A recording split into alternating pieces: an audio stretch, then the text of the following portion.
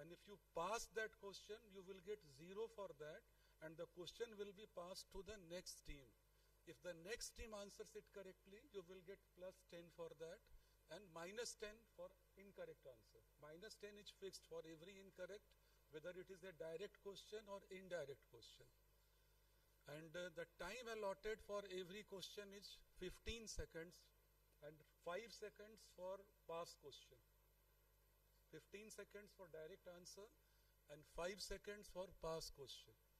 In the first 2 rounds, you will get a lifeline, so that is 50-50 choice. I will delete 50% choices, and of the remaining choices you will have to answer. But the only thing is that if you opt for a 50-50 choice, you will have to answer the question. You can't pass the question. You will have to answer. You can't say, I don't want to answer. In the next 3 rounds, you can ask any of your colleagues sitting in the hall. Ask your friend in the next 3 rounds, one time only. That is only one time, the 3rd, 4th or 5th round. In the rapid fire round, there will be 10 questions per team. And for every correct answer, you will get plus 5. And there is no negative answer in rapid fire round. So you can get plus 50. And if you answer incorrectly, you don't get any negative mark for that. I think it is now clear to you.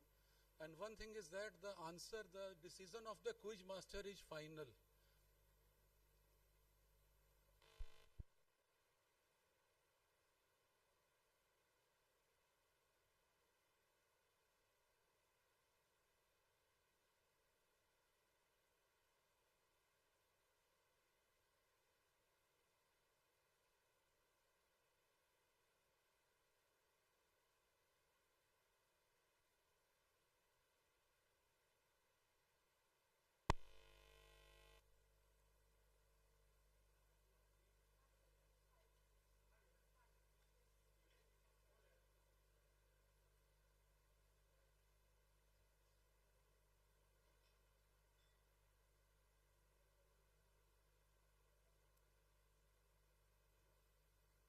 उनको भेज दो इधर, कुरान उनको भेजो इधर, क्या problem है आपके इसमें?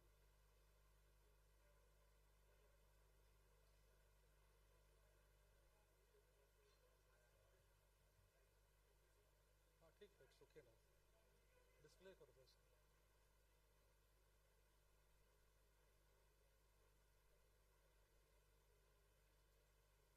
So now we are going to start the quiz. Just display the questions on the screen. The first question is directed to team 1.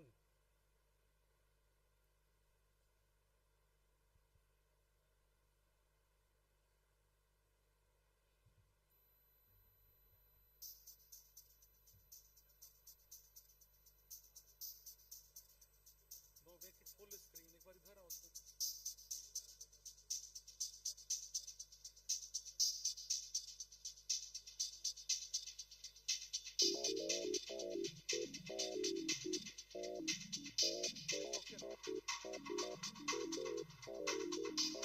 Now we will be starting the first round.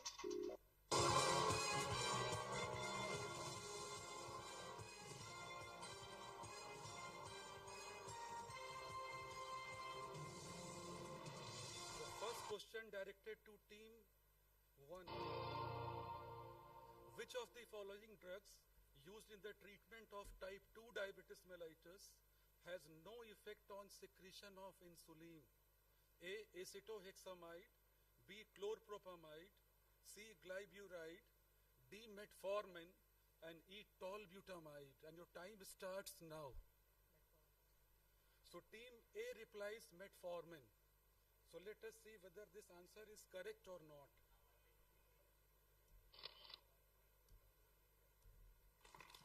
So plus 10 for team A. Plus 25. Yes, plus 25. Now direct question for team B. Which of the following drug is contraindicated in a 55-year-old male diabetic patient with chronic pancreatitis? The choices are A. Metformin, B. Dulaglutide, C. Glipizide, D. Insulin Lispro, and E is acarbose. B, dulaglutide. So team B replies dulaglutide. Let us see whether the answer is correct or not. Yes, plus 25 for team B also. Direct question for team C. We have question for audience also after 4. In every round we have one question for audience. Which DPP-4 inhibitor requires dose reduction in both liver as well as renal diseases? A. Linagliptin, B. Saxagliptin, C. Sitagliptin, D. Vildagliptin, and E. Allogliptin. No, it's not audience. Audience is for 5th round, not for. And no prompting from the audience, please. Your time has just started. And only 5 seconds are remaining. You can use your 50-50 choice also. 50-50, sir. 50-50 choice. So team C has used his 50-50 choice. Just note it down, Kunal. They can't use in the second round now. So these are the 3 choices in the 50-50 round. Saxagliptin, Vildagliptin, and Allogliptin. Only 5 seconds now. Saxagliptin. Saxagliptin. So team C has replied it's Saxagliptin. The answer is Vildagliptin. So minus 10 for team C. Team D, you are the known contestants. You will have to answer if you wish. 4th question for team D. Monotherapy with which of the following anti-diabetic drug can cause hypoglycemia? A. Pioglitazone, B. Metformin, C. Glibenclamide, D. Linagliptin, E. All of the above. So C. Glibenclamide. The answer is C. Glibenclamide. C is saying, let us see whether it is correct or not. Yes, it is correct answer. Plus 25 for team D. Now one question for audience. And toffee you will ask from Dr. Haq and Dr. Shahwal if you answer it correctly, because he hasn't given me toffees to give it to you. Which of the following can be used in both type 1 and type 2 diabetes? A. Sitagliptin, B. Metformin, C. Pramlintide, B. Repaglinide, and E. Voglibose. And you can't answer all the 5. That way some of you will be correct. Just 1 or 2 choices from the audience.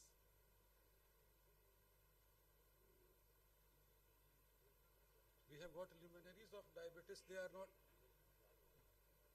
Dr. Haq is replying, Pramlintide. E.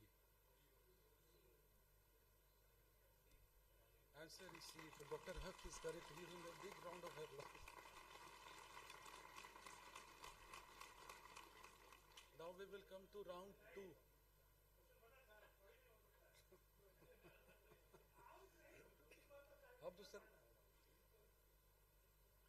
Now we will start the round 2.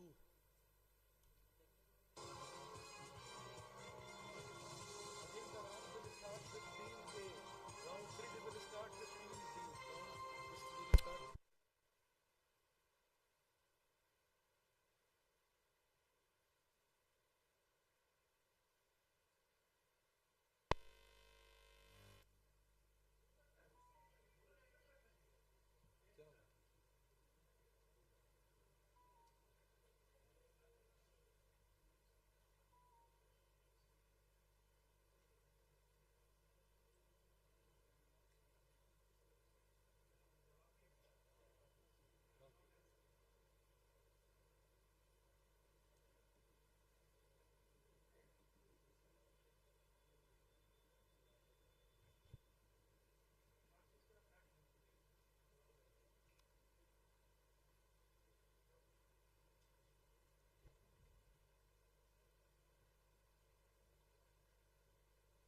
So now round 2 is going to begin.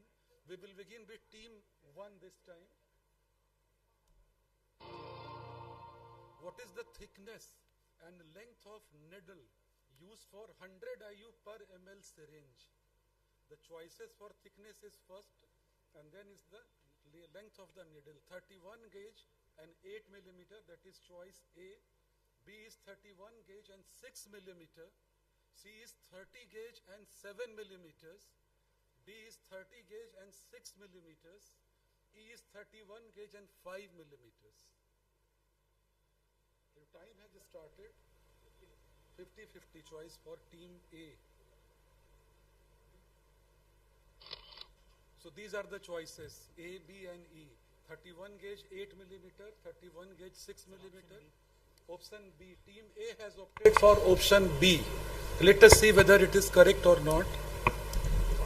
Unfortunately, it is not correct. It is 31 gauge and 8 millimeter for 100 IU series. So minus 10 for team A, team 1. Direct question for team B. Which is not true regarding sick day rules. Since insulin requirement goes down during sickness, hence it may be temporarily stopped. Choice B. Ask the patient to continue taking insulin and measure glucose regularly. C. Ask the patient to drink plenty of water if the patient can't eat. And choice D. If the patient is vomiting, ask him to consult doctor. 50-50 you want to avail. These are the choices. A and B. A. So team B has replied answer A, that insulin requirement goes down, hence it may be temporarily stopped. Unfortunately, so this is the right answer. This is the wrong choice. Insulin requirement, this is the wrong. Insulin needs to be continued. So plus 25 for team B. Direct question for team C. For a conscious patient with hypoglycemia, how much glucose should be given by mouth to overcome it? Choices are A 10 gram, B 15 to 20 grams, C 25 to 30 grams, D is 40 to 50 grams, and E is 75 grams. Yes, direct question for you. 15 to 20 grams, sir. 15 to 20 grams. Team 3 has replied 15 to 20 grams. Let us see whether it is correct or not. It is the correct answer. Plus 25 for team 3. Kunal, plus 25 for team 3. Direct question for team 4. What is the thickness and length of needle used for 40 IU per ml syringe? The choices are there. 28 gauge and 8 millimeter, 31 gauge and 6 millimeter, 31 gauge and 7 millimeters, 30 gauge and 6 millimeters, and 28 gauge and 5 millimeters. A. So your reply is A, 28 gauge and 8 millimeters. That is not even in the 50-50. So unfortunately it is the incorrect answer. The answer is 31 gauge and 6 millimeter. For both 100 IU and 40 IU, the gauge is 31. The length is 8 millimeter for 100 IU and 6 millimeter for 40 IU syringe. Now a question for audience. So minus 10 for team B. Who were awarded the Nobel Prize in Physiology or Medicine for discovery of insulin? It is a very easy question. The choices are A. Best and Collip, B. Collip and MacLeod, C. Best and MacLeod, D. Banting and Best, and E is Banting and MacLeod. Yes.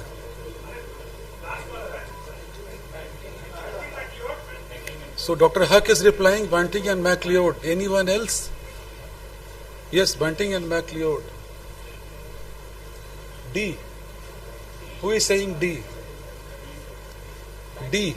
Banting and E. So everyone is saying Banting and MacLeod. So I think the question was out. It was Banting and MacLeod. So at the end of the second round, Kunal, at the end of second round, I request Dr. Kunal to just give the total scores of the various teams.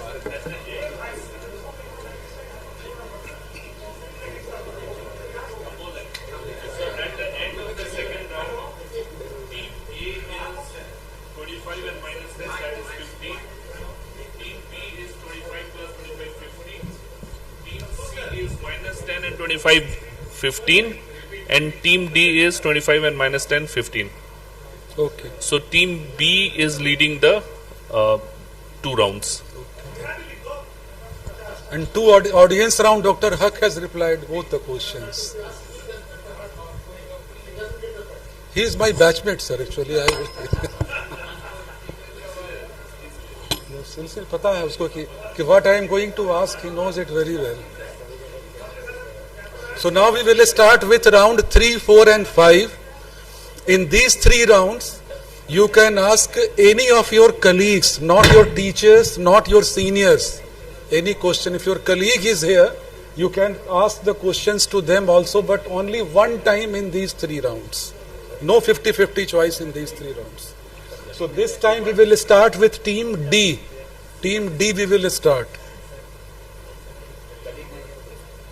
Colleague नहीं है तो दूसरे college के colleague से पूछो, but they can reply wrongly also. So you will have to take the risk. So क्या? हाँ. Phone a friend. चलिए. So team D.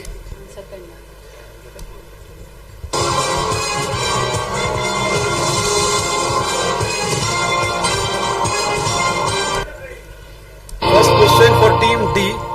Which statement among the following is not true? Beta cells produces insulin. Delta cells produces somatostatin. Alpha cells produces glucagon. Theta cells produces GLP-1. And F cells produce pancreatic polypeptides. Answer is D. Theta cell produce GLP-1. So answer, they have replied theta cells produce GLP-1. Yes, plus 25 for team B. That is a question later on. That is the question later on. Don't ask it later. Yes. Now direct question for team C. Diabetic amyotrophy stands for A. Proximal myopathy seen in diabetes mellitus. B. Neuropathy involving lumbar roots and femoral nerve. C is muscular dystrophy due to uncontrolled diabetes. D is glove and stocking paresthesia seen in diabetics. And E is none of the above.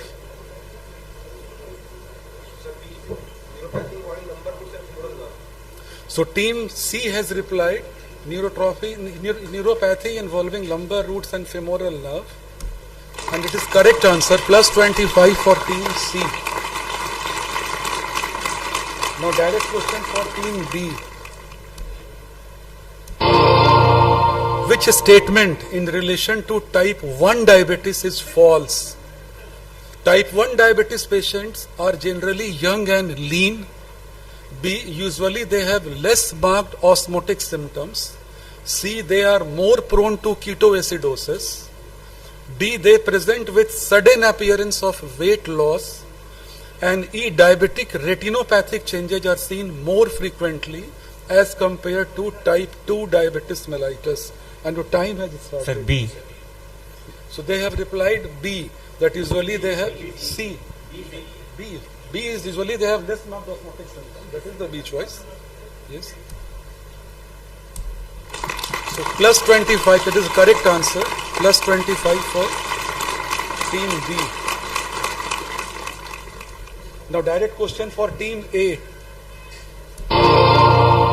Which one of the following doesn't reflect the goal of management of diabetes?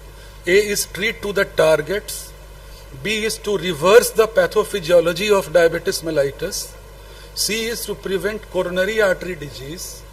D is to treat as per the severity of the symptoms. And E is to prevent diabetic kidney disease.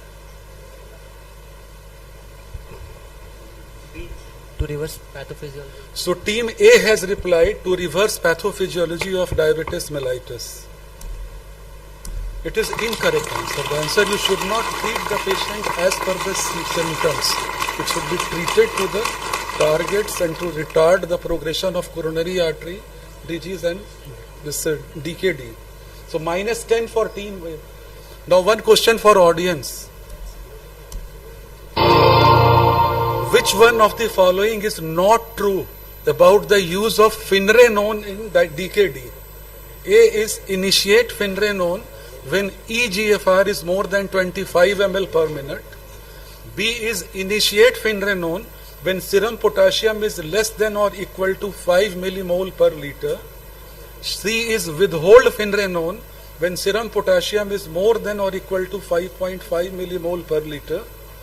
D is finrenone reduces heart failure by more than 33%, and E is finrenone reduces renal failure by more than 20%. Yes, Dr. Haq, come forward. Yes. E. Your choice?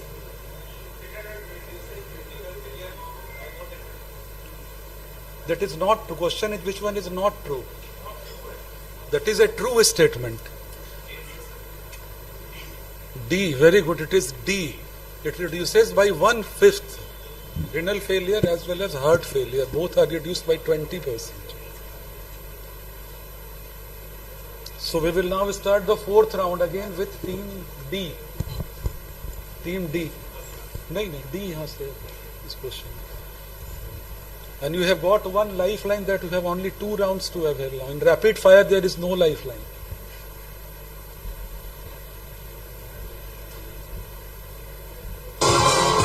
First question for team D.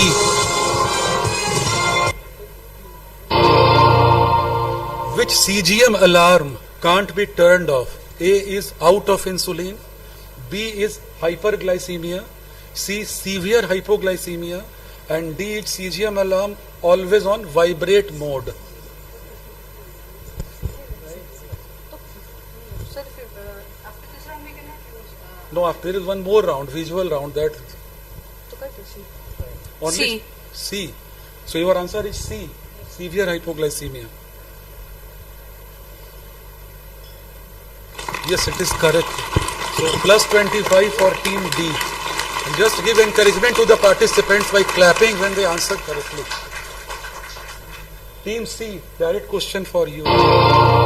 Which one of the following is not a part of CGM equipment? Receiver, B is lancet, C transmitter, and D sensors. Your time has started.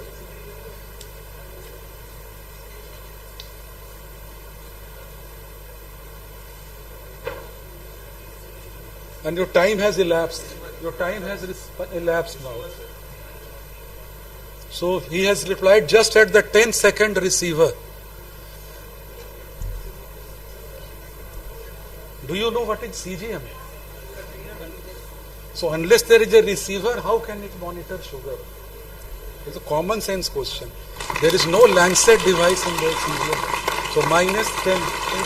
That's just 10 seconds he replied. Just 10 seconds. Direct question for team B. Now insulin can be kept at room temperature outside refrigerator up to, the choices are 1 hour, 4 hours, 24 hours, 7 days and 4 weeks.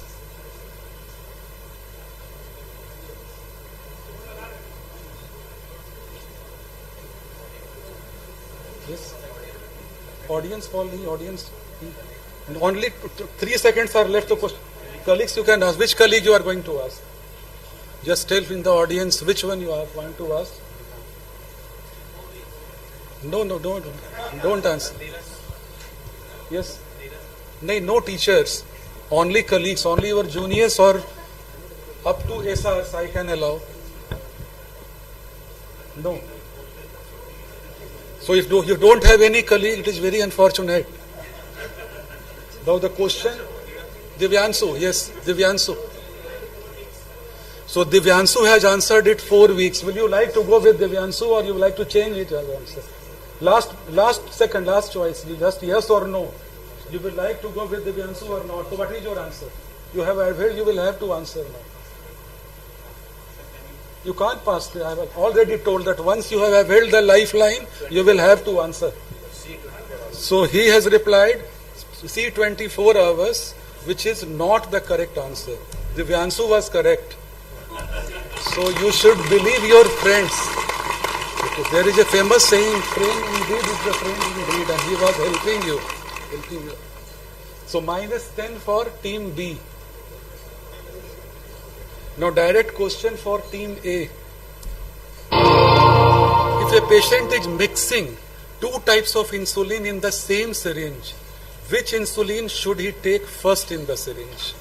Any insulin is the first choice. Next is short acting. Third is intermediate acting. D long acting, and E is basal insulin. Time has already started. 5 seconds more. Whether it's 50. Yes. Last 3 seconds. Short acting. They have replied it's short acting. They will take the short acting insulin in the syringe first. And that is the correct answer. So plus 25 for team A. Now one direct question for the audience. Plus 25 for team A. Note कर लिया इसको plus 25.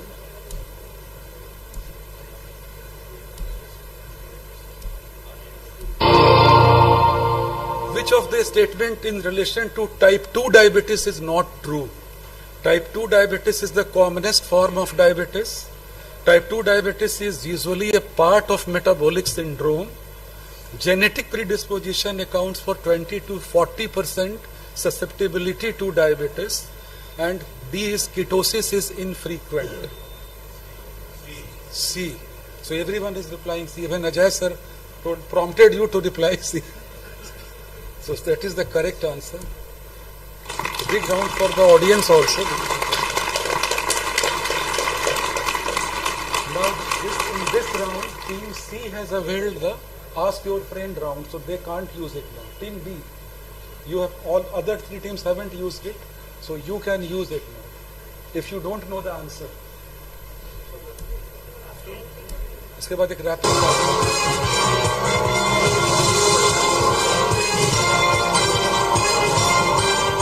This time the round will start with team C. Now what is the diagnosis? What is 1 and what is 2? Both have to be answered to get 25. If you answer 1 correct, 1 incorrect, it will be plus 12.5 and minus 12.50. If you answer 1 correctly and pass 1, then 12.5.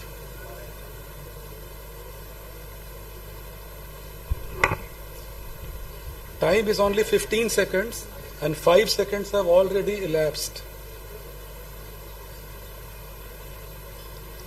5 seconds more.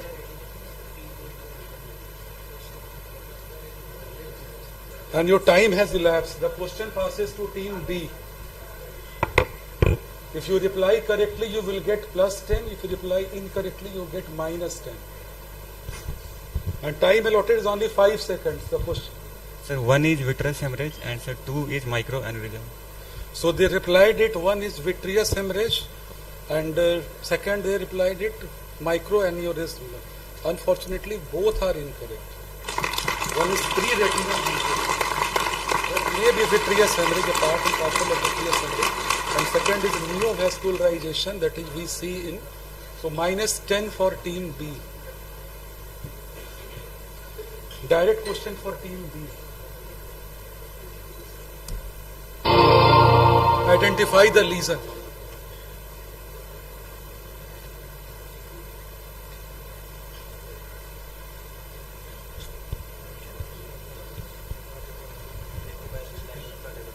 They have replied necrobiosis lipoidica diabeticorum, and that is the correct answer. So plus 25 for team B. Team C, direct question for you.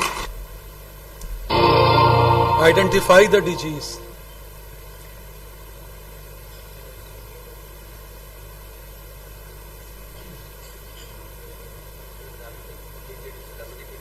What is shown over there?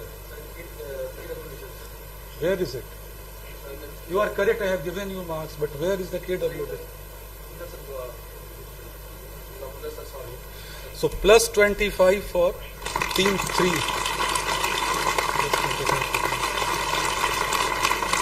Team D. Identify the lesion. Team D. Sir, diabetic dermopathy. So Team D has replied diabetic dermopathy. That is also the correct answer. Plus 25 for Team D. Now one question for audience. Yes, where is my friend? He is gone. I don't think we will be able to see the answer to this question. What is the shown in this picture?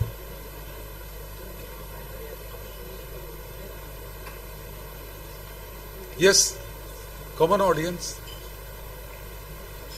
Two things are visible. One is the fibrin cap and second is the previously called Armani-Epstein lesion of diabetic kidney disease. So this time the topic should come to me only, not to the audience. So with this, we conclude the general rounds. Now we will come to the rapid fire round.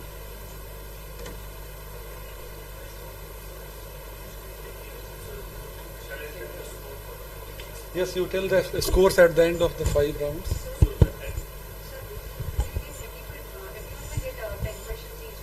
10 questions, but the first answer that will come, suppose you say something else and he says something else, then I will take the wrong answer as your answer, not the correct one. So only one should answer. Only 5 marks for each correct answer and 3 minutes for 10 questions. So the scores for the first round is Team D is leading the round with 90 points.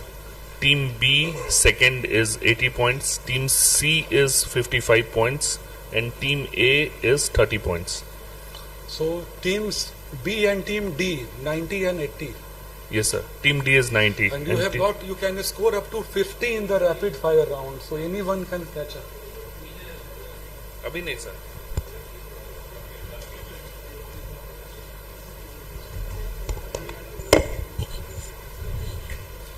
Display.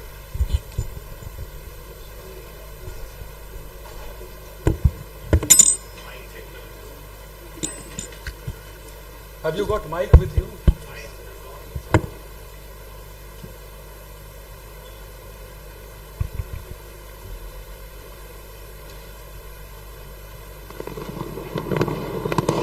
So we will start with Team A and only one should come with the answer. Just catch hold of the mic and to start.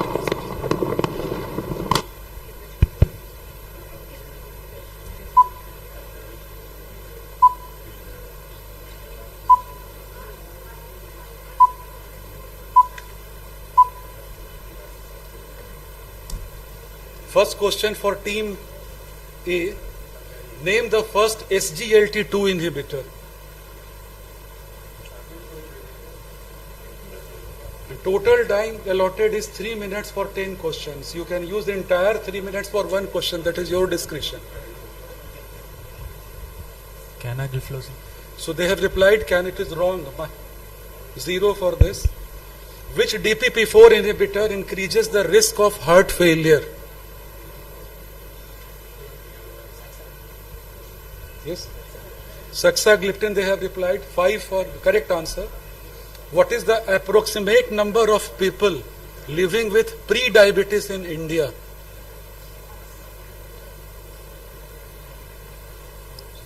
You have passed. 35%. No, what is the approximate number? Not asking you the percentage. And please, audience, don't prompt. Name one anti-diabetic drug that causes disulfiram-like reaction. Plus 5. You answer in the mic. Audience should also listen to your answers. Metformin is indicated in which disease of obstetrics and gynecology? PCOS. Plus 5 for question number 5. What is the name of once weekly insulin? Icodec. Insulin Icodec. Plus 5. What is the normal serum ketone level?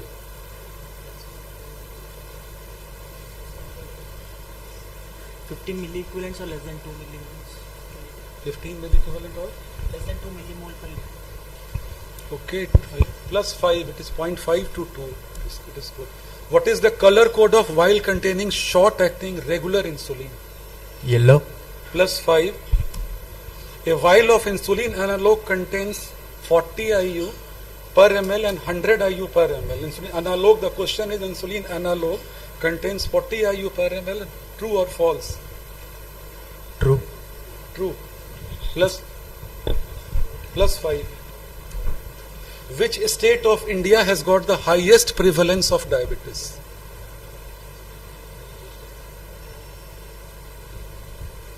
Punjab. Punjab, it is no, incorrect. 0 for this one. So now audience, what they haven't answered, you can come forward. It goes reverse way.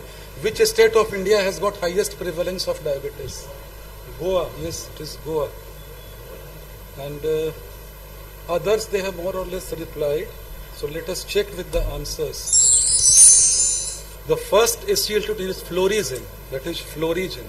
So how many correct answers they have given? 7. So plus 35 for team A. 7 into 5. Plus. Now we will switch to team B. Team 2.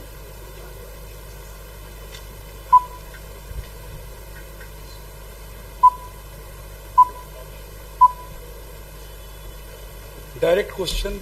First question. From which thing was fluorizin first isolated?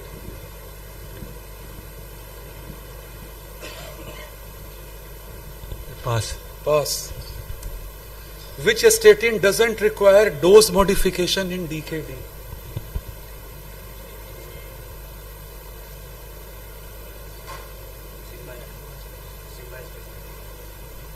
This is wrong.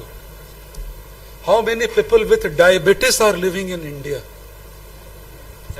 Mike may answer. Mike udhar de. Yes, sir. Sir, 75 million.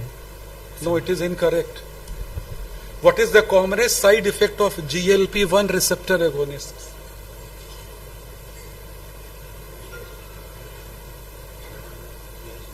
Sir, GI side effects. Sir, GI side effects. GI side effects is correct. Plus 5 for question number 4. Name one anti-diabetic that causes SIADH. Sir, sulfonylurea. Which sulfonyl? Sir, chloropropamide. Chloropropamide. Plus 5. Which anti-diabetic drug has been shown to have property of promoting keratinization and hair cycle growth?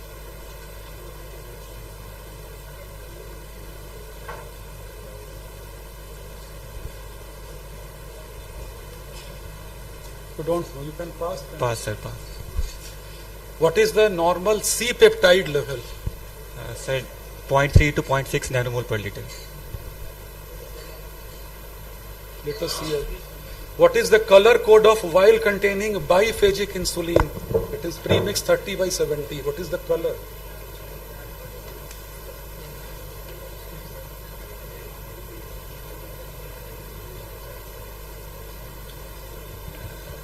Sir, pink. These questions are Pink. when you work in your ward, then only you can answer such questions. Pink, sir, pink. No, pink is wrong.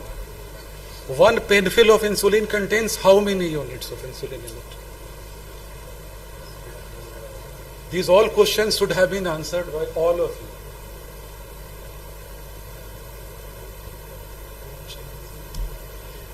Which Indian state has got the lowest prevalence of diabetes?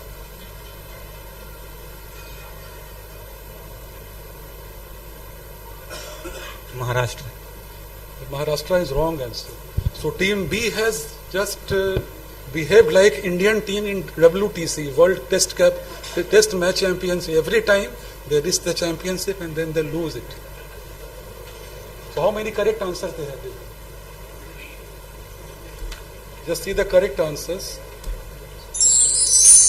3 correct answers they have given. One, they gave the nausea and vomiting, chloropropamide. And the third one, only 2 correct answers they have given. C-peptide, their answer was 15 to 20.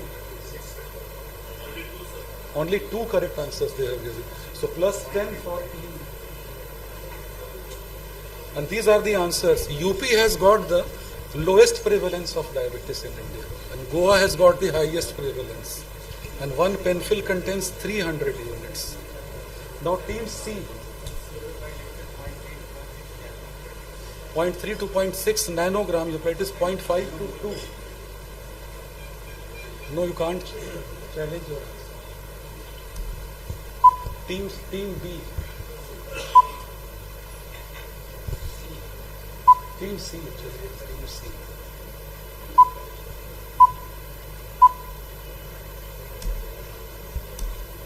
First question for Team C. Name a combined SGLT1 and SGLT2 inhibitor. Sotagliflozin. Correct. +5. GLP-1 receptor agonist increases the risk of hypoglycemia if taken with insulin. This statement is true or false? False. Incorrect. Might be 0 for this question. SGLT2 inhibitors have been shown to increase the incidence of dementia. It is true or false? False. Correct. +5 for this question. Metformin is indicated in which non-diabetic kidney disease?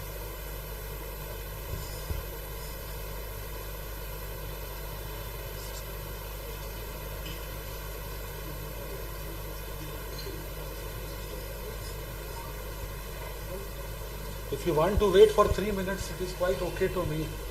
Or you can pass it. Sir, pass. Okay. What is the most common adverse effect of insulin? Hypoglycemia. Correct.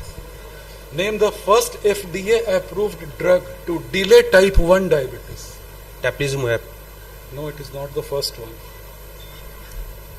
On a normal diet, how much is the daily insulin secretion in a healthy person? 40 international unit per day. 40 international unit. Okay, it is 40 to 50, correct.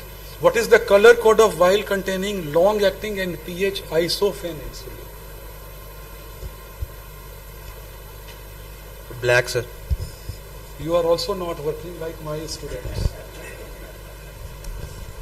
Human regular insulin should be given how much time before meals?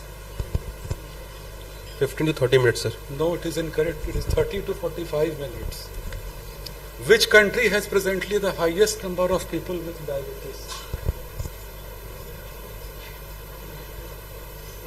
India, sir. Wrong, it is China. India is second. So how many correct answers they have given? 4 plus 20 for team C. These are the correct answers. In polycystic kidney disease, metformin has got some role in delaying the progression of the cyst size. You have replied something else. No, sir, Teplizumab, you say. Okay. Okay, then 5 correct answers for team C. And the color is light green. Now the last part of the quiz is a rapid fire round for team D. Sir, there is no negative marking in this. No negative marking. You can reply all incorrect. Don't get any negative.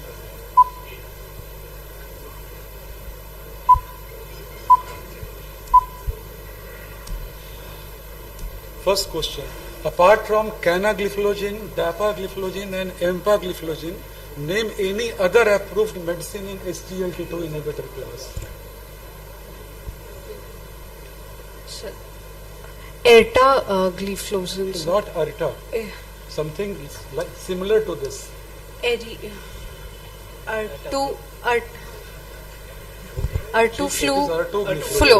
flow. It is R2 gliflozin. +5.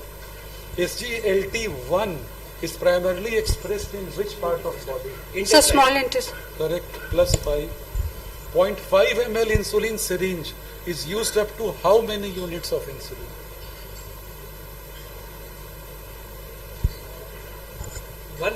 units. Incorrect. You are also not working. I think nowhere EMCH, you were from NMCH and IGIMS. Students are not using insulin syringes. Nasopharyngitis is a common adverse effect of which class of anti-diabetic drugs? So DPP-4. Correct. +5. Miglytol is contraindicated in renal failure. True or false? It's true. Correct, +5. Euglycemic decay may be seen in therapy with which group of drugs? SGLT2 inhibitor. +5. Stem cells from patient's own blood may be utilized to kick-start the pancreas to produce own insulin. This statement is true or false? So true. +5. What is the cutoff EGFR below which metformin should not be assigned? So 30. +5. What is the color code of vial containing long-acting lentil insulin? So white. Right? It is incorrect. It is turquoise.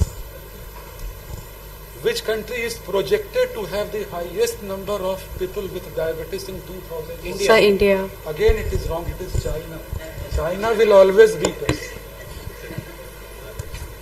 India is always number 2 in diabetes till 2041. And do you know which country is the third? Anyone from the audience? No, it is Pakistan. It is Pakistan. Fourth is USA. And Pakistan will go much ahead of USA in 2041. Right now they are neck to neck, Pakistan and USA. But Pakistan is ahead of USA. So with this, we come to the end of the quiz session. These are the various answers. And thank you everyone for patient listening. Enjoying. Thank you, sir.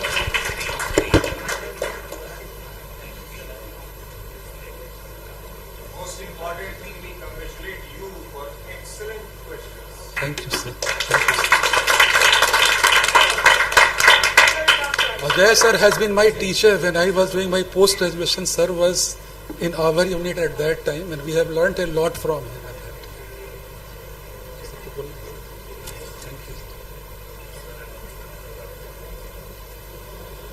So we have got the results with us. Now winning and losing is a part of any competition. Don't get disheartened. Try better for the next time. Now, sir, please.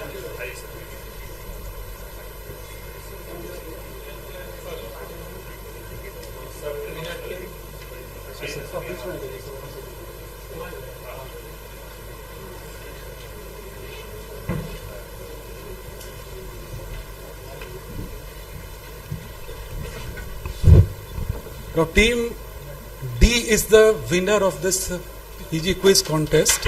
Team IGIMS, and they have scored 125 points.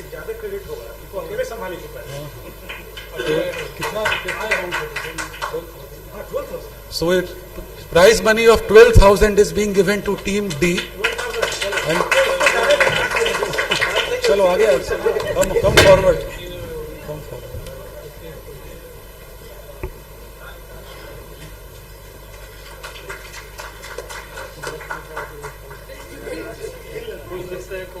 Congratulations. Now team B, it is team from PMCH that has stood second with 90 points. And congratulations to team B also. First runner up, yes, first runner up. And they have got a prize money of 9,000. And the team C, that is team NMCH, that is the second runner up that has stood third with 80 points.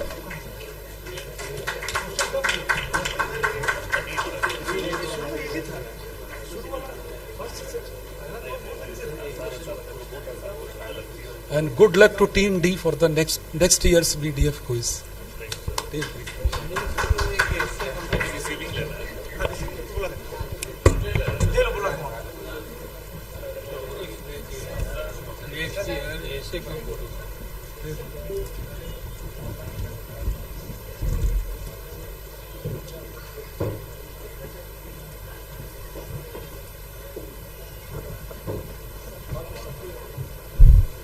चलो एक group photograph कर लो chair हटा दीजिए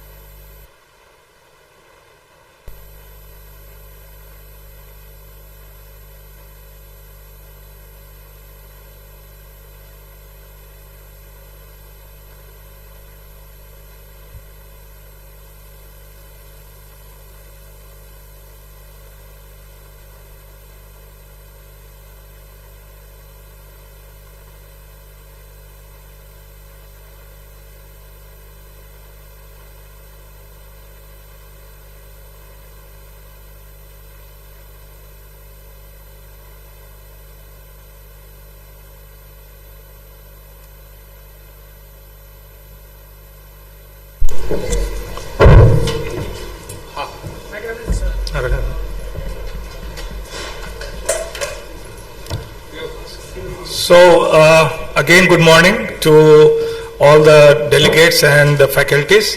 So, we had a nice session of quiz conducted by my dear friend Dr. Pankaj Hans. So, now we will start with the scientific session. Just want to remind you that the speakers will just stick to the time, and there is a timer. It will like goes in 15 minutes, and 17 minutes you have to finish anyhow. We will not give extension. The anchor will call the chairpersons first, and the chairperson, after coming to the stage, they will invite the speaker, and the CV of the speaker will be displayed. Don't read the CV, just it will be displayed on the screen. So just invite the speaker, chairpersons, and after the talk is finished, the speaker, if they want to summarize the topic, they can do, and only 2 questions are allowed. 2 questions from the speakers are allowed because of time constraint. If they want to ask more questions, they can ask during the lunch break or tea break. So I just want to, okay, this anchor is behind me, so she will take over. Okay. Thank you so very much, sir. So, Namaskar, Adab, Sat Shri Akal, Jai Shri Krishna. A very good morning to one and all. I am your host for the day. My name is Shali Mishra.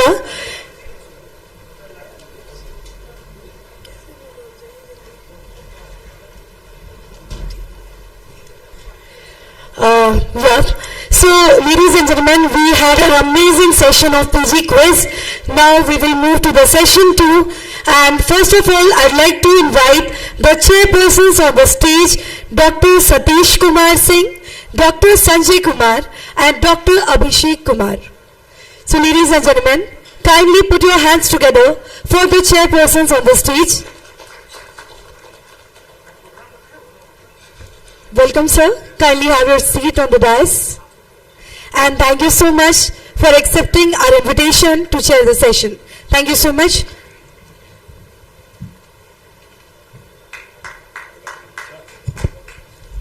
I will invite Dr. Ved Prakash.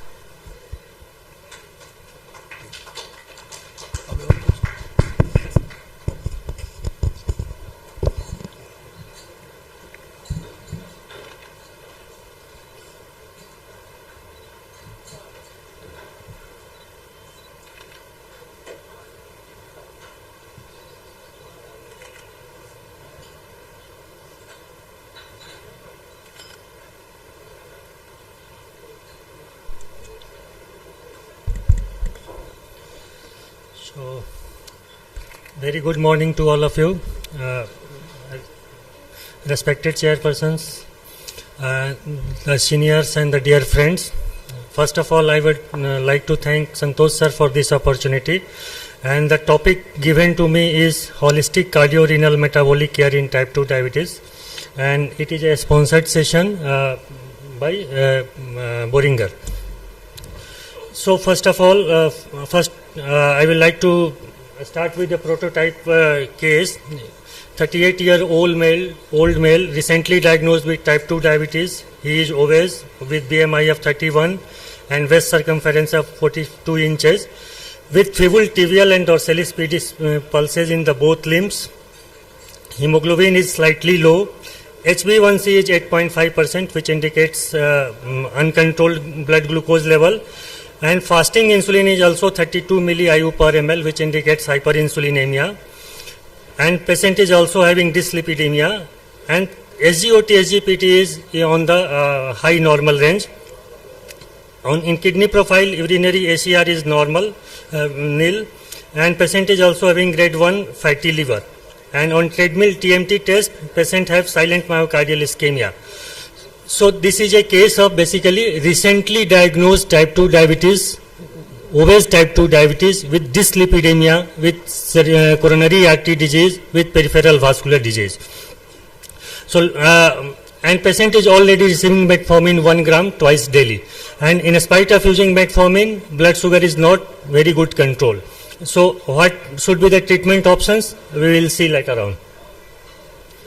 So, as we all know that people with type 2 diabetes have various comorbidities, or rather various types of diabetic complications, both microvascular and macrovascular is there.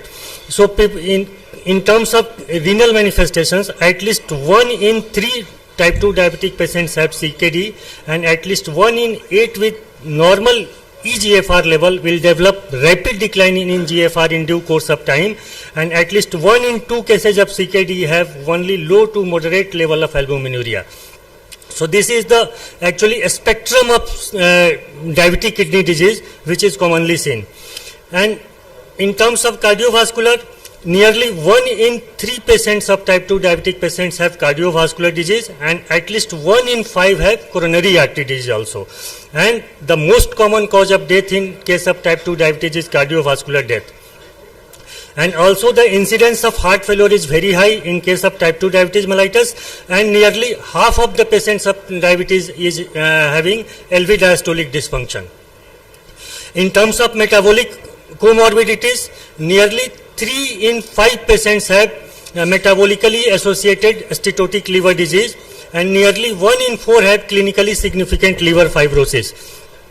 And nearly 2 in 3 of type 2 diabetic patients have diabetic dyslipidemia. So it is very clear from this data that in type 2 diabetic patients, CKD is very common, cardiovascular diseases, both coronary artery diseases and peripheral vascular diseases are common, incidence of heart failure is more, and incidence of LV diastolic dysfunction is very common, along with the steatotic liver disease is also very common in case of type 2 diabetes mellitus.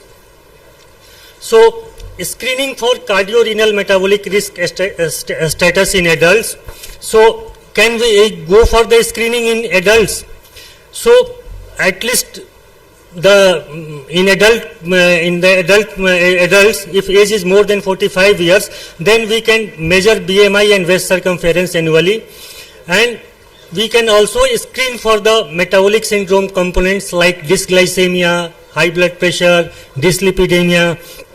And also we can screen for the advanced liver fibrosis related to the steatotic liver disease using FIV4, fibrosis 4 index, which should be done every 1 to 2 years. And for the renal health, urinary albumin creatinine ratio and eGFR can be calculated annually, or if required it can be done more frequently. And for subclinical heart failure, echocardiogram and other cardiac biomarkers can be measured. So these are the basically we can do screening in adults patient for the cardiorenal and metabolic disorders. So now coming to the some details on the new fatty liver disease nomenclature. Previously, the fatty liver associated with type 2 diabetes was known as non-alcoholic fatty liver disease, but nowadays this term non-alcoholic fatty liver disease has been changed, and the new term is the metabolic dysfunction associated steatotic liver disease, MASLD. So how does the patient meet any of the, so if any patient is having steatotic liver disease, either by the radiology like ultrasonography or by biopsy, so biopsy usually we don't know, so in our setup most common diagnosis for the steatotic liver disease is by ultrasound. So if any patient has fatty liver on the ultrasound, then we have to look for the cardiometabolic criteria. And what is those cardiometabolic criteria? Cardiometabolic criteria is basically at least one criteria should be present out of 5. And what are those criteria? Basically these criteria are of criteria for the metabolic syndrome, like BMI more than 25 kg, waist circumference more than 94 centimeter in male and more than 80 centimeter in females. Dysglycemia, fasting more than 100, postprandial more than 140, and HbA1c more than 5.7, blood pressure more than 130 by 85, and plasma triglyceride level more than 150 milligram per deciliter, and plasma HDL should be less than 40 milligram in male and more than 50 milligram in females. So out of these 5 criteria, if one criteria is present, then patient is having cardiometabolic risk factor. So if cardiometabolic risk factor is present in any case of steatotic liver disease, then and if no other specific etiology is there, then it is termed as metabolic dysfunction associated systemic liver steatotic liver disease, which is the new term, which is the new nomenclature for the NAFLD. And if any specific etiology is there, then it is known if patient is taking alcohol also along with metabolic dysfunction, then it is known as metabolic and alcohol associated steatotic liver disease. So, and in the second arm, if there is no cardiometabolic criteria, then if there is no cause, then it is cryptogenic steatotic liver disease, and if there is other specific etiology is present like alcohol, then it is alcohol liver disease. If it can be drug-induced liver disease, liver injury, and there are some genetic causes also like monogenetic causes for the liver disease. So, the fibrosis 4 score is the recommended biomarker for the initial screening of metabolically associated steatotic MASLD. So this fibrosis 4 scan is basically is the most effective initial screening test, and the previously by measuring SGOT, SGPT previously it was in practice that by measuring SGOT, SGPT we are ruling out that patient doesn't having any liver disease. So by measuring SGOT, SGPT we can miss many cases of MASLD. So FIB4 is the most cost-effective initial screening test. In FIB4, actually 4 factors are included. Like first is the age, plasma SGPT and SGOT, and platelet count. And based on these 4 factors, FIB4 scoring has been given. And if FIB4 score is less than 1.3, then it represents low risk of having advanced fibrosis. And if FIB4 score is more than 2.67, then there is high probability of advanced fibrosis. But the one problem is of FIB4 is that it has very good specificity, but it has low sensitivity. So if FIB score is low, then it rules out significant fibrosis in MASLD. So now coming to the algorithm for using FIB4, if FIB4 score is low, that is less than 1.6, then FIB4 scoring can be repeated every 2 to 3 years for the further development, for the further risk assessment. And if FIB4 score comes in the intermediate risk or in high risk, then it should be confirmed by transient elastography or extended liver function blood test. So by this transient elastography is the actually most validated test for the diagnosing MASLD, with fibrosis. So if in elastography it comes again low risk, then test should be repeated every 2 to 3 years, and if it comes to the high risk category, then the case should be referred to the gastroenterologist.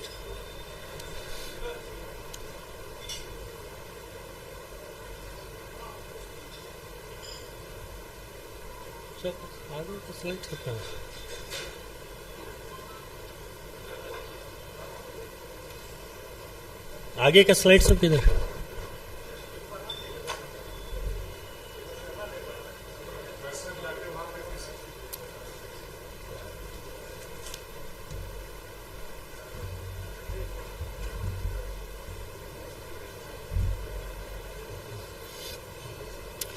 So now coming to the second part of my talk, that is SGLT2 inhibitor and DPP4 inhibitor have distinct but complementary effect in the pathophysiology of diabetes. Now coming to the treatment part of this case, so as we all know that omnus octet concept given by the DeFronzo for the pathophysiology of pathogenesis of the type 2 diabetes, and if we combine SGLT2 inhibitor with DPP4 inhibitor along with metformin, then these 3 drugs almost addresses all the components of the omnus octet. So The combination of DPP-4 inhibitor and SGLT2 inhibitor along with metformin should be the initial treatment in most of the cases of type 2 diabetes. Not it is a generalized statement. We can decide the treatment factor according to the patient, but in most of the patients we can start a DPP-4 inhibitor with SGLT2 inhibitor along with metformin, and it is very clear that nowadays combination therapy for the type 2 diabetes mellitus is the most preferred treatment, because if we hit initially very hard in the initial stage of the type 2 diabetes, then the future we will get the very good benefits in the longer run. Now coming to this combination, IMPA and LINA combination, in terms of glycemia, so in this study the IMPA-LINA combination has very clearly have glycemic advantage over when IMPA is used alone or LINA is used alone. So it is very clear that IMPA-LINA has very good glycemic control. Another factor is the time in range.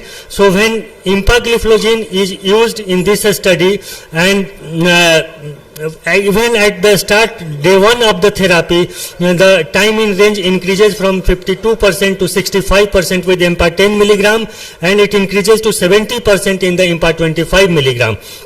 And on day 28 of the trial, the time in range increases to 77% in IMPA 10 and 81% in the IMPA 25. So it is very clear that empagliflozin has a very good glycemia control. In this study, basically, a patient is already on the low dose metformin therapy, and in spite of low dose metformin therapy, patient is having uncontrolled blood glucose level. So the options are either we can increase the dose of low dose metformin from 500 to 1000 milligram to 1500 milligram, or we can start low dose metformin along with linagliptin. So in this study it has been seen that if we start linagliptin along with low dose metformin therapy, then the post breakfast glucose excursion is less in comparison to the high dose metformin therapy.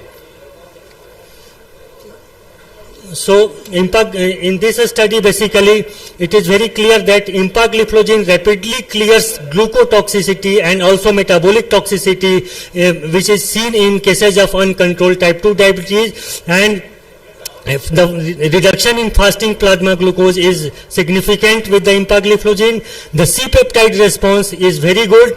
It increases by 48% on the day 2 and 61% on the day 14. And beta cell function is also improved drastically with empagliflozin, and the beta cell glucose sensitivity is also improved. So empagliflozin, when used along with metformin, there is almost 5 kg of weight loss. There is no doubt. We all know that very clear. In this study, E-LIFT study is actually Indian study done by the Amrit Mittal and group. And in this study, basically, MRI derived proton derived fat fraction has been calculated by the MRI. Wait, Prakash ji, kindly finish your talk. So there is significant reduction in the liver fat content by the empagliflozin. And in the various cardiovascular outcome trials, it has been seen that all the cardiovascular benefits, and also there is CKD benefits with the empagliflozin in the cardiovascular outcome trials, and the safety of the linagliptin has been established in both the in terms of cardiovascular and renal safety. So the combination of the IMPA and linagliptin is a very good combination in the treatment of type 2 diabetes. So in summary, it is almost, when IMPA and lina combination is used along with metformin, it is very effective in terms of glycemia, in terms of cardiovascular safety, in terms of renal safety, and not only safety, it is beneficial cardiovascular protective and the renoprotective. Thank you. Thank you, Dr. Ved Prakash, for a very nice talk on the cardiorenal and metabolic complications of diabetic mellitus. And we have learned a lot of things that besides the kidney and the heart, we must also look for the liver functions and the impending liver fibrosis and its management. The house is now open for discussion. Only 2 questions are allowed. Yes.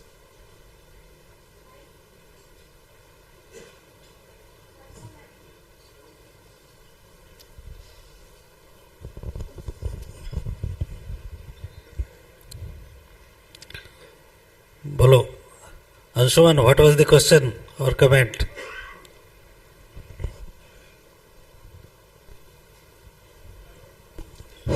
Sir, what about generic drugs? Just my question. There are some branded drugs and the generic drugs. How about you use generic drugs in those patients who are price conscious? How about the efficacy, if you would like to comment upon Empalina combination? Actually, there is some difference in the generic drug and the research molecule. There is no doubt. But due to price concern and the other factors, we use generic drugs very commonly, rather more common than the research molecule. And the overall result is almost comparable, not far inferior from the research molecule. So actually that is we doesn't have any study or any data regarding that, but the practical experience is that we are getting benefit also with the generic molecules. Regarding MSLD, if the patient is diabetic and having MSLD, what you recommend? Pioglitazone, GLP-1 or pioglitazone and this SGLT2? Till date the most according to guidelines. Yes, till date the most concrete evidence is regarding we have is with the pioglitazone. So pioglitazone and also SGLT2 inhibitor and GLP-1RA are the good drugs for the MSLD. But the most robust evidence is with the pioglitazone. Thank you, sir. Thanks a lot. Thank you. We may conclude this talk. Thank you. Thank you, sir. Thank you very much, sir. Now I'd be requesting the chairpersons to kindly come here and to felicitate Dr. Ved Prakash. So ladies and gentlemen, can I request everyone to put their hands together? So thanks for your insightful presentation. It was quite excellent and we got to know a lot of things and we could know a lot of things after this presentation. So thank you very much. Now I'll be requesting the organizing secretary, Dr. E. Haq, to kindly felicitate all the wonderful chairpersons. Again, I'd like to show our heartfelt gratitude to all the wonderful chairpersons as you accepted the invitation to chair this session. Thank you very much.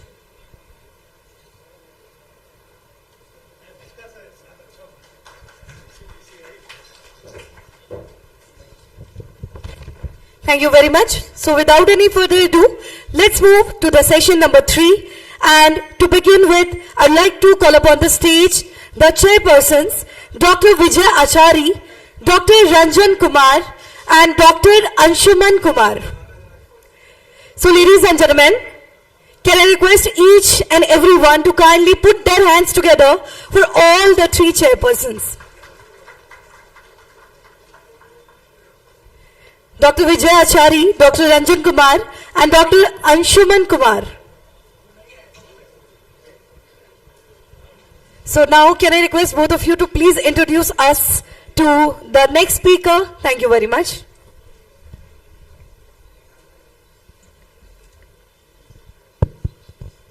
So I invite Dr. Subhas to deliver his talk.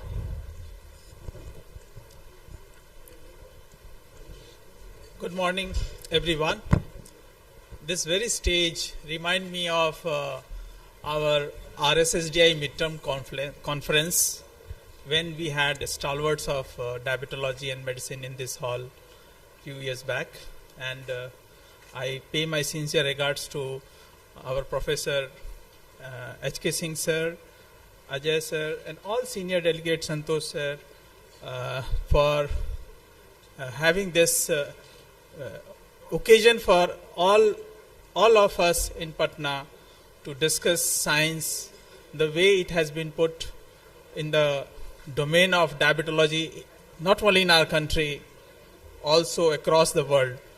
And the topic which I am going to discuss is one of a very latest one, and has upcoming advantage in treating diabetic population: anti-hyperglycemic agent and CGM matrix. You know that initially we tested diabetes. There used to be testers who used to test and say that a person is having high blood sugar in urine, and gradually it was developed with observation of ants, and then we had homemade, or you have a big size glucometer, then we have a small size glucometer, which was one of the biggest change in the diagnostic parameter of diabetes.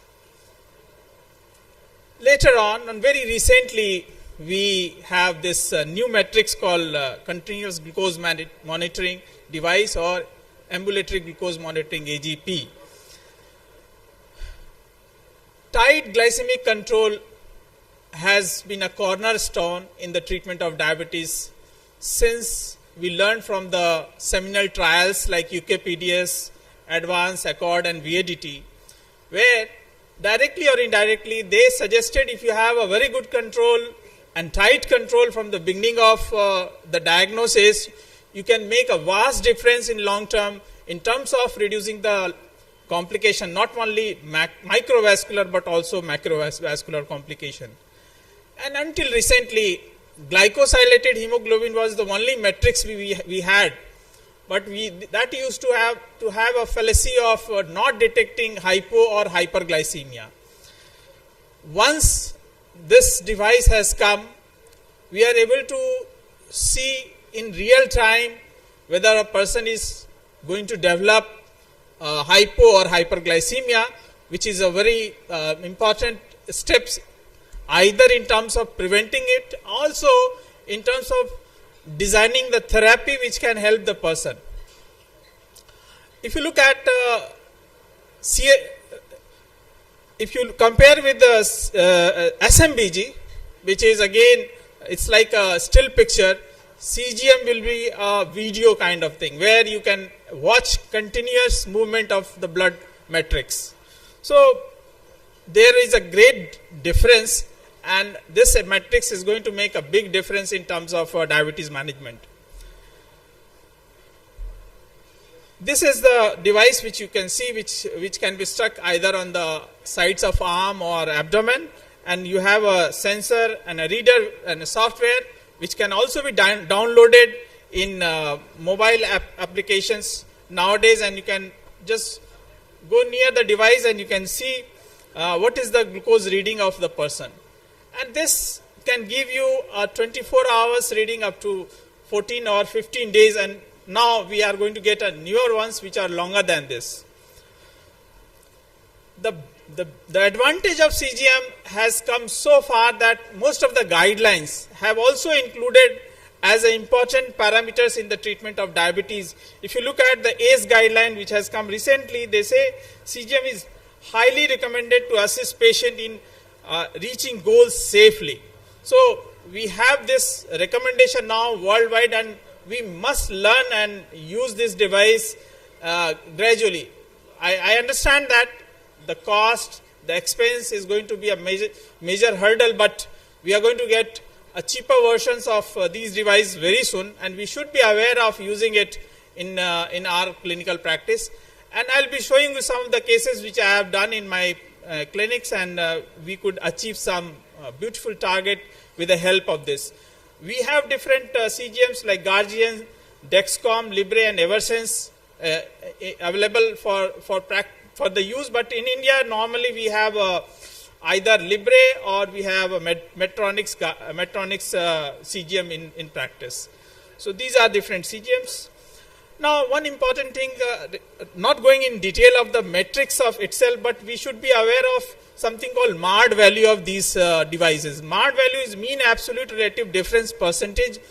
which gives you a % of accuracy of using of the device, meaning by the actual value and the value which is displayed in the CGM should be as close as less than 10%, and you can see that earlier metrics were not as accurate, but gradually now we have come to less than 10% of MARD value in current practice. Now Libre Pro 3 which has come in India also is almost less than 10%, 7.9%. The transmitter looks like this, which is placed on the skin, and you can see that there is a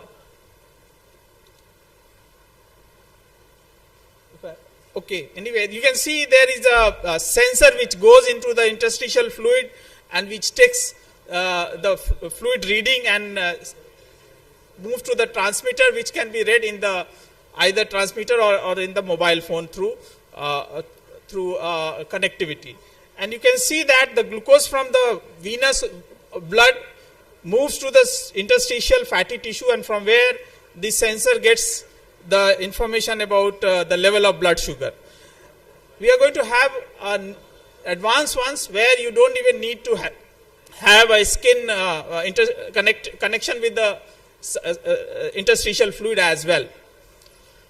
Now let us talk about glycemic variability, which is the important part of this discussion, and we know that there can be short-term glycemic variability, that is within day from morning till night, and can be intra-day glycemic variability between day to day, like fasting variability from one day to other day, and there can be long-term glycemic variability over several periods of months. So these three things we look, and we have a different measurement of these. Again, it is a mean amplitude of glycemic excursion, that is MACE, a standard deviation of glucose, coefficient of variation, time in range, and J index. However, understanding all these different metrics will take time, but I'll just talk a little bit about time in range, which is very easy and to understand. Variability could be either fictitious, which we should understand, either due to the wrong reading, or it can be due to other factors, like, which is very important, lifestyle factors like your diet and exercise, and pharmacology, which I'm going to discuss, and can be biomedical because of the different absorption problem or GI disturbance can also be a cause of glycemic variability. Now we measure these reading in time in range, that is the amount of time person spends within a specific blood glucose range, and we normally target it between 70 to 180. Which we call it as time in range, and the maximum number of time, which is again allotted depending on different types of diabetes, pregnancy, type 1, type 2, we have to understand. And above that goal, the range, we call it as time above range, and below that, time below range. So we have to have target maximum number of time patient should be in time in range. And why we want time in range? Because we had earlier fasting postprandial and HbA1c, but now there are several studies which has clearly indicated that if you can manage person with a good time in range and less glycemic variability, you can make a big difference in terms of not only the micro and as well as macrovascular complications. Almost 95,000 plus number of individuals studied in 20 different studies, which they confirm that if a person has less variability, you can protect all those organs which are there. A 10% increase in time in range will increase almost 60% increased risk of retinopathy, 40% risk of microalbuminuria, and 25% risk of neuropathy. And carotid intima media thickness, a surrogate marker again of cardiovascular disease, had been directly associated with time in range. And the mechanism by which it works, we know that higher variability will trigger increased inflammatory marker and active inflammatory cascade, which is going to cause damage to the endothelium, and the micro and macrovascular complications are going to trigger. Now, which are the candidates which we need to consider for continuous glucose monitoring devices? Type 1 people definitely, and type 2 people, those with either intensive insulin regimes or those who are not able to maintain it and have a higher excursion in blood sugar. Advanced age and comorbidities are also very important to consider. Poorly controlled diabetes, high risk of hypoglycemia, and pregnancy is also indicated. As per NICE guideline, they are indicating CGM in pregnant women also. Now, something to understand that which are the where we cannot use is like dehydration, hypotension, shock, hyperglycemic, hyperosmolar state, and with or without ketosis, and neonates, and also it is not used for diagnosis of diabetes. Now, let us talk about variability with the pharmacological agent. Though I have cut short, there are many more data to be presented, but we understand that basal insulins are the one which can have less variability, providing steady glucose control, but can cause hypoglycemia if you have not balanced the dose. Second generation basal insulins are better than the first generation, like degludec and glargine 300 have a less variability, and there are studies for that. Co-formulation again are better than the premix one, where they show that they have lesser variability, and I'll show you some of the CGM reading of that. Rapid acting insulin again very important, but timing is very important. It may increase variability due to either mismatch of the dosing or the timing of the insulin. Ultra rapid insulins are again better because they are very close and they can mimic a normal physiological level. If you look at the long acting and ultra long acting insulin like glargine, degludec, they provide a steady insulin level and lesser risk. Pre-meal insulin timing, again I have discussed, correct. Very importantly is correct insulin to carb ratio, which we all should calculate, particularly in type 1 patient, and also helps in type 2 patient. So if you have a correct insulin to carb ratio calculation, you can adjust the dose and you can prevent the hypoglycemia. Now, let's talk about other drugs, oral drugs. Now, we understand that if you see the left part of the graph where they show the risk of hypoglycemia, if it is higher, it means that there is a higher glycemic variability with those drugs, and drugs which are devoid of it are metformin. Glitazone, again, pioglitazone is one of the drugs which I will show you one of the slide again.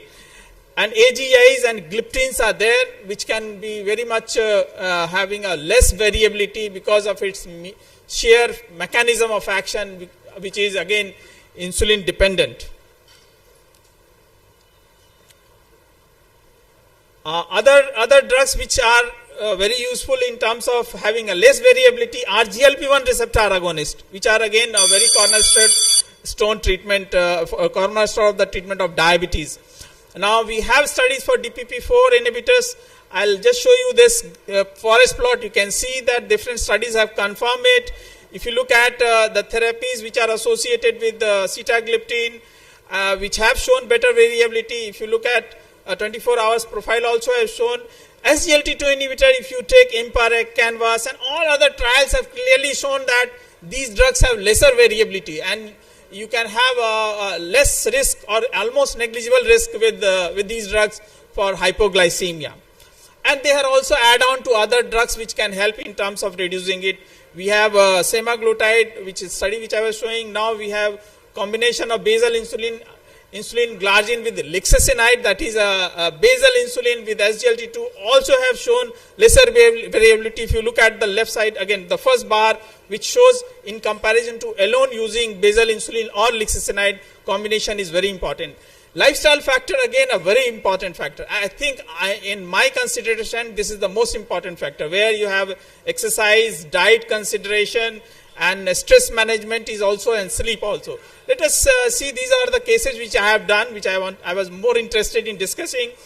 This patient came with us with having two molecules, two oral drugs, and we just put CGM for the reason that he never wanted to have another drug to his therapy.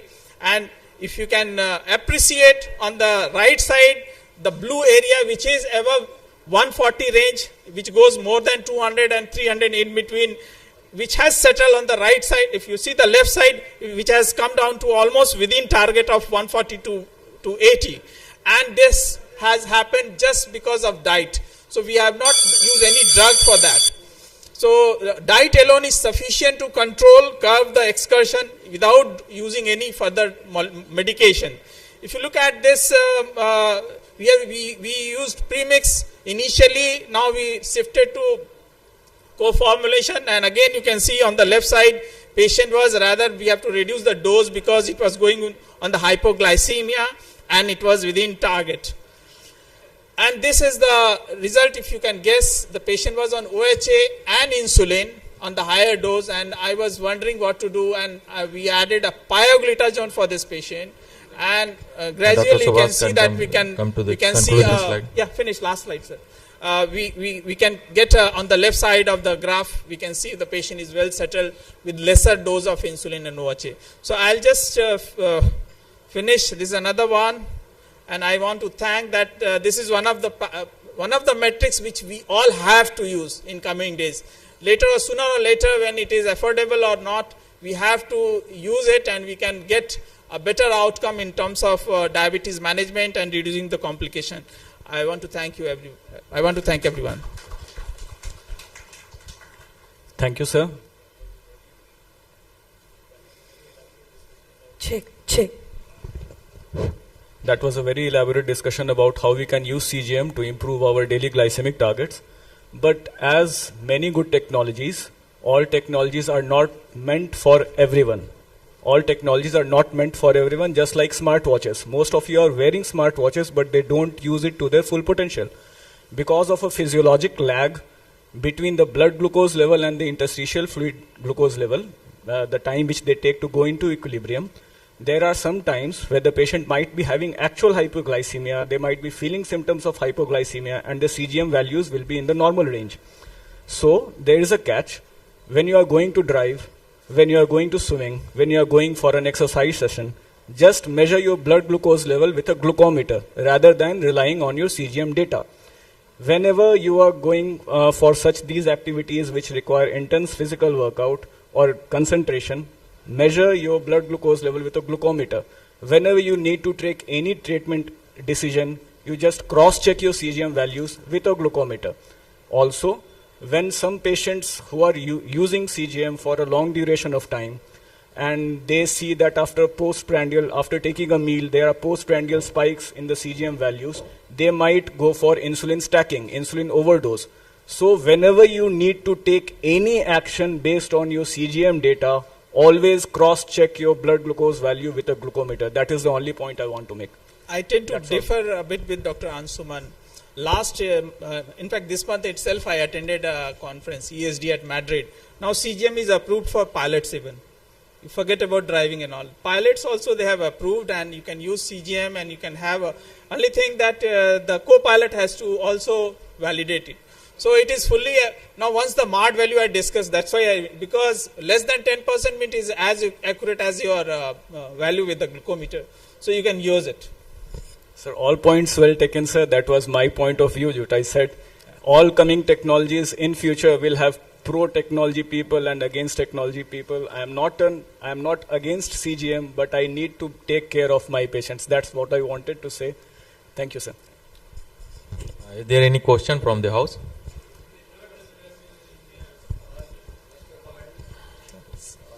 We are now in the West definitely having CGM which will be there for 1 year. That is being inserted, and this is by the Eversense people. Implant and second one, when you are interpreting the time in range, always look at the 70 to 180. As Subhas showed in his slide, it was 140 only.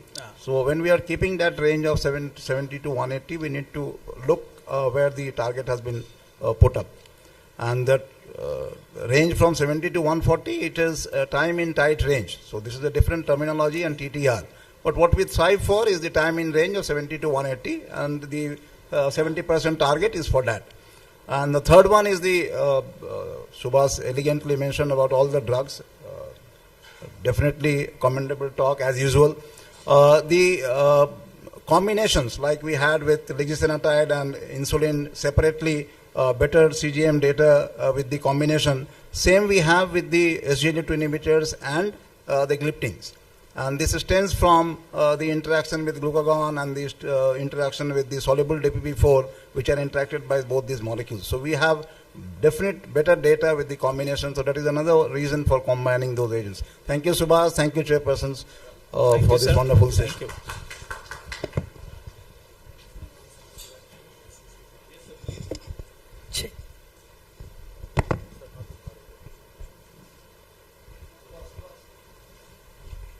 Can I have one question, please?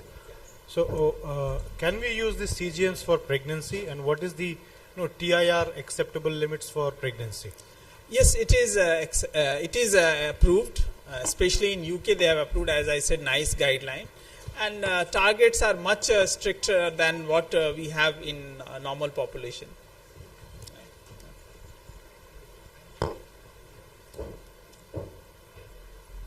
Thank you so much, sir. Now, the time has come for me to felicitate the speaker. So, ladies and gentlemen, please put your hands together for the speaker. And I'd like to request our honorable chairpersons to kindly felicitate our speaker, Dr. Subhash Kumar. So, ladies and gentlemen, in this auspicious moment, I'd like all of you to clap together for the chairpersons and also the speaker. Thank you very much. Now, I'd be requesting the President and Organizing Chairman, Dr. Santosh Kumar Singh, sir, to kindly come on the stage and to felicitate the Honorable Chairpersons.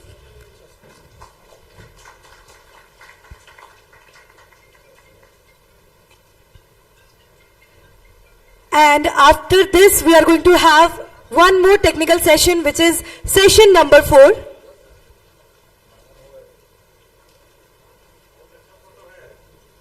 Thank you very much. Now I request all of you to kindly settle down. So, sir, I request you to be the part of this beautiful photograph. Thank you very much.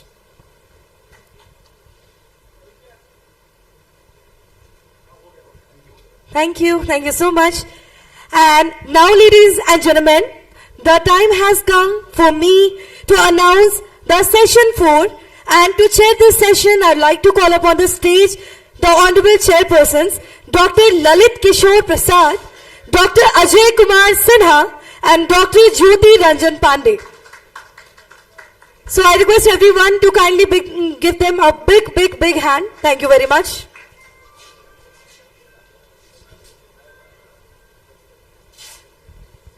And the speaker of the session is going to be Dr. Angad Kumar. Thank you so much. Over to the chairpersons and over to the speaker.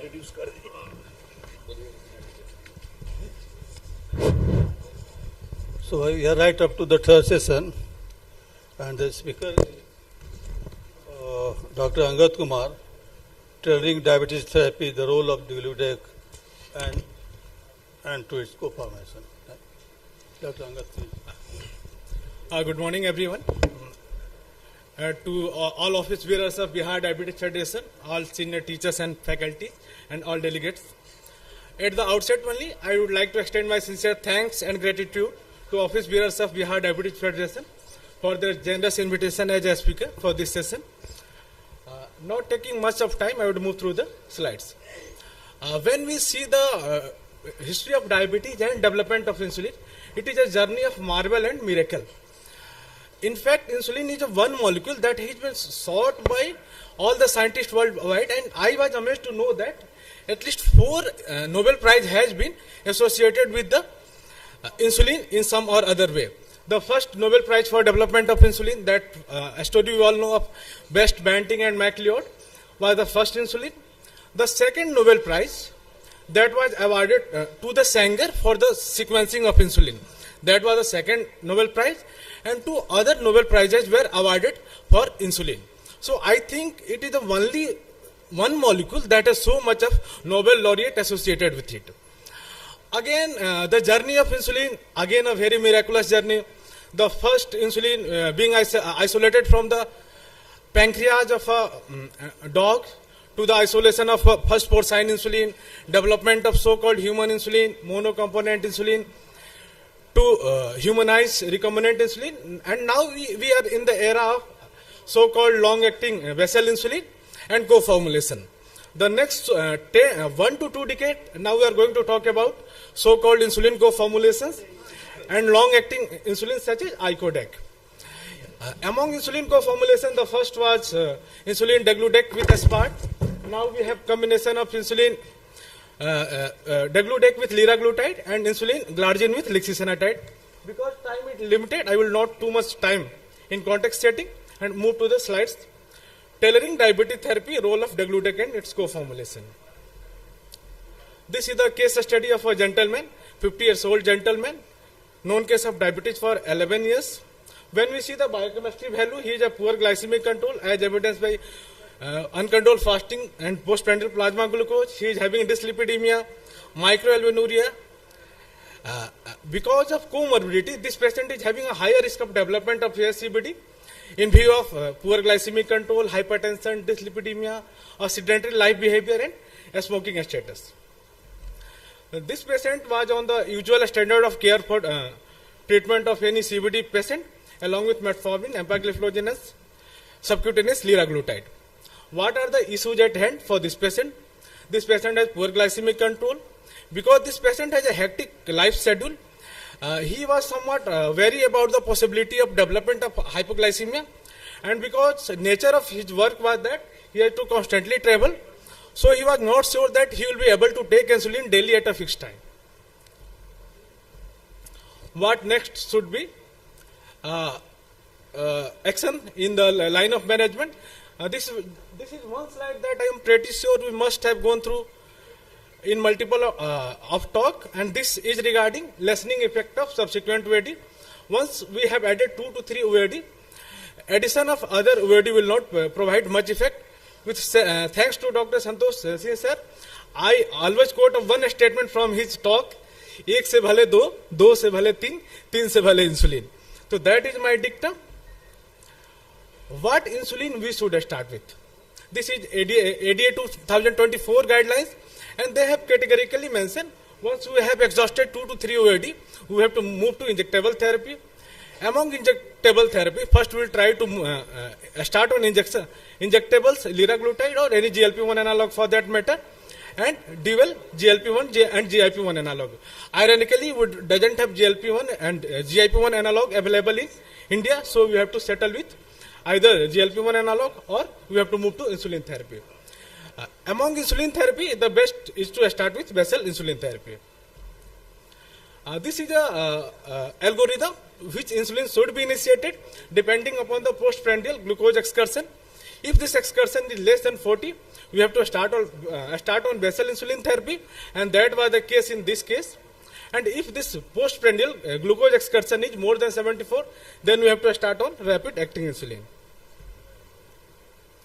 The problem with currently available basal insulin is that not all of them are truly basal, and their half-life is less than 24 hours. So they have higher glycemic variability, higher intraday and interday variability, and they have poor flexibility. And we have to usually give them at a fixed timing of the day. And because they are not truly peakless, they have peak. So chances of nocturnal hypoglycemia is real with them, because most of the basal insulin, they are usually timed at the late evening hours, so that their Cmax matches with the usual timing of measurement of fasting plasma glucose. And now this was the one of its kind real world evidence regarding the efficacy and safety of long-acting insulin. And in this trial, they have a confirmed trial. They have clearly shown that insulin degludec, as compared to insulin glargine 300, has a 30% lower risk of hypoglycemia, and proportion of patient experiencing hypoglycemia was lower. Now again, they are peakless insulin. Duration of action is excellent. It is more than 42 hours. And the best part was that onset of action is very rapid, only 0.5 to 1.5 hours. The best part of using degludec is that the flexibility. The flexibility provided by insulin degludec is unparalleled for the time being, and it provides a window period of 8 to 40 hours. It means that even if we miss the dose of insulin for 1 day or even 2 days, we can take insulin degludec. provided that only caveat is that insulin degludec should not be given in a time duration of 8 hours. Again, this is regarding the intraday variability and interday variability. As we can see, this variability is listed with the use of degludec. Now, what is the algorithm for starting insulin degludec? In those patients who are insulin naive, it can be started alone or in combination with any other OAD or GLP-1 analog or any bolus insulin. The starting dose is around 10 intranasal units per day. It can be given at any time of the day, regardless of the meal timing. Ideally, it should be given at the timing of in the early morning hours, so that we can match with the usual time of measurement of fasting plasma glucose, and dose can be titrated very easily. When we talk about dose modification is usually done at the end of 3 to 4 days, and it can even be done after 7 days. The usual concept that at least 3 half-lives should have been elapsed, so that at least 90% of the steady state concentration of drug should be present before we make any dose adjustment. Now, switching from other basal insulin, it is unit to unit switch and equipotent. But when we talk about this switching in those patients with type 1 diabetes, those who are already using glargine U300, or those who have a BID insulin, dose should be reduced by 20%. In conclusion, when we are using insulin degludec as a basal insulin, it ticks all the boxes. It has excellent safety profile, efficacy profile. The flexibility is very excellent and particularly suitable for those with hectic and erratic lifestyle behavior, and glycemic variability is very less. Moving to the next case study 2. A 53-year-old gentleman, diabetic for last 7 years, higher risk of development of CBD in view of dyslipidemia, hypertension, obesity, and microalbuminuria. Primary issues in this patient was risk of development of hypoglycemia, because he had perceived one episode of hypoglycemia on oral anti-diabetic agent. Because he had one hypoglycemia, he was very suspicious regarding use of insulin therapy, and his work-life balance was not so good, so he was not sure that he will be able to take insulin daily at a fixed time. This is RSSDI CPG, Clinical Practice Guidelines, and they have clearly mentioned that if we have 3 OAD with poor glycemic control, it's a time to move from OAD to insulin therapy, and we have to empower and educate our patients so that they doesn't perceive insulin as a threat, and we have tried to alleviate as much as patient anxiety as we can do. Same algorithm, because in this patient, PPG was between 40 to 74 milligram per deciliter.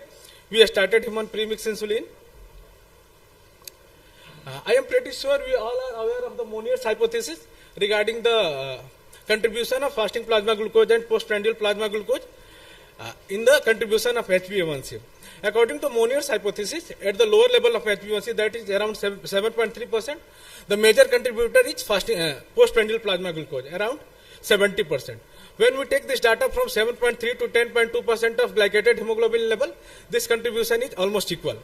But now data are conflicting, and multiple data are available now that postprandial plasma glucose is more closely related to the HbA1c, more closely related to the microvascular complications, macrovascular complications, and diabetic cardiovascular outcomes. Similar data are available from India. So we should try to tackle both fasting and postprandial plasma glucose simultaneously. Now, when we compare premix analog versus conventional human premix insulin, what are the differences? This analog have faster absorption, higher peak concentration, more rapid onset of action, and that basal component duration of action is similar to the basal alone therapy. So risk of hypoglycemia, nocturnal hypoglycemia are very less. Now coming to the safety of this co-formulation. When we talk about overall confirmed hypoglycemia, it is comparable to any form of basal therapy. But when we see the nocturnal hypoglycemia, at that part, this co-formulation escorts over. Similarly, when we talk about quality of life, in a switch over study, when this patient was shifted from glargine U100 to U300, there was improved quality of life. around 78.8% patient, they told that they want to continue treatment with this co-formulation, whereas in those patients we will switch over from basal insulin to this co-formulation. Around 75% told they want to continue with this insulin co-formulation. Now, as we can see, flexibility is excellent, and this can be initiated with any major meal of the day. In contrast, glargine U100 or U300, they usually have to given at fixed timing of the day. With U300, there is a extended window period of 3 hours, but usually it has to be given at a fixed time of the day. How to initiate? The concept is very clear. We have to start with the largest meal of the day, usually in a single day. The starting dose is around 10 IU per day. But if the patient takes 2 major meals with highest carbohydrate content, we can start with a BID dose also. Now coming to the main meal concept. This main meal concept means that it doesn't depend upon the portion of the size of the portion.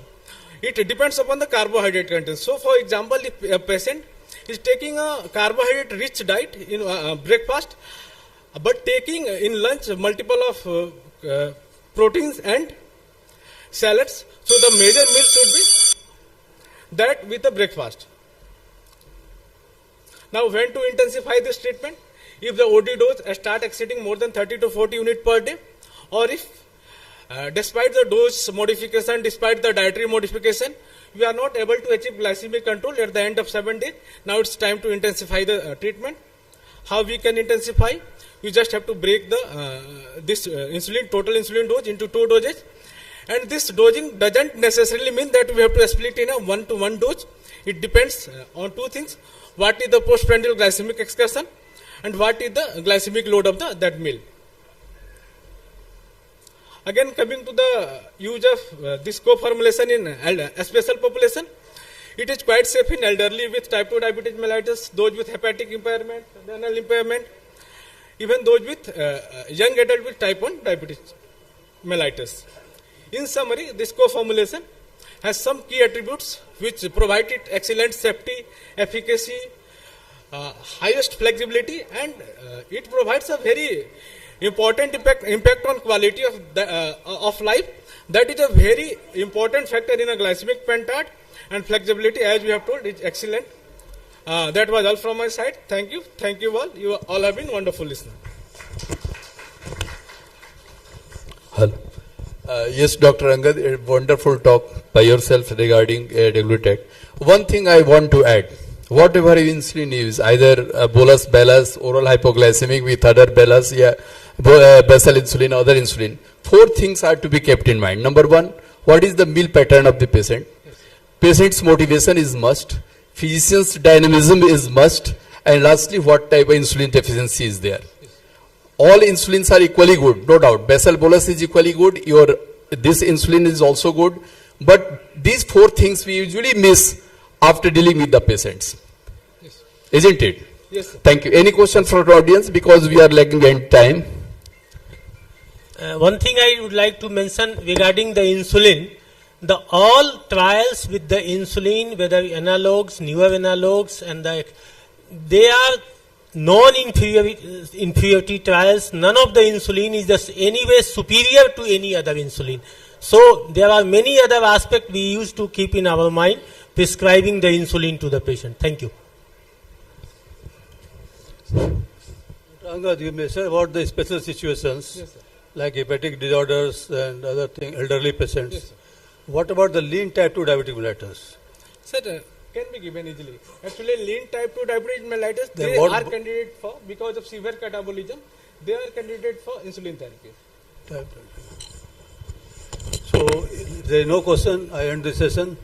Thank you very much for a nice talk. Thank you, sir. Thank you so much. And now I request the chairpersons to kindly come forward to felicitate our speaker, Dr. Angad Kumar. So, ladies and gentlemen, I would like to request everyone to please put your hands together on this beautiful and auspicious moment.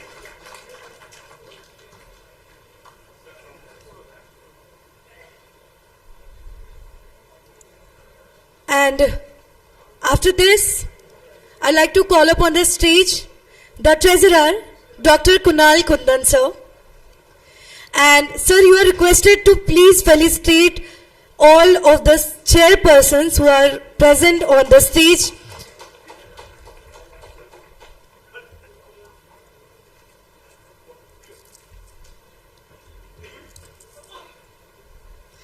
Thank you so much to both of the chairpersons, as both of you accepted our invitation and gave your precious time. That means a lot. Kindly be seated, sir. Now let's move to the session number 5. And before starting the session number 5, I'd like to just mention that this is not going to be a technical session, but it is going to be a debate between two of the speakers. But before initiating the debate, I'd like to call upon the stage all the respectable chairpersons, Dr. Surendra Kumar, Dr. Atul Kumar, and Dr. A.K. Das. Dr. Surendra Kumar, Dr. Atul Kumar, and Dr. A.K. Das. So this is going to be a debate of 30 minutes. So please enjoy the debate, and I'd also like to request the chairpersons to please introduce us to both of the speakers. Thank you very much. So the stage is going to be set on fire with two superstars of diabetes in Bihar. So we have Dr. Shyam Kishore, who has been my senior in the medical college, and Dr. Neeraj Sinha, our young dynamic endocrinologist. Yeah. And the topic for today's debate is pillared versus stepwise approach in the management of diabetes complications. So may I request the first speaker, Dr. Shyam Kishore. Sir, please, thank you, you can just start to set the stage on fire. Thank you, chairpersons. My topic is pillared versus structural management of complications of type 2 diabetes. So you are talking on pillared management, right? Yes, I am talking on the pillared management. The pillared management you can consider is an unconventional management, non-conventional management, which I am going to establish as a conventional management. As far as the pillared management of heart failure is concerned, that had been established and that had been made conventional. Now there are only two diabetic complications, diabetic nephropathy and diabetic CVD and heart failure, that requires only the either pillared or structural management. So I will discuss on these two aspects of the diabetes complication. So before going into the management, we must have a look on the global burden of diabetes. So these numbers really scares all of us. The total number of people living with diabetes is projected to rise 643 million by 2030, and that could be 783 million by 2045. And 3 in 4 adults with diabetes live in low and middle socioeconomic group countries, and 6.7 million deaths are due to diabetes in 2021. So these numbers are really scary. So, and the cardiovascular complications, rate and death, that includes peripheral vascular disease and CV as well. The cardiovascular disease develops in 14.6 years earlier with the greater severity. Individuals with the type 2 diabetes are twice as likely to develop CVD and those without type 2 diabetes, and the mortality is 2 to 4-fold high in the patients of diabetes with CAD. And diabetic kidney disease, the approximately 10% of death in people with diabetes are attributed to renal failure, and almost 40% patients are likely of type 2 diabetes is likely to suffer from the diabetic kidney disease. So if you will see what has changed from the past since 1989, in spite of the development of multifactorial treatment, we have not mitigated the death rate, and it had not come down. So if you will see, still after the multifactorial treatment, there is a high cardiovascular death, and this has been from the Swedish study in which they had looked from the patients from 1998 to 2014. So now you see the prevalence of cardiovascular disease. In 2026, all CVD were 3 to 46.9%, and in 2019 it is around 34.8%. Though with the advent of the newer drugs, it had come down in some aspects, but it had not absolutely abrogated.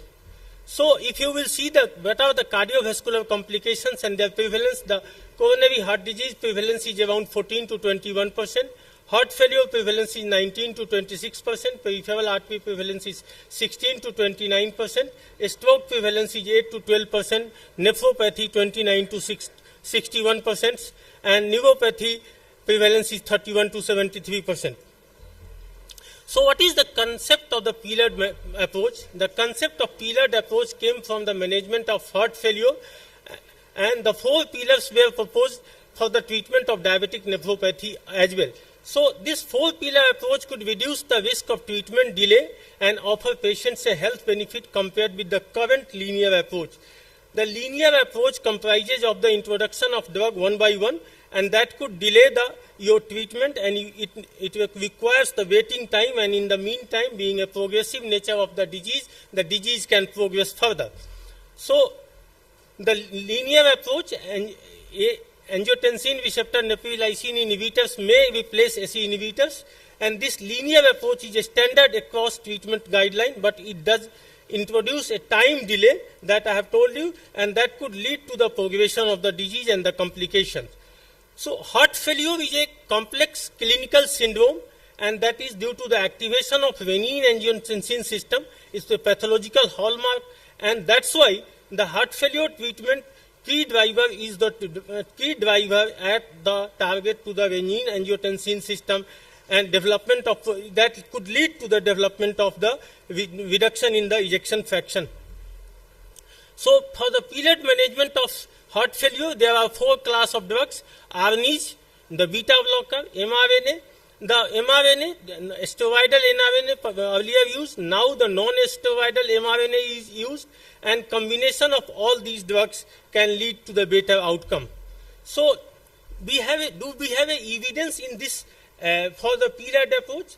The cardiovascular outcome trials of the SGLT2 inhibitors, we can see from EMPAVEG there was a 35% reduction in heart failure. CANVAS there was 33% reduction. In DECLARE TB 27% reduction. VERTIS CV it was a 30% reduction. And if you will see the patient with the reduced heart failure, there was a almost 31% in EMPAVA reduced and 29% in the EMPAVA preserved trial. So there are 4 pillars of the heart failure treatment.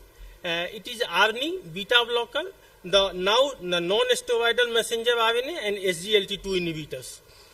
We have a meta-analysis, and we can see that angiotensin ARVs, ARNIs, beta blocker, mRNA, they are having good effect in those patients who are having reduced ejection fraction. If you will see the ARNIs, those in patients of the heart, the ejection fraction more than 62.5%, then they cross beyond the line. Otherwise, they have good effect on the patients with both reduced ejection fraction and moderately reduced ejection fraction of 41 to 49%. So, what is the placement of these drugs in the guidelines? ARNIs are for the patients with less than 40%. They are in the class 1, beta blocker class 1, mRNA and SGLT2 inhibitors are 1. For the moderately reduced ejection fraction of 41 to 49%, they are class 2B drugs. And we have evidence from the meta-analysis that though these combinations of drugs are going to have a beneficial effect and reduces the CV death in patients. Another meta-analysis, this meta-analysis shows that the incremental use of combination of disease-modifying therapy has resulted in progressive improvement in mortality and hospitalization outcome in heart failure, and the findings support the use of these drugs either simultaneously or at once. So what are the advantages of pillared management? It brings together the main drug class much earlier and simultaneously while allowing the dose optimization and thereby removing the delay. So you are going to avoid the delay. It provides the appropriate chronic disease, chronic progressive disease such as CKD, periodic monitoring of whether individualized treatment target expected from drug actions are achieved without tolerable side effect. If drugs are not met with the dose adjustment and the addition or substitution of different drugs may be needed, so the drugs may slow CKD progression. And disadvantage of linear approach, the linear approach is a stepwise, either you step up or step down, and you have to wait for the step up or step down, and regular testing is required to see the effects of the drug, and the phenomenon may be reserved by some. And what had been seen, that phenomenon had been reserved for the second or third line, mostly for the second line treatment option in the patients with the CKD. So these are the 4 pillars: RS blockade, SGLT2 inhibitor, and non-steroidal messenger RNA. Diabetic nephropathy, the prevalence is almost 700 million people worldwide. This is either due to hemodynamic, metabolic, or inflammatory pathway, intraglomerular pressure changes, metabolic changes, due to dyslipidemia and hypertension, inflammatory changes. All these can lead to the worsening of CKD. Blockage of renin-angiotensin system remains the cornerstone of treatment. Now with the introduction of SGLT2 inhibitors and the non-steroidal messenger RNA, the things have changed over the period of time. The first pillar is the ARVs. This had been well established from the renal and ID and eviscertain diabetic nephropathy trial, and relative risk reduction was seen in the 16% in renal and 19% in eviscertain diabetic nephropathy trial. The second pillar is the SGLT2 inhibitors. Initially, the drug came into 2014, but as a pillar, it had been used since 2019, and almost the canagliflozin, dapagliflozin, and empagliflozin, all 3 drugs had proven beneficial for the patients of the CKD. So, these are the EMPA-REG outcome, the doubling of serum creatinine time less than 44%, the CANVAS trial 50%, declare TB 46%. So these are the different trial outcome by which you can see that there is a decrease in the serum creatinine doubling time.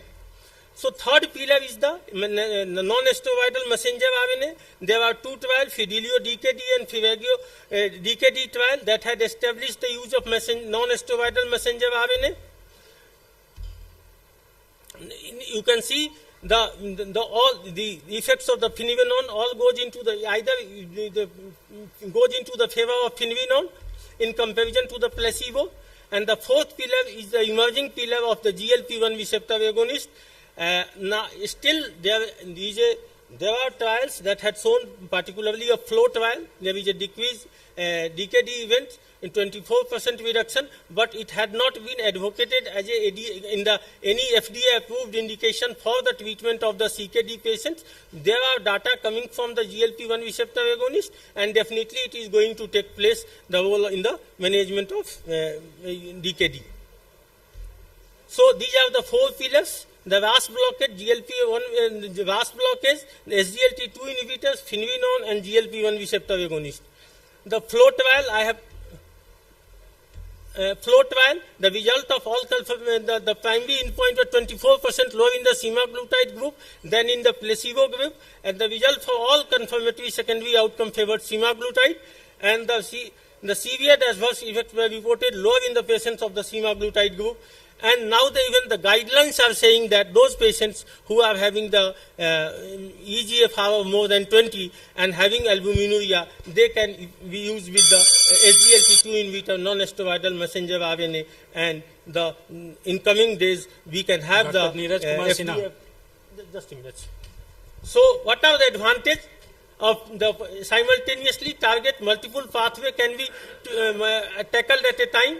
Reduce some safety concern, reduce overall treatment duration by reducing the need of assessment, and minimize the risk of silent CKD progression by delaying starting the treatment. So, and apart from that, one thing I would like to mention, we all are discussing the major diabetic microvascular and macrovascular complications, but we must not forget the other complications like cancers and the infections, cognitive disability. Now the cancer is taking lead into the other. In Australia and England, the more deaths are due to cancer and the cancer rather than the vascular disease. So thank you. And today is the World Heart Day. Use heart for action. Thanks.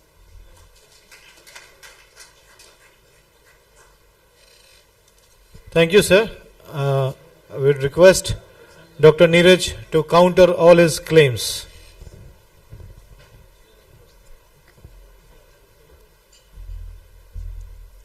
Thank you, sir. Respected teachers, seniors, and my dear friends, we have heard. You need to be sticking on your time so that we can have rebuttals. Yeah.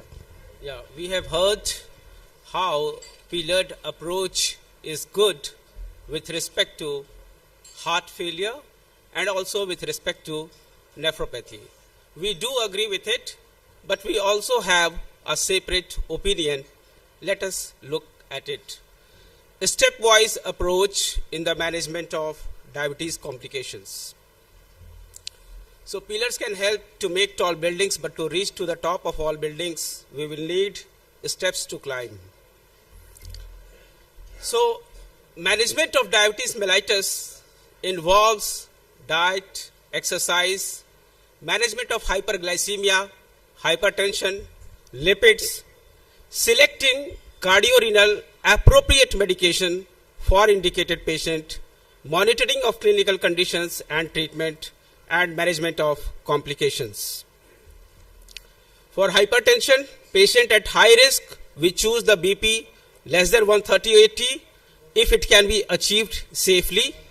Otherwise, we can choose the blood pressure target of less than 140/90 based on all these trials. So, recommendation for the treatment of confirmed hypertension in people with diabetes. We start with one agent when the BP is 140 to 160 and start with two agents if BP is more than 160. If patient has albuminuria or CAD, we will choose ACE inhibitors or ARB preferably. And if not meeting the targets, then we will increase the antihypertensive medications. With regards to lipid, diabetes patient age more than 40, we will start moderate intensity statin. If the patient is high risk, then we will start with high intensity statins. Age 20 to 39 years, at high cardiovascular risk, we can consider the statin therapy in these patients also. Let us look at the recommendation by ADA for cardiovascular disease. In asymptomatic patient, routine screening for coronary artery disease is not recommended as it does not improve outcomes. We should assess them in the presence of atypical cardiac symptoms, signs. With regard to anti-diabetic medication, SGLT2 inhibitor or GLP-1 agonist, they say that SGLT2 inhibitor or GLP-1 agonist or both can be initiated in indicated patient. They do not say that both should be initiated. One or the other or both we can use in our patient. And for patient with beta MI, we choose beta blockers. We can continue with metformin even if patient is on stable heart failure. We have had the pillared approach for cardiac patient, but the pillared approach has evolved, but there is no RCT involved that this usage of all the medication does justice to our patient. Based on individual studies, we have chosen the treatment for cardiovascular condition. Let us look at these SGLT2 trials. Both all have been useful in their primary composite outcomes, SGLT2 inhibitors, and reducing heart failure, hospitalization, and worsening nephropathy. GLP-1 agonists have been useful in their 3-point MACE and reducing atherosclerotic disease. So they are useful, but the recommendation is not still that both is required to be initiated in our patients, one or the other. Regarding ACE inhibitors, they are useful when patient has nephropathy in terms of decreased EGFR or albuminuria. When in the absence of albuminuria or decreased EGFR, they are simply antihypertensive. They are not considered as protecting from CKD if EGFR is normal and there is no proteinuria. The only proven primary intervention for CKD are blood glucose and blood pressure control. There is no evidence that RAS inhibitor or any other interventions prevent the development of diabetic kidney disease. So, and to use ACE inhibitor, we have to use maximal dose RAS blockade, because half dose or less than half dose is not going to provide benefit as intended to our patient. So, cardiovascular risk reduction is the most important goal of blood pressure management. So, if we are using ACE inhibitors, we have to use at maximum dose. If we consider telmisartan, it is 40 to 80 mg. If we are using 20 mg of telmisartan, it is not providing benefit for nephropathy. We see the mortality in diabetes patient, 5% with maximum dose of ACE inhibitors, 10% with sub-maximum dose, and higher in patient who have discontinued. Regarding this is the kidney disease KDIGO guidelines, that they also advise that first of all lifestyle should be reinforced. First line drug therapy, they have included SGLT2 inhibitors, metformin, and RAS inhibitors and moderate or high intensity statin. Only in the second line, additional risk based therapy, they have included GLP-1 agonist or non-steroidal MRA. They have not included in the first line drug therapy. So physical activity, metformin, SGLT2 inhibitor, GLP-1 agonist, guided by patient preference, comorbidities, EGFR and cost. So SGLT2 inhibitor for all, and they can be chosen, MRAs and. So approach to diabetic kidney disease, optimal HbA1c, BP, lipids, smoking cessation, initiate RAS blocker, RSGLT2 contraindicated or not tolerated, then we will consider for Finrenon. Otherwise, we will continue with SGLT2 inhibitors, and if albuminuria is not controlled, then we can consider again for Finrenon. So KDIGO and ADA all recommend SGLT2 inhibitors ahead of Finrenon, and they recommend that adding Finrenon when there is persistent albuminuria despite SGLT2 inhibitor use. So reasons for choosing SGLT2 inhibitor ahead of Finrenon: a consistent benefit in all three SGLT2 inhibitor renal outcome trials, but no such, there was premature stoppage, but no such premature stoppage was seen for Finrenon trials. Unlike Fidelio DKD, composite renal benefit in Figaro DKD were insignificant. So hazard ratio in kidney composite in Figaro DKD was 0.7, confidence interval was 0.76 to 1.01.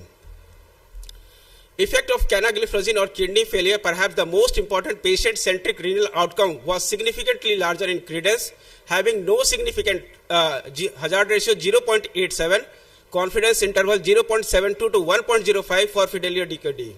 And number needed to treat to prevent one primary renal outcome was 29 for Finrenon, 22 for Cana, and 19 for dapagliflozin. And even in post-hoc analysis for Credence-like equivalent cohort of Fidelio DKD, 2 Credence trial, there was an insignificant benefit with Finrenon on kidney failure. Cardiovascular risk reduction was less consistent, and hospitalization for heart failure was insignificant in the Credence-like cohort. So we see the kidney failure, CV death or HHF and HHF. So we see at this that in all our kidney composite outcomes, CV death or all cause death, there is a significant benefit with SGLT2 inhibitors. That's why it is placed above. Concerning as in Fidelio DKD, some patients were on SGLT2 inhibitor already. So concerning SGLT2 inhibitor and finerenone combination therapy on the cardiorenal outcome, we do not have any available evidence to suggest that combination could be incremental. Only 4.6% and 8.4% in Fidelio and Figaro were receiving SGLT2 inhibitor at baseline, and renal and CV benefits were similar regardless of baseline SGLT2 inhibitor use. So, no difference in primary CV composite outcome was seen. When we look at the patients on both SGLT2 inhibitors and finerenone, we see that SGLT2 inhibitor use as in hospitalization for heart failure is showing significant turn towards left, but we see the number of patients were only 4 here, SGLT2 inhibitor use. But in all other parameters, SGLT2 at baseline, no SGLT2 at baseline, when we compare cardiovascular composite, kidney composite, hospitalization for heart failure, there is not such significant benefit of combination still in this study, although the number of patients in this study on SGLT2 inhibitor and finerenone were very less. So confidence trial is going to help whether finerenone and empagliflozin combination is good or not. So we have 3 drugs.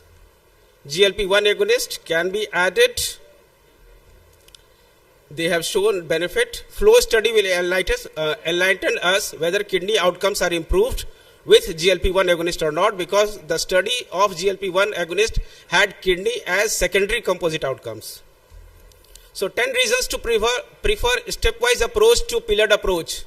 Best approach is different from best treatment. Perhaps inclusion of all the agents may be the best treatment, but when we think of society, it has to be generalized and applicable to all. So best approach should be that which everybody can adopt. Cost of therapy may be concern for all, number of medication and compliance, adverse effects and their monitoring, especially the initial fall in eGFR with all the medications. Fidelio and Figaro did not include Indian patient. Only a small percentage of patients in Fidelio and Figaro were on SGLT2 or GLP-1 agonist, so no conclusion can be drawn. There is no study to support the combination of all the agents are more useful to the patient. With all the information available and discussed, most guidelines keep SGLT2 inhibitor ahead of finerenone. Optimized HbA1c, BP, lipids, smoking cessation, they may be more relatable than using all the agents in our patients. And lastly, not all houses require big pillars. A correct understanding of individual needs help make a good house. Thank you.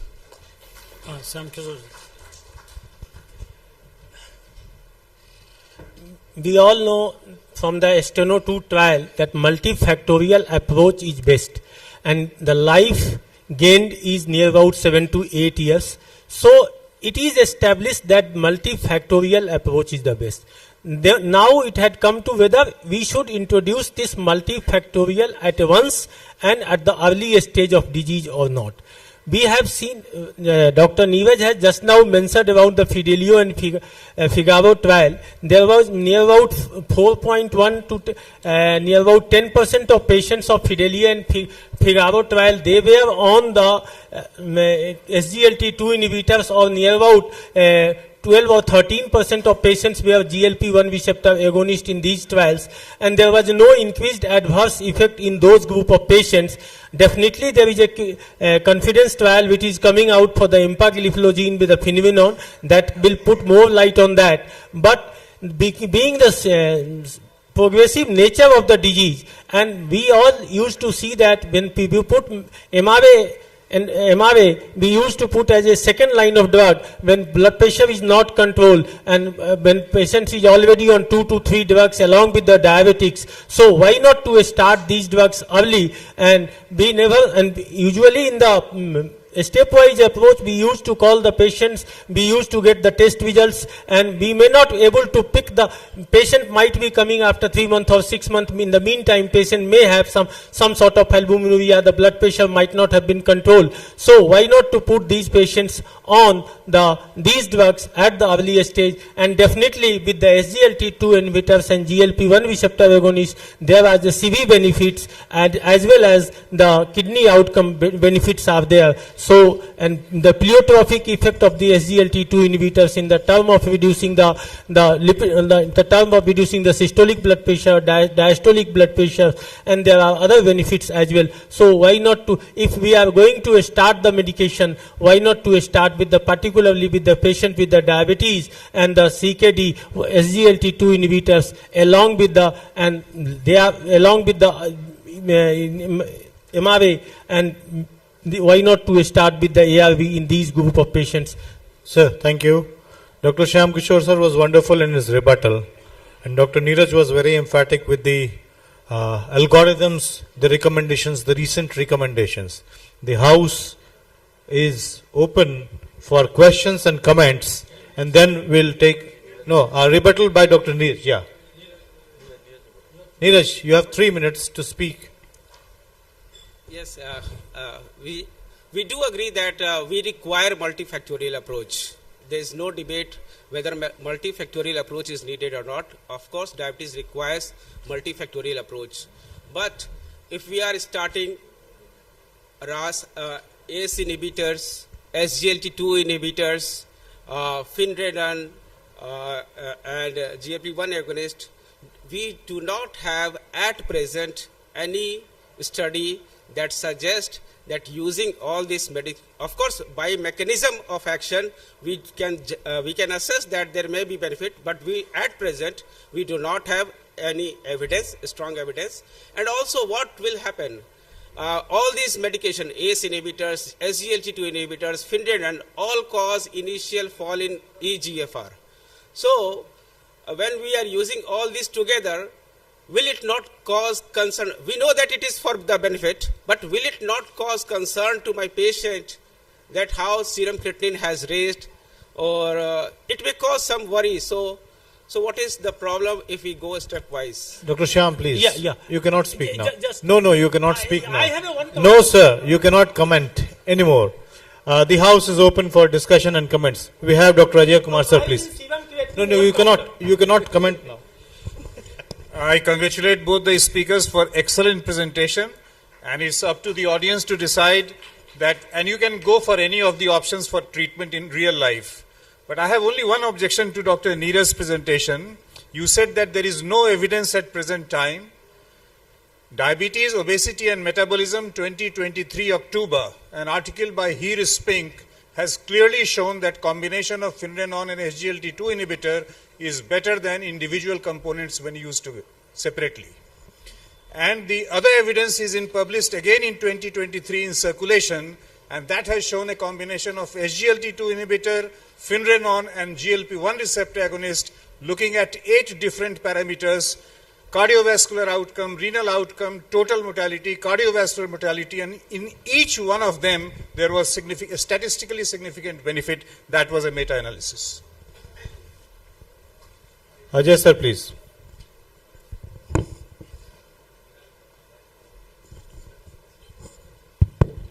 I will go with Dr. Neeraj that pillar is necessary, but step is more important. In absence of the good evidence, we will follow the pillar is necessary, but stepwise approach for using all the drugs. We remember for the secondary prevention of the heart disease, the poly pill strategy was brought, but later on it was found that the all-cause mortality is not statistically important. And to contradict, the one scientist from Switzerland, they have brought the poly-mill strategy, and they have shown that the poly-mill strategy is superior to poly-pill strategy, and that has led to the end of the poly-pill strategy that was brought with the company. So right now we have no clear-cut evidence to use all drugs to start with. So we have to be very clear, and that is my opinion. Thank you. Not as a rebuttal, I am telling you, till 1980, only glucocentric approach was there.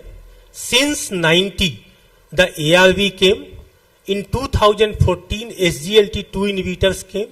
but 2019 it is used for the CBD and DKD. So these drugs had come just now, the evidence are growing, and definitely as far as the serum creatinine is concerned, it had been seen that there could be an initial rise in the serum creatinine, but over the period of time, it is seen in the 23% of patients, there could be rise in the serum creatinine, but over the period of 16 weeks, it had been seen that it had come to the normal, so it will not remain high as we see. You are perhaps right. Maybe in one day we will reach into the position and that we will follow your approach. But right now, every year the things are changing. This year the term has come, the CKM, cardio kidney metabolic.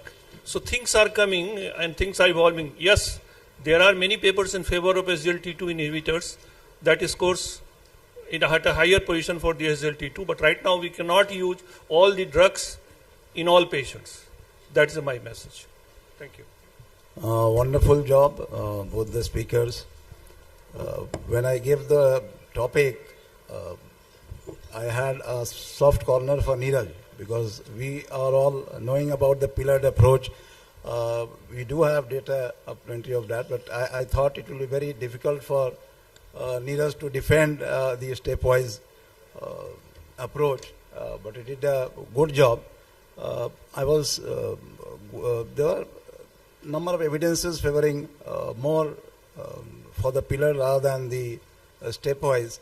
There was a study of rotate study, 1 and 2 both, and in that the primary criteria was to have a USCR reduction of 30%, because we all know that is associated with marked reduction of progression of kidney function decline and also cardiovascular morbidity and mortality. So that initial target was to reduce USCR by 30%. And telmisartan was able to do that in 50% of the cases. Rate 50% were by empagliflozin, and another drug particularly used in type 1 is vericetinib that was tried. So in that, the message was that we can achieve that even with a single drug. Okay, so that was there. Regarding the pillared approach, we all know about the, even in the CKM guidelines, they have mentioned about the pillared approach for reduced ejection fraction. But I always mention about the patients with mid-range and the preserved ejection fraction. We need to remember that these patients don't do well with the beta blockers. So we have to remove beta blockers from there. And now we have to add GLP-1 receptor agonists over there. And after these trials of the obesity with GLP-1 receptor agonists, now we have data. Flow is there. Regarding the studies of combination, now we have ample data. If you go into the sub-studies of the finerenone trials, we had patients on SGLT2, we had patients on GLP-1 receptor agonists, and there was almost threefold betterment in the renal and the cardiovascular outcomes in the combination of SGLT2 and finerenone. Similar data were there with GLP-1 and finerenone. Similarly, the incidences of hyperkalemia, when you combine the two, finerenone and the SGLT2 inhibitors, there is less hyperglycemia, hyperkalemia. And so it is so beautiful a thing to have in clinical practice. Same has been seen with GLP-1 receptor agonists having less hyperkalemia with the use of RAS inhibitors. And if you are going for all those pillared approach we are thinking of, as I mentioned about the CKD heart failure association we are well aware of, and positioning GLP-1, you have less of hyperkalemia with this combination, and you can well use it for a longer period without the apprehensions of deterioration. And we all know the benefit of GLP-1 in preserving the kidney function decline, and cardiovascular benefit we are well aware of. So definitely there is a place of pillared approach, but I would say definitely we go one by one. We are hesitant to go for all the 4 drugs from day one. So we do have place for pillared, but we need to go step by step. Thank you all. Thank you, sir. So that sums up the debate.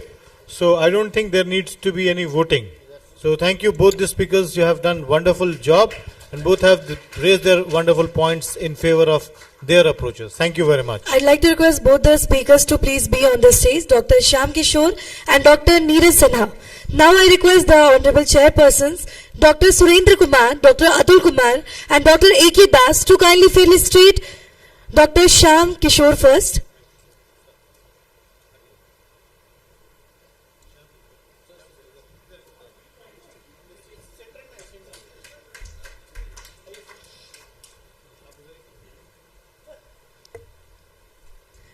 And now I request Dr. Neeraj Kumar Sinha to please accept this small token of honor from our side.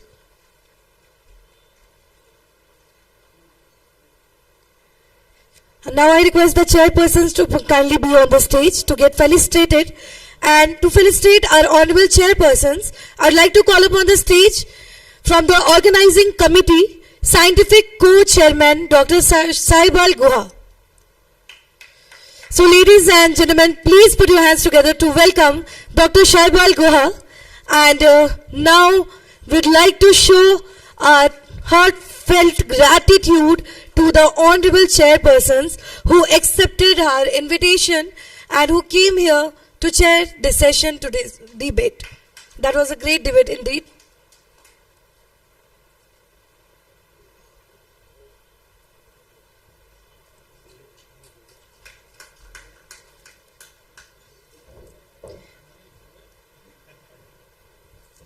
Thank you so much to each one of you.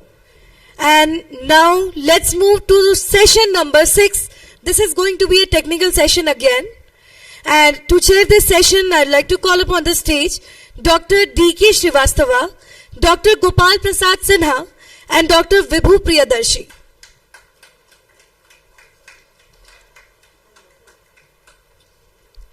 And our speaker is going to be Dr. Ajay Kumar.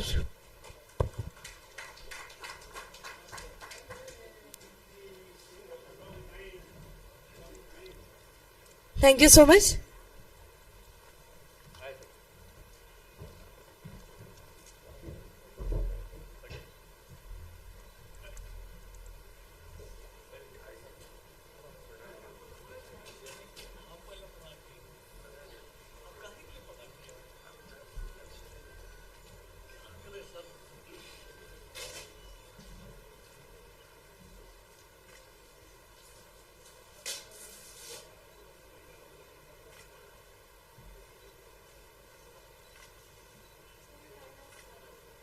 Can I start?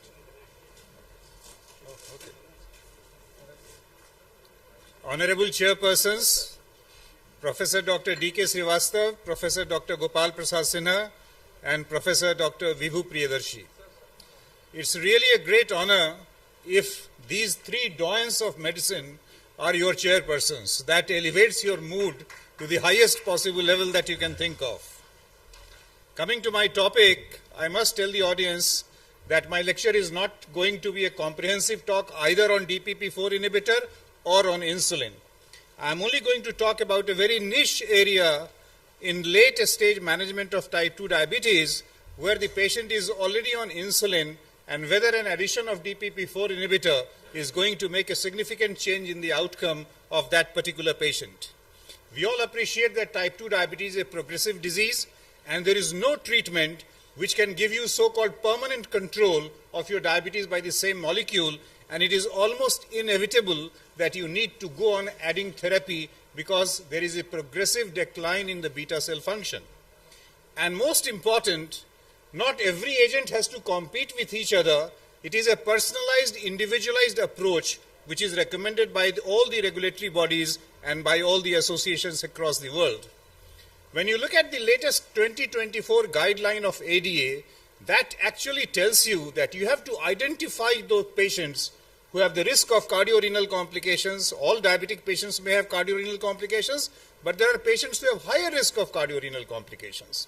Similarly, there are patients who not only need good glycemic management, but need it without the risk of hypoglycemia and weight gain. And more importantly, weight management has emerged as one of the most important pillars for the management of type 2 diabetes. And therefore, considering the increasing burden of type 2 diabetes, we should be thinking about the diabetes complications because expenditure and the entire issue in managing type 2 diabetes is much less. But if type 2 diabetes is associated with complications, the entire scenario becomes very disturbing and the cost of treatment also grows exponentially. And we also know that if we reduce the complications, if we control the blood sugar very early, we reduce the risk of complications and the cost of treatment. Somebody put up this slide earlier on that today we have moved on from understanding of a typical microvascular complication and macrovascular complication, which is very well established. nephropathy, retinopathy, neuropathy, coronary artery disease, cerebrovascular disease, peripheral vascular disease. But now the association of diabetes with cancer, liver disease, infections, functional disability, cognitive disability, affective disorder, all these have to be kept in mind. And now we have understood, there is a doctor from Slovenia, a very significant man in the field of endocrinology, who essentially believes that every uncontrolled diabetes has a definite risk of having affective disorder or cognitive disorder after the age of 65 to 70 years, and this is so very important. It's also very important to understand that we should be choosing therapy which avoid hypoglycemia and improve the quality of life. And in this context, I am going to talk about insulin in combination with DPP-4 therapy. And it's very important that you should be selecting any agent with insulin who neither increase the risk of hypoglycemia nor increase the risk of the weight gain. All these factors are extremely important when you are choosing the partner for insulin therapy.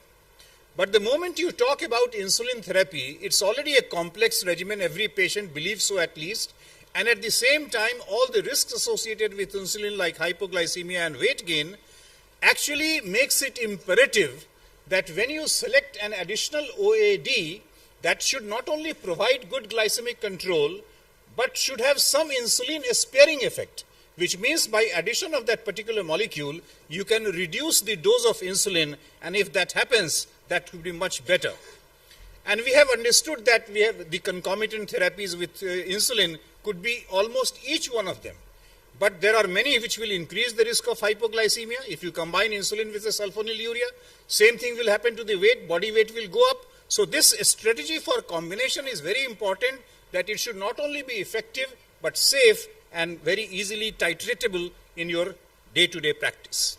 Now, what is the issue that we are talking about?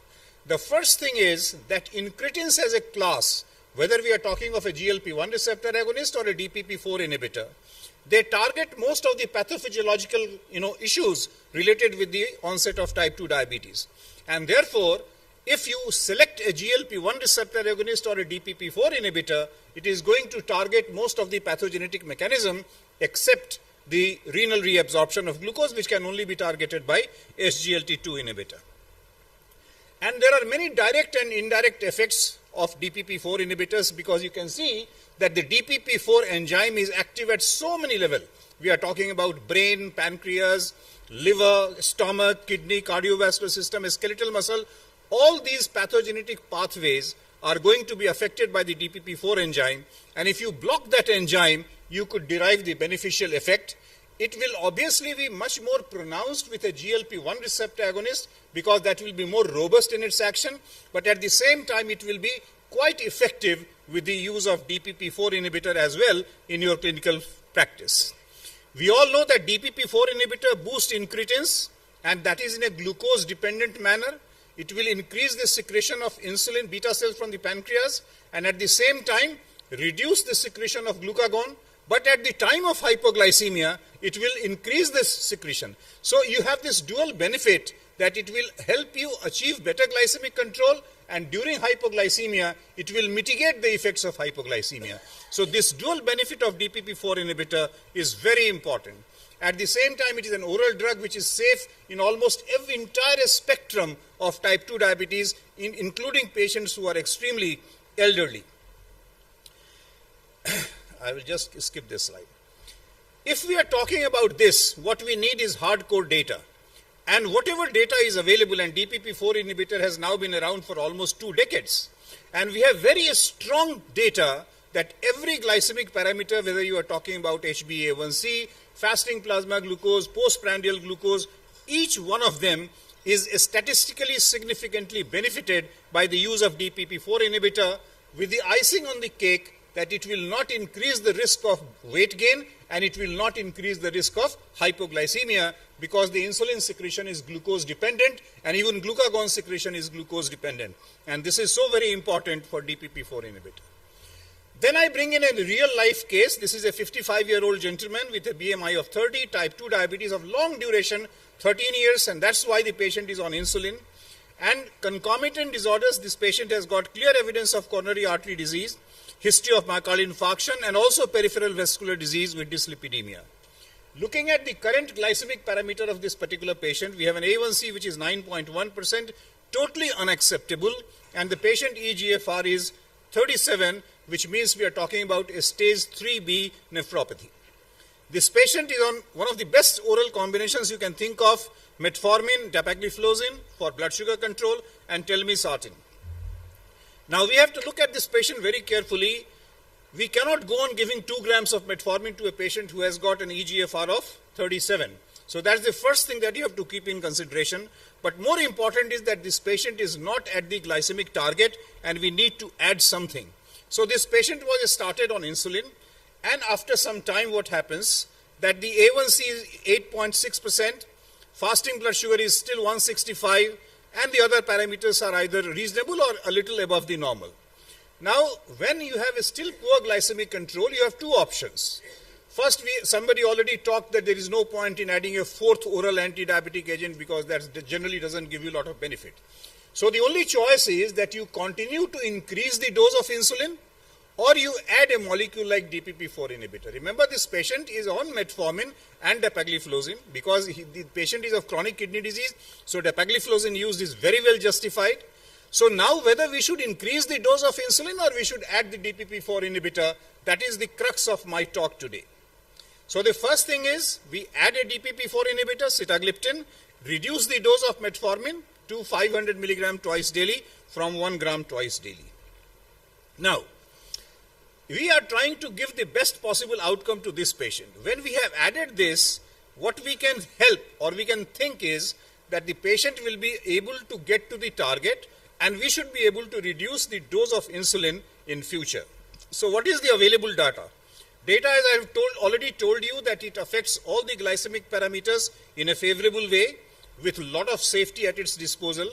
And these are some of the data. You do not need to read the small prints. But the larger message is that sitagliptin and metformin combination as an add-on therapy in inadequately controlled patients of type 2 diabetes will give you a statistically significant benefit rather than using metformin alone.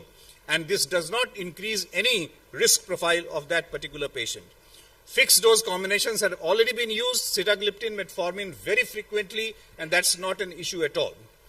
When you compare that whether I should increase the dose of insulin or I should add sitagliptin, we have this very important study clearly looking at these two options, and that clearly shows a better reduction in the HbA1c. Hypoglycemic event was obviously less common in that group where DPP-4 inhibitor was added rather than increasing the dose of insulin. Weight was stable, there was no increase in the body weight, and there was no risk in the increased event of any adverse events. So very clear data that adding DPP-4 inhibitor to insulin makes a lot of sense in terms of achieving good glycemic control without increasing any risk. This is another study. Again, the primary endpoint was looking at the HbA1c and then the other parameters. And once again, you clearly see that adding on therapy to insulin with a DPP-4 inhibitor takes you all the important primary outcomes and the secondary outcome. So we have very robust data.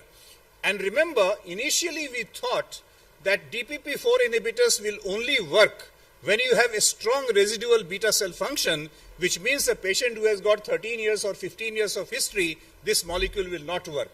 But since the arrival of DPP-4 inhibitors, every single study has shown that irrespective of the total duration of type 2 diabetes, these molecules are still effective, whether they are effective because of the glucagon reducing property or whatever, but they definitely continue to be effective at any stage in the entire spectrum or natural history of type 2 diabetes.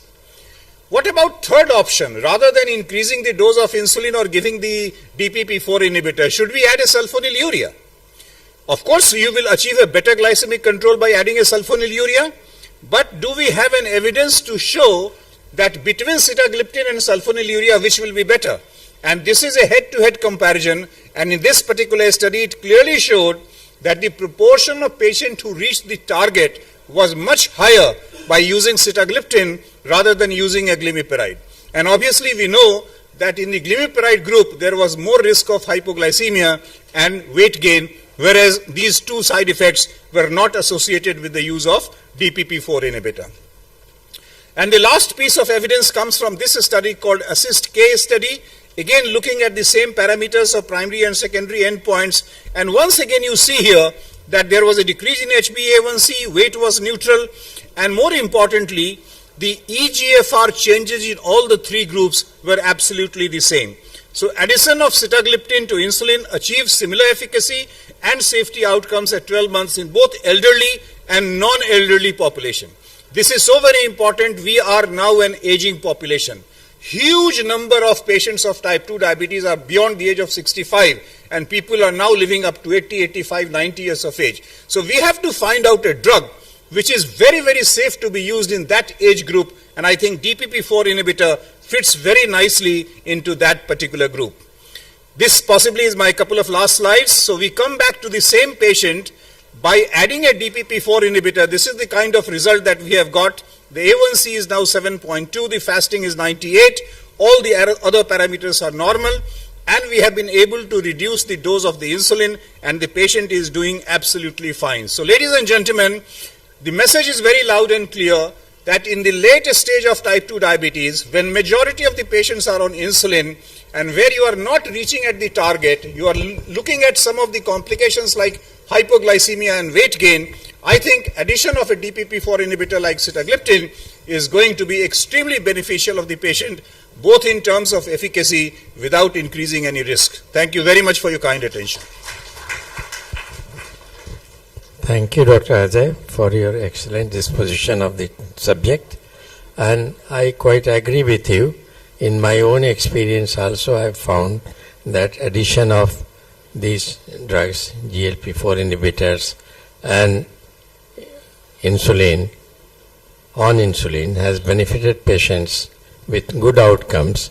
And particularly I would like to emphasize that adding DPP-4 inhibitors in elderly people is very, very safe and effective. Thank you. The topic is open to questioning. Any questions from the House? Just a minute. Sir.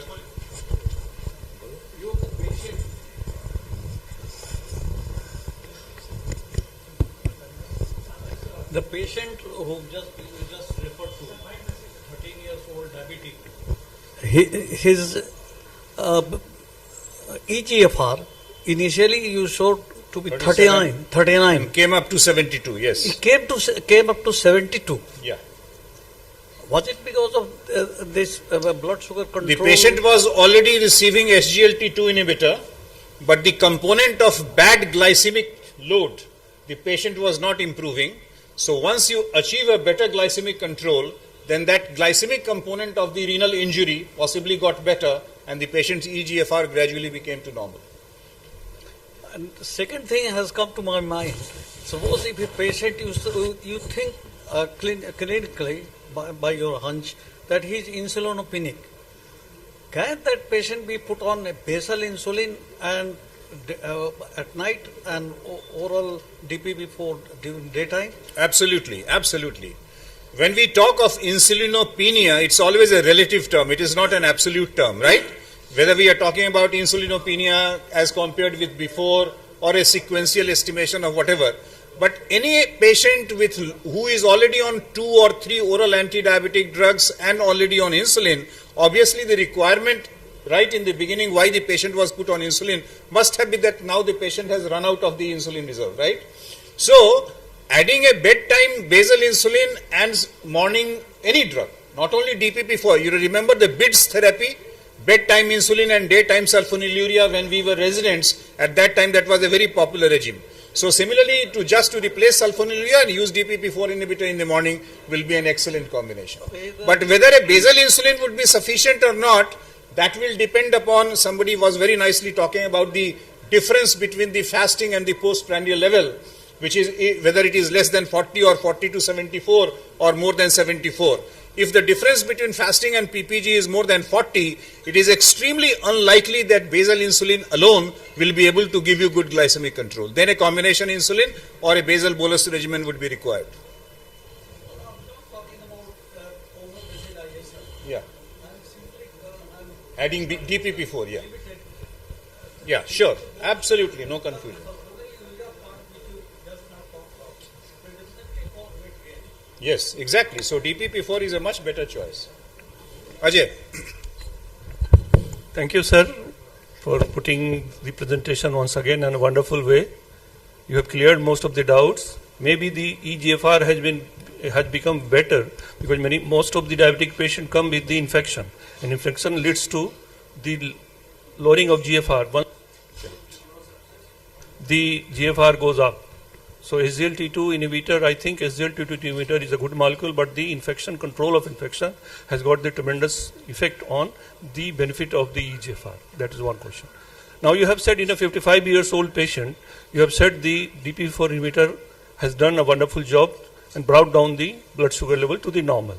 But we remember the SABRE-TIMI trial, having all the benefits with these gliptins. The trial has not shown. Rather, they have shown increase in the heart failure. And the CKD patients, which has got the eGFR of 39, has prone to develop the heart failure. So, do you like to give the DP4 inhibitor in a patient who is a 55-year?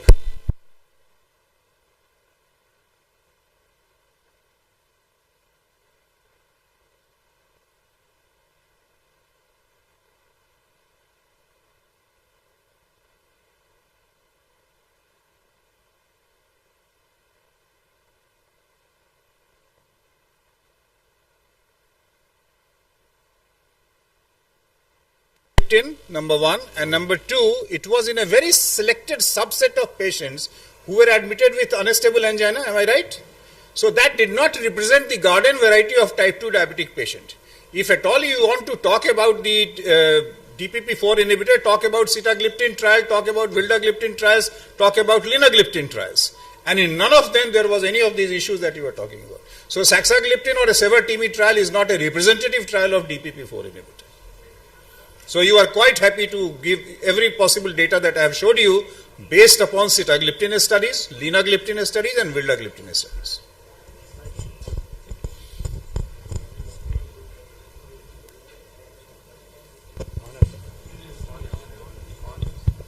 Just in continuum with the talk, a couple of studies favoring the combination we all know from the TriMaster study, the mastermind study, and in those studies they have put the characteristics, the longer duration of diabetes, the body weight of the patient, and they have an algorithm now. By putting all this, they can choose the molecule for instituting therapy. Definitely that was mainly in favor of GLP-1 and SGLT2 inhibitors, almost 50% each. But 0.5% patients were there who also had this inclusion of DPP-4 inhibitors. TriMaster study had shown patients with longer duration of diabetes, they definitely tend to have a better HbA1c control even compared to the SGLT2 inhibitors. Patients with CKD, when we talk of glycemic control, you have to think of gliptins in place of SGLT2 inhibitors, which don't have their glucose lowering effect with the eGFR of less than 45 ml per minute. Then we have the GRADE study, the minimal hypoglycemia amongst the GLP-1, glargine, glimepiride, and sitagliptin. There were molecules used. So it is not gliptins as such, this is sitagliptin as such, and least hypoglycemia was there with sitagliptin. But what was interesting is the maximum adherence to therapy is with sitagliptin. And this is very important. To have a molecule to work, you have to adhere to that molecule. And interestingly again, the intensification was best with the sitagliptin arm. Intensification means if the patient was on glargine, you have to institute the aspart insulin. If the patient was on liraglutide, you have to add glargine insulin. With sitagliptin, you need to add glargine. So again, that puts into mind the concept of adding these two molecules with maximum benefit. And lastly, we need to talk about the non-ICU management. In patients with non-ICU, even compared to MSI regime, we have the insulin and a gliptin, be it sitagliptin, be it linagliptin, once daily basal insulin, and one the gliptin having less hypoglycemia, having better CGM data, less glycemic variability, which is betterment for the patient. Thank you. I totally agree with you, Santosh, and I can tell you कम से कम ऐसे 1500-2000 patient होंगे जिनको जैनुमेट का prescription मैंने 2009, 10, 11, 12 में कभी लिखा होगा. Even today when they keep coming to us, they have never stopped Janumet. So that speaks volume of the adherence to sitagliptin which Santosh was talking about. This is an excellent molecule, provides a very good long-term control, and the compliance and adherence to treatment is absolutely fabulous. Thank you very much. 1 minute. TECOS has saved this gliptin, sitagliptin. So after that, there are many trials, but they are not very powered trials. So are you happy with all those smaller trials, or you need a bigger trial to show the gliptin is leading to the cardiac benefit? So that's my question. Are you happy with the trials? No, but the TECOS duration was good enough. TECOS has saved the life of the gliptin, I agree. Yeah. Because they have saved that the TECOS has led to the belief that the heart failure was 5 years study recruiting thousands and thousands of patients. You don't need a longer. But after that, none of the bigger trial has shown that, yes, head-to-head trial has shown that the gliptin has scored over the other molecule, causing more of the cardiac benefit. Yeah, but neutrality is fine. You have other drugs for cardiovascular benefit. The session has come to चलिए दूसरे लोगों का time गड़बड़ा जाएगा भाई. Session has come to a close.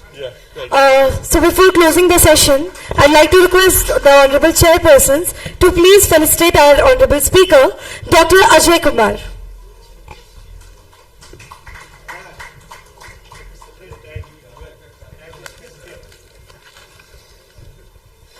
So thank you so much, Dr. Ajay Kumar, for such an insightful presentation. And from the organizing committee, I'd like to call upon the stage the scientific chairman, Dr. Ajay Kumar Sinha sir.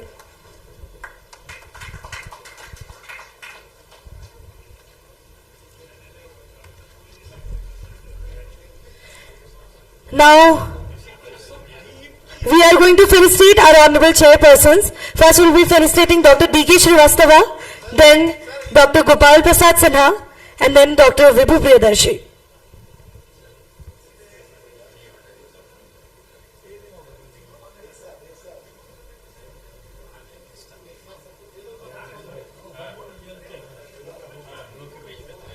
And again, I'm very thankful to all the wonderful chairpersons as you took out the time and chaired this session. It means a lot. Thank you very much.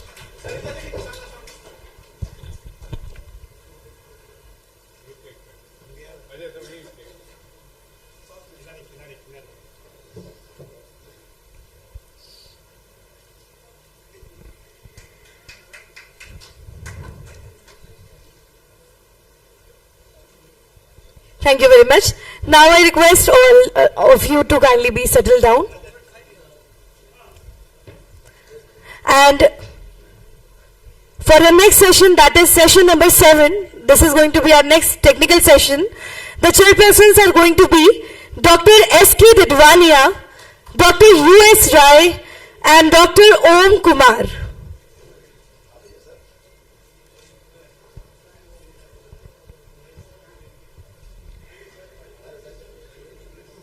And the speaker is going to be Dr. Ajit Singh Narula. Thank you very much.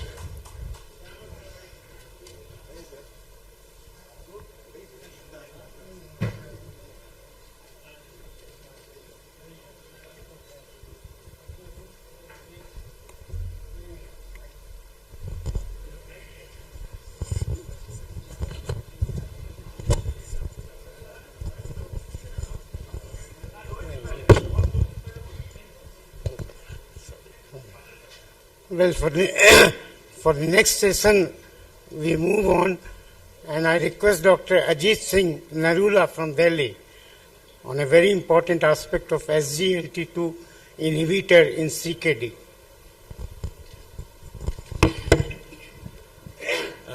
Thank you, organizers, for having me today.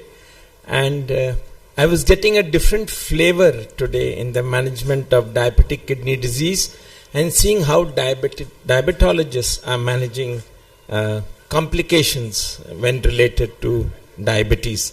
So I'm going to give you a different perspective from the nephrology viewpoint, what we think about diabetic kidney disease.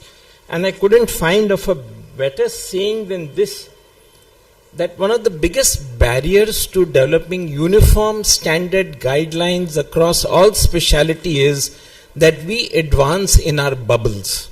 So when we advance in our bubbles, there is absence of sharing of information, and it is meetings such as this which gives us a different perspective of what it is to manage diabetic kidney disease.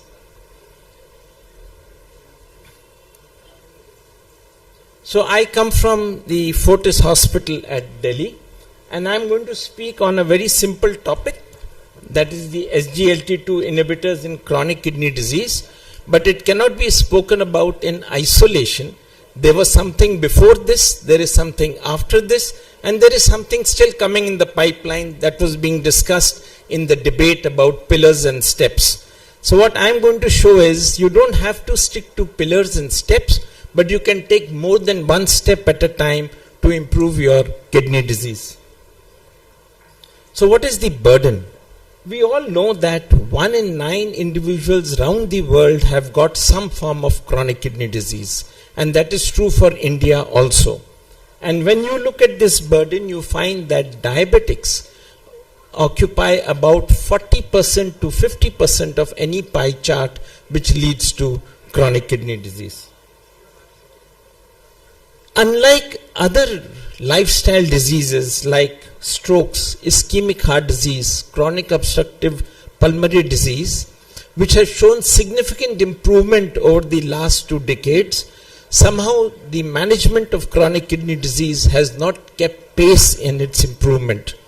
And you find that the number of people who are actually requiring dialysis has gradually increased. The other common lifestyle disease which was discussed today is the cardiovascular disease. Now if you look at the risk of morbidity and mortality in patients with chronic kidney disease, you find that there is an age standardized risk of hospitalization, there is an increase in cardiovascular events, and there is increase in death. When you look at cardiovascular events in the middle, you will find that it is about 36 times more than in the general population. So it's sort of a triangle which somebody was speaking today about the new entity which has come. The kidney, the heart, and the metabolic syndrome all seem to be interlinked. So we were desperately looking for a medicine to tackle all three. Thank you. Thank you. Now if you look at the burden of cardiovascular disease, it is both non-atherosclerotic and atherosclerotic, which worsens with worsening of kidney disease.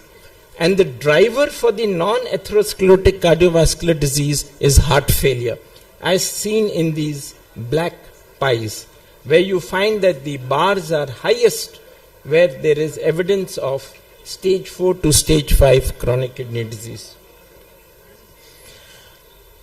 I heard people talking about creatinines today, so I bring this slide wherever I go just to mention, yes, it's good to talk about creatinine when you talk to your patients, but it's not good when you talk about kidney disease.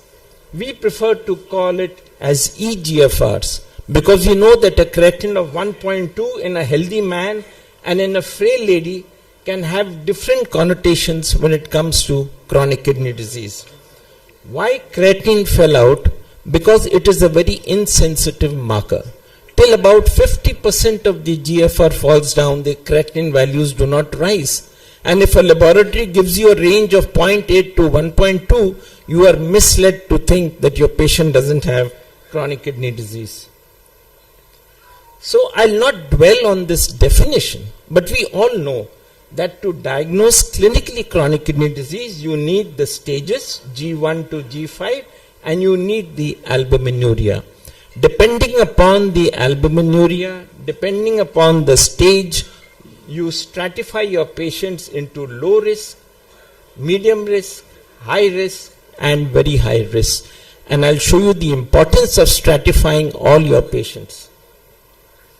Let's come to the case for today. So this was a 62-year-old person who came for a routine follow-up in the OPD, And the red flags were that the GFR was 45 and the urine albumin creatinine ratio was 180. Now if you stratify this patient, he is somewhere here. Now what does this mean?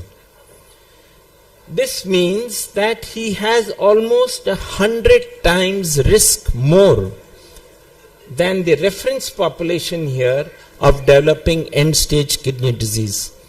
This is the opportunity for us to slow or retard the progression of chronic kidney disease. Almost like the traffic lights. When you reach a traffic light, orange traffic light, what does it mean? It doesn't mean that you must rush through. It means that you're coming to a crossroad. You're going to meet complications. You're going to meet cardiovascular disease. You're going to meet renal failure. So you must slow down and act. And what is that action? That is slow down the progression of chronic kidney disease. This same man, some 3 years ago, his GFR was 65. He was here in the green range. That means he's traveled from green to orange, and we had ample opportunities to retard the progression of kidney disease in this diabetic. So again, back to the traffic light. Green light doesn't mean that you proceed without caution. It means you proceed but keep on monitoring. So how do you preserve his renal function? This is the case I said. This was what it was 3 years ago. If you leave him alone, by the age of 72, he will be in renal failure. So what can we do to stop this progression? Let's see. I'm sitting amongst diabetologists. Does better sugar control help? This was the famous ACCORD trial which was given up because of the higher mortalities with intensive glucose control, but it showed in a secondary analysis that there was no effect on progression of kidney disease. So if sugar control does not help, does blood pressure control help? Back to the ACCORD BP trial and the SPRINT trial, in which we looked at intensive controls and found that intensive control by itself did not retard the progression of chronic kidney disease. So then what retards the progression of chronic kidney disease? 2 is hyperfiltration hypothesis. You stop the hyperfiltration in the glomeruli and the kidney disease will slow down. So these were the pillars that were being spoken of. First, the RASI blockade. Now these are 2 very famous studies, the RENAL and the IDNT. What did it show? It showed that when you used losartan versus a placebo, or if you used irbesartan versus amlodipine or a placebo, there was significant risk reduction in the progression of renal disease. But this we all know. What we don't look at is this, that there is still scope for reduction. The absolute risk reduction can still be reduced by about 40%. So how do you do it? We generally don't do it because, like one of the speakers had shown, moment the creatinine goes up, we stop ACE inhibitors. But look what happened when you stop ACE inhibitors. Look at the blue line and the gray line. In people who continued ACE inhibitors with precaution, there was a lower cardiovascular mortality. So the message I'm trying to convey is, don't stop ACE inhibitors if you find the creatinine going up to less than 30%, or if you find the potassium going up a little, look for alternate causes. And here in the same study, it showed that when you matched individuals in which they had stopped ACE inhibitors, in those whom it had continued had lower mortality. So ACE inhibitors in diabetics is a very important drug. And if you look at the fear that we have, that if you continue ACE inhibitors in stage 3, stage 4 chronic kidney disease, patient will progress to end stage kidney. This was a very famous Stop ACE study which said that there was no difference in people who discontinued and people who continued. I'll skip this. So this is what I was saying. When you find a little high potassium or little rise in creatinine, look for other causes. Don't blame ACE all the time. Now coming to the SGLT2. This was before that. Now what after this? We had a lot of heart failure trials. And then we came to specific credence, DAPA CKD and EMPA kidney trials. What did they do? They looked at not only hyperfiltration, but they also looked at improving the endothelial function. Now credence took only diabetics. DAPA took diabetics and non-diabetics. EMPA took a greater proportion or 50% of non-diabetics and with the lowest GFR of 20. And it included people who were not proteinuric. Now, what did it show? I'll take only the EMPA trial since it was the last trial, that the relative risk reduction was 28% and they had to terminate the trial at 2.5 years. So the numbers needed to treat to get benefit in one patient was only 28. Now if you look at this, what was the percentage reduction? It was about 50% reduction in the slope of GFR or in the progression of kidney disease in these three trials. And if you looked at diabetics and non-diabetics, there was an equal regression of the slope of GFR. So what does that mean to the case which I presented? If we had started his SGLT2 inhibitors here, we would have taken him up to 82 years of age without him entering into end-stage kidney disease or renal failure. And if someone had started when he was still in the green light, we would have taken him up to 88 without the risk of developing renal failure. So the message is, the sooner you start an SGLT2 inhibitor, the better it is. And this is what I am saying, if you start late, you may get a 2-year benefit. If you start early, you may get a 26-year benefit. So, but if the patient is started when they usually come to the nephrologist when the GFR is 30, there is very little we can add to his kidney life. So this lesson is, add here. When you get a patient of diabetic with the first trace of albumin, add an SGLT2 inhibitor. Now this is not only about kidney disease. When you add SGLT2 inhibitors,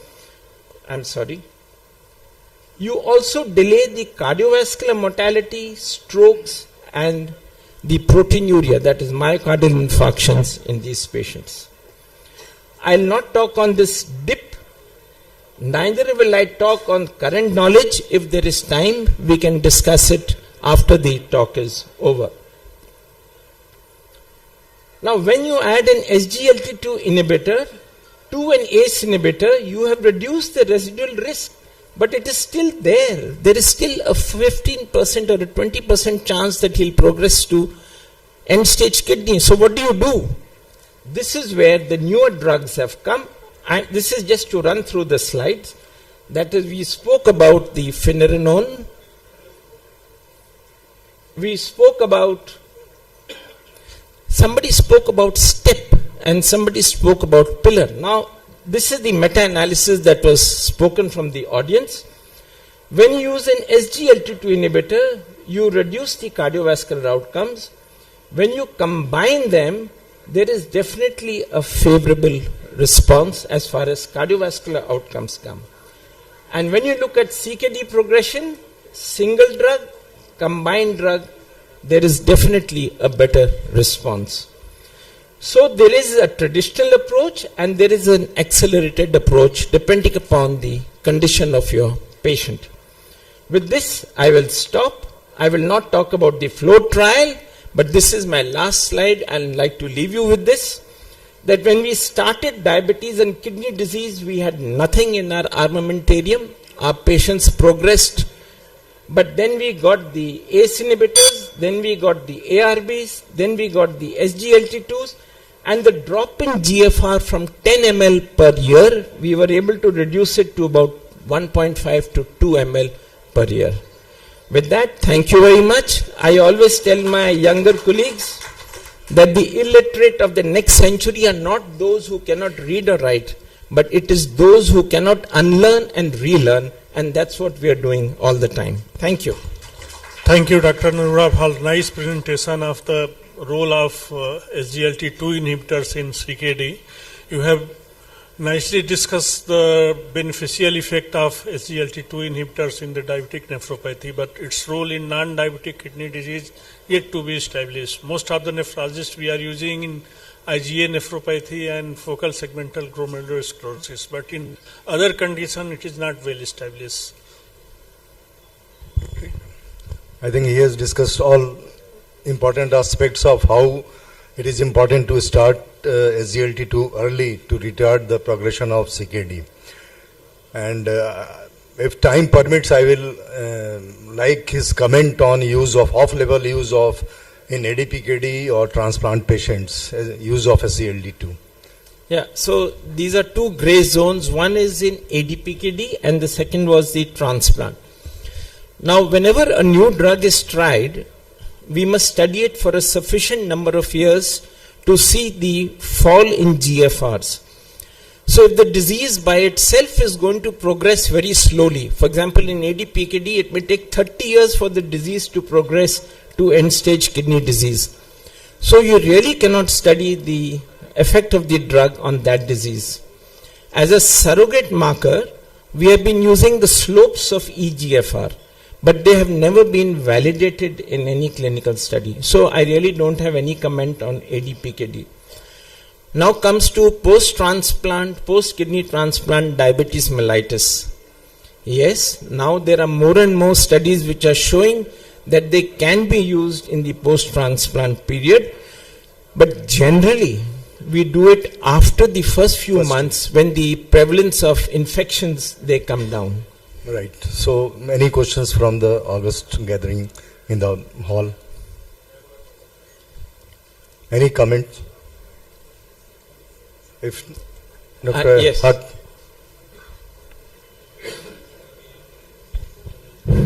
Sir, we start with, as you told, ASNRB, we add SGLT2. So at what point of time we should add NS, a non-steroidal MRA? Yeah, so like I said, nowadays we are all following the accelerated approach. You don't build a pillar, but you can take 2 steps at a time. So the practice now is if I have a diabetic who's albuminuric, we start SGLT2 along with an ARB. I generally give it a month because we are not sure which direction the patient is going. But I never test the creatinine level after 1 month. Because the moment there is a dip, your patient is going to disappear. So I never test the creatinine level, reassure him, and then add the third drug if proteinuria or albuminuria persists. So with this, we come to end of this session. Thank you, Dr. Narula, for excellent deliberation. Thank you very much. Thank you so much, sir. Now I request the Honorable Chairpersons to please felicitate the speaker, Dr. Ajit Singh Narula, sir. So, sir, kindly accept this token of respect and memory from our side, from Bihar Diabetic Federation.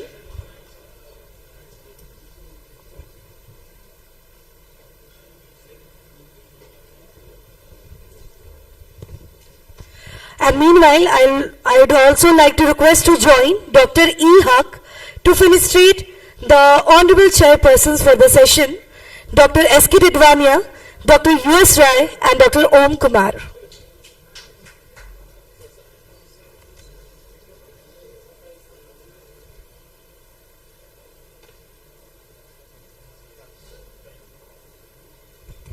And again, thank you so much, sir, for giving your precious time, for giving your valuable time.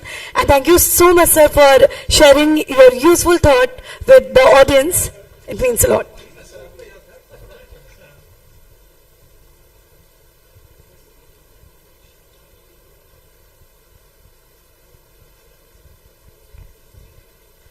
Thank you so much. Now I request each one of you to kindly settle down. And now we'll move to the next segment, which is going to be presidential oration. And for this, I'd like to call upon the stage, first of all, the chairpersons, Dr. H.K. Singh, Dr. R.P. Srivastava, and Dr. Vinay Prasad.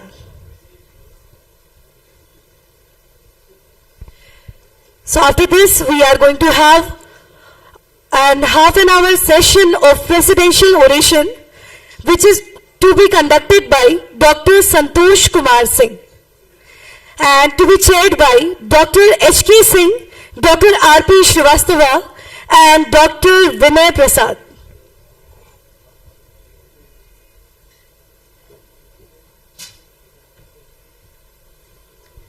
Thank you so much. Over to sir.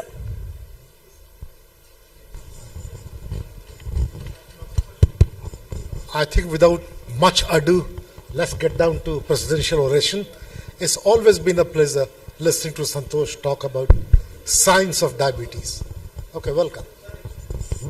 In presidential oration, there is no question answer. So, पहले बोल दे.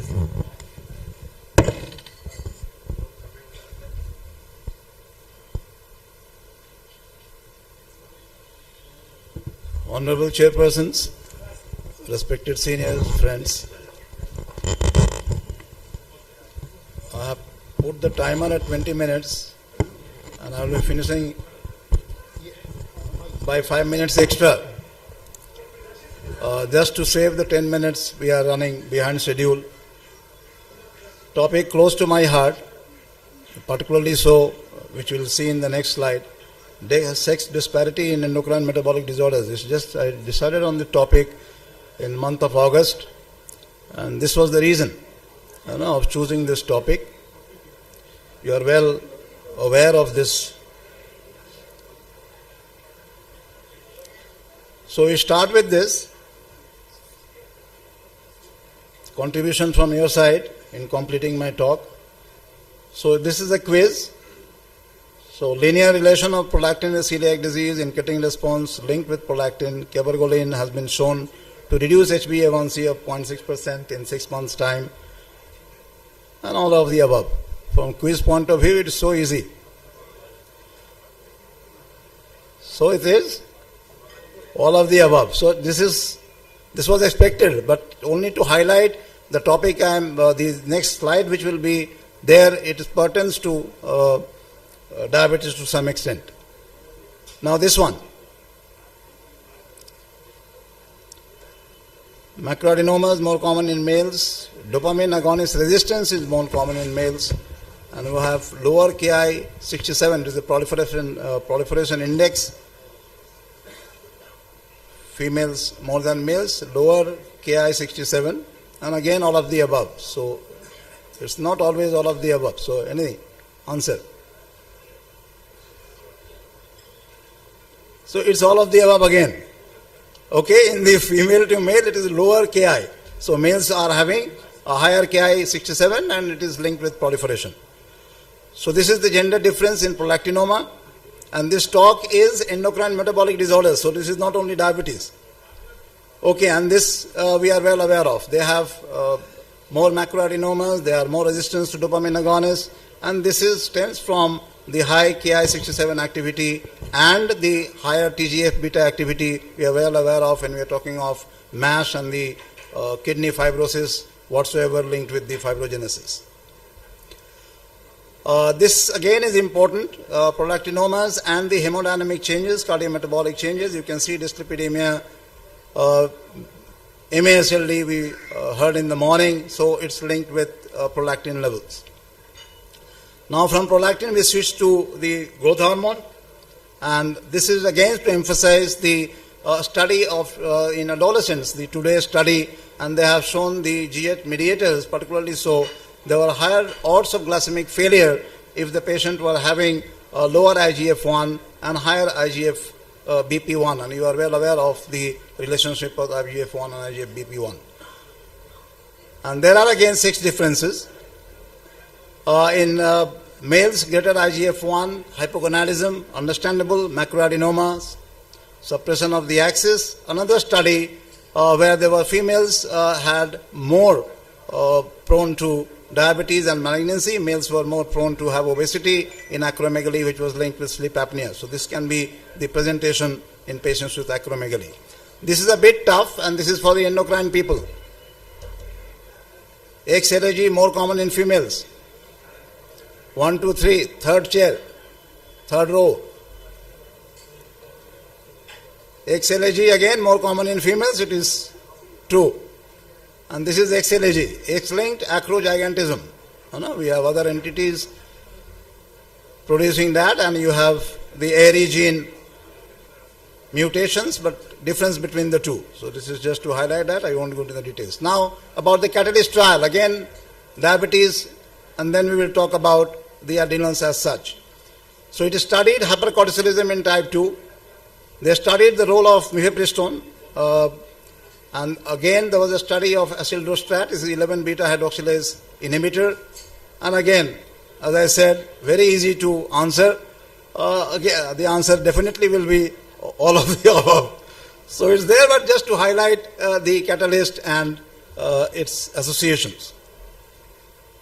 This was a study proving more common than previously thought in type 2 diabetics, almost 1/3 of the patients. So this is very important to look for this entity like we look for primary aldosteronism in patients with hypertension, particularly so in resistant hypertension. Interestingly, cortisol production rate is more in males compared to females.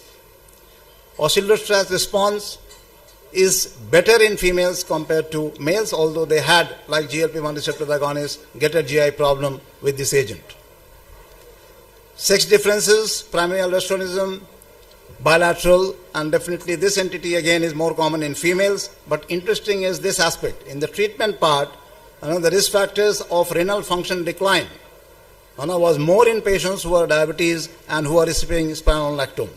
Vis-a-vis, you will see there were lesser incidence of CKD decline in patients who are receiving eplerenone. So this underlies the treatment aspect in patients with primary aldosteronism, particularly for bilateral one, more common in females. From here we go into the area of type 1 before this slide.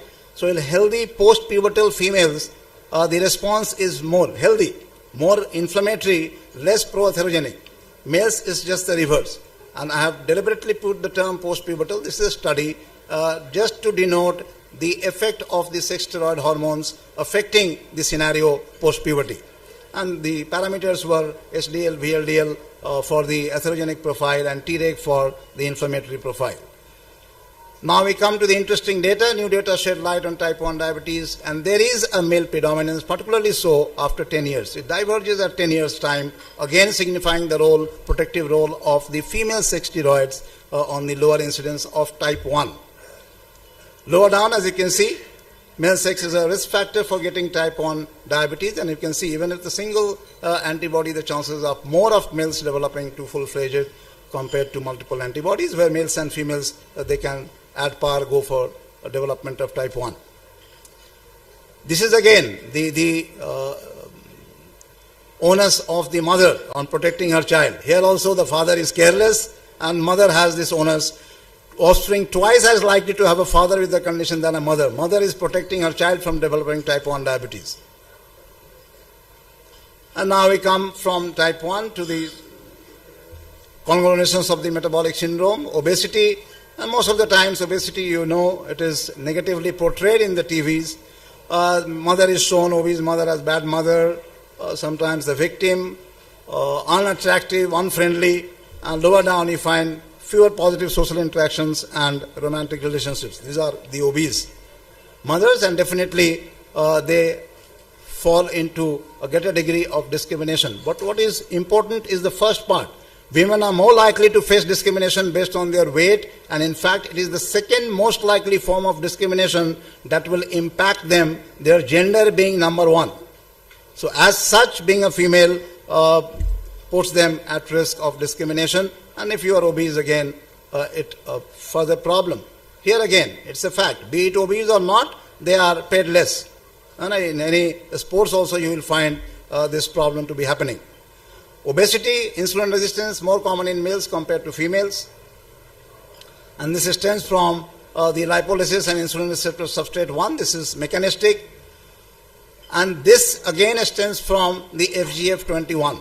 And I have put a slide on SGLT2 inhibitors. They also have a role to play in elaboration of FGF21, which is responsible for increased energy expenditure.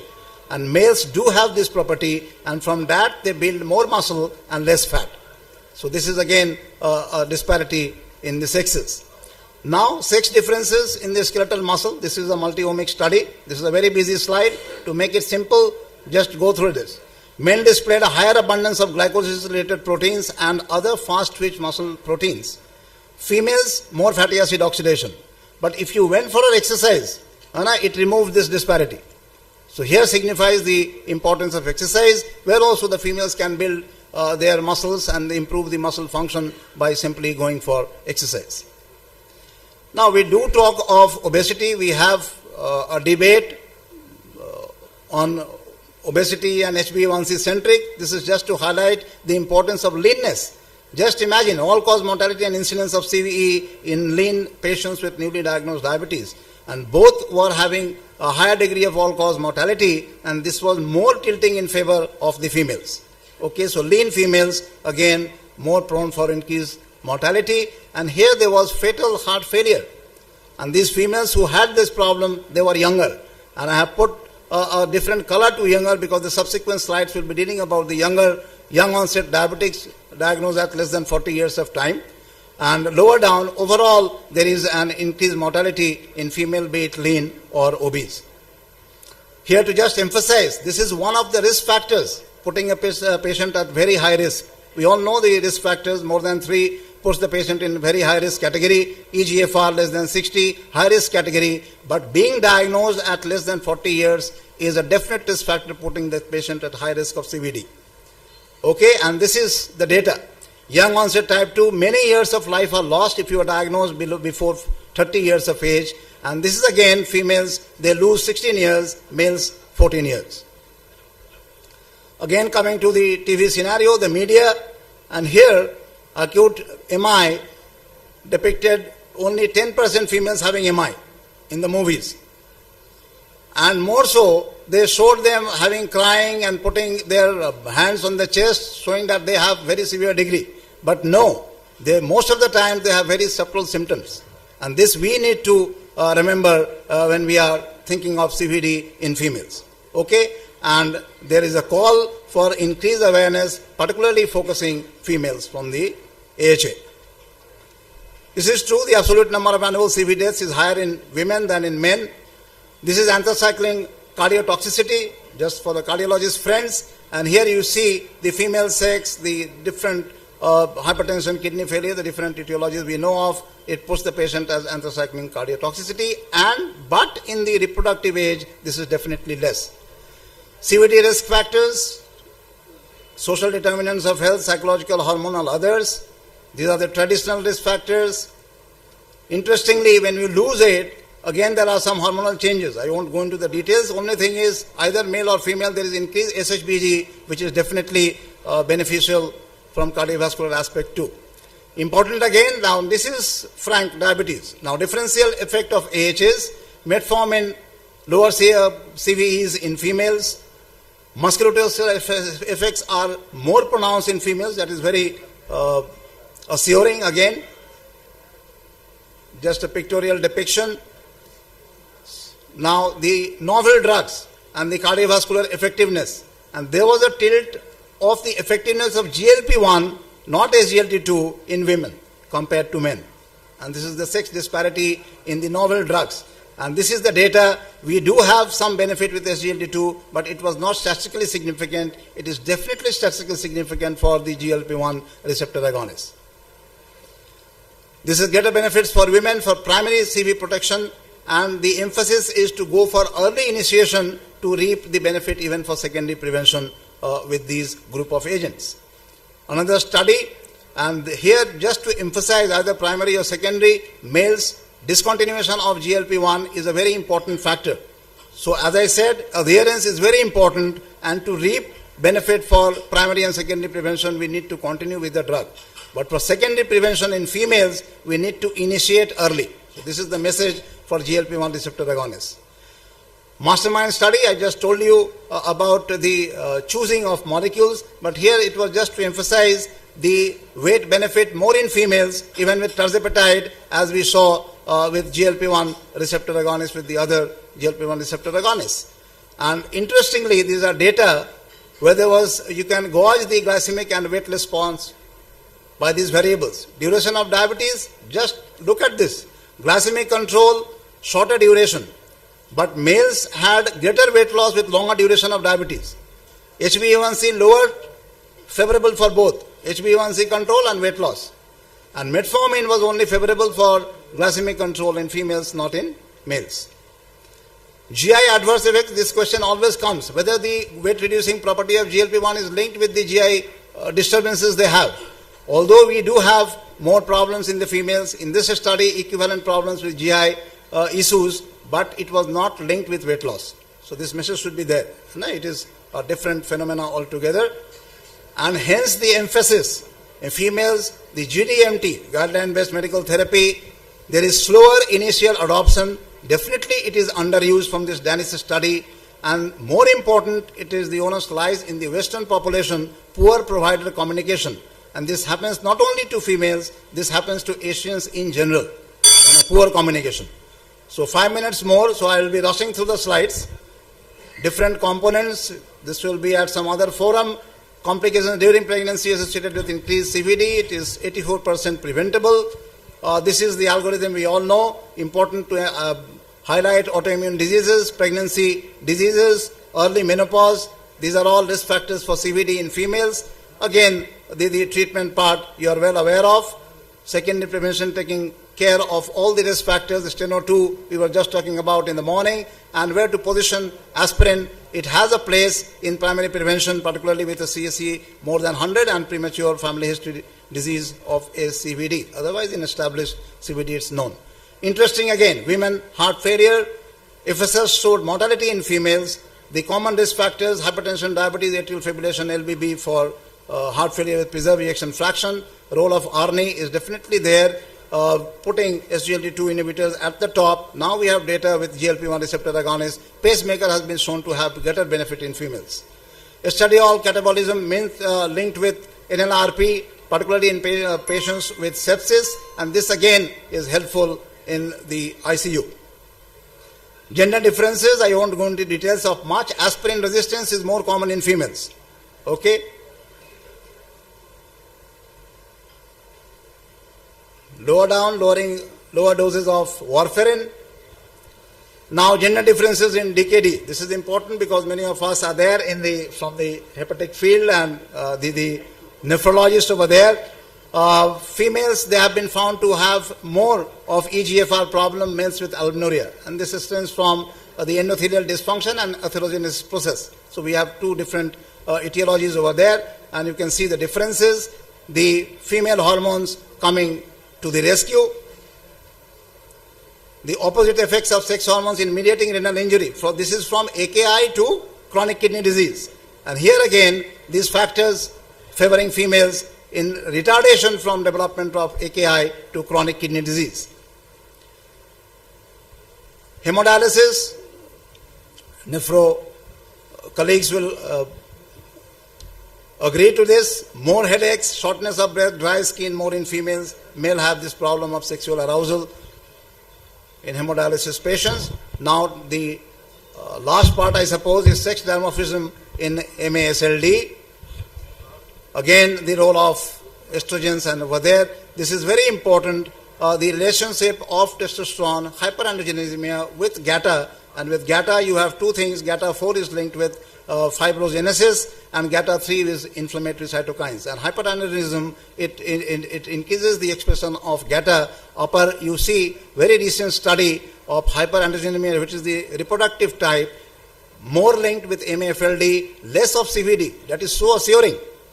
More MAFLD, less of CVD in this category of patients, and the same has been mimicked in the reproductive type, where in the patients with PCOS developing decreased ovarian response and having less of the CVD problems in this category of patients. Androgens again, we saw the disparity. Problem here is androgens also are to some extent protective, but if you have hypogonadism, definitely you are having more of MAFLD. Again a disparity, males do have more of the detrimental branch chain amino acids, and more of TMAO we are well aware of, linked with the overall detrimental metabolite. And thank you. With a reminder, Don't forget this. We want justice and enjoy your puja. Thank you. Thank you, Dr. Santosh, for good presidential oration. And I request the audience, you can ask questions in the lunch During lunch break. If any problem, individual. Questions not allowed. There is an inaugural function. So, before we move for the lunch, I'd like to invite on the stage Dr. Priyadarshi Narayan, sir.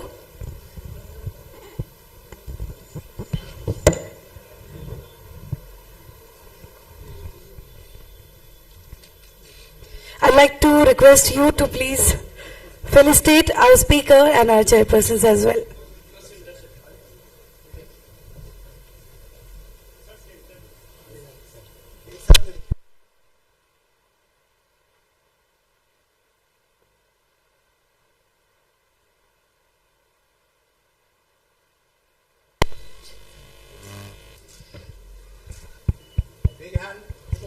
So, ladies and gentlemen, please put your hands together for the honorable chairpersons. And again, thank you very much, sir. Thank you so much to all of you for giving your precious time and sharing your valuable thoughts. Thank you very much.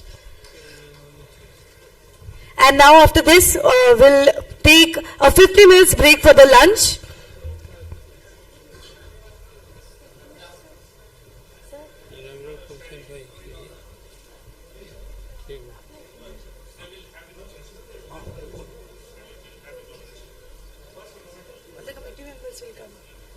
Other committee members will come. So, before the lunch, we are going to inaugurate the session. So, inauguration ceremony is going to take place. And for that, I would be inviting all the organizing committee members. But before that, I would like to request all of you to kindly put the diya before.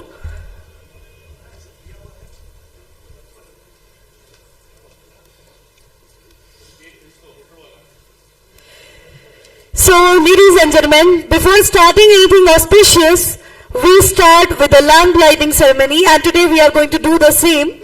So, we had a wonderful session. We almost completed 7 technical sessions before the inauguration, and after inauguration we are having session number 9, 10, 11, 12, 13. 14, 15, 16 and 17. So many technical sessions are still left. So please be with us. And for the time being, I'd like to call upon the stage from the Bihar Diabetic Federation, from the organizing committee, lifetime president, Honorable Dr. H.K. Singh, sir.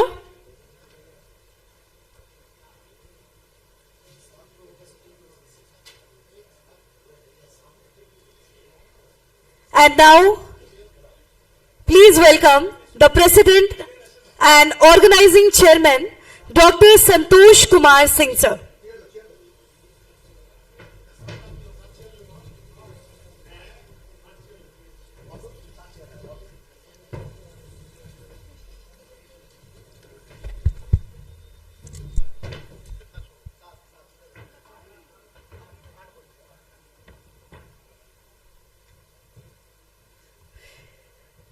So, before going for lunch, I request everyone to please stay with us. We'll take a 15 minutes time of yours.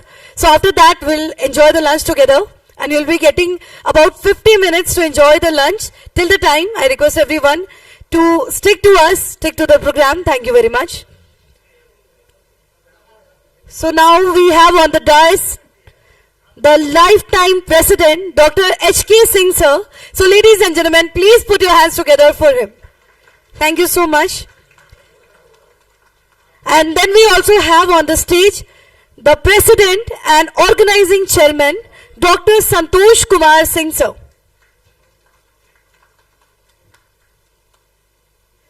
And now I'd like to call upon the stage Dr. Ajay Kumar Sinha, sir, who is serving as the Scientific Chairman for the committee. So, ladies and gentlemen, this is the inaugural session. So, I'm not expecting this energy with you. I'm expecting something more. So please show me some excitement and please don't show that you all are already tired. So if you are energetic and you are enjoying the session because we are getting a lot of things to learn, please put your hands together. Thank you very much. And now, please welcome the organizing secretary, Dr. E. Haq, sir.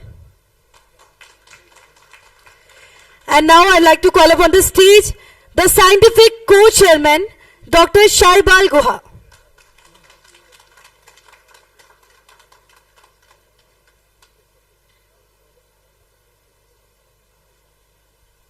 Guest of honor,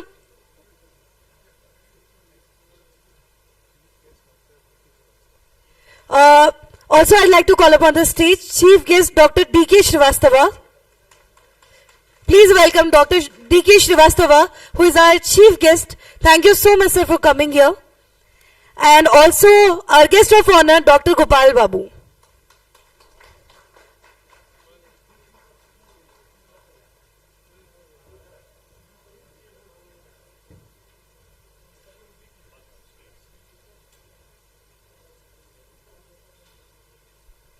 Dr. Gopal Prasad Sinha is already here. So ladies and gentlemen, please put your hands together for him.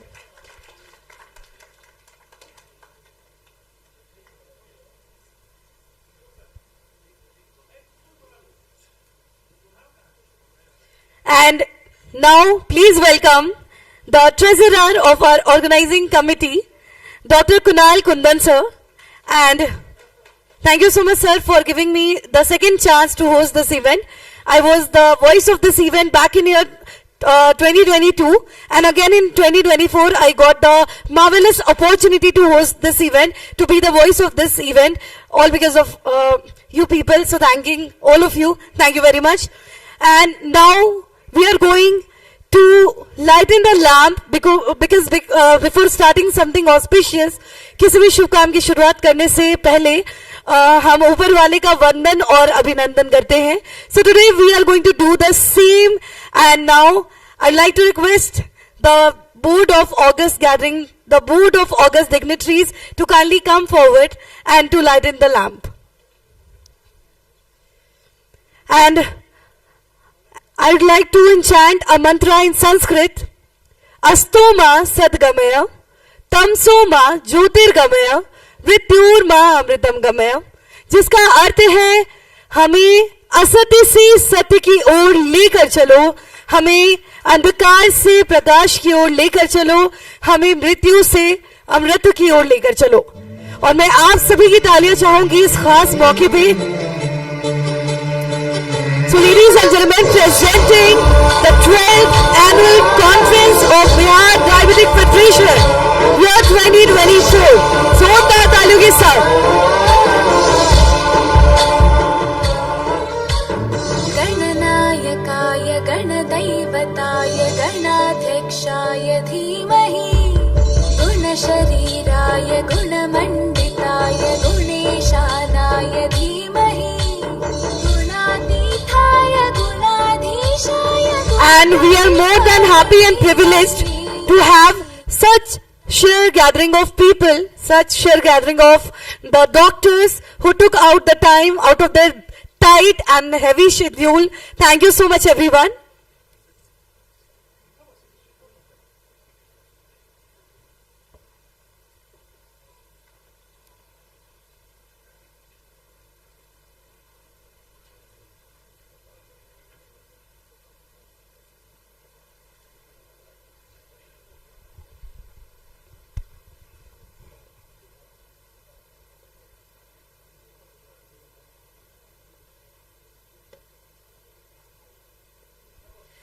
So thank you so much, everyone. Now, taking the event forward, I would like to call upon the stage our Honorable Chief Guest, Dr. D.K. Srivastava, for his kind addressal in front of you all. So मैं sir को request करना चाहूंगी कि कृपया आप हमारे बीच आएं और आप आज की sir I would like to hand over the mic to you.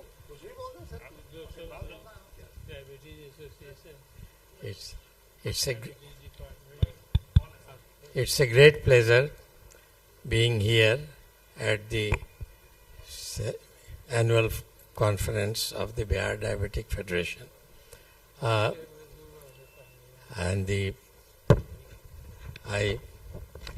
congratulate Dr. H.K. Singh, the lifetime president, the current president, Dr. S.K. Singh,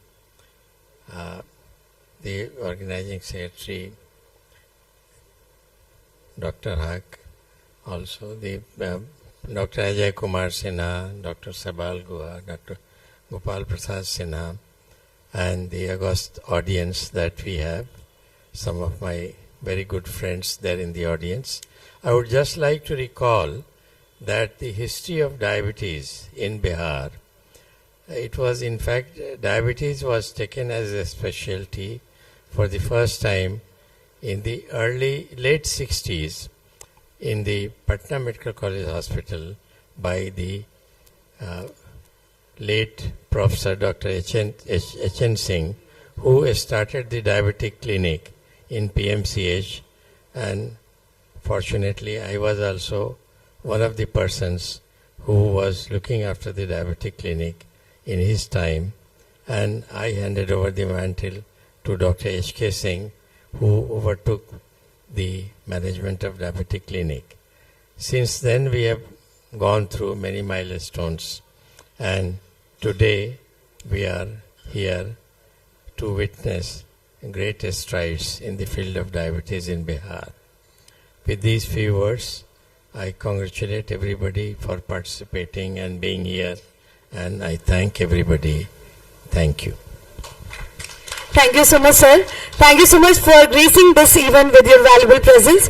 Now, I'd like to request Padma Shri Dr. Gopal Prasad Sinha, sir, who is our guest of honor, to please bless us with his few words. Thank you so much, sir. Over to sir.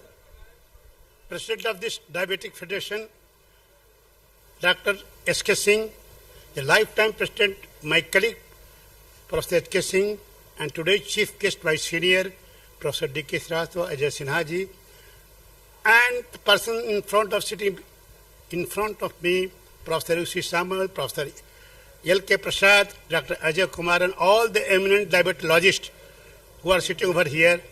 I am thankful to Professor H.K. Singh and the Federation of his bearers who called me to attend this function. This is a great occasion. Know that you people have created a history by raising the flagship of diabetic control in Bihar. You all know the diabetes, what disaster it is producing. Should we call it epidemic? Should we call it an emergency? Should we call it as an extraordinary situation? Diabetes fits in everything. It is a very old saying that the slow knife gives the deepest wound, and so is diabetes. The slow progressive disease is cutting the deepest root in the whole world population, and today the world is crying because of widespread and sudden rise in diabetic incidence and diabetic population. You will wonder to know that not very late, in 1980, the population of diabetes all over the world was 108 million, and today it stands as 508 million.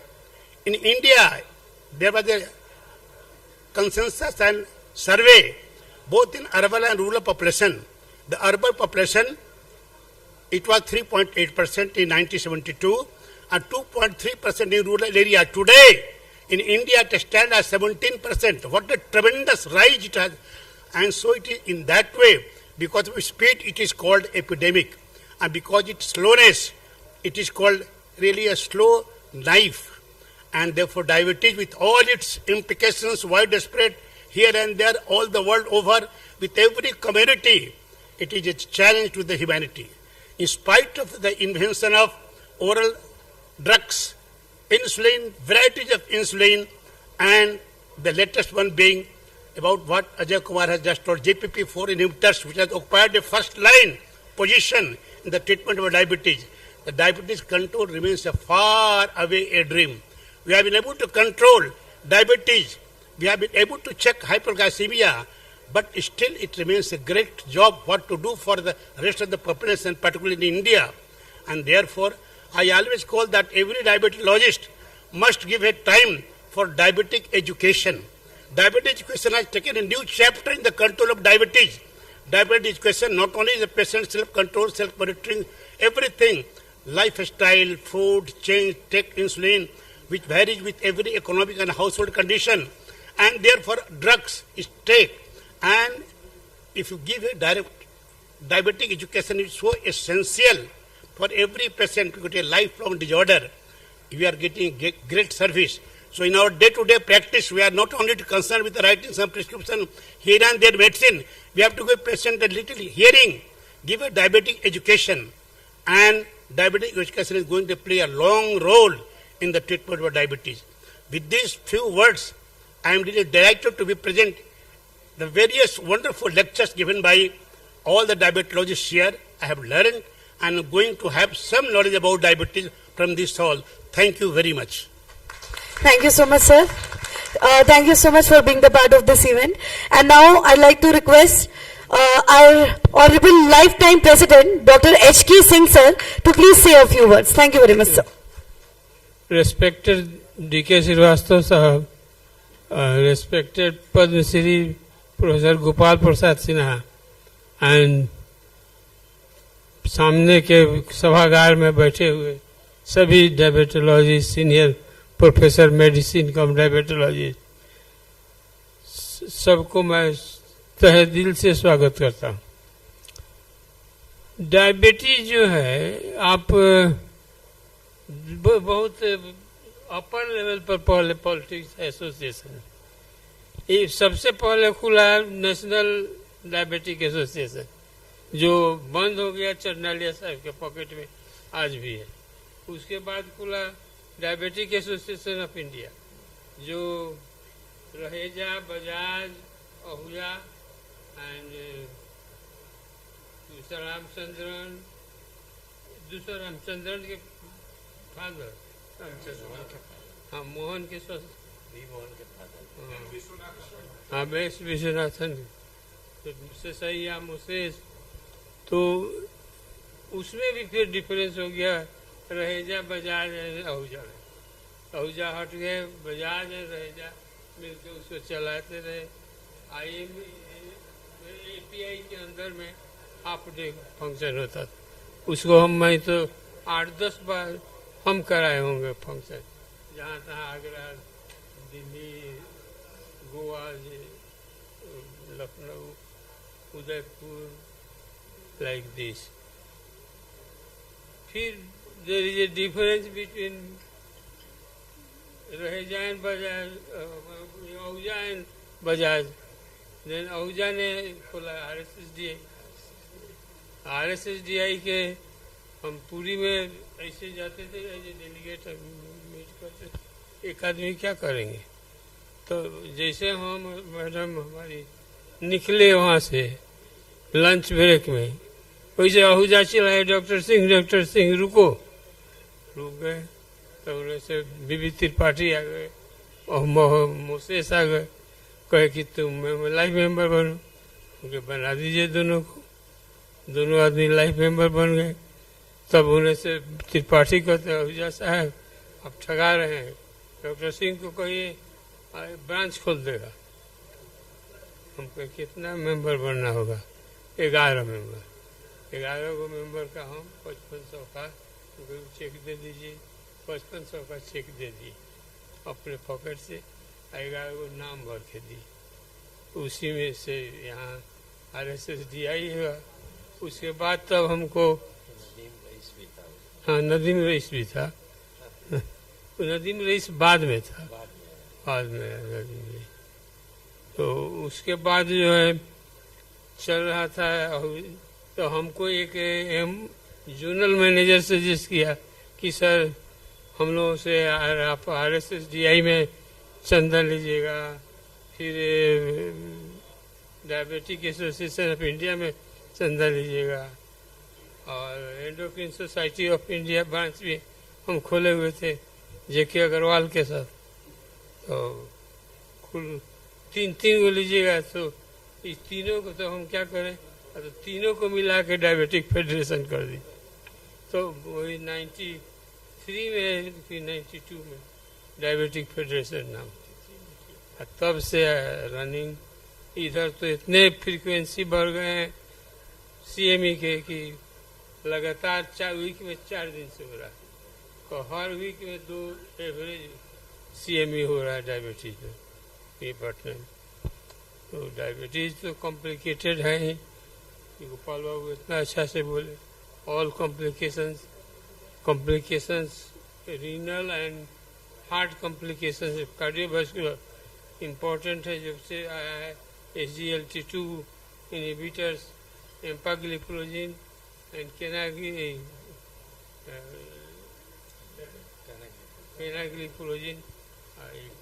LT inhibitor.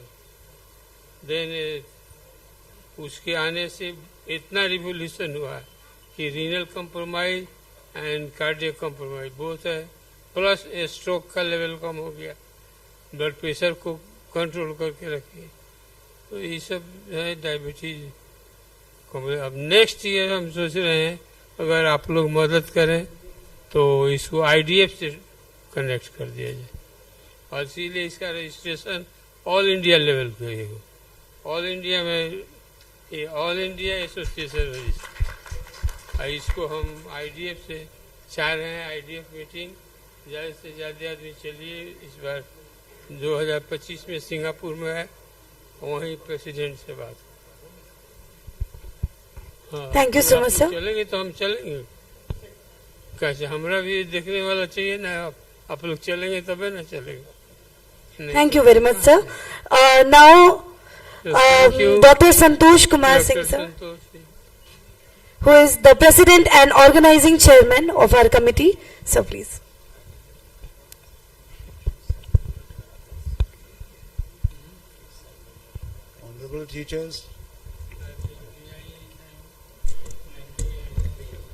Honorable teachers, respected seniors, dear friends, my sincere thanks from the core of my heart. I am pretty sure that with the office bearers of all the range, young, middle-aged, elderly and very elderly, BDF will definitely reach great heights. But for that, the main ingredient which is required has to come from you people, and that is your love and blessings. So that is what is required, and that is what is solicited from you all. Thank you. Thank you very much, sir. Now, I'd like to call upon the stage for his next addressal, the scientific chairman, Dr. Ajay Kumar Sinha, sir.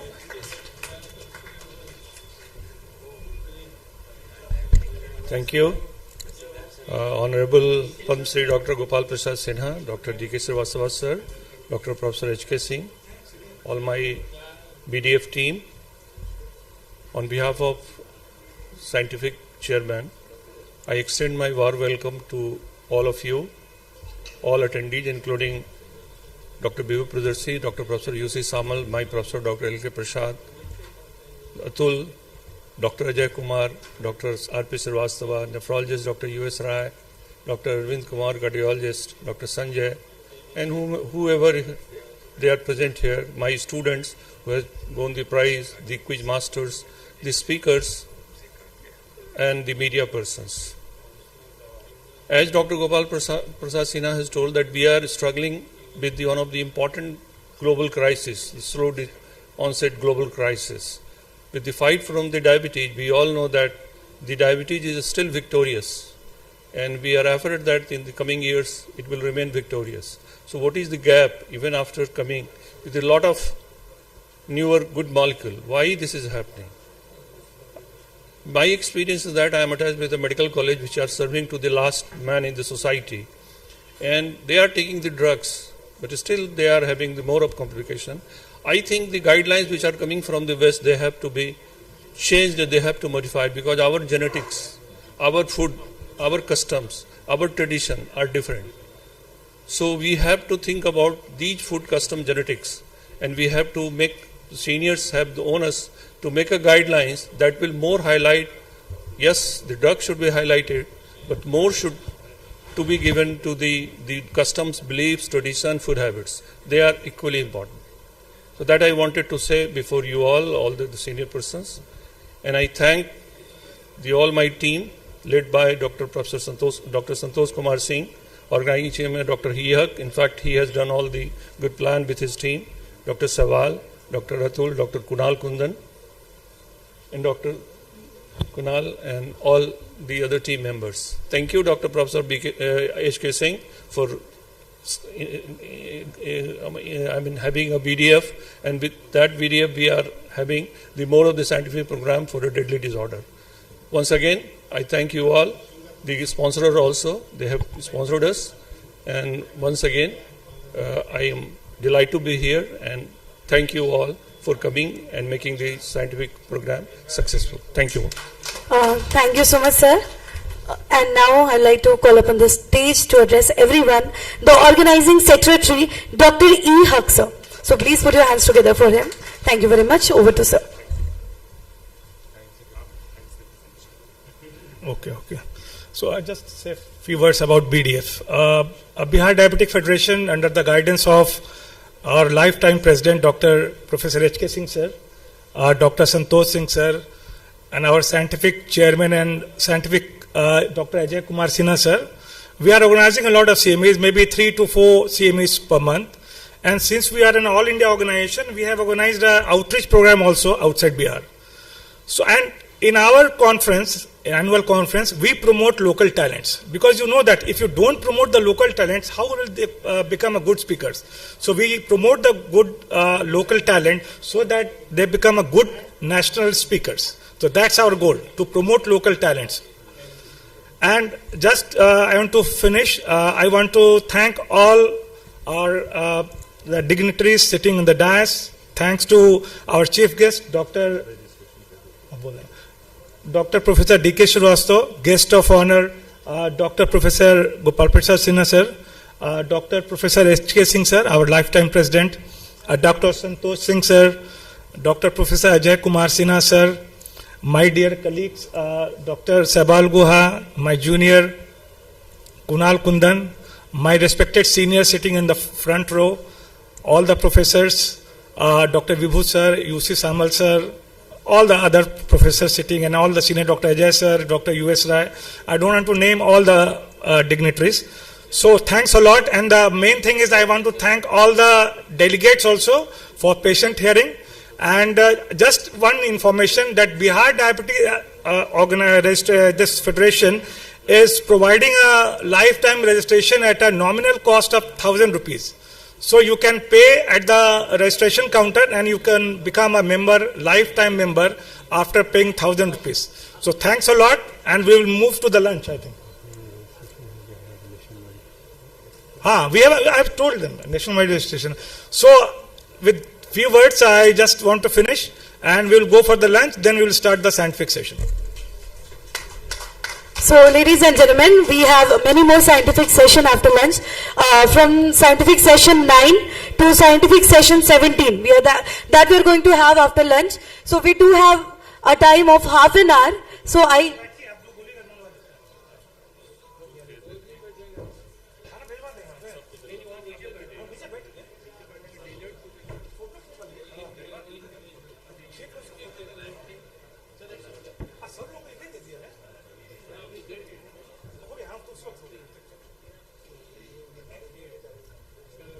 So now all of you can enjoy the lunch. We have a time of half an hour. So please try to wrap it up by half an hour, and please try to be seated so that we can continue, because we are little, running out of time. So to manage that, please try to be on time. After half an hour, we'll again start with the technical session 9 to be presented by Dr. E. Haq. Thank you so much everyone. Please enjoy the lunch. मिलते हैं lunch के break के बाद.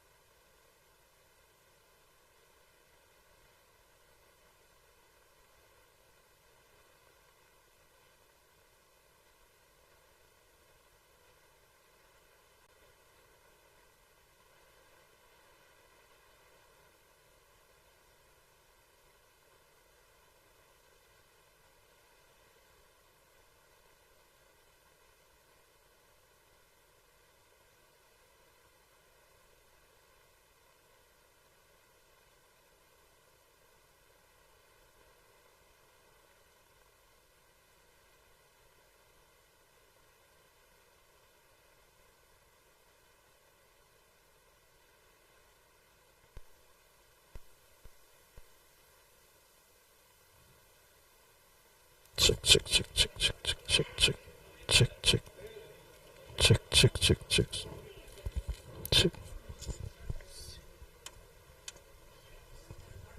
एक second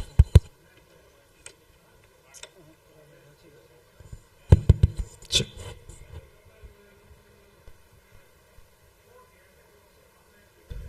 ji so very good afternoon to one and all. और एक बार फिर से मैं आपके बीच आ चुकी हूँ आज की कार्यक्रम की संचालिका शैली Mishra. And again, I'd like to show my heartfelt gratitude to each one of you for attending this great conference organized by Bihar Diabetic Federation. So taking the event to its next segment, ladies and gentlemen, first of all, I'd like to request the chairpersons to join and to be seated on the dais. Dr. U.S. Prasad, Dr. Rajan Kumar and Dr. S.C. Jha. एक बार जोरदार तालियां चाहूंगी doctors के लिए। So our honorable chairpersons are going to take their seat on dais. Dr. U.S. Prasad, Dr. Rajan Kumar and Dr. S.C. Jha. Thank you so much. And Dr. Ajay Kumar Sinha is requested to kindly come on the stage to join. Dr. S.C. Jha sir is not available today. He is not attending today's meeting. So thank you so much. I think we are all set to start. And before starting, the people who are enjoying the lunch, I'd be requesting everyone to kindly settle down as we are commencing the event once again with new josh and new energy. And this time, we are going to initiate a debate which is for 30 minutes. So next 30 minutes are going to be very interesting. And to present the debate, first of all, I'd like to invite Dr. A.S. Prakash. Dr. A.S. Prakash. So please give him a big hand and please welcome Dr. A.S. Prakash. Thank you very much. Just a minute, sir, just a minute. Good afternoon, everyone. And this is a debate session. And the topic for the debate is prioritizing management in early diabetes. Is a very important topic, very topic in the current perspective. And there are two speakers. One is Dr. A.S. Prakash and Dr. Adnan Imam. I think in the diabetes management, for the first 5 years, they are the golden period in the diabetes management. And we should all focus in the management of diabetes for the first 5 years. And his topic is prioritizing management in early diabetes, glucose-centric versus weight-centric. So over to Dr. A.S. Prakash. Thank you, sir. And first of all, I express my gratitude and humble pranams to all the respected seniors in this hall. And I am very lucky that today I am going to participate in this debate with my brother Dr. Adnan. So as we know that diabetes is a progressive disorder, and whenever a diabetic patient comes, it also comes with various complications. And even at the time of diagnosis of diabetes, if we see the microvascular complications are very common, and even the microvascular complication. So if we have uncontrolled diabetes for certain duration of time, like 1 year also, the risk of getting microvascular complication will be very high. So we should be very much appropriate approach is needed to control the diabetes, and for this glucose-centric approach is far better as compared with the weight-centric approach. So I am supporting the glucose-centric approach today.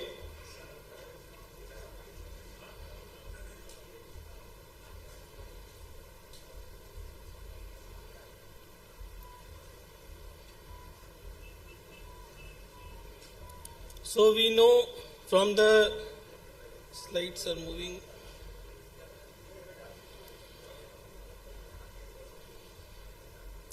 So what is glucose-centric approach? Glucose-centric approach means by it basically targets the omnious octet by which we are reducing the HbA1c by the help of combining the drugs.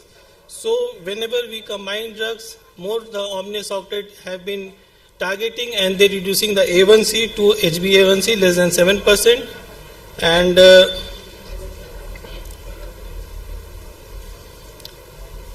if we look on the pathophysiology of complication of diabetes, we know that chronic hyperglycemia is linked with oxidative stress and various pathways are there, and that will be leads to endothelial dysfunction. And we understand at the same time that glucocentric approach will give reduction in microvascular complication as well as macrovascular complication. We have some past randomized control trial also, and glucocentric approach also gives us some legacy effect in which in the interventional arm the patient have a lower outcome, and glucocentric approach also improves the disability adjusted life in years also. So there is some difficulty in slide moving, I think so. Okay.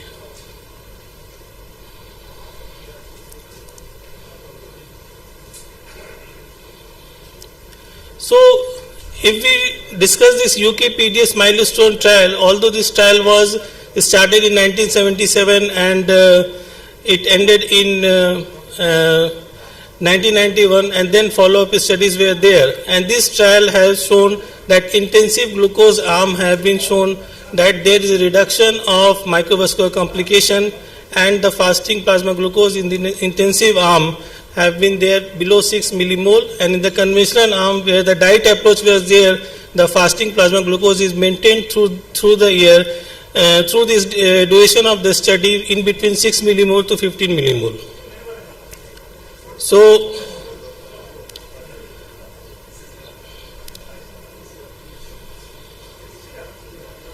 So the difference with the A1C in the UKPDS study is around 0.7%. In the conventional arm, the A1C is around 7.9%, and the mean A1C in the interventional arm is around 7%.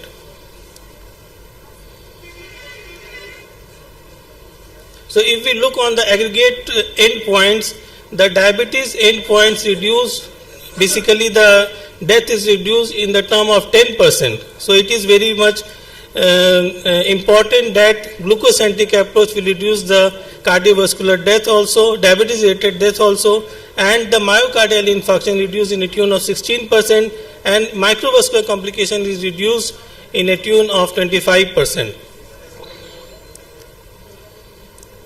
So there is some benefit in the micronuria also. If we have a good control of diabetes for 1 to 3 years, the reduction of micronuria have been seen, the progression of retinopathy have been reduced, and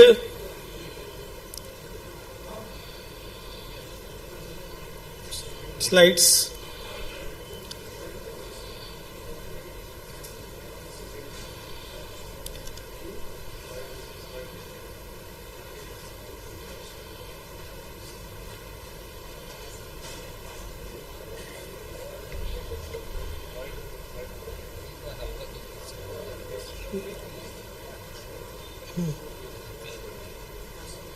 Birds are there,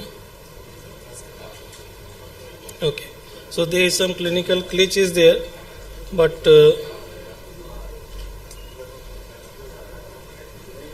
आप वहीं से बना दीजिए.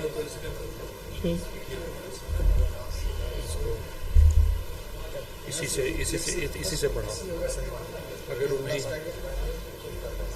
अगर नहीं जाए तो बच्चे इसी से. कौन सा स्लाइड ऊपर नहीं एंड पॉइंट बस नीचे जाइए. नेक्स्ट के लिए सर ये ठीक है, इसी पे चलो, इसको छोड़ दो. Okay. ये बटन यूज करना है. Okay, thank you. So there is benefit in the microvascular endpoints, the micronuria and the retinopathy, and the impact of the glucose control in the metformin arm, because in the overweight patient they have used the metformin in UKPDS, and in those arms there is greater benefit have been shown in the microvascular outcomes also. You see that any diabetes related endpoint reduced by 32% and myocardial infarction by 39%, and obviously the microvascular outcome reduction is also there in a tune of 29%. So all cause mortality is reduced by 36%. So in diabetes control should be the top priority to prevent the microvascular as well as the microvascular complication. The message what I want to give. And 1% reduction will reduce the microvascular complication, stroke, heart attack, even the PVD, which is one of the complications we often see in the long duration of diabetes and death also. And it not only reduces the complication, but intensive control of diabetes early in the phase of diabetic patient life gives a legacy effect. And that legacy effects protect the diabetic patients to reduce the complication of diabetes later in the life. And that has been shown in the UK PDS follow-up study that the patient who have intensive glucose control, although they lost the A1C control for after 1 year, but they have a lower chances of getting microvascular complication and even the microvascular complication. And we know that diabetes is a progressive disease, and as the diabetes progresses, there will be beta cell declination is there, and the function of beta cell further decline. So if we give insulin even at the early stage of diabetes, and there are some short studies like 2 weeks insulinization helps the remission of diabetes also. Wang et al. Is there, where they have given the insulin by insulin pump and multiple daily injections as compared with the OHA, and they have shown that 50% patients have diabetes remission, and we have seen the UK PDS study that early insulin will decrease the long-term diabetes related complications. And we talk about all the microvascular complications, but we also understand that microvascular reduction is also there. In the proactive study where pioglitazone was given in the CV risk patients, and they have seen that the secondary endpoints is reduced by 16% as compared with the placebo. So all these are milestone trials. So apart from the UK PDS, other clinical trials are also there, like advanced VADT and ACCORD trials are there. And if you look on the ACCORD study after 6 months, the A1C reduction was there from 7.3% to 6.5% with the help of glycoside, and it is sustained throughout the study. And this study have shown that if a patient have a good control of diabetes for 24 months, the reduction of micro and macrovascular complication will be reduced in the tune of 10%. So even the short span of glucose control will reduce the micro and macrovascular complications. Although ACCORD study prematurely closed, and we all know that death rates are high in the ACCORD study, and the main cause of prematurely closed ACCORD study was the hypoglycemia. And even the patients enrolled in this ACCORD study, if we look on the inclusion criteria, the mean age of the ACCORD study patient is around 62 years. So advanced age patients were taken with CVD risk. So in those patients, insulinization were given, and at that point of time, the severe hypoglycemia occurs. And VADT does not show. So recently, the guidelines have been changed, and previously we are targeting in 2009 A1C control. We want to achieve the A1C control only, and the lower the better. But as the time span increases, in 2015 all the guidelines are suggesting to lower the better and without hypoglycemia and weight gain. But after 2018 the guidelines have been totally shifted. That is the glucose-centric to glucocardiorenal-centric. Here glucose control is also important.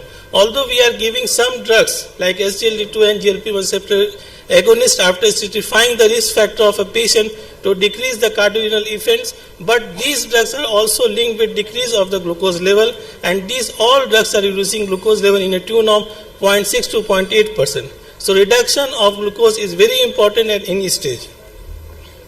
So we have some interesting study, and this study is post-MI survival rate in diabetes, and that study have shown that if a patient have an MI and after 200 days, within the 200 days the analysis were given, those patients who have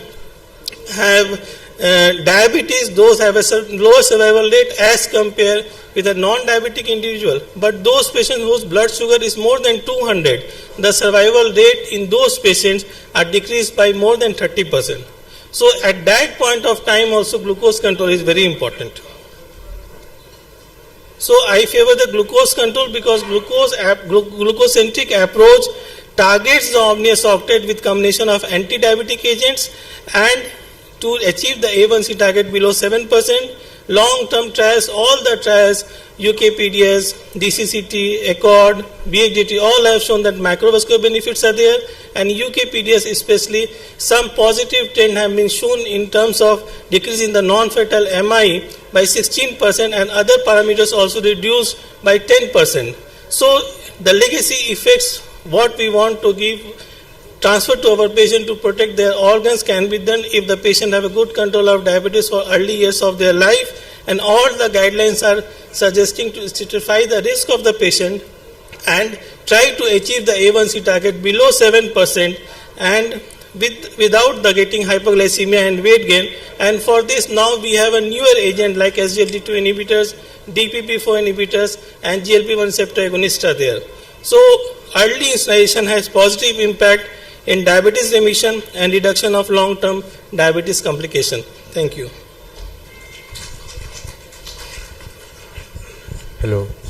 Thank you, Dr. Prakash, for excellent presentation.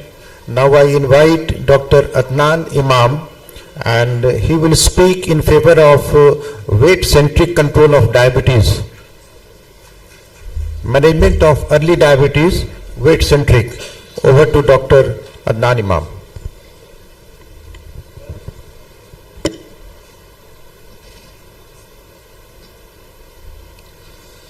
So, good afternoon everyone. It's a post-lunch session. So, talking about weight after gaining some weight from the lunch in today's slide. So, yes, now we have the two approaches. My senior have already talked about the glucocentric approach of diabetes, early prioritization of glucocentric approach. So, I'll be talking about the weight-centric approach to diabetes in early diabetes.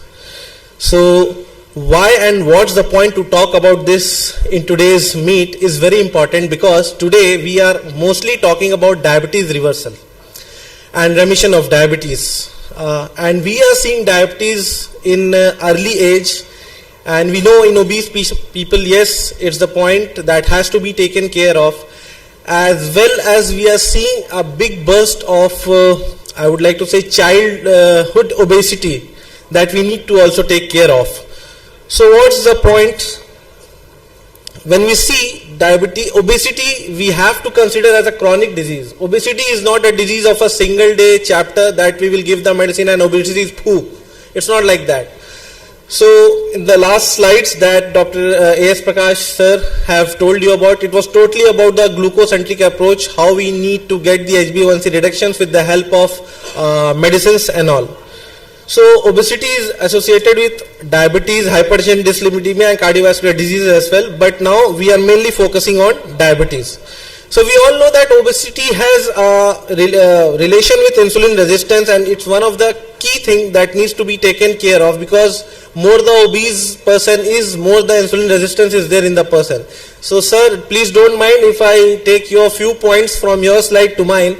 That you talked about insulinization, but insulinization, if we see about that, we will be able to make the patient more obese sometimes, and we can further create more insulin resistance. So we need to talk about something which will reduce the weight. So incidence of microvascular complications as well as macrovascular complications has been seen that they are increased by a rise in BMI, and if we see there's the left side part with the high BMI, there's increased risk of retinopathy, nephropathy as well as neuropathy. But when the BMI is reduced with respect to drugs, with respect to lifestyle modifications, the complications actually get reduced a lot. So first of the thing that we want is, we want the patient to be having a good quality of life. So the patient quality of life has to be improved, and that can be improved with the help of micro and macrovascular complications. If we see the association between the BMI and the risk of micro and macrovascular complications of type 2 diabetes, we can easily see that the hazard ratio of greater than 1 we are crossing when the BMI is crossing in all the different cases, that is for total vascular complications, macrovascular complications, microvascular complications, neuropathy and nephropathy as well. So when we talk about something that is glucocentric, whether it's glucocentric or whether it's weight centric, both of the things we will be talking mainly about the reduction of micro and macrovascular complications. But what's the main thing that my slides will be a bit different with respect to the Prakash Boss slide that he showed. So I'll be talking that ahead in few of the slides. So when we see when the patient is obese and when the patient is having impaired glucose tolerance thing, so the risk of developing type 2 diabetes is approximately 4.9% in obese patients, 6.7% in impaired glucose tolerance people, and when we combine both obesity and this, it will be near about 17.4%. So patients with diabetes, even after achieving their glycemic target, are having an increased risk of comorbidity and mortality. Now the most important thing that I need to talk about is if we are targeting the weight of the patient to reduce the microvascular complications, macrovascular complications with help of a bit of medicines.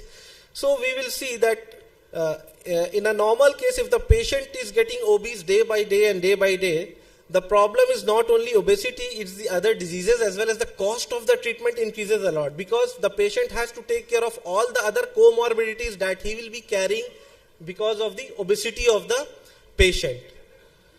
So when we see South Asia population and diabetes, when we are going to talk about that first of all, so there are several aspects of obesity care and management which is very much unique that we need to understand with respect to South Asian experience. We have a something different distribution of adiposity in us. It has been seen in the studies that adults and children of Asian descent actually are experiencing obesity-related changes at lower BMI values, which have been already given by international guidelines. So the international definitions of overweight and obesity actually mainly defined in Caucasian populations, not in the South Asian populations. So this has an impact on the determination of diagnosis of especially obesity in adult population in South Asian. So when we see this graph is of South Asian population which we see, and we can see that the type 2 diabetes incidence is actually more when we compare it to other ethnic groups, and the BMI cutoff is actually less. So with even a small BMI, sometimes our group of people are at increased risk of getting type 2 diabetes because of obesity. So this is a small slide why I want to say about something BMI. So defining the problem of obesity is not just BMI now, because it's the waist-hip ratio as well and the other things that we need to see. So we can see Arnold Schwarzenegger, everybody know, he has a BMI of greater than 30, right? But Chris Farley is an Hollywood actor, but he is also having a BMI of 30. But would you say that he is healthy? I don't think so. But we can say that a BMI of more than 30, Arnold Schwarzenegger is actually healthy guy. And BMI less than C in females, less than 25, she is a World Wrestling Federation wrestler, and she has a BMI of 25. But the same Hollywood actress, she is having more less BMI, but having a bit of obesity. So it's about insulin resistance, it's about metabolic syndrome that gives rise to type 2 diabetes.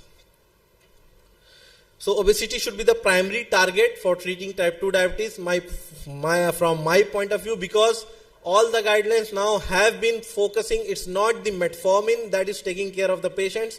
We need to individualize the patient as per the choice. If the patient is obese, we have a lot of choices including GLP-1 receptor analogs and SGLT2 receptor inhibitors. And it is important to identify obesity. People don't treat obesity as a chronic disease, but I would like to say obesity is a chronic disease, as somebody is doing exercise every day and then he is leaving the exercise and gym, and he or she will be losing all his build what he or she has built. So the consistency is very much important. And look at your patient, where there is fat, how much do they have, and it's all about quantity, quality, and where the fat is. That is waist-hip ratio. So now previously what sir talked about, it was about 2021. Now we are not living in 2021. So Prakash sir already told about the glucocentric approach. Now we are living in 2024, and as per the guidelines, from recent 2022, we have to go for the weight loss as well as fat loss for the reversal of diabetes, and treatment should be focused on the obesity as well as upon diabetes. Then only we can take care of the patient as a whole. So the challenges to effective obesity care is actually perception. We have the perception that misunderstanding of its causes and complications. Then we think that it is the primary responsibility of the patient. Obesity is not our problem. And perception that prevention is far more important than treatment. We don't want to treat. We always say the patients, "Arey, aap ye kyun khate ho, wo kyun khate ho, don't eat this, don't eat that."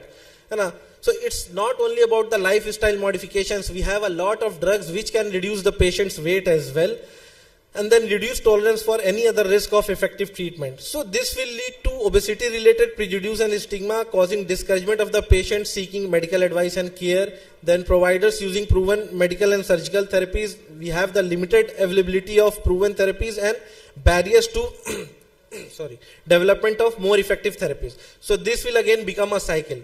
We will think this, patient will be thinking this, again it will be going on and on, but the patients will not able to reduce the weight, and he is not able to reduce the other complications including diabetes. So we have to understand this science. So the shift is management from type 2 diabetes is from obesity.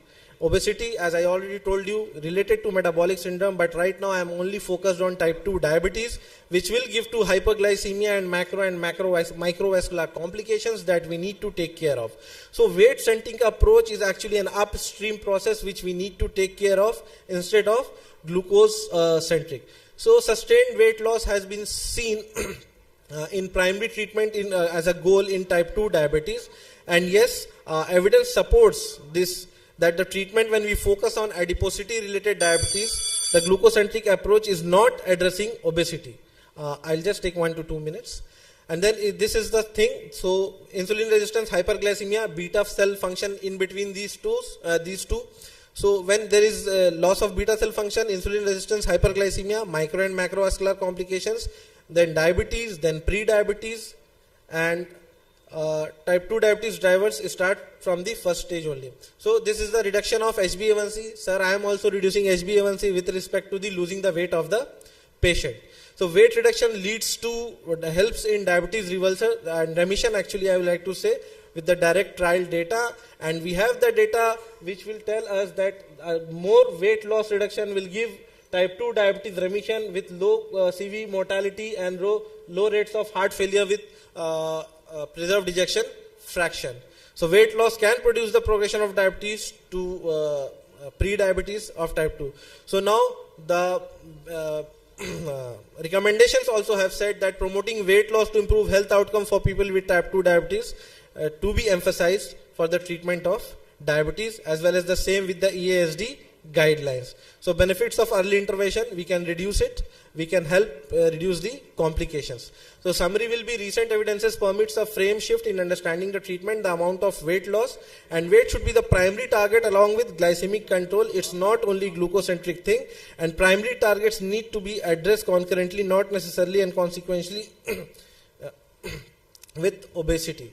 So this is someone who is glucocentric with obesity, and this is someone who is weight-centric with diabetes. So you can easily see he is not playing with his children, but he is picking them up in his arms. So I would like to say that a weight-centric approach is very much necessary for a good quality of life that we need to give to our patients. Thank you.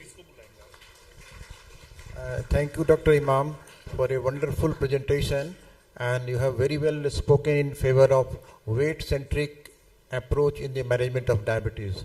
Now I again invite Dr. Prakash, 3 minutes, sir, for your comments.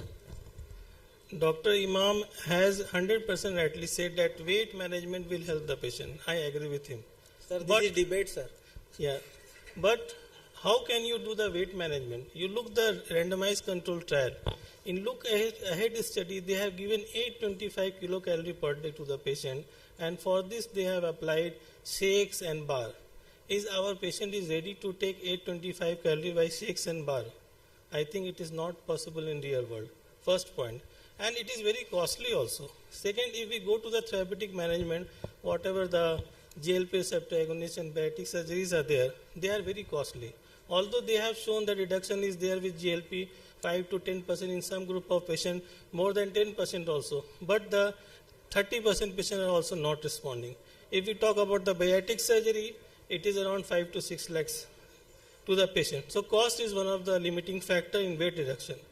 But at the same time, reduction of MACE, this is also very important, that weight-centric approach is good, but reduction of MACE we do not achieve in the look-ahead study as compared with the placebo. There are some trials which have shown that atherosclerotic cardiovascular risk factors have been reduced by the weight. But when we talk about the glucocentric approach, the patient comes with proteinuria and we give insulin to the patient and other comorbid other factors to control like blood pressure, lipids, and their improvement is there in the proteinuria. So all the guidelines are telling that we have to stratify the risk factor first, and accordingly we have to control the A1C without getting the hypoglycemia and weight gain, and for this we have to select the newer agents like SGLT2 inhibitors and GLP-1 receptor agonists. So real world is something different, and photo was good at the last that patient is obese and not playing with the children. But when you diagnose diabetes at the late stage of your life. The patient have diabetes for 6 months and suddenly he has lost weight for 10 kg. Then he comes to the doctor and we do the lab test and we find that so many complications are there. At that point of time, if we tell our patient that go to the hypocaloric diet for 6 months and come back, is it good or not? I don't think is it possible to the patient. Thank you. Thank you very much. I again invite Dr. Imam for.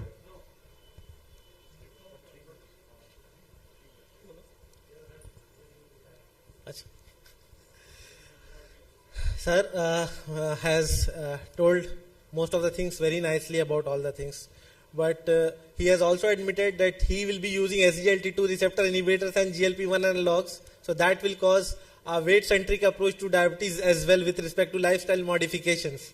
And what sir have told about the reduction of cardiovascular events and reduction of all other things, it's about the HbA1c reduction that we are talking about. So whether it's weight or whether it is glucose centric, we are reducing the HbA1c, and I am also reducing the cardiac comorbidities and mortality of the patient.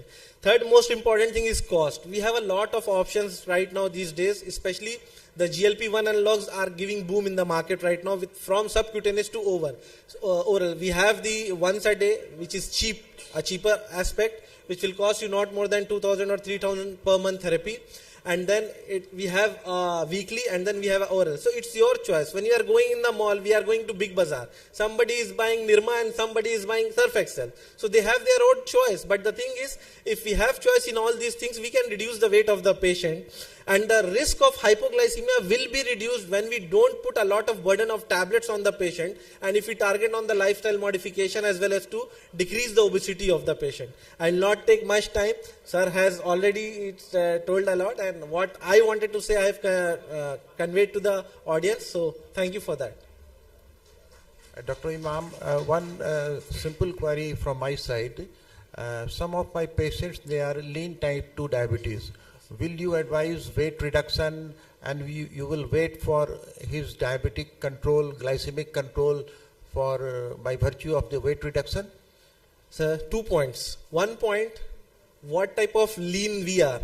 The waist to hip ratio is also an important aspect of life. But if there is no waist to hip ratio, like increment is not there, yes, I totally agree with you. We cannot make the patient like Mr. India vanish. The patient will get more lean. We don't get any good benefit from the reducing the weight of the patient at that moment of time. Even he will be reducing the quality of life of him. He will be saying, "Sir, mera weight to aur kam ho gaya, ab to hum aur pareshan hai." So instead of that, I think we should focus on the obesity part. It's not about the lean patients that we need to take care of. Before I give some final comment, house is open for your comment, if any. Doctors. Sir.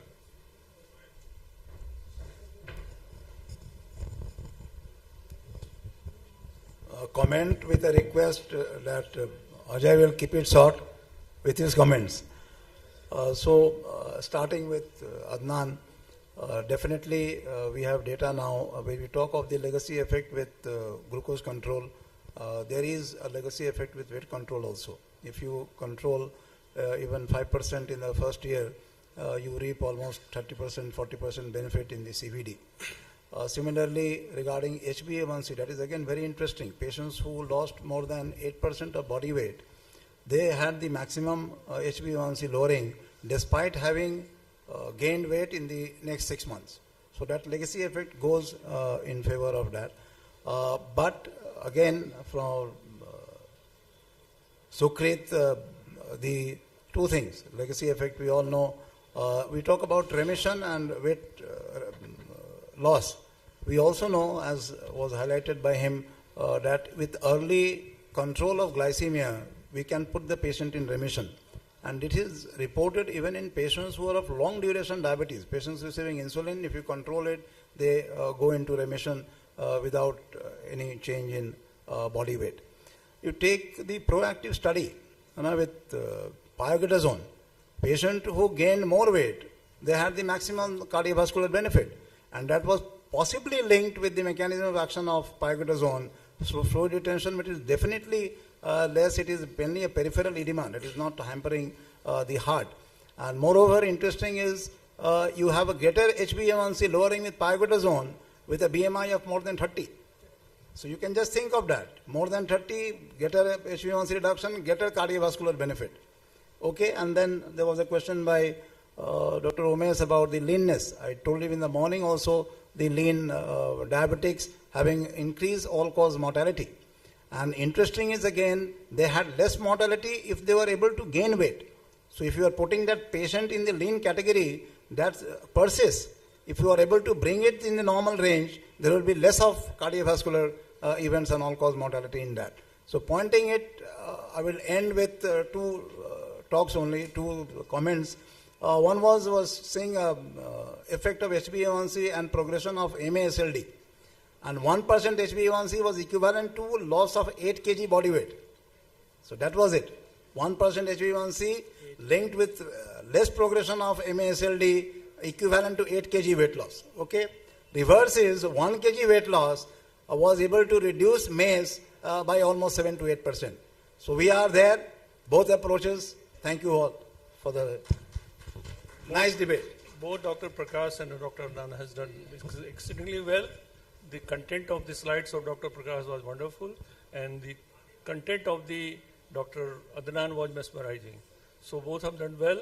Most of us are glucocentric, doing practice on glucocentric, but now the turn is coming as a weight-centric treatment. India is witnessing also the prevalence of obesity more at around 20%. Now we have to remember one of the great trials done in UK by Professor Roy Taylor, where he has shown by reducing the weight has led to the diabetic remission. And based on that, he has been offered the Nutrition Award this year, and the NHS has started that whether diabetic remission or cure, whatever you can tell, whether the diabetic remission or cure is possible only by doing weight-centric program. It's a big trial. So we cannot leave the weight-centric approach.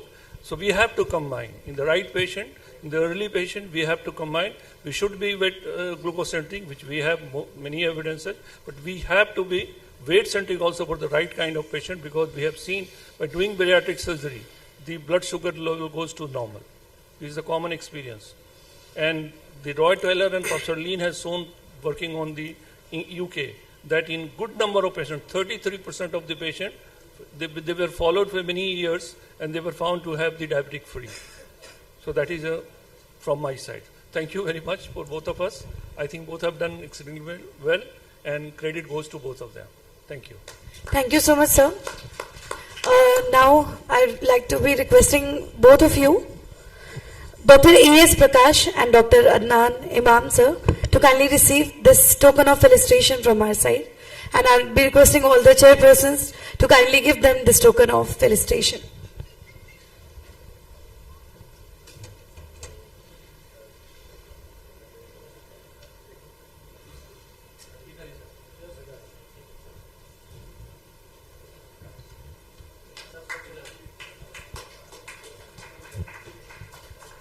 Thank you so much, sir.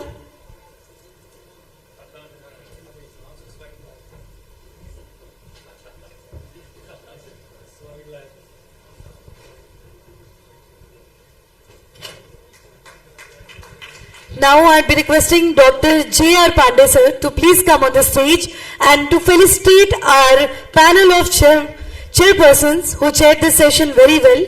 So thank you so much. And Dr. J.R. Pandey is already on stage and the chairpersons are already here. So can I request everyone to put their hands together in this beautiful occasion?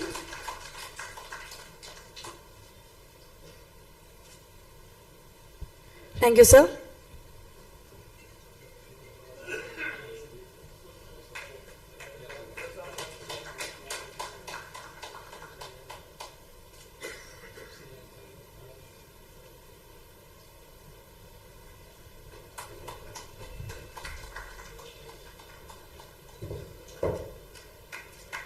Thank you very much to each one of you.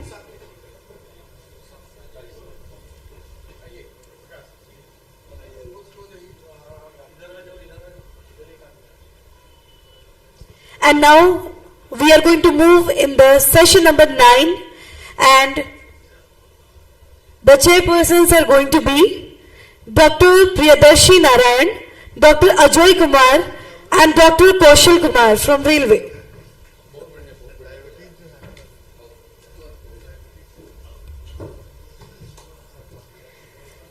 And now, ladies and gentlemen, our speaker Dr. E. Huck is going to come on stage and give his presentation.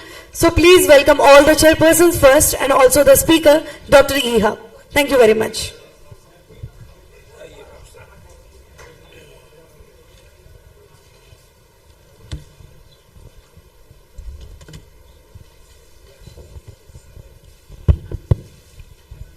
On behalf of Bihar Diabetic Federation, I welcome all my senior teachers, colleagues and juniors.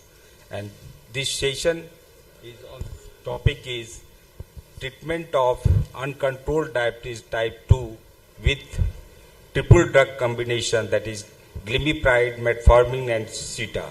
And the speaker of this session is no other than Dr. E. Huck, who is the organizing secretary of this BDF and who is managing this session since morning. Over to Dr. E. Huck. He does not need any introduction. Thanks a lot, Dr. Ajay, and all the chairpersons. So I'll be speaking on this combination which has recently came to the market, that is glimepiride, metformin and sitagliptin triple drug combination, and we'll see how it works in uncontrolled type 2 diabetic patients.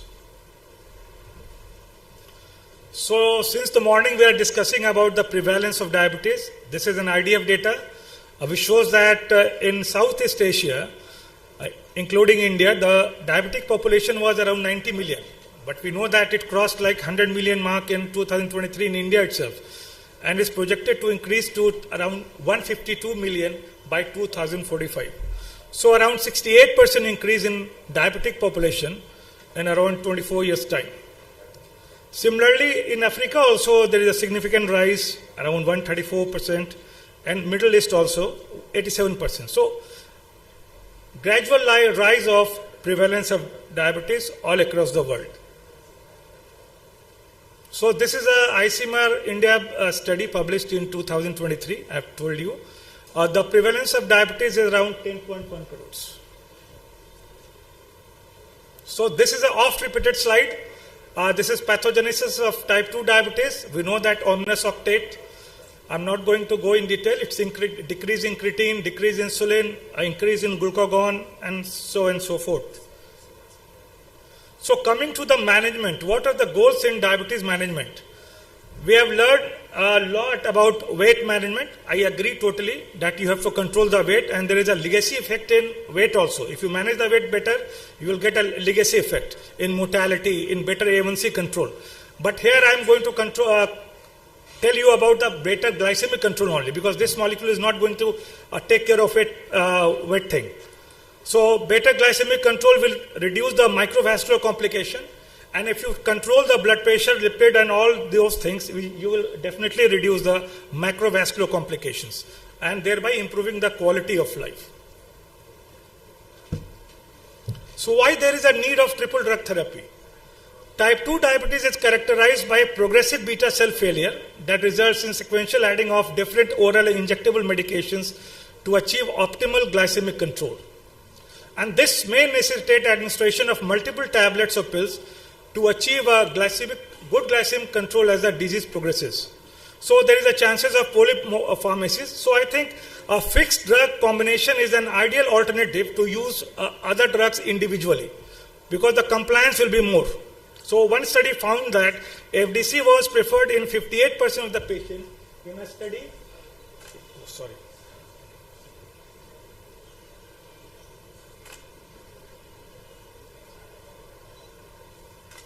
Okay.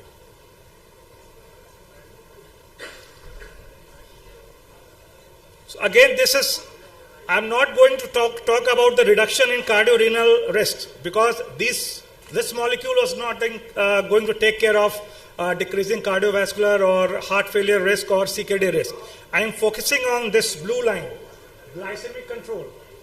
Top right side, you know that very high glycemic potency is dulaglutide in high dose, semaglutide and tirzepatide, insulin and combination of oral. So if you are giving a 3-drug combination, so it's a combination of oral, so it may have a very high efficacy in reducing blood sugar. So this molecule will fit. And high potency in decreasing the sugar is GLP-1, that is liraglutide or exenatide, metformin, SGLT2 inhibitors, and SUs and TZD.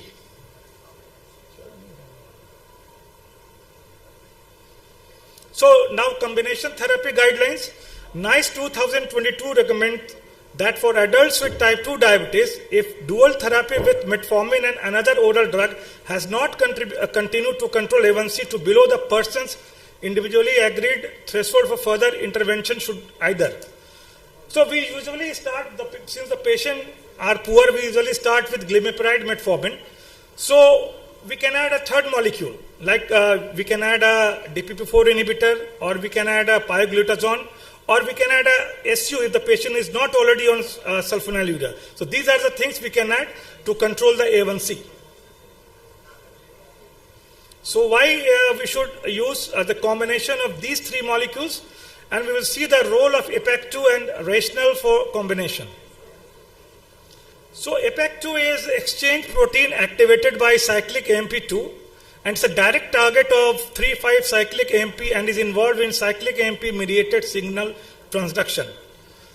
So here we see the CMP APAC is expressed mainly in the brain tissue, has got function in neurotransmitter release, development and remodeling of axons, and higher function like social interaction and high spatial learning sort of thing.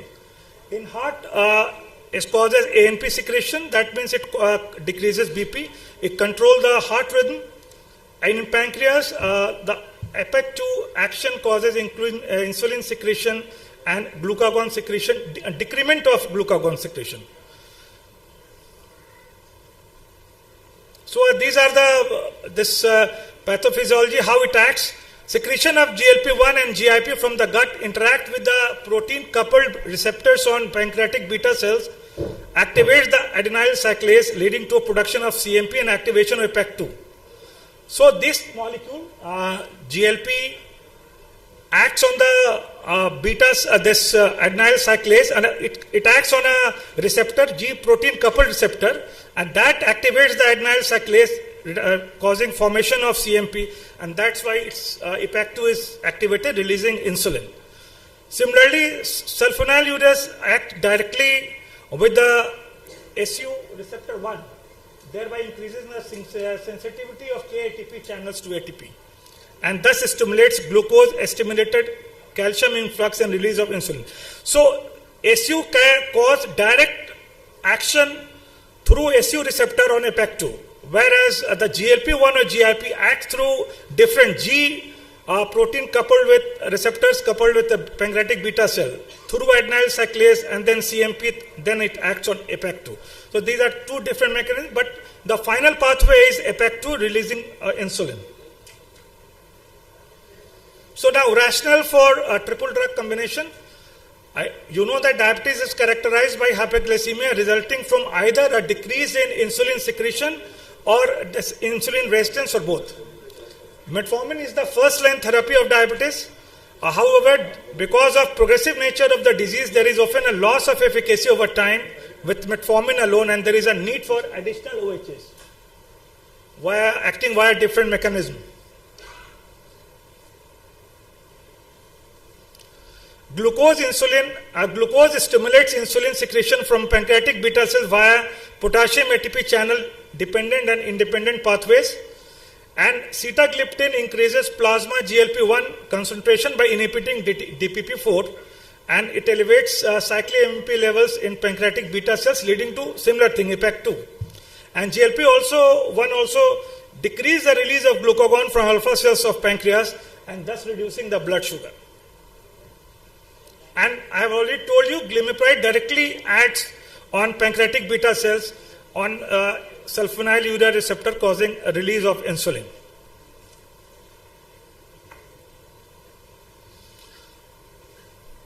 So sita and metformin increase GLP-1 receptor fourfold by different complementary mechanisms. You see that sitagliptin inhibits GLP-1 reduction by inhibiting the DPP-4. So the enzyme which breaks down sitagliptin, breaks down the GLP-1, so sitagliptin inhibits the DPP-4. But metformin increases GLP-1 directly. It increases the release of GLP-1.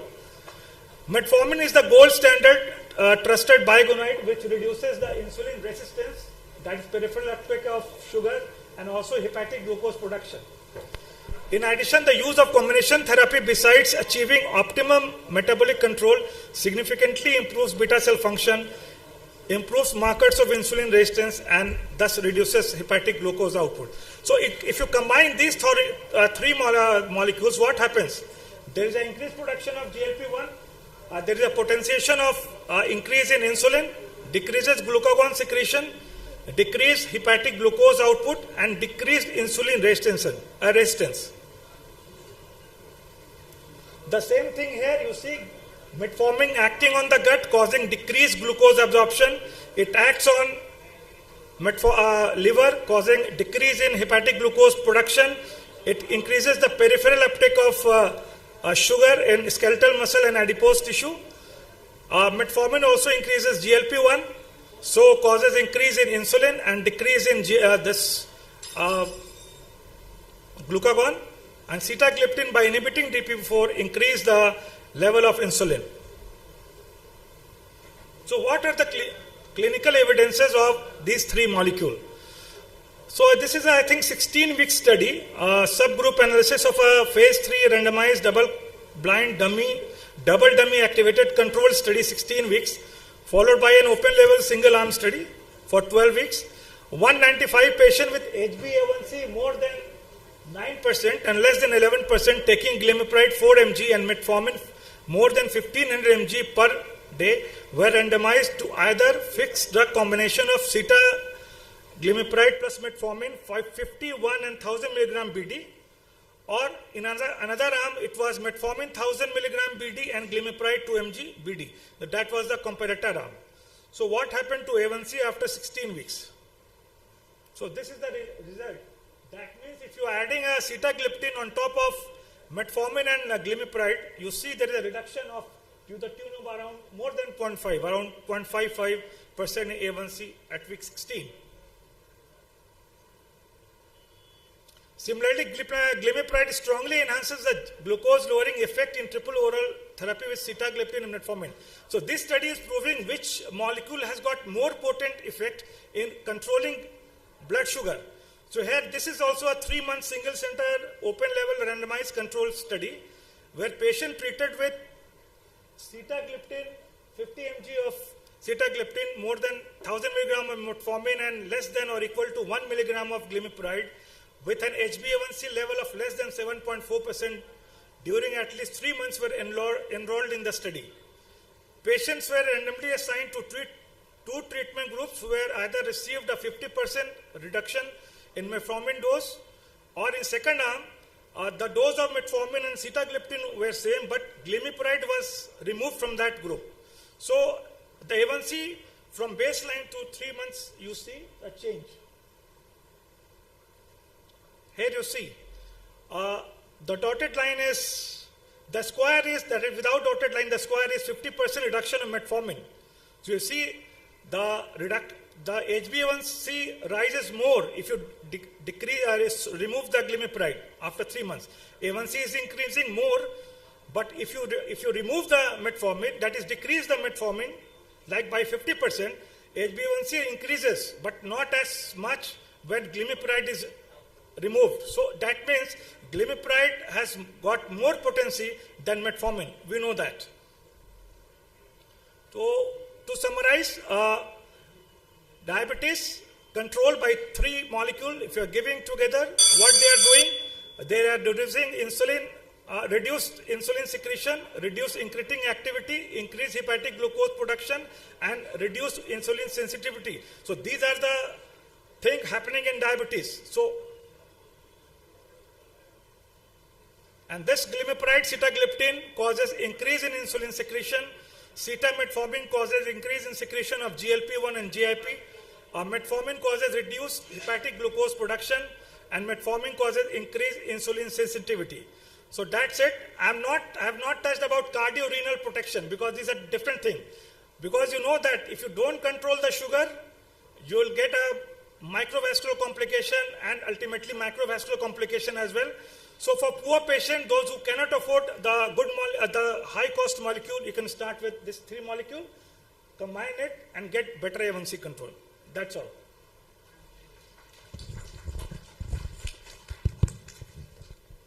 Thank you very much, Dr. Haq. You have finished well in time. I have 2 small questions. First, is this drug FDA approved? Second, yes. Does it cause weight loss or does it cause weight gain in long term? Okay. I don't think it's FDA approved. It's approved in India only. It's not FDA approved. This DCGI approval is there, not FDA approval.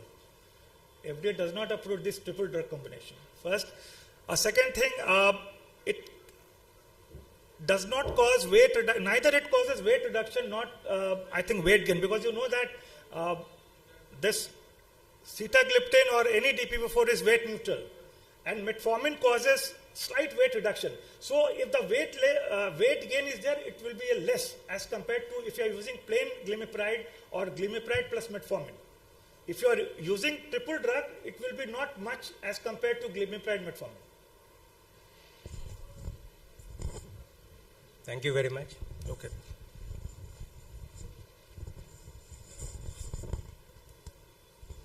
Only 2 things to remember. There was a study with sitagliptin plus glimepiride versus sitagliptin with gliclazide. There was almost 3-fold increase in risk of hypoglycemia with sitaglipiride compared to gliclazide, and that was related with the EPAC activity, which is less with gliclazide compared to glimepiride. And if you talk of the glycemic lowering effect, definitely we all know in clinical practice glimepiride scores over gliclazide. So that is there. EPAC stimulation less with gliclazide, less hypoglycemia in the combination. Second thing, in routine clinical practice, we often forget the patient's renal status when we are giving this triple drug combination. We need to know the dose of sitagliptin has to be reduced when the eGFR is less than 50. And below 30 we all know. So at 30 we will be okay to stopping metformin and this combination. But even we have to reduce the dose of sitagliptin with the eGFR of less than 50. So we need to remember that. Nice presentation, Dr. Haq. I have one query. Normally we say that the dose of sulfonylurea is 6 to 8 milligram and we can be well safe in that. So is it a fact that with combination of this, with using this drug, we can think of using lower dose of sulfonylurea Yes. and achieve the same glycemic target? I personally have never used this combination. I have used a dual combination like metformin and SU और sitagliptin metformin. Sir मैंने use नहीं किया अभी तक। उसका नहीं sir, SU is very powerful sir, but it causes hypoglycemia। Milligram हमारा बहुत सा पेशेंट गुवाहाटी एरिया का 8 mg। गुवाहाटी वाला, वहाँ गुवाहाटी का डॉक्टर लिखा इंसुलिन कि HK सिंह के new Jalpaiguri. Sir I have not cross 6 mg till yet। तो हम लोग 4 mg देता हूँ। I think it's not beneficial to. फिर हम देते हैं तो ले लेता है, लेकिन एक बार हमारा prescription 4 milligram is quite enough. The dose should be 1 to 4. And if you are adding sitagliptin, because everything they are just secreting, pushing by beta cells to increase the insulin secretion. Ultimately, they are what they are causing. They are secretagogues ultimately. If via incretin effect, ultimately insulin will increase. So I think 4 mg with sitagliptin is enough. We will not go for 6 to 8 SU. Any question from the house?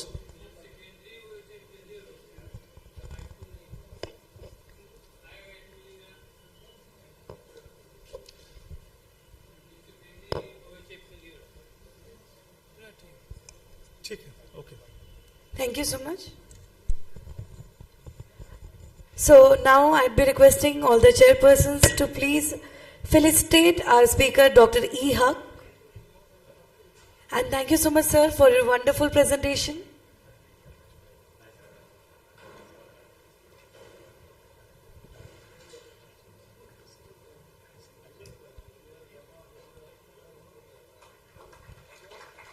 And now I request Dr. V.K. Thakur to kindly come on the stage and to felicitate our honorable chairpersons. And again, I'd like to show my heartfelt gratitude to all the honorable chairpersons who took out the time in their busy schedule and could manage to come here. Thank you very much.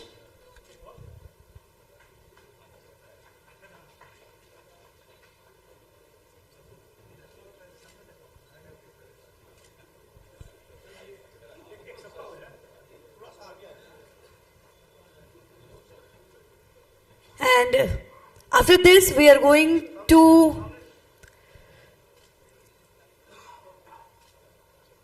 thank you so much. Kindly have your seats. And after this, we are going to have next scientific session, session number 10. The chairpersons are Dr. B.K. Agrawal, Dr. U.C. Samal, and Dr. Vijay Prakash.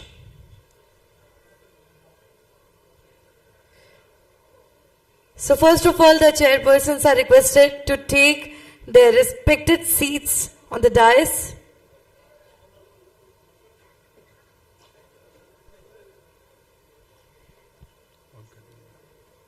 Hello.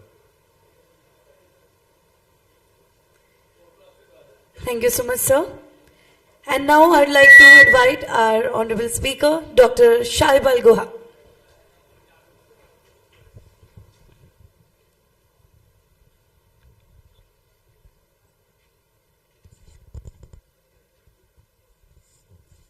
Good afternoon, respected chairpersons and teachers, seniors, and dear friends in the audience. It's indeed an honor to speak on a topic which has been taught by my gurus who are sitting as chairpersons or in the dais. And I thank them for, because of their hard work years earlier, I am worthy of standing here today. So, I have two disclosures. First is this is a sponsored session, and second is that the topic on which I am speaking, if the questions are bouncers, I'll deflect it to my chairpersons who are experts in this field. So I'll be talking on MASLD and role of saroglitazar on this in this condition. If we talk of fatty liver disease, India is a diabetic capital, as we know. The diabetes is increasing, and the basic root cause, as we all know, is insulin resistance. And the same pathophysiology is responsible for an increased incidence of fatty liver disease in India. And as you can see, India alone contributed to about 1/5 of all the liver-related deaths across the globe. So that is a huge, humongous number. And fatty liver, as we all know, has been accredited and has been accepted as a disease over the last decade or so. Before that, it was an silent epidemic. Nobody knew about it, nobody talked about it. But now we know how dangerous it is and how it's associated with so many other fatal or morbid conditions. And hence that the term is said, it's an elephant in the room. It's an under-recognized dangerous entity which is silently killing many of the populations across the globe. NAFLD prevalence, as you can see, is 25% of the global population has fatty liver disease, and the figure is as high about 35 to 40% in India. If we talk of the population with metabolic disorders, it's more than 50%. That means patients of metabolic disorders like diabetes, hypertension, dyslipidemia, more than 50% of them already have fatty liver disease. So there's a large percentage of co-association of these disease, and even in the pediatric age group it's quite common, as you can see. This is the 21 data published in 2021 of incidence of NAFLD across the country. The figures vary from state to state, but nevertheless the average is around 35 to 40%. And if we see the percentage of steatosis and fibrosis, even if we take 100 patients of NAFLD across the globe, the percentage of steatosis and fibrosis is more among Indian fatty liver patients as compared to that in the West. Again, probably due to the insulin resistance concept, which is much more in Indians. As you can see from these two pie charts, we can find that about 75% of patients have some level of steatosis, and about percentage population fibrosis, about 30% of patients of diabetes have some level of fibrosis in their liver. So a large percentage of diabetics have some level of fatty liver disease. And not only diabetes, the disease is also associated with obesity, hypertension, hypertriglyceridemia, and other as such metabolic syndrome patients. So NAFLD is basically excessive hepatic fat accumulation with insulin resistance. Steatosis is defined as more than 5% of hepatocytes have foam cells. Exclusion of secondary causes of other fatty liver diseases has to be there, and these three factors are important to categorize a patient as a patient of NAFLD.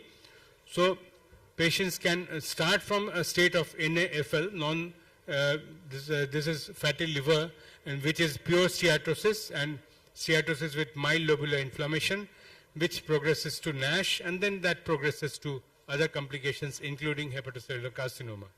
And the early stage is F0, F1 fibrosis, then it transforms into the fibrotic stage, and lastly into the cirrhotic stage, which is F4 fibrosis. So this is a normal progression from normal liver to steatosis to steatohepatitis to cirrhosis. And there are three cardinal associations with this, like obesity, dyslipidemia, and diabetes. So metabolic dysfunction associated steatotic liver disease, that is a new term which we are using these days as compared to non-alcoholic fatty liver disease, because not always is the fatty liver is associated with alcohol, so that term is gradually being phased out.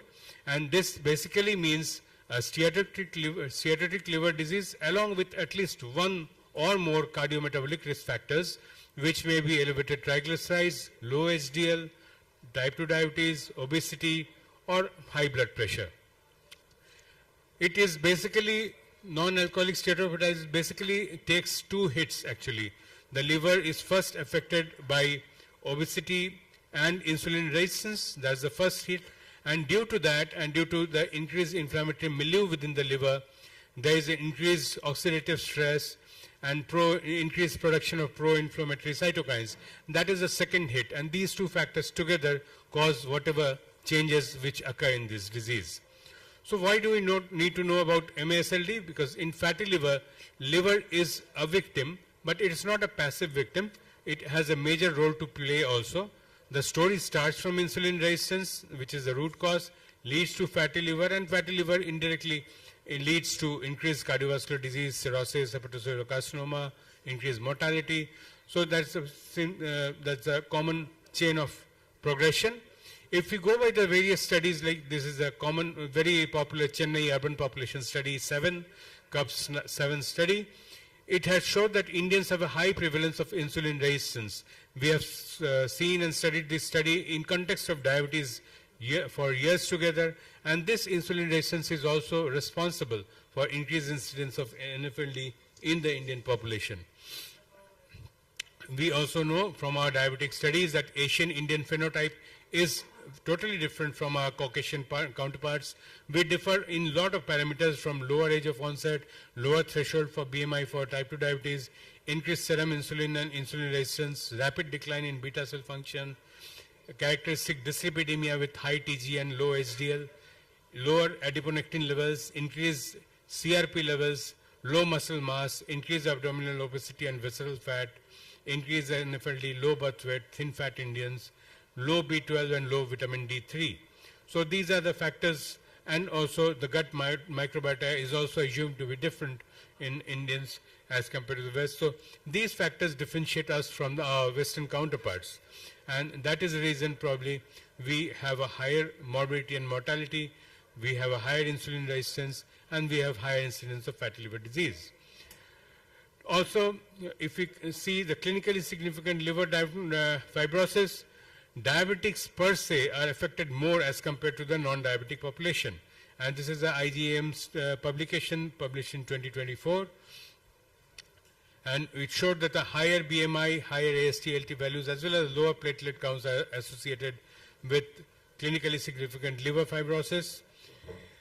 Importantly, about 27 to 30% of patients only showed an elevated liver enzyme levels with clinically significant liver fibrosis, meaning thereby that in this study about 60 to 70% of patients had normal liver enzymes, though they had clinically significant liver fibrosis. That means that liver enzymes are not the only parameter by which we should screen our patients. Even if the patient has normal liver enzymes, he still may have a clinically significant level of liver fibrosis. And the study highlights the importance of screening for liver fibrosis by other means irrespective of the transaminase levels. And that is what is a very important message from this study. Also, progression of NAFLD to cirrhosis is also higher in diabetics. So not only diabetics, in diabetics the association is more, they have a more clinically significant fibrosis, but the progression rate is also faster in diabetics as compared to non-diabetics. And what we find here is that the mortality and morbidity among diabetics in converting a patient from NAFLD to hepatocellular carcinoma or cirrhosis and need of liver transplant all are much more in the diabetic population as compared to the non-diabetic counterparts.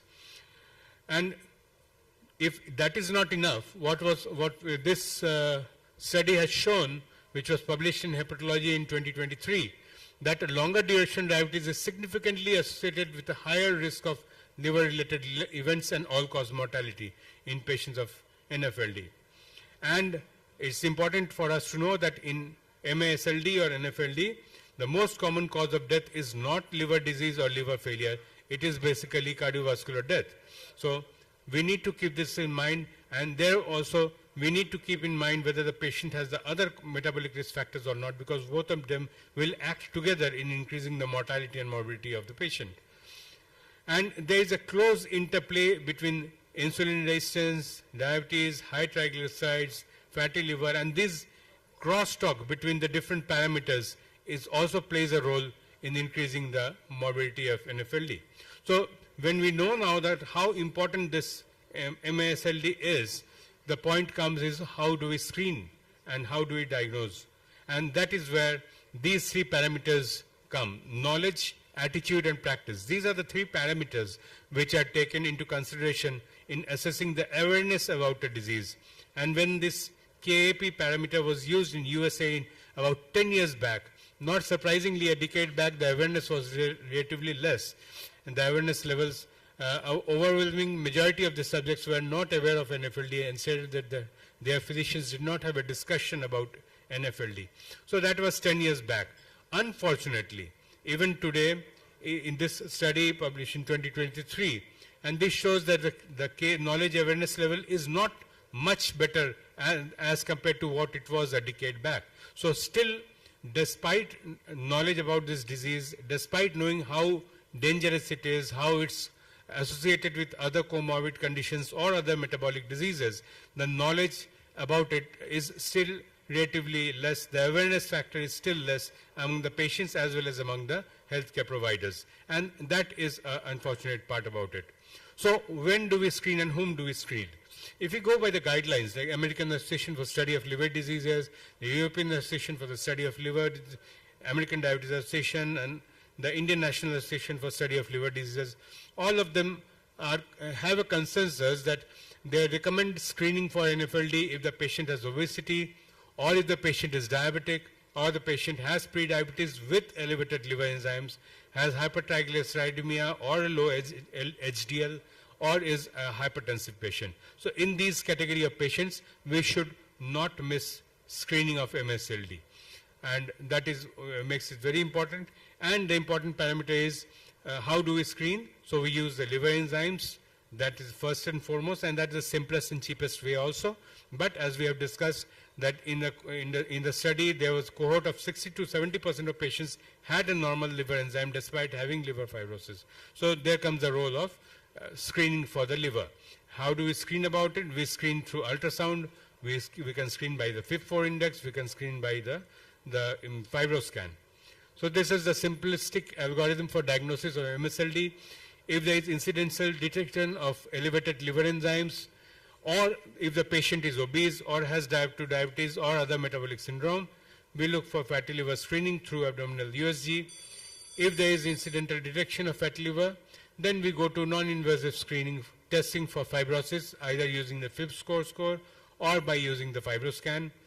And if after that screening through the FIB-4 score, by FIB-4 index or by NFS, we categorize the patient into low risk, indeterminate or high risk patient and proceed accordingly.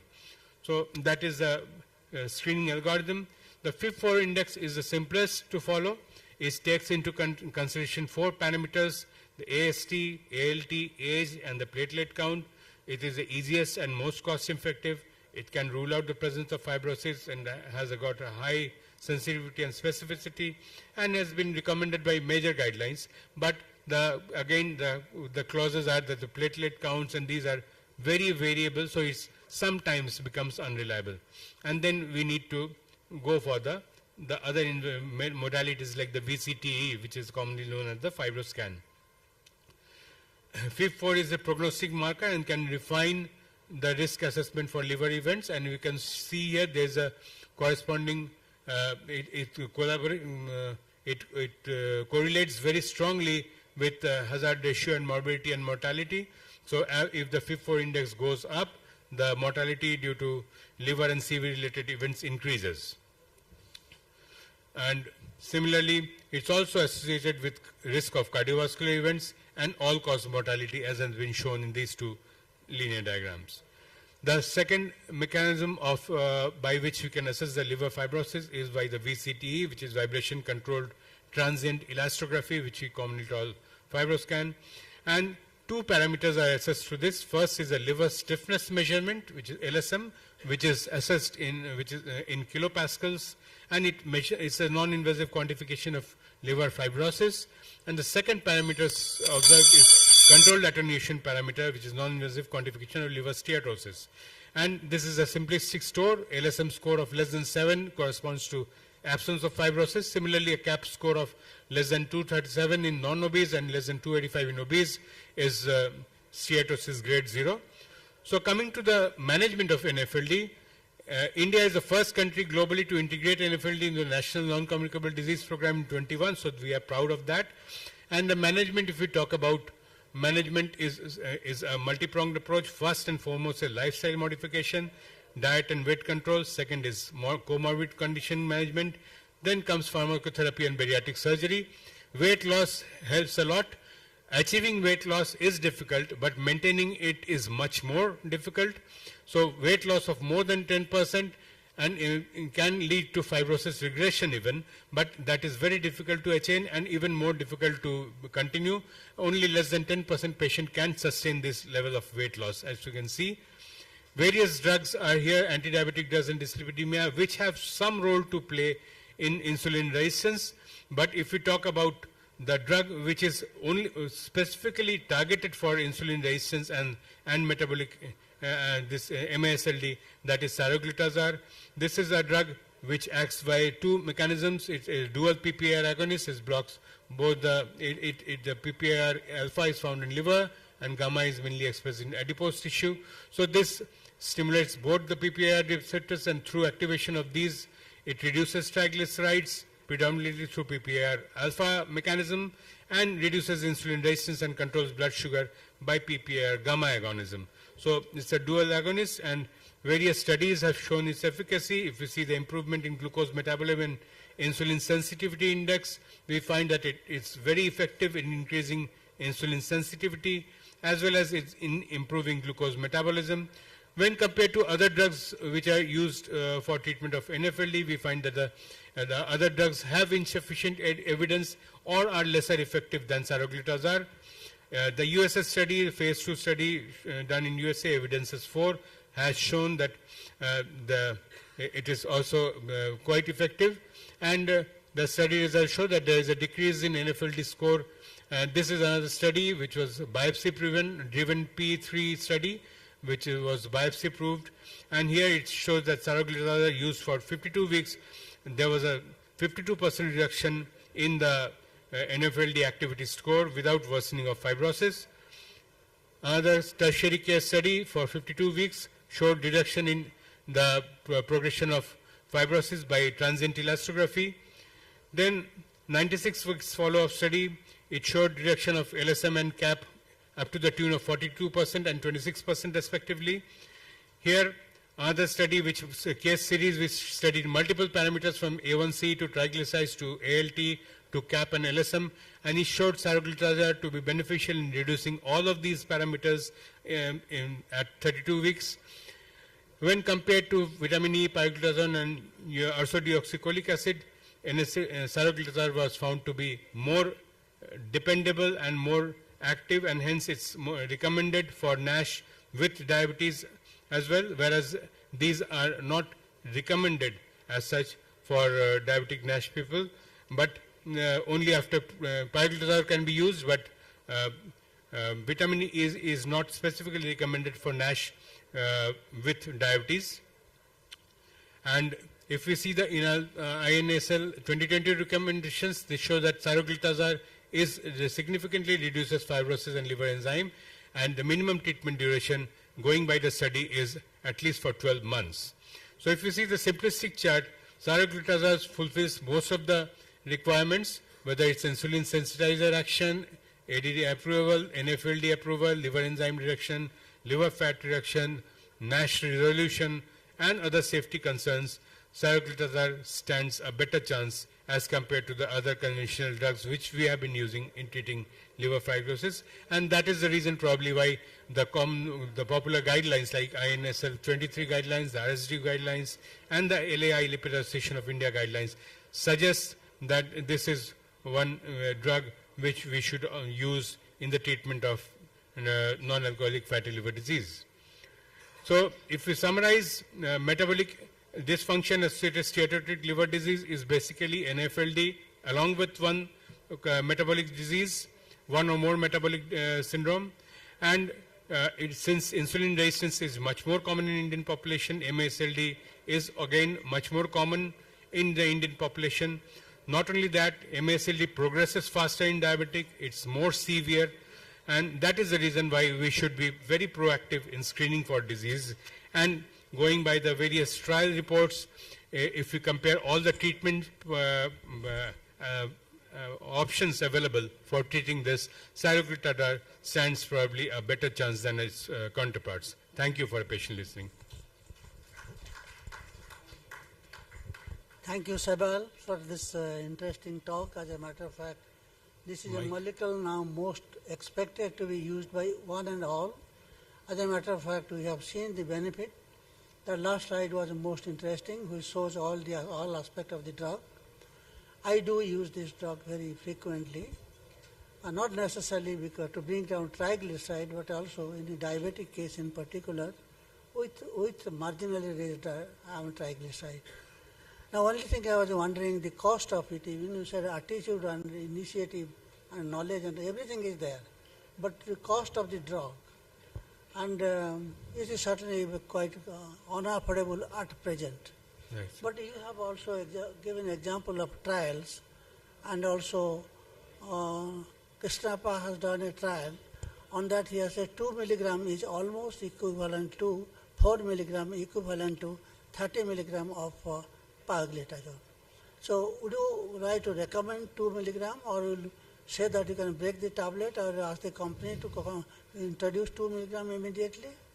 Because efficacy wise, it is not much inferior, it is no superior, it is a better equal. Obviously, sir, there are no recommendations, as we all know, for using 2 milligram. But just like what we have been doing with the SGLT2 inhibitors and others when they were launched and had a very high cost, we were off-level using it in half the doses by breaking the tablet to reduce the cost so that the patient can reap at least some benefit out of it. So that off-level use can always be done, what we have been using with other costly drugs as well. You have talked about dual agonist. Could you think about pan agonist, pan PPR agonist? Do you have any concept about it? No, sir. Right. There is a new article published. I think it will be also answered by Dr. Santosh. The native trial, which has come in Nature, which gives another example of another drug, which is considered to be not only dual but alpha, beta, gamma, delta, all four are being controlled by that. And benefit is considered to be almost equal to saroglitazone and maybe little better statistically, but only side effect that is mentioned could be gain of weight by 2.5 kg. It is further said this 2.5 kg gain is not the visceral weight, but it is subcutaneous fat which is attributed to that, and it said that is very well controlled by. And this is one of the interesting point. I think anybody else would recommend on that. Any question from the house? We are already much behind schedule. I think. Just a quick comment. We need to remember about the lean NAFLD. We do forget about that entity. There was a recent paper showing that the cancer rate was much higher in lean NAFLD patients. The diagnostic criteria is a bit different. And we need to incorporate HSCRP along with the different components of the metabolic syndrome. And in metabolic syndrome, we take triglyceride or HDL. In this one, any one criteria is enough to meet that NAFLD criteria, the risk factors for metabolic syndrome, including HSCRP. Now, a bit of genetics. I won't go into the details of that, but the genetics of obese NIDDM and lean NIDDM is a bit different. Okay, and sir might be versed with that. The PNPLA3 and TM6SF2 linked with the synthesis of lipids and droplets, which is linked with the VLDL secretion, along with the mitochondrial dysfunction. They are specific to the leans, and the PPR gamma and the FTO MC4R, they are all linked with the obese one. Interesting here, I mentioned about the genetics because of the PPR gamma, which is linked with insulin resistance, which is linked with obesity, and that underlies the significance of that molecule. As you showed, it was not in bold, purposely by the pharma people. It is the only drug to be used in biopsy-proven type 2 diabetics. So if you talk of one drug and you have to take the answer, it is pioglitazone. Okay, but ACE guideline now they have put up with the treatment part, dividing into low, intermediate and moderate and high risk category. In the low risk, you can use any molecule, preferably PIO, SGLT2 and GLP-1. For the intermediate category, and that defines the 8 to 12 of KPA. In that, they have preferred GLP-1 to added advantage with weight and added advantage for a specific action in the liver. And in severe cases, that is Child-Pugh class 3, it is only insulin which is advocated. So we should not forget about insulin. Regarding SGLT2 inhibitors, there are recent trials now. The confidence trial with 10 milligram of EMPA versus 15 milligram of pioglitazone and the combination. And that result will be out in next year. So we are waiting for that trial. So I was told about the PAM agonist. initial studies have come up, but the only drug which all of us should remember, the only FDA approved product today is resmetirom. And resmetirom is a thyroid hormone receptor agonist which is acting on the TSH beta, and that is specific for NAFLD. So that is the only drug which is approved. Dosage very peculiar, 80 milligram with weight less than 100 kg. More than 100 kg, it is 100 milligram. So two dosages are presently in use in states.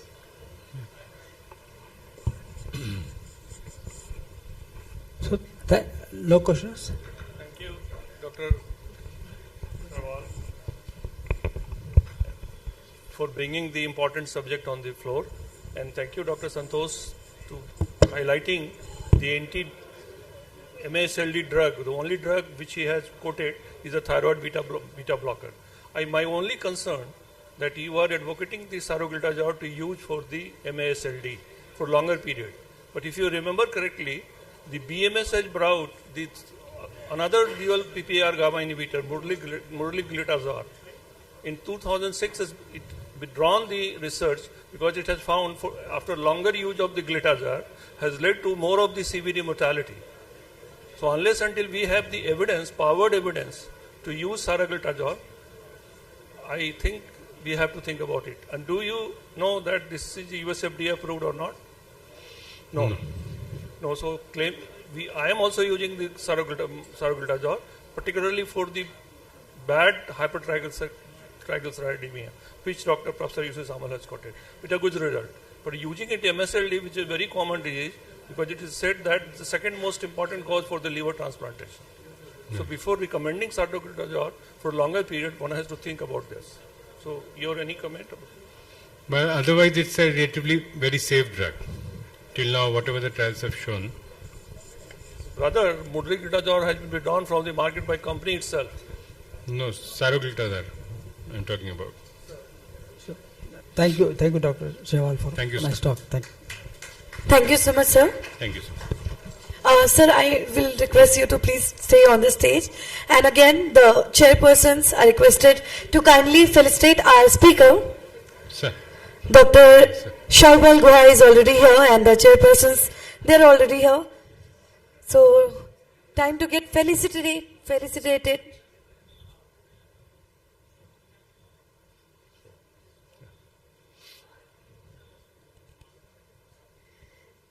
And getting felicitated from the faculties itself is a very, big deal, the matter of immense pride. So I think everyone should clap, everybody should encourage this beautiful act.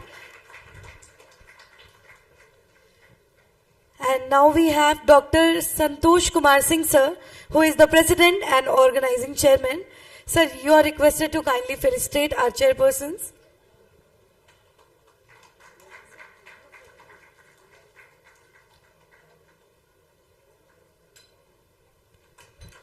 And time for a beautiful group photo. After this, we are going to our next session, session number 11. The chairpersons are going to be Dr. Arvind Jaiswal, Dr. Nilesh Mohan, and Dr. Manoj Kumar Chaudhary. So I'll be requesting all the honorable chairpersons and the speakers to take their respected seats. And let's move to the session number 11.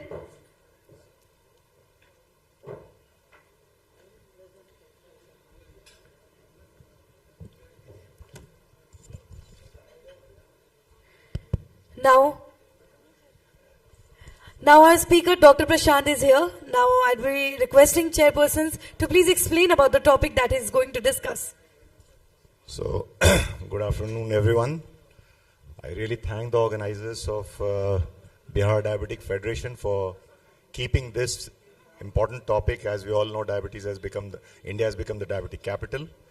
So, Dr. Prashant is an upcoming young ophthalmologist who is an alumni of RP Center AIMS, and he'll be dealing on diabetic retinopathy, recent advances, and DRCR protocol. Hello. Respected faculty members. Hello. Mic, please, mic. Hello. Hello. Respected faculty members, seniors and colleagues, a very good afternoon to all of you. I am Dr. Prashant, Director Eye Retina Center, Patna. In this presentation, I will be discussing about diabetic retinopathy, its recent advances and the DRCR protocols. Now, classically, diabetic retinopathy is considered to be a microvascular disease of the retina. However, growing evidences suggest that retinal neurodegeneration precedes the development of microvascular abnormalities. The two stages of diabetic retinopathy are the non-proliferative and the proliferative stage, which we will be discussing later on in this presentation. Now, the duration of diabetes is the major risk factor for the prevalence of retinopathy. In patients with type 1 diabetes, after 5 years, approximately 25%, after 10 years, almost 80%, and after 15 years, almost 80% will have retinopathy. In type 2 diabetes, with duration less than 5 years, 24% of patients, those not on insulin, and 40% of those on insulin will have retinopathy. When these patients are followed up for 19 years, these rates increase to 53% and 84% respectively. Now, diabetic retinopathy progresses in an orderly fashion from mild to more severe stages in the absence of an appropriate intervention. Now, it is classified as a mild NPDR, which has only microaneurysms. Moderate NPDR lies in between mild and severe. Severe NPDR is characterized by the 4-to-1 rule, which characterized by the presence of greater than 20 intraretinal hemorrhages in each of the 4 quadrants, venous bleeding in 2 or more quadrants, and prominent erythemas in 1 or more quadrants. And proliferative diabetic retinopathy is characterized with the presence of neovascularization and vitreous cavity bleed. Now, coming to the pathophysiology,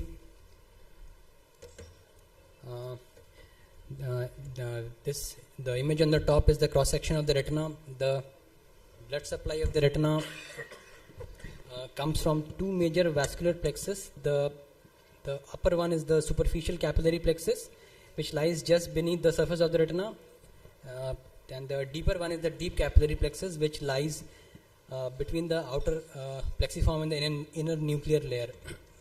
The image on the left is that of a healthy retina. The pericytes act as a supportive cell for the capillary endothelial cells, and they are essential to maintain the integrity of the blood-retinal barrier. As the disease, the ratio of the pericyte to endothelial cell is around 1:1. As the disease progresses, we can see that the number of pericytes is drastically reduced, and the junction between the endothelial cells becomes leaky, and there occurs leakage of fluid and exudate into the retina. As the disease progresses, there occurs a capillary dropout leading to retinal ischemia, release of VEGF, and development of neovascularization. Now, the pathogenesis can be understood with the help of this animation.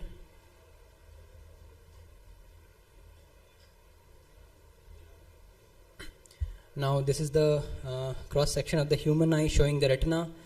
Now, this is the section through the fovea showing the superficial and the deep capillary plexus. This is a single and capillary wall showing the number of showing many endothelial cells. As the disease progresses, the junction between them becomes leaky, and they leak fluid and exudate into the retina, and this leads to development of diabetic macular edema.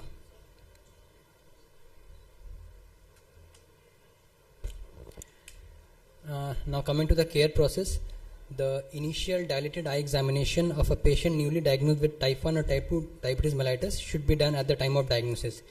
If the patient is not having any retinopathy, then the patients of type 1 diabetes should have an annual dilated eye examination should be done beginning from 5 years after the diagnosis. In patients with type 2 diabetes, the annual dilated eye examination should be done starting from the time of diagnosis.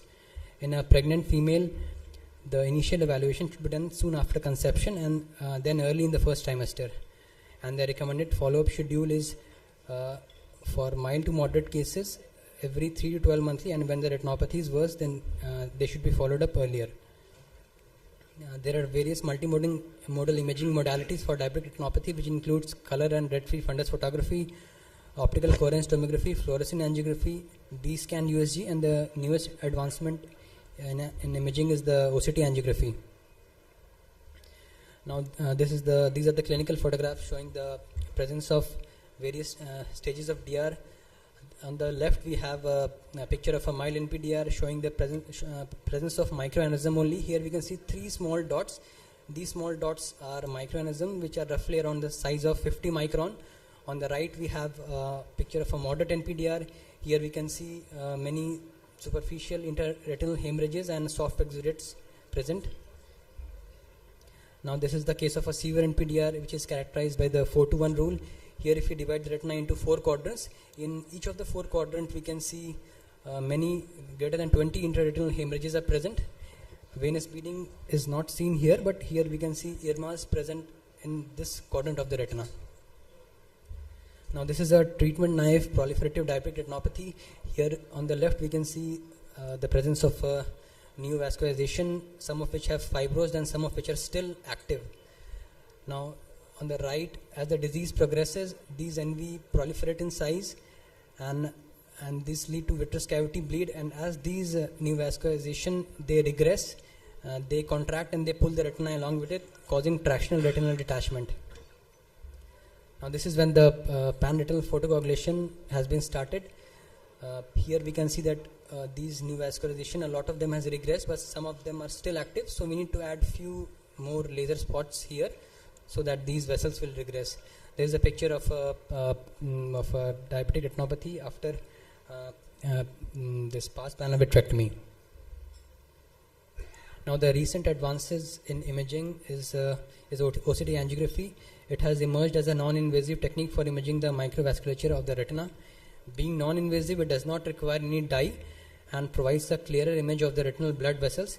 It tracks motion of the retinal blood, red blood cells and uses algorithm to accurately depict these blood vessels. Now this is the Optopol Revo FC, which has OCT angiography, and this we are having at our center. Now this is the image on the left is a wide field fluorescent angiography image. This is the conventional fluorescent angiography. Here we can see that as the disease progresses, these areas, these dark areas are CNP areas or capillary non-perfusion areas. As the disease progresses, we can see that at the junction of the capillary non-perfusion areas and the perfused areas, these new vascularization develops. Now on the right, this is a beautiful image showing, this is an octa image showing a case of a proliferative diabetic retinopathy. Here we can see that this all peripheral retina is ischemic, and at the junction of this vascular and avascular retina, these fine neovascularization is developing. Now these vessels are very fragile and they bleed very easily, and when they fibrose, they contract and they cause tractional retinal detachment. Now the various treatment options available for diabetic macular edema are intravitreal injections, which include anti-VEGFs and steroids, and for proliferative diabetic retinopathy, the treatment option available are pan-retinal photocoagulation. Now these are the various intravitreal injections which are available in market. On the left we have bevacizumab and ranibizumab. They stay in the vitreous cavity for around a month. On the right we have aflibercept, brolucizumab and faricimab, which act for around 2 months. This brolucizumab was approved by FDA in October 2020, and this faricimab was approved by FDA in January 2022. Now the intravitreal steroids available are Ozurdex, which is a dexamethasone intravitreal implant, which is roughly around the size of a pellet, and it stays in the vitreous cavity for 3 to 6 months. On the right we have a triamcinolone acetonide injection, which stays in the vitreous cavity for around a month. Now we have the state-of-art facility at our center.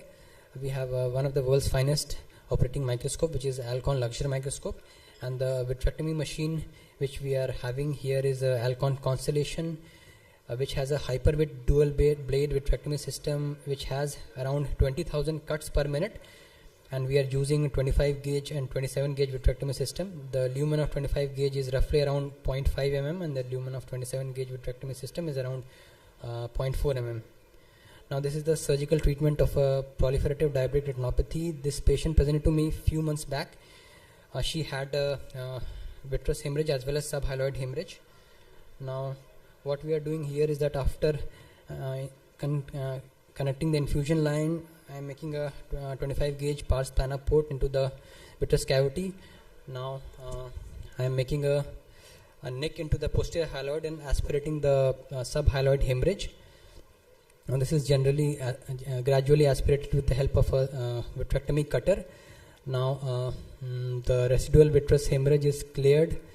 Now this cutter cuts the vitreous and aspirates it at the same time. Now the vitreous hemorrhage is slowly cleared. Now we can see that these are fine neovascularization which have bled into the vitreous cavity. Now these fronts are gradually peeled from the retina, trimmed, and they are trimmed all around the optic nerve head. The connection between them is trimmed. Now this intravitreal steroid is injected to stain the vitreous to look for any residual vitreous fibers. Now after clearing all the hemorrhages and residual vitreous fiber, now we are starting pan-retinal photocoagulation. The entire peripheral ischemic retina is laser ablated. Now this I am lasering the superior retina. Now after that I am lasering the temporal retina, and now the peripheral retina is being lasered. After completing the laser photocoagulation, the fluid air exchange is done, and after the exchange, this is essentially a 25 gauge port, so the ports are removed, and this is basically a sutureless system, so it did not need to be sutured.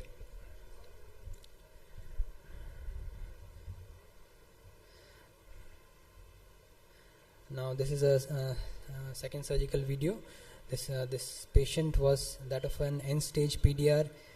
This I operated around 5 to 6 years back. Now this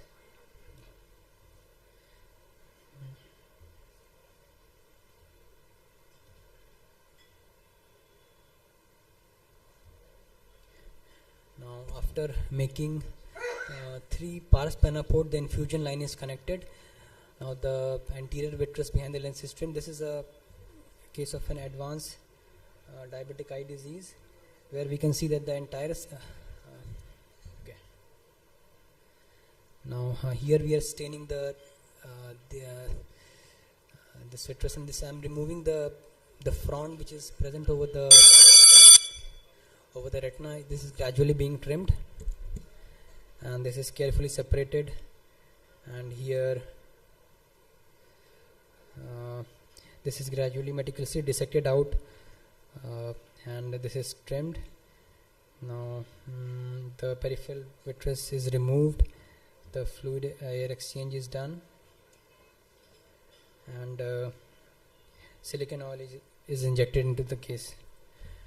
Now coming to the DRC Retina Network, it was formed in September 2002, and it expanded its scope beyond DR in 2018 to other retinal diseases.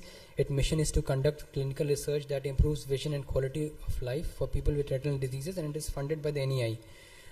There are various protocols. However, the most common protocol is Protocol V, which compared intravitreous aflibercept, grid laser, and observation for eyes for patient with center involving DME, and it was seen that in all the 3 groups the outcomes were similar.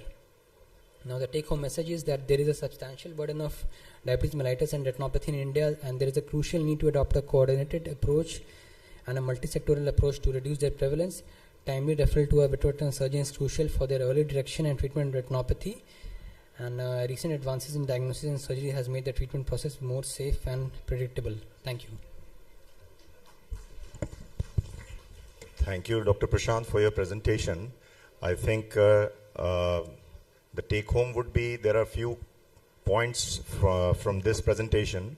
A timely referral becomes an important part, and what the slide showed, an yearly follow-up for mild and no diabetic retinopathy, that frequency of follow-up becomes very important in diabetic retinopathy patients. And the second part is the investigations. We have very high-end investigative modalities which can very well detect, and we can intervene in between in mild to moderate cases also, so that we can improve the vision. And all the complicated cases are being handled in Patna at multiple centers. So timely referral would definitely be salvaging the eyes who are affected with diabetic retinopathy. Thank you, Dr. Prashant. Thank you, sir.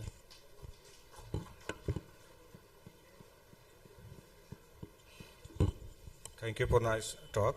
Now, session is closed. Sir, I would like to request both of you to stay here, and sir, please stay here. And now I'd be requesting the chairpersons to felicitate our speaker, Dr. Prashant.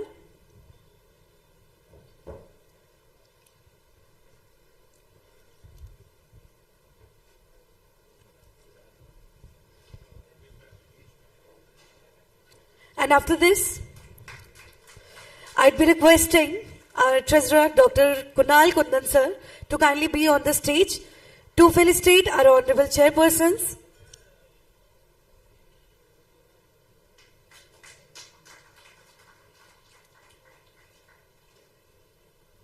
Thank you so much. And now, time for a group photo.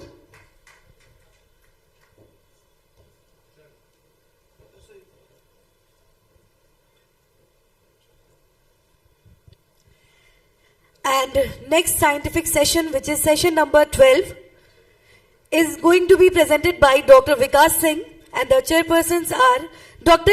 S.S. Chatterjee, Dr. A.K. Jha, and Dr. Arvind Kumar.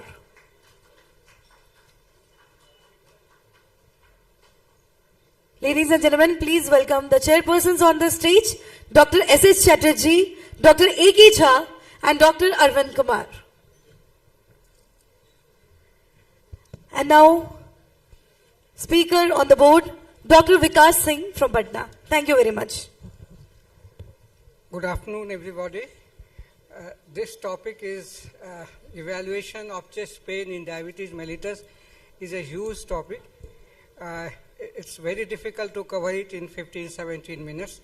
But I know Dr. Vikas, he has evolved from a very brilliant student to a very comprehensive, very brilliant cardiologist as well. So he will do justice to this topic and we'll discuss afterward. Thank you. Thank you so much for your kind words, sir. Very good afternoon, everyone. And as has been pointed out, this is a topic which merits discussion to a great extent. I would be trying to cover the highlights of this topic over next 15 minutes. So we know chest pain is one of the most common reasons why someone presents to the emergency department. And the causes of chest pain can be as benign as a muscle sprain to something as dramatic and life-threatening as acute coronary syndrome. Coronary artery disease is one of the leading causes of morbidity and mortality across the globe. Now, what is unique about diabetic patients? Now, two things you need to understand. Diabetic patients, they have a higher likelihood of having a chest pain, cardiac in origin, compared to their counterparts who are non-diabetics. And number two, their presentation is more complex. So many of the times they may be asymptomatic or minimally symptomatic. So the challenge as a physician or a cardiologist for you would be neither to miss nor to unnecessarily instill a sense of fear in all diabetics that all of them are having coronary artery disease. So that remains the challenge. American College of Cardiology has recommended certain guidelines. This was way back in 2021. And they have defined chest pain, what to do with the chest pain when the patients present to you in the emergency department. And there are two highlights, important highlights, which are all class 1 recommendations. One, you should be acting on the basis of their likelihood of having a cardiac pain. That is pre-test likelihood. What we mean by that, I would be covering it in the coming slide. And number two, they particularly pointed out that instead of writing typical and atypical, we should be focusing on saying chest pain is cardiac, possibly cardiac, or non-cardiac. That is a better description of how your patient's chest pain is. And this is what I was talking about, the pre-test probability of coronary artery disease. That can be done in many ways. This is one of the simplest and the most traditional ways in which we have been doing it on the basis of age, gender, and patient's symptoms. So even before going ahead with the tests and investigations, we have a fair bit of idea, according to their presentation, if there is a high chances of that pain having cardiac in origin or a low likelihood of that pain being cardiac. If you look at the top 10 causes of chest pain in the emergency department based on age, this is a very important and interesting slide. Look at the ages from 45 to 64, 65 to 79, more than or equal to 80 years. The commonest cause of pain across all age group is non-specific chest pain. So chances are that most of the patients who are coming to you, they will not be having any chest pain which is cardiac, but the number 2 cause is coronary atherosclerosis. So there is a very thin line and you need to differentiate between the two. That too in the emergency department most of the times, as I said in the beginning, that remains the challenge for us. So having said that, nothing replaces a good, quick and focused history taking. So that becomes all the more important in a cardiac setup, because otherwise if you only rely on the investigations, you are going to miss a lot many patients with unstable angina who can have a normal ECG, who can have a normal echocardiography, and who can even have a normal troponin test. So these patients can only be picked up when you take a good and focused history. So the ACC recommends a class 1 recommendation in patients with chest pain, a focused history that includes characteristics and duration of symptoms relative to presentation. That should be done in all our patients. And this is so common, heart attack or heartburn. And your patients may present to you with symptoms which look otherwise as heartburn or simple acid reflux disease, but otherwise they are having a heart problem. So unless and until you know, you go into the details, try to find out when is that symptom coming, is that having any relation to effort, is that settling down with rest, you are going to miss these patients. And your patients will be saying to you repeatedly, sir, bas gas hai aur koi baat nahi hai. So don't be carried away by all those things which you are going to listen to from your patients, and make sure you investigate them whenever you feel the need to.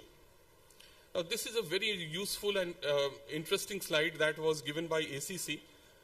There are certain terminologies that your patient tell to you. Pain ke character ke baare mein, these are the terms which you can often listen from your patients. Central pain, squeezing pain or stabbing pain. So based on those descriptions, the ACC devised a index of suspicion. High index versus low index of suspicion, and that is very important in our clinical practice. So if someone says he is having a sharp pain or fleeting pain or shifting pain, we know from the description itself that the likelihood is low that the pain is cardiac in origin.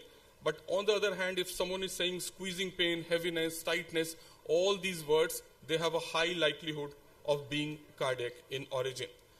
But it's not always that easy, particularly when you are practicing at a place like all of us here are doing, when your patients will give you all sorts of descriptions, all sorts of adjectives, and many a times words that you have never listened to before. So it becomes very difficult where to keep it in. Are those symptoms typical, atypical? So that becomes difficult because the patients are not going to always say that I'm having heaviness. They can have a variety of adjectives for their presentation. But having said that, listen to the patient. You can get a fair bit of idea how that symptom is pointing towards. They will tell you exactly what is wrong if you give some time to your patient. Symptoms, if you talk about symptoms, they are not always typical. So it's a general perception that any pain which is left-sided or which has radiation to left arm is going to be cardiac in origin. That's not true. So any pain, any discomfort, any heaviness from umbilicus to the jaws, in particular in a diabetic patient, has to be dealt with like a coronary artery disease and investigated. Women, elderly, diabetics, they all have commonly atypical symptoms. When they cannot have any pain, can only present with diaphoresis or just uneasiness or fainting attacks. So that has to be taken into consideration. Chest pain means more than pain in the chest. It can be any description of heaviness or discomfort or shortness of breath or fatigue. And take into account the risk factors and pre-test probability in all these patients. And if related to effort in any way, don't forget to work up these patients properly before dismissing them as non-cardiac. And don't miss the physical examination part. It's not going to take a lot of time, but it's very rewarding. Many a times we are thinking in terms of having a coronary artery disease or acute coronary syndrome, but the moment you examine the patients and see that he's having herpes zoster, you know exactly what is the diagnosis. If you can if you can see a tender spot, and you know that is an inflammation of a costal chondral joint, or a pneumonia for that matter, these are all very close mimickers of acute coronary syndrome, and they can very easily be picked up once you have auscultated your patient or just made a quick physical examination. Now coming to the investigation, ECG invaluable, because it is going to give you a lot more information than any other investigation can give you, and that too within seconds. The guidelines recommend that ECG should be done and properly interpreted within 10 minutes that your patient presents in the emergency department. So just not getting it done, make sure someone reads it and evaluates it accordingly. So if you get an ECG like this, your work is done. You know he's having a ST elevation MI, an entire list of investigations that can now be skipped, and we can straight away move for managing these patients. But having said that, don't be fooled if the ECG is normal. That is very important. A normal ECG does not mean that your patient cannot be having a cardiac pain. Almost 40% of cases of acute myocardial infarction, ECG is inconclusive. And wherever you find an ECG which is inconclusive but your patient is giving symptoms, don't hesitate in keeping them under observation. Don't hesitate in going for serial ECGs after 15-20 minutes. So, for example, this is one ECG. There are certain subtle changes in inferior leads if you can just look at them carefully, but it's not conclusive, definitely. After 15 minutes, just look at the same ECG. You can see the elevation in the inferior leads, and there is now hardly any confusion in what the diagnosis is, an acute inferior wall myocardial infarction. So this is how an ECG can help you in making a diagnosis, and this is what exactly the guidelines also say. Wherever in doubt, repeat ECG, particularly if the symptoms are persisting or if troponins are equivocal. So the take home for you for the ECG part is a normal ECG or a normal EF and echocardiography does not mean a normal heart or ruling out chest pain. Slightest of doubts, keep under observation till further tests are done. And don't be in a hurry to give these patients a clean sheet just on the basis of the ECG examinations or the initial troponins. So the cardiac biomarkers now are a wonderful add-on, but don't waste precious time in waiting for the results of the troponins or any other cardiac biomarkers which you have ordered, particularly if the diagnosis is clear. Like, for example, if the ECG shows inferior wall MI, you don't need to have any cardiac biomarkers going ahead after that. The newer guidelines have all emphasized on going for high sensitivity assays, and these help in rapid diagnosis, because earlier we used to get the first value of troponin done and after 6 to 8 hours repeat the sample. So that would mean wasting many hours in making the final diagnosis. High sensitivity assays cut down on all that time, and even in a period of 0 to 1 hours, you can see the rise or the fall in the titer, and thereafter you can make a decision pathway of ruling in as cardiac or ruling out as non-cardiac in most of these patients. Still here, you can have certain patients who may not be fulfilling the criteria, and you need to keep them in observed pathway. So this observed pathway is very important whenever you are in doubt. Now, if the diagnosis still is unclear, you have many more modalities to take help of. Emergency echo can help you in many a times. If you can get a regional wall motion abnormality, or if you are suspecting any mechanical complications in acute coronary syndrome, that is very helpful. A routine use of CT coronary angiography, particularly in an ACS sitting, that is discouraged, and a CC or a coronary CT angiography should not replace an angiography, an invasive angiography, if the diagnosis is acute coronary syndrome. Chest radiography still has use in terms of evaluating for other potential causes or mimickers for chest pain. So it's very important to identify patients who are most likely to benefit from further testing. If you can have a look at this pyramid, you have certain patients who are directly labeled as acute coronary syndrome or who are at high risk for cardiac events. Now, these patients do not require to be investigated further, and they can be straight away moved to management part. Asymptomatic patients, the guidelines does not encourage you to go ahead with investigations in totally asymptomatic or minimally symptomatic patients. So the intermediate risk patients are the patients who need to be worked up further in an attempt to see if they fall into a high risk group or a low risk group. So there are different algorithms now devised to go ahead with investigations in these patients. I would be simplifying them for you. Instead of these busy slides, just look at this slide, choosing the right diagnostic test. If the pre-test likelihood of coronary artery disease is low, no testing is necessary. Yes, in some patients we can ask for coronary artery calcium scores for ASCVD risk stratification. Intermediate risk patient, if the patient is young, less than 65 years, we can go for CT coronary angiography. If the patient is more than 65 years of age, stress testing or the functional testing part may be preferred.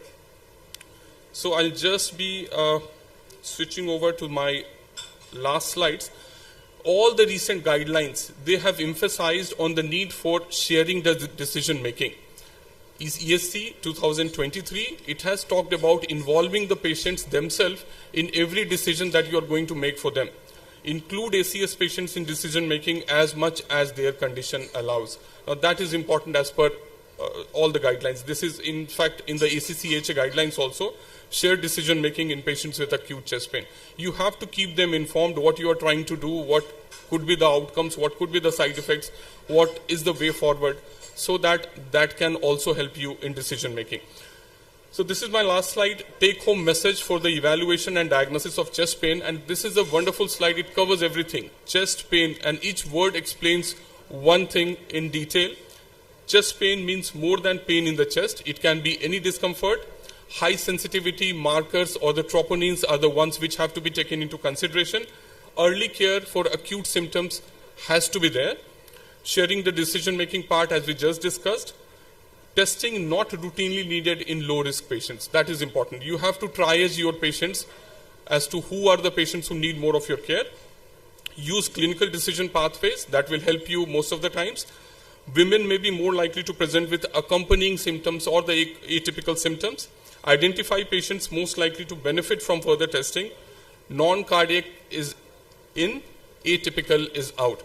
And a structured risk assessment should be done. Thank you so much for your patient hearing. Thank you.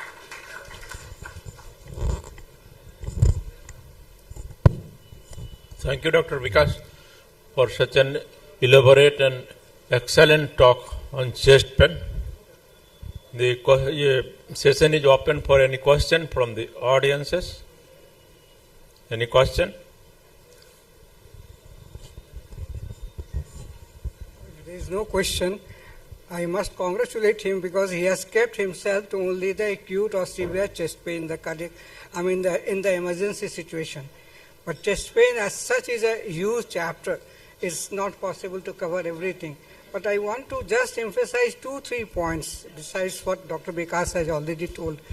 But if any patient comes to you with a history of a squeezing chest pain or pain radiating to the back or to the arms, and his ECG is normal, and at the time of, because that might have happened a few hours earlier, and he comes to you and the ECG is normal, he's perfectly all right. Usually the patients are not ready to accept that this is a cardiac pain, and unfortunately some of us also go with the patient.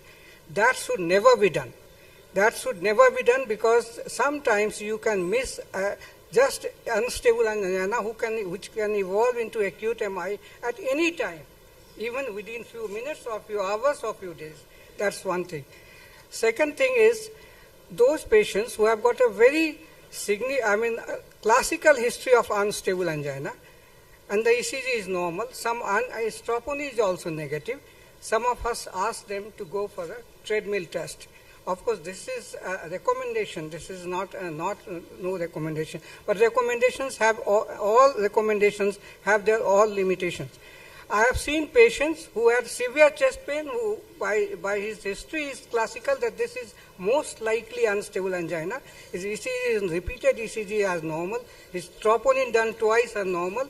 Went for TMT and developed acute MI during TMT. So this is one thing this is my personal view. This is not from any guideline that I am speaking.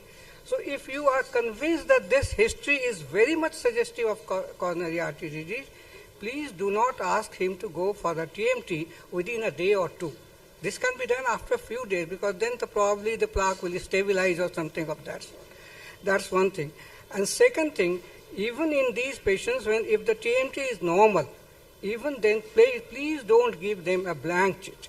I have seen some of my colleagues, at least one of my colleagues was a very, very knowledgeable person. He understands everything. A 35-year-old male came with absolutely vague chest pain of different type. Every day he was getting some pain this way, that way. So all tests were normal. TMT was normal. He was given a clean sheet. And after 2 or 3 days, he had a severe chest pain and he died immediately. There was a lot of hue and cry. That's why I always say that this coronary artery disease, especially the ACS or ACS-like symptoms, are very deceptive. You don't go by mathematical proportion. It can be, the patient can say that I had a severe chest pain about 1 hour back, and then he can say that I can walk 2 miles now without any difficulty. So these are the things where you have to be very cautious and never give a clean sheet to these group of patients. Say at the moment I am not getting anything. It is better to get a CT coronary angio in these situations when the TMT is also normal, chest pain is classical. Then probably give the answer, or tell them that next time if you get a pain, please go to the emergency. That he must be told. A clean sheet should never be given to these group of patients. Otherwise, sometimes you may land in trouble. Thank you. Thank you so much, sir.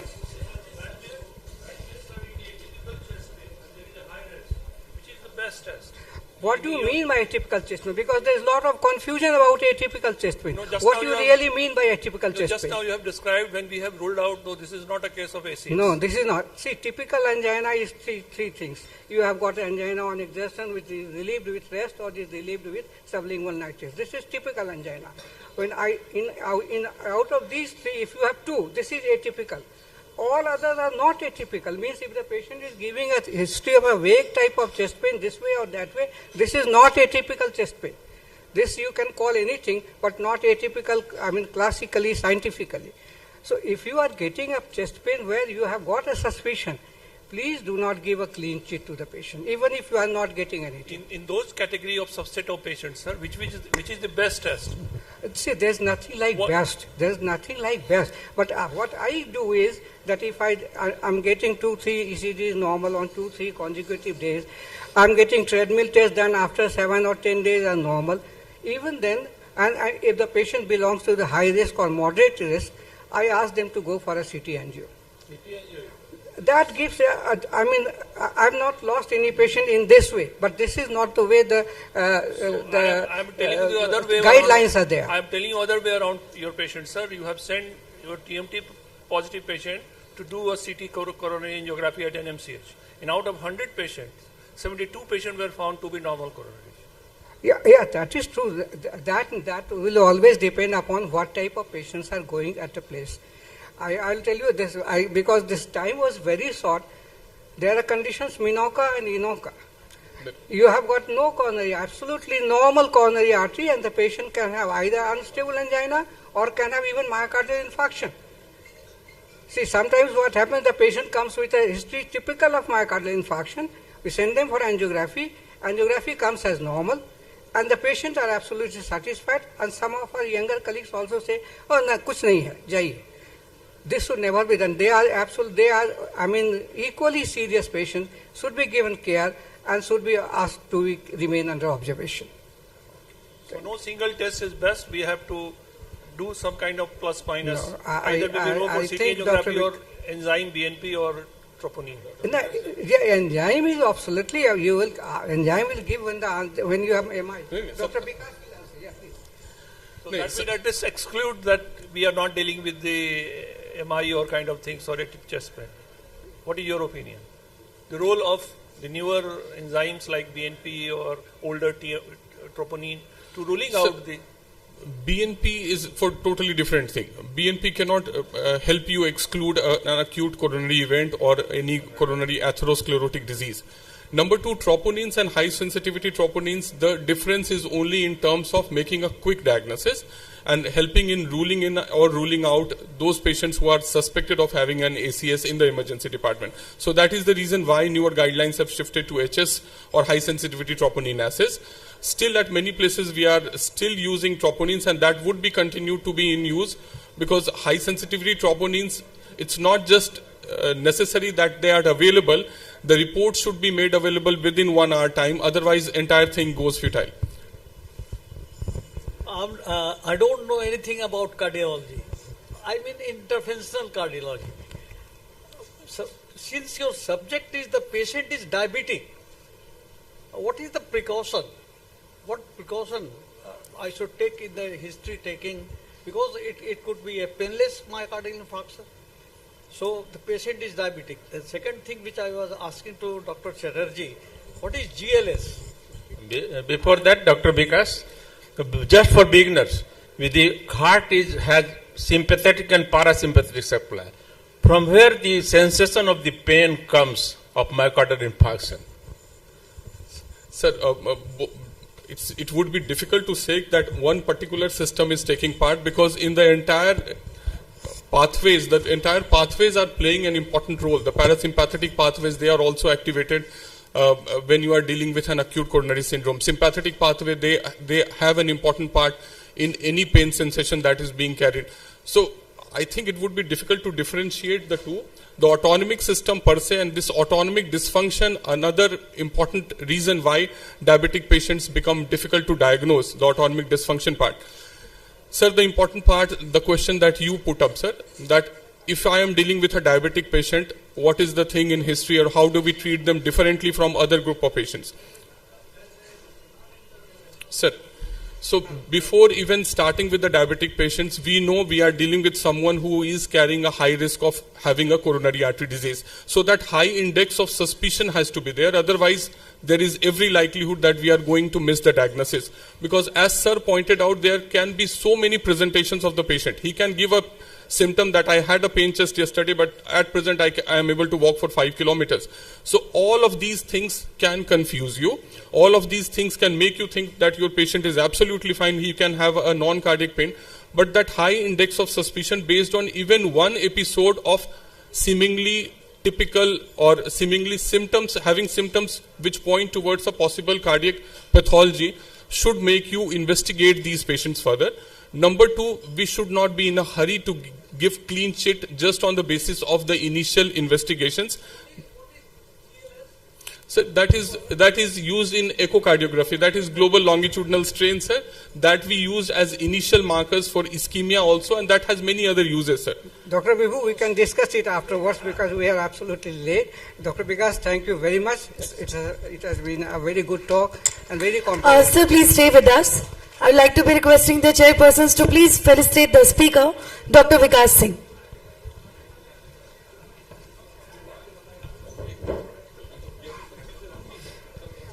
And meanwhile, I would also like to invite Dr. E. Haq to kindly felicitate the chairpersons who are already there on the stage.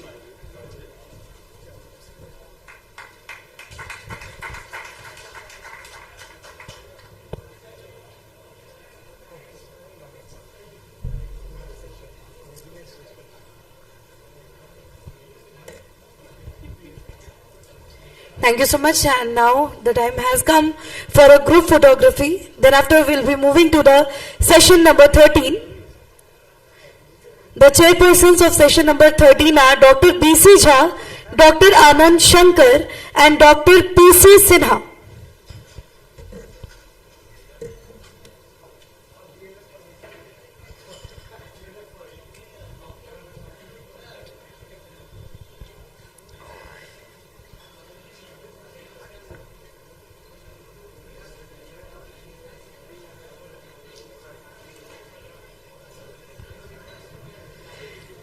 And now I'd be requesting our chairpersons to please make us a brief introduction about the next speaker and the topic which we are going to cover after this. Thank you very much. Good evening, doctors. I have the pleasure to introduce Dr. Sajjad Ahsan. Yeah, Dr. Sajjad Ahsan, and he will be talking about patient-centric care of diabetes with reference to generation 2 basal insulin.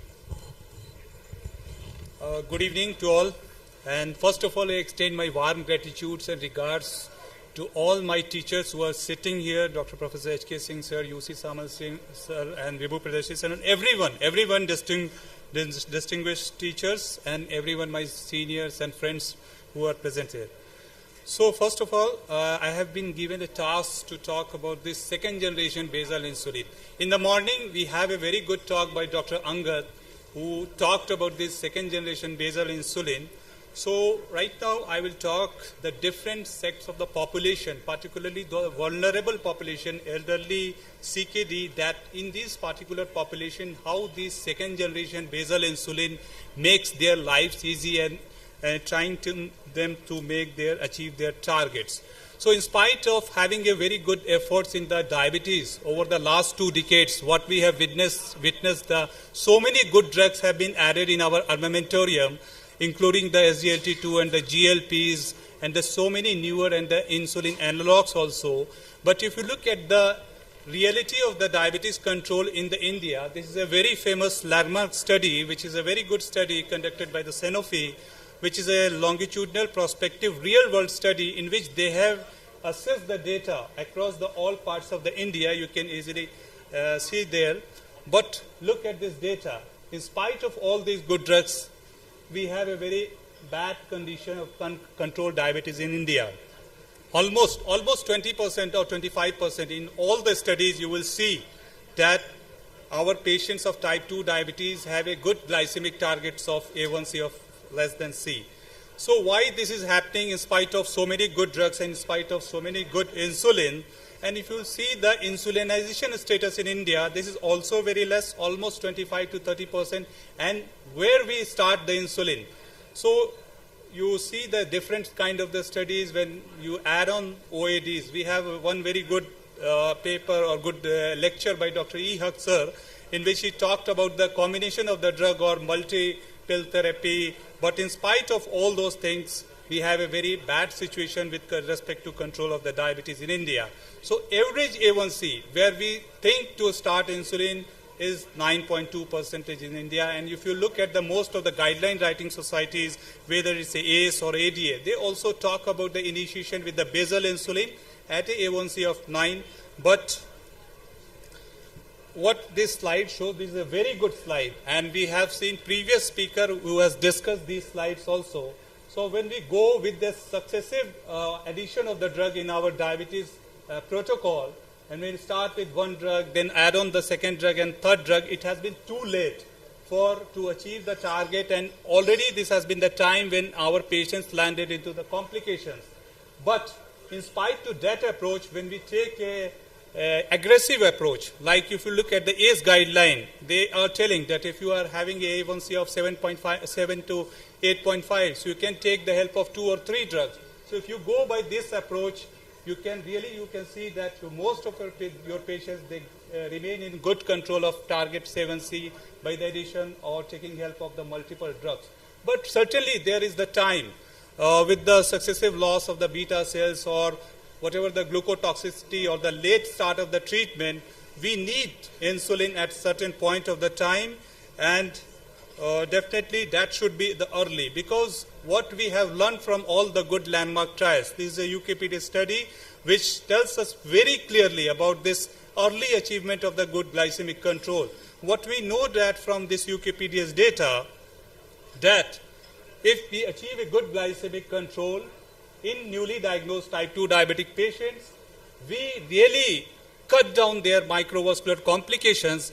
But rather, if you see this is a Rudy Holman data, when they have further analyzed this study, and what they have analyzed or assessed that differences in A1C, after the successive years also, when they have been kept on the intensive therapy from the very beginning, still you see there is these benefits have been continued in all these patients. So early good glycemic control, of course, matters every time.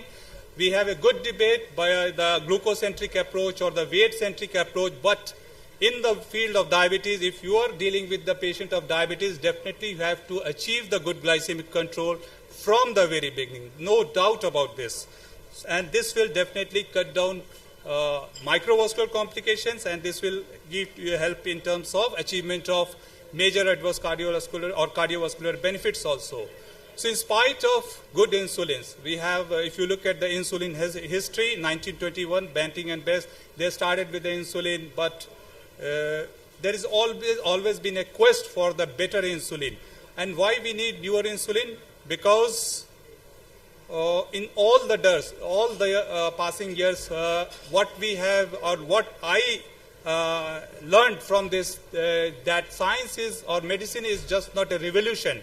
Rather, it's a stepwise improvement that makes our lives easy, and similar is the case with the insulin also.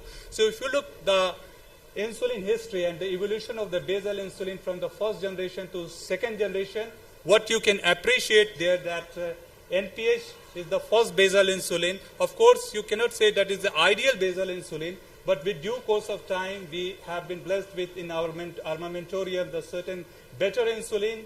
That is the Glargine 100, that is also a blockbuster insulin, determined insulin, so what is the difference between all these two insulins, that with the newer insulins, what we are achieving that less hypoglycemia and the less glycemic variability with this new generation basal insulin. So what is the idea of to start with a basal insulin? So if you start with a low blood sugar in the morning, and to end with the low blood sugar in the evening with the least glycemic variability, that makes the patient's mood also very well.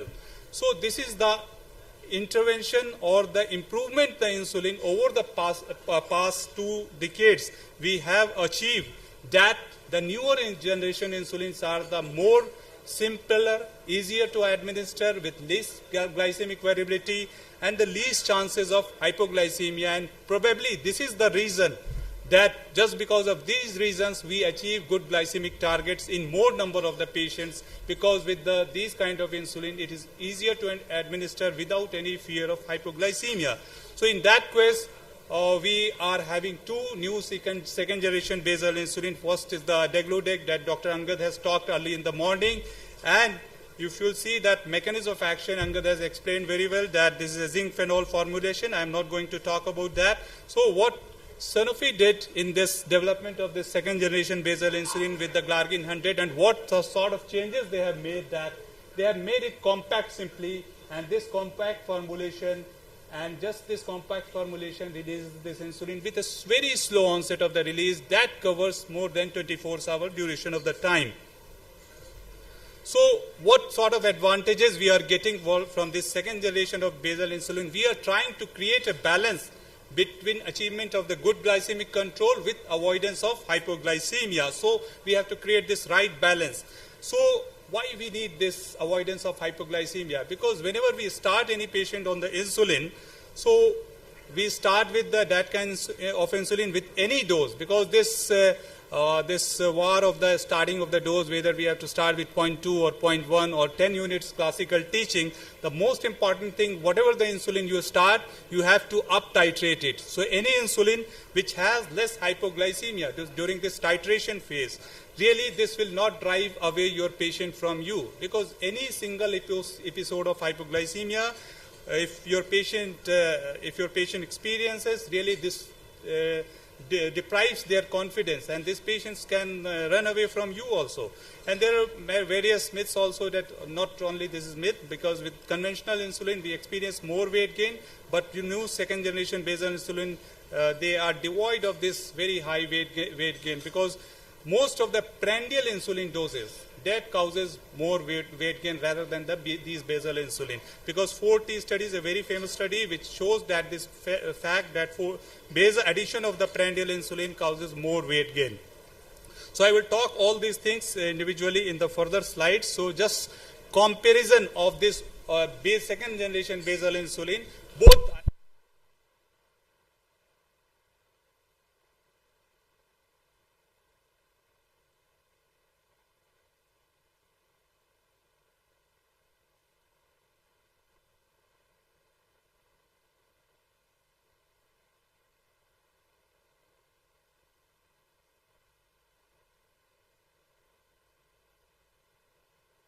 trial, they have compared in the begin series of the trial, and what they have found that this degludec has lower rate of nocturnal hypoglycemia, but when this glargine 300 has been compared with the already blockbuster insulin, that is the glargine 100, so they have found that they have a lower rate of any time as well as the nocturnal hypoglycemia. So comparison with the glargine 100 with these two smarter insulin, that is the degludec and the glargine 300, both have been proved to be slightly better in terms of hypoglycemia, but glargine 300 overall hypoglycemia as well as the nocturnal hypoglycemia, both aspects were better. And when they have compared this glycemic variability data, there is a very famous slide by Bergenstahl et al. And when this CGM data, this confirms that this glargine 300 and 100, when they have compared, you will find this less glycemic variability with this glargine 300 as compared to this glargine 100. So this flexibility, and another slide in which you can appreciate that stable glucose profile with the glargine 300, whether you administer in the morning or the evening also. So this flexibility of timing is also very important practically when you initiate any insulin in your patient, because most of the time if you start with glargine 100, you have to ask your patient take it at the same time, single dot of the time. But with the glargine 300 or with the degludec also, you have a flexibility. Glargine 300 gives you a flexibility of plus minus 3 hours. So this is also a very important advantage with this. So, but now compare these two smarter insulin, that is the glargine 300 and the degludec 100. These two are the second generation basal insulin, and they have compared in a very good study. Bright study is a very good study. I really appreciate this study, which is a multi-center 1:1. All the checks boxes have taken care of very well, and they have taken the patients already on the OAD, on the GLP and the stable dose on for 3 months. And what they have assessed, I am really cut-shorting this. So in terms of A1C, because these are the treat to target study, so A1C doesn't matter. You can see that there's similar A1C reduction between these two insulin. But the point which makes a very important difference, that in the early titration period, this glargine 300 has shown less hypoglycemia as compared to the degludec, and this is the nocturnal hypoglycemia, which is also better with the glargine 300 as compared to the degludec. So why this makes sense? Because early titration period is very important in terms of achievement of your future insulin dosage also, in terms of future achievement of your glycemic target also, because there is a very famous study by the Maurya et al. Which covered almost 5 European countries, 40,000 patients. So this study tells also that if you do not achieve the glycemic target just in 12 weeks, you will not achieve in the upcoming 52 weeks also. This is a bright study data is also confirming this. So you have to achieve the target in the early 12 weeks of the target. And if any time if your patient fails to achieve this target, really you lose. And this is a very important data from the bright renal data, in which they have compared the CKD patients, those patients who have a lower GFR. You can appreciate that with comparison to the degludec, there is a better A1C reduction with this glargine 300 and in the elderly. I initially thought that degludec is working very good in the elderly population, but this glargine 300 data in the elderly population, those patients who are above 70 years of age, this glargine is achieving a better A1C control with less hypoglycemia. So this insulin is particularly in these two kinds of population as compared to this another second generation basal insulin is also performing very good. So glargine 300 in the elderly, this is another senior RCT in which they have compared with the glargine 100. This also shows less hypoglycemia. Existing already good insulin, glargine 100 and glargine 300, better nocturnal hypoglycemia. And this is a real world data in which they have compared the switching from any basal insulin to this second generation glargine 300. Delivered is this study, and this also shows that lower risk of hypo in those patients who have compromised renal function. And this is a common population data, ATOS study, which is conducted globally, and good number of patients from India they have taken also. So in newly diagnosed type 2 diabetic patients, when this glargine 300 has been initiated, a very good robust glycemic control with very less hypoglycemia. And when they have sub-analyzed this ATOS renal data, that is those renally compromised patients, hypoglycemia incidence was also very less in this kind of population at those elderly patient data and the renally compromised data. Another very important condition, type 1 diabetes. Type 1, they have conducted a one care study in which comparison with the degludec 100, and what they have found that there's a similar time in range between these two, but there is a better nocturnal time in range with this glargine 300. So Orion is a very important study which they have conducted in the fasting patients in the Ramadan period, and overall these patients are much prone for hypoglycemia, but subgroup analysis of this Orion studies has also shown that not of any very few number of patients experience hypoglycemia in this. In patient hospitalization, we have a very good talk by Dr. Abhishek, so he will discuss a little bit, but what I will show a very good data. Degludec and glargine 300 both are performing very good with comparable time in range in this in-hospital patient data. So glargine 300 or second generation insulin has a very good implication in all these patients who have busy and erratic lifestyle, at risk of hypoglycemia, at risk of glycemic variability, particularly elderly and CKD patients, and these are the RCTs and real-world evidences which supports this notion. So the entire key takeaways, though diabetic patients are always prone for hypoglycemia, or any episode of hypoglycemia is very dangerous, and we have to create a balance, and because 5 fingers are not equal, we have good number of choices, various kinds of the insulin, but we have to take the right insulin for the right patient at the right time. So this is the entire message from my talk. So thank you everyone for your patient hearing. Thank you so much. Thank you, Dr. Sajjad. Thank you for this elucid presentation. You are very clear about the long-acting second generation basal insulin. This is almost flat profile which doesn't give any hypoglycemia, and same times the glycemic parameters is also maintained. I think we are running 50 minutes late, sir, so we can go with the question or we can end the session. 2 questions. Okay, the session is open for the 2 questions. I don't think after Dr. Sajjad's clear presentation, any question is raised. So thank you, Dr. Sajjad. Thank you. Thank you everyone, sir. Thank you so much, Dr. Sajjad. I request you to be on stage, and again I'd be requesting the chairpersons to please come and felicitate Dr. Sajjad, who gave a wonderful presentation.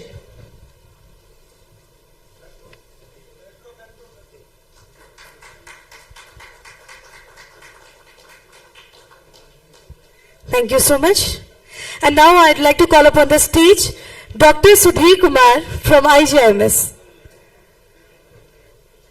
So Dr. Sudhir Kumar, you are requested to kindly felicitate all the honorable chairpersons we are having on the stage. Thank you very much.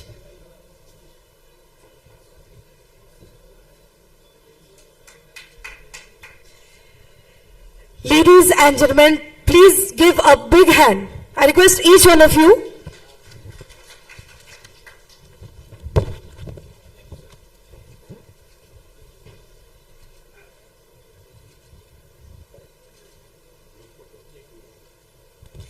And next one, session number 14.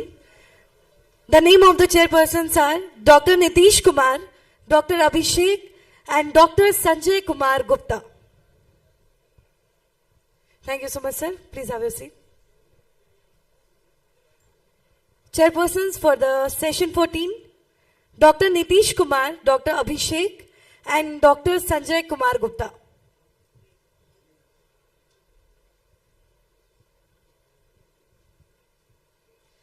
And I think 2 of the chairpersons are missing.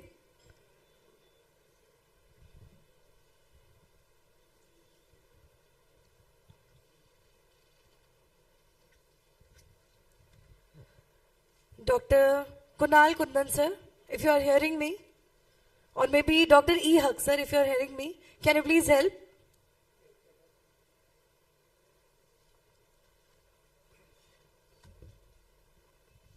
Time to invite the speaker on the board. Thank you very much.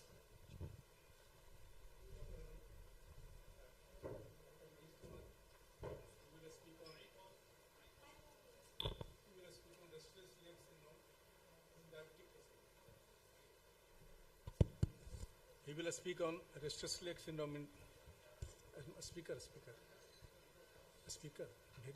Munish Kumar. So our next speaker is Dr. Munish Kumar. He's from Patna, and you can see his CV. And he's going to speak on the next topic, restless leg syndrome and PLMD in diabetic practice. Thank you very much. Thanks. I will invite Dr. Munish Kumar to speak on restless leg syndrome in a diabetic patient. Thanks, Chairperson. Good afternoon to all. Today's topic is restless leg syndrome and periodic limb movement in diabetes. Restless leg syndrome is a common diagnosis, but it's commonly misdiagnosed. Sometimes it is considered as psychosomatic symptom and multiple somatic disorders. But restless leg syndrome is a special entity and usually associated with periodic limb movement disorders. Though restless leg syndrome, RLS, is a clinical diagnosis, PLMD is diagnosed on polysomnography. So restless leg syndrome is a sensory motor dysfunction characterized by urge to move the legs, usually accompanied by uncomfortable sensation in the limbs, which usually worse during inactivity or rest, and it relieved by activities and leading to chronic sleep deprivation and stress. It was first described by Thomas Willis, and later on it was renamed and defined by Carl Icahn in 1945. RLS is also known as Willis-Icahn syndrome. And in 1995, an international group was formed to define and characterize the RLS syndrome. So, coming to periodic limb movement disorder is usually diagnosed on polysomnography, whereas RLS is a clinical diagnosis. So, the characteristic feature of PLMS is involuntary movement of limbs, usually at sleep, or it can occur at awake time also, and is very common phenomena usually associated with RLS is usually associated with PLMD in about 80% of the patients. So it is diagnosed on polysomnography by at least continuous 4 muscle contraction lasting for 0.5 to 10 seconds and recurring at interval of 5 to 90 seconds. So this is polysomnography, and this is the tibial muscle EMG, surface EMG. This shows the periodic limb movement disorder. Polysomnography includes many characteristics like extraocular movement abnormalities, EEG, EKG, tibial muscle, chin EMG, and tibial muscle EMG. So on tibial muscle EMG, the periodic limb movement disorder is diagnosed. So prevalence is, coming to the RLS. RLS prevalence is usually 15%, 3.9 to 15% in general population, and it is more common in Caucasian as compared to Asian population. The first Indian population study on RLS revealed a prevalence of 2.9% only. So it is less in India as compared to US. So coming to diagnostic criteria, in 2014, the international group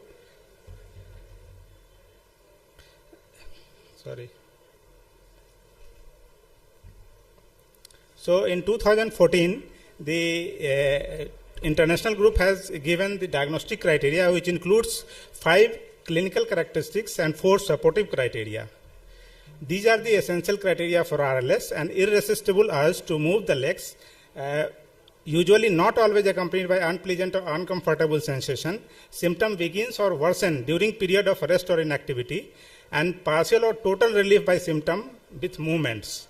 Symptom usually occur at night or at rest. It can occur at daytime also, and the occurrence of this feature is not entirely explained by other conditions like muscle pain, venous congestion, leg edema, or arthritis. These are the supportive criteria. PLMS is usually associated with RLS, and response to dopaminergic therapy. It is the essential criteria, because if a patient responds to dopaminergic therapy, then the RLS can be diagnosed on this basis. And family history. Primary RLS is usually associated with family history, and there is 6 to 7 times higher risk if a family history is present, and lack of an expected level of sleepiness during the daytime. It should be noted that PLMS during sleep is considered a supportive criteria, not essential for the diagnosis.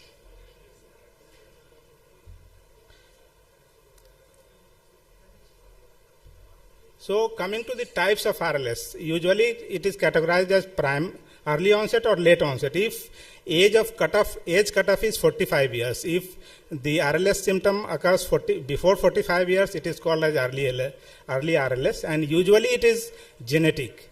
But late onset RLS is usually secondary, meaning thereby it is associated with other comorbid conditions. So primary RLS is familiar in up to 2/3 of the patients, and various RLS risk allele on different chromosome has been identified, and most of these variants has been associated with PLMD also. So the risk alleles are common in both PLMD as well as RLS. The term secondary RLS is used whenever this condition is associated with another medical condition, and most frequently it is associated with the conditions which deprives the iron level in the body. Means thereby the conditions that decreases serum iron or serum ferritin level, like iron deficiency anemia, renal failure, pregnancy, polyneuropathy or rheumatoid arthritis leads to RLS, secondary RLS.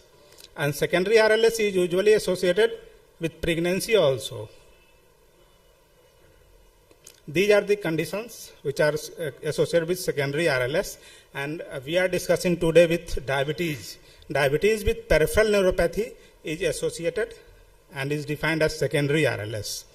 And these are the conditions which mimic RLS, and this should be ruled out prior to diagnosing the RLS. So coming to the RLS in diabetes, this was the paper published in 2022, and prevalence of restless leg syndrome in people with diabetes, around 8,000 patients were studied and found that 25% prevalence among the diabetic patients, much higher than the prevalence in the general population, that is 5 to 15%. The prevalence appears to be higher in Asian countries as compared to non-Asian, but the primary RLS is more common in non-Asian countries. So what is the reason for the more prevalence of RLS in Asian countries? More the prevalence of RLS in male in diabetes with RLS as compared to female, but there was reversal. Female was more in primary RLS. In addition, results were found that nearly twofold higher risk of RLS in diabetic patient than in non-diabetic patient. So prevalence of RLS is higher in Asian diabetic. That could be due to differences in patient's age, disease severity, and peripheral nerve involvement. Asians may be less sensitive to insulin than non-Asians, potentially leaving them more susceptible to complications related to diabetes. That's why it is more common in Asian population. Now coming to pathophysiology, there are two hypotheses. One is iron-related hypothesis and other is dopaminergic hypothesis. If there is decrease in the serum iron, there is corresponding decrease in the serum ferritin, that causes decrease in the brain iron status. That causes decrease in adenosine level, causing hyperglutaminergic state, and that causes hyperarousable and sleep disturbances. Second is the decrease in the brain iron concentration, especially the locus coeruleus, putamen, and basal ganglia region.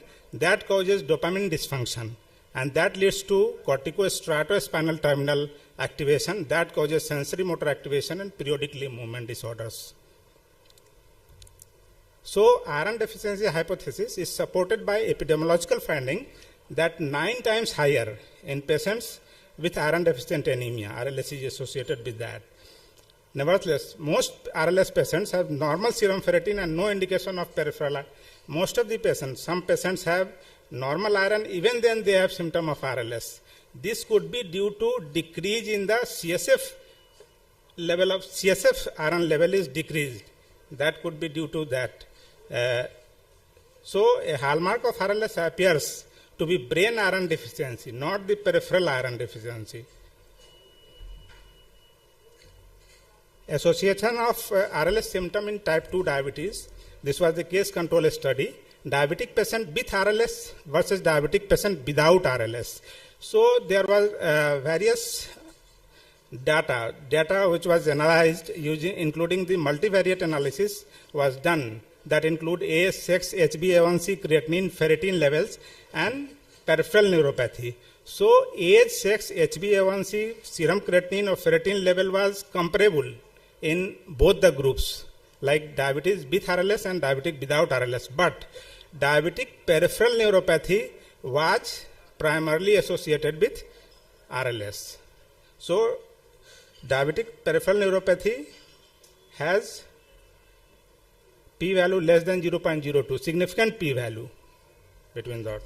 So coming to the symptoms, much symptoms are common with diabetic neuropathy and RLS. Some symptoms are common. So sometimes we cannot differentiate between diabetic peripheral neuropathy symptom as well as RLS symptom, but some are different from this. So only diabetic neuropathy features are pain, numbness, no gender variation, whereas RLS has gender variation. Diabetic neuropathy is symmetrical, whereas RLS symptom can be asymmetrical, and no relief with movement in diabetic neuropathy, whereas there is relief with symptom in RLS. And there is common features between those. Sleep disturbances can occur in both diabetic neuropathy and as well as RLS. Circadian symptoms can occur, and significant distress or anxiety. Coming to treatment-induced neuropathy versus RLS. Sometimes this is identified in type 1 diabetes as well as type 2 diabetes. Treatment-induced diabetic neuropathy is defined as it is a small fiber neuropathy, and it is defined as decrease in serum HbA1c level by more than 2% over 3 months with treatment. So treatment-induced diabetic neuropathy has symptoms as compared to the symptom of RLS. So it is very essential to differentiate between the both. Now coming to RLS treatment. This is the general principle. First, the best treatment for individual patient usually proceed in a hit and miss fashion. Medication should be used at lowest effective dose, and when necessary, the dose should be titrated upward slowly. But the chances of augmentation, one important entity augmentation that occurs in RLS symptom, because after increasing the dosage, the drug will become ineffective. So second dose should be added in that condition. Medication should be given early enough to allow absorption and action before the onset of sleep. The first agent, if first agent does not work, then second agent can be added with different mode of action. Iron status should be assessed in all patients with RLS, and appropriate oral or intravenous iron therapy should be considered. Unless contraindicated, alpha-2 delta ligands like pregabalin and gabapentin are first-line agent for treatment of chronic persistent RLS, with dopamine agonists like carbidopa and levodopa as well as pramipixole are second-line drugs. Low-dose opioid therapy is indicated for management of refractory RLS with appropriate precautions, because opioid may cause increased sedation or respiratory arrest. Serum ferritin, this is the clinical consensus for using oral versus IV iron. If serum ferritin is less than 75 in adults, then oral iron can be used. And if there is serum ferritin less than 25, oral iron can be used, and ferrous sulfate 325 mg twice daily with vitamin C should be given, because vitamin C increases the absorption of serum iron. If oral iron is not tolerated, then IV iron should be used. If after 12 weeks of oral iron, the RLS symptom remains clinically significant and serum ferritin or serum iron measures are within acceptable value, then IV iron can be given. So, coming to the drugs, other drugs, which I have already told, dopamine agonists like pramipixole, roperidol should be started in low dose, and later on the dose should be increased. Gabapentin, pregabalin should be used. Other medications like bromocriptine, benzodiazepines, codeine and clonidine. Clonidine is usually used in children, basically children and adolescents, because the RLS symptoms is associated with attention deficit hyperkinetic disorder, ADHD, as well as sometimes it is associated with febrile seizure. So clonidine can be beneficial in RLS with ADHD patient both. The non-pharmacological management, the lifestyle changes, discontinuation of SSRI or dopamine if patient is already taking, because SSRI and dopamine agonist aggravates the symptom of RLS, massage, stretching, walking and cognitive destruction, pneumatic compression. A newer device which was approved by US FDA in 2023, tonic motor activation, it activates peroneal nerve and thereby reducing the symptom of RLS. A repetitive transcranial nerve stimulation, but these are all not very frequently used. RLS in pregnancy. First of all, non-pharmacological treatment should be considered. Oral supplementation of iron should be given. And dopaminergic agonist, pramipixole and ropinirole are contraindicated in pregnancy. So carbidopa and levodopa can be tried. Clonazepam and gabapentin can be given. This is the augmentation in most common. Augmentation is the most common side effect with long-term dopaminergic treatment in RLS. After initial improvement, symptom worsen with use of the drugs.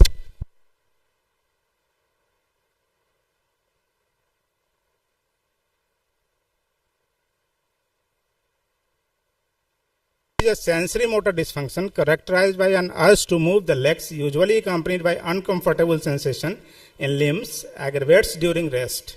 Pathophysiology includes iron and dopaminergic hypothesis. It can be primary or secondary.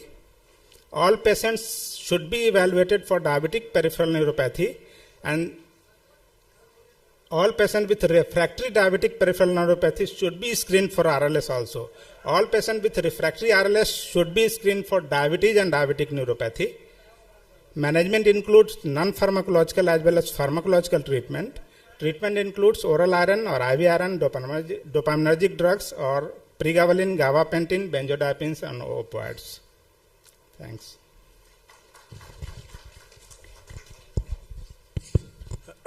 Munish, you have very nicely presented. It is have you seen this case in diabetic patient?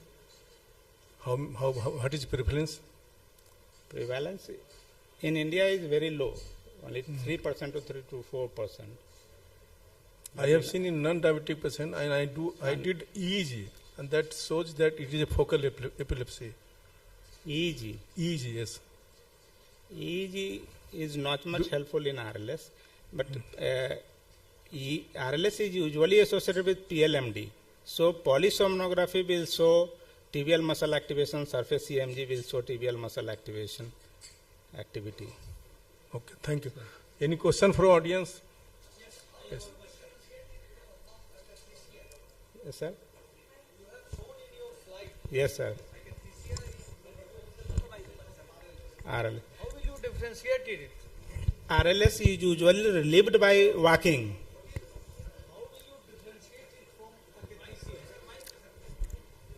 RLS symptom usually aggravates at rest, and improves by walking or activity. But akathisia that happens with akathisia also.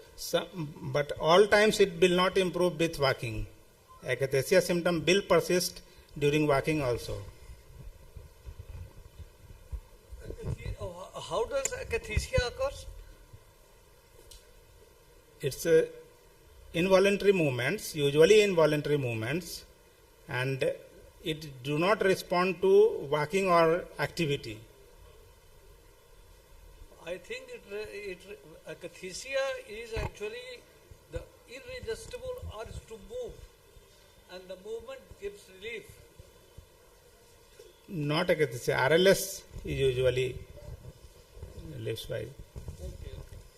Dr. Munish, please tell, does the state of chronic hyperglycemia, means uncontrolled hyperglycemia, meaning thereby A1C more than 9%, is prone to development of such RLS symptoms? Yes. Does any linking of this state of hyperglycemia? Some study have shown that HbA1c has a direct relation with symptoms of RLS. Some study have shown that it has no any relevance with RLS. But hyperglycemia should be controlled along with treatment with RLS. Number 2, does the deficiency of calcium, hypoglycemia, that will also present like RLS symptoms? Then how to differentiate between the symptom of RLS due to iron? Hypocalcemia will present with tetany or any tingling-like sensation. But tingling-like sensation is not there in RLS. It's only urge to move the limbs. There is no tingling sensation in the limbs in the RLS. Thank you. Thank you very much. So we'll move forward with the next session. Thank you, sir. Thank you, Dr. Manish. Thank you very much. Sir, please stay on the stage. And I'll be requesting the chairpersons to felicitate our speaker, Dr. Manish Kumar.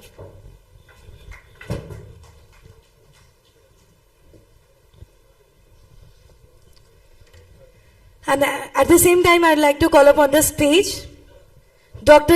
Anand Shankar. And ladies and gentlemen, Dr. Anand Shankar is serving as the scientific secretary in our organizing committee. So, sir, you are requested to please felicitate our chairpersons.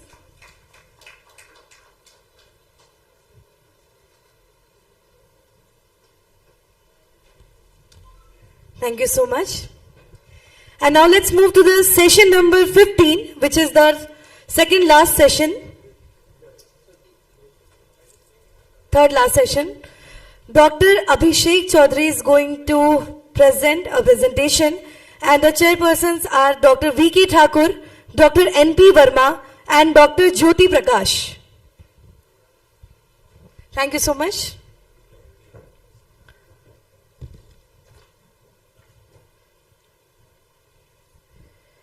All right, the chairpersons have already taken their seats. And I'll be requesting all the three of you to kindly introduce to us that what is going to be our next topic. Thank you very much.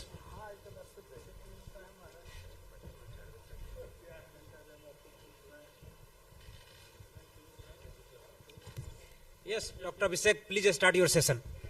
Good afternoon, sir. So my topic for today is management of hyperglycemia in hospitalized patients. So starting with the topic. So what the association actually shows that the hyperglycemia as well as glycemic variability, the fluctuation of blood glucose levels actually increases the mortality risk of patients who are admitted in the hospital. So we see in the graph, and also the studies show that patients who have not been previously diagnosed of diabetes mellitus and those who are not on any therapy, they are at a higher risk of hyperglycemia and they are at a higher risk of glycemic variability. So that is what this graph is trying to show. So coming to the in-hospital hyperglycemia, like coming to the basics, how do we take it, the terms? So fasting blood sugar more than 126, postprandial blood sugar of greater than 200, HbA1c of greater than 6.5%.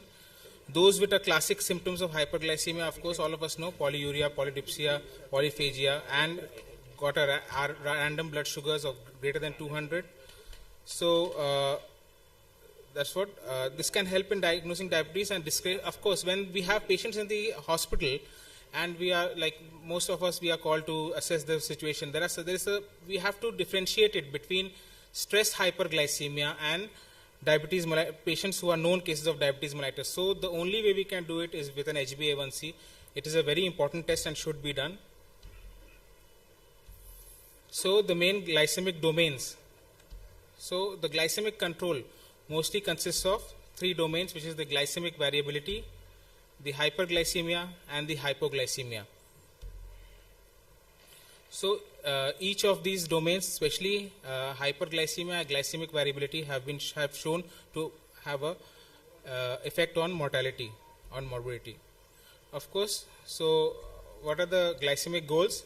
Of course, what we see in selected patients, anybody for what we keep a target is less than 180. So 180 is like the borderline.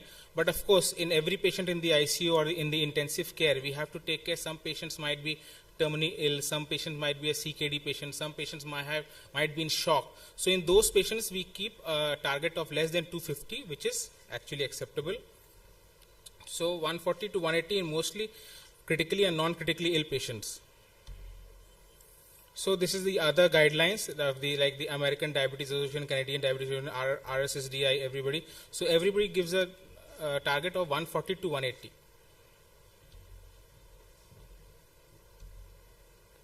Now comes the insulin therapy. So what does the evidence say regarding insulin therapy in the hospitalized patients?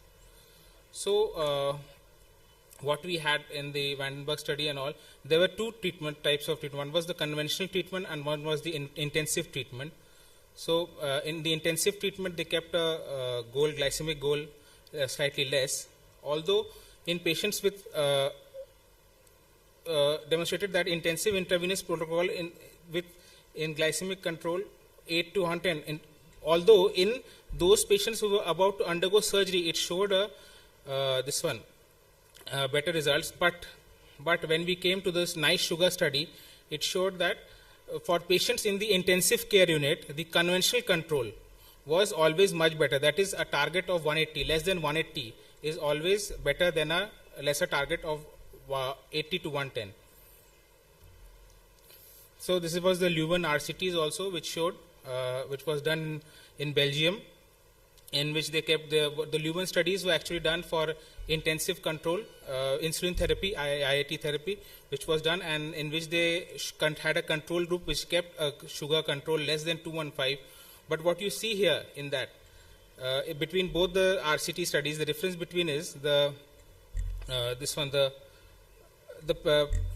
dose adjustment which you see here.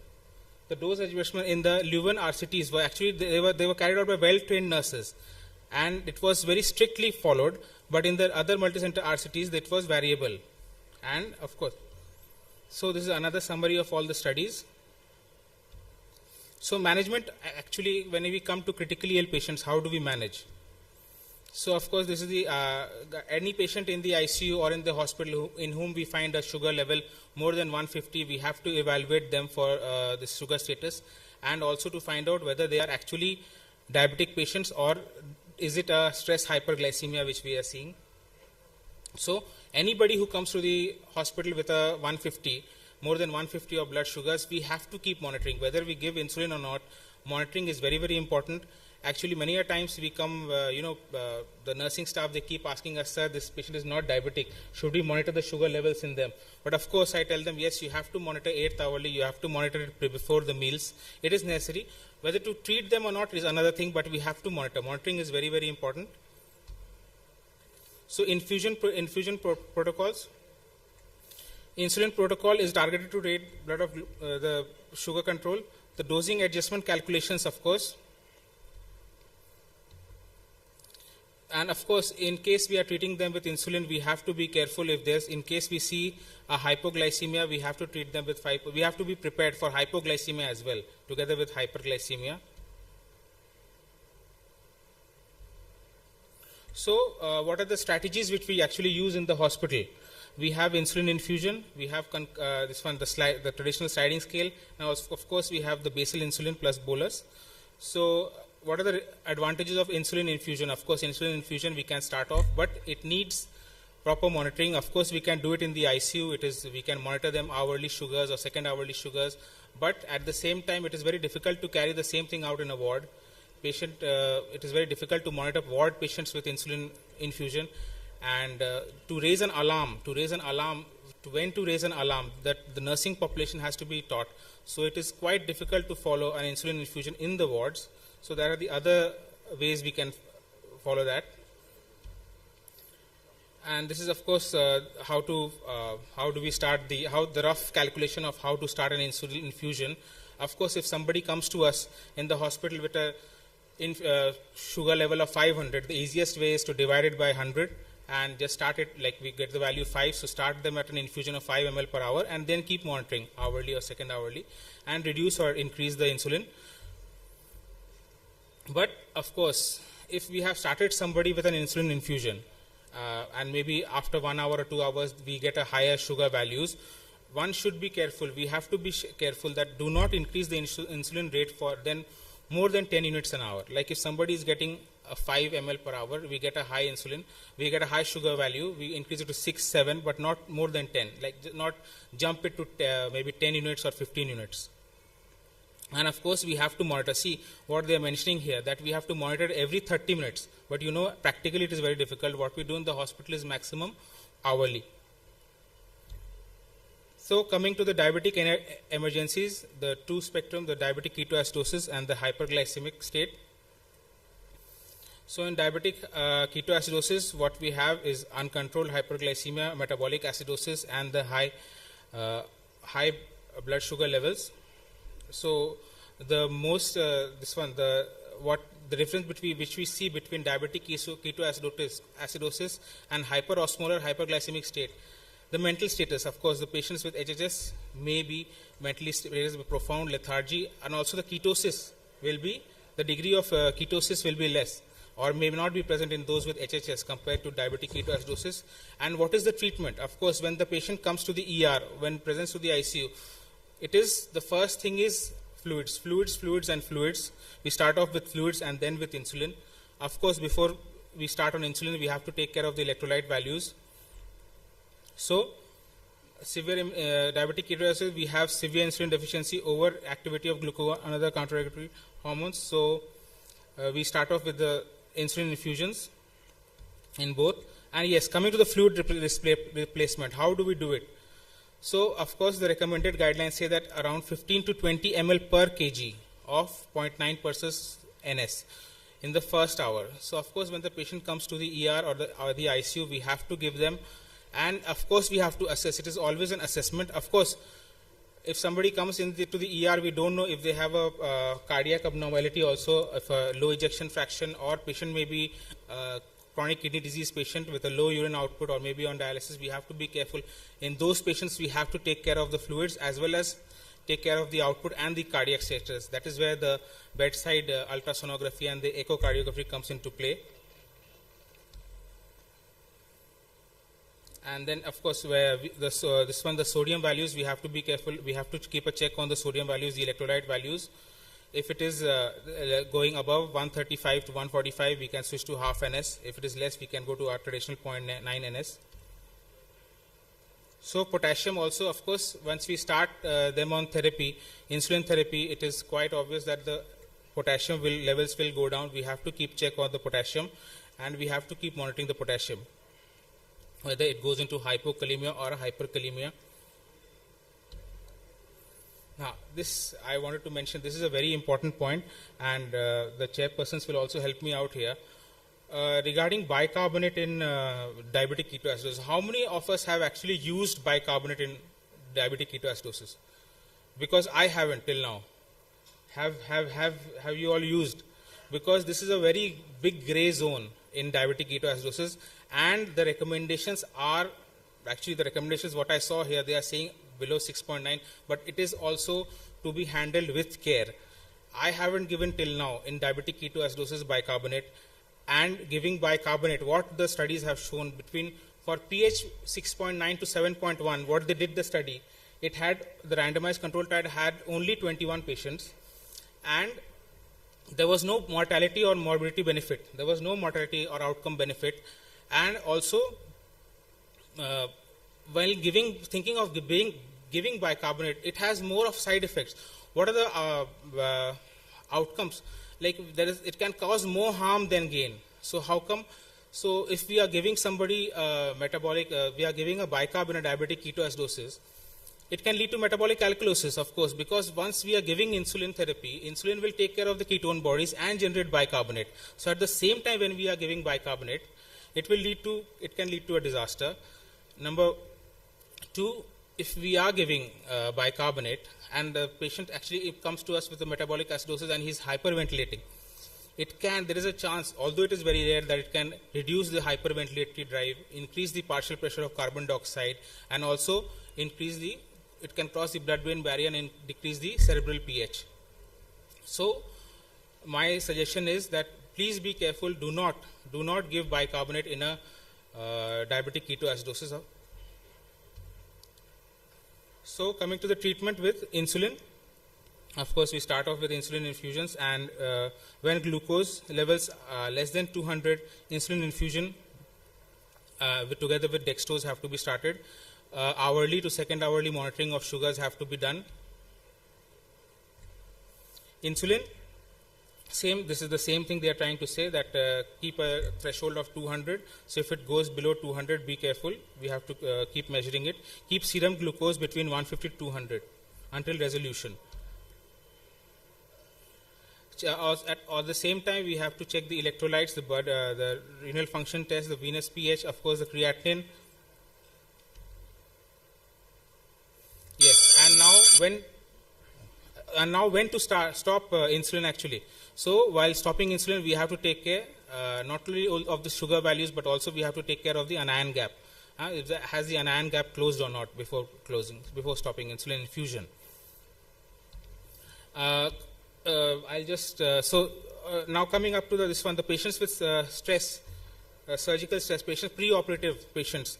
So what we see in them, that this mechanism is altered in them, and in this stress, the mechanism of stress hyperglycemia, like I said, how do we differentiate between stress hyperglycemia and a normal diabetic, a known diabetic patient, or a patient who has been diabetic for a long time? It is the HbA1c. So it is very, very important. Many times it is missed out. The patient is about to go to the surgery when we are called in to give a clearance, and that time we find that the HbA1c has not been done. So to act on an elevated sugar value, we have to be careful. So while evaluating a pre-operative patient, what kind of diabetes? Is it a type 1? Is it a type 2? Is it a gestational, pancreatogenic, drug-related, or a nutrition-related? It is very important. So HbA1c value has to be given, that HbA1c values of patients have to be measured.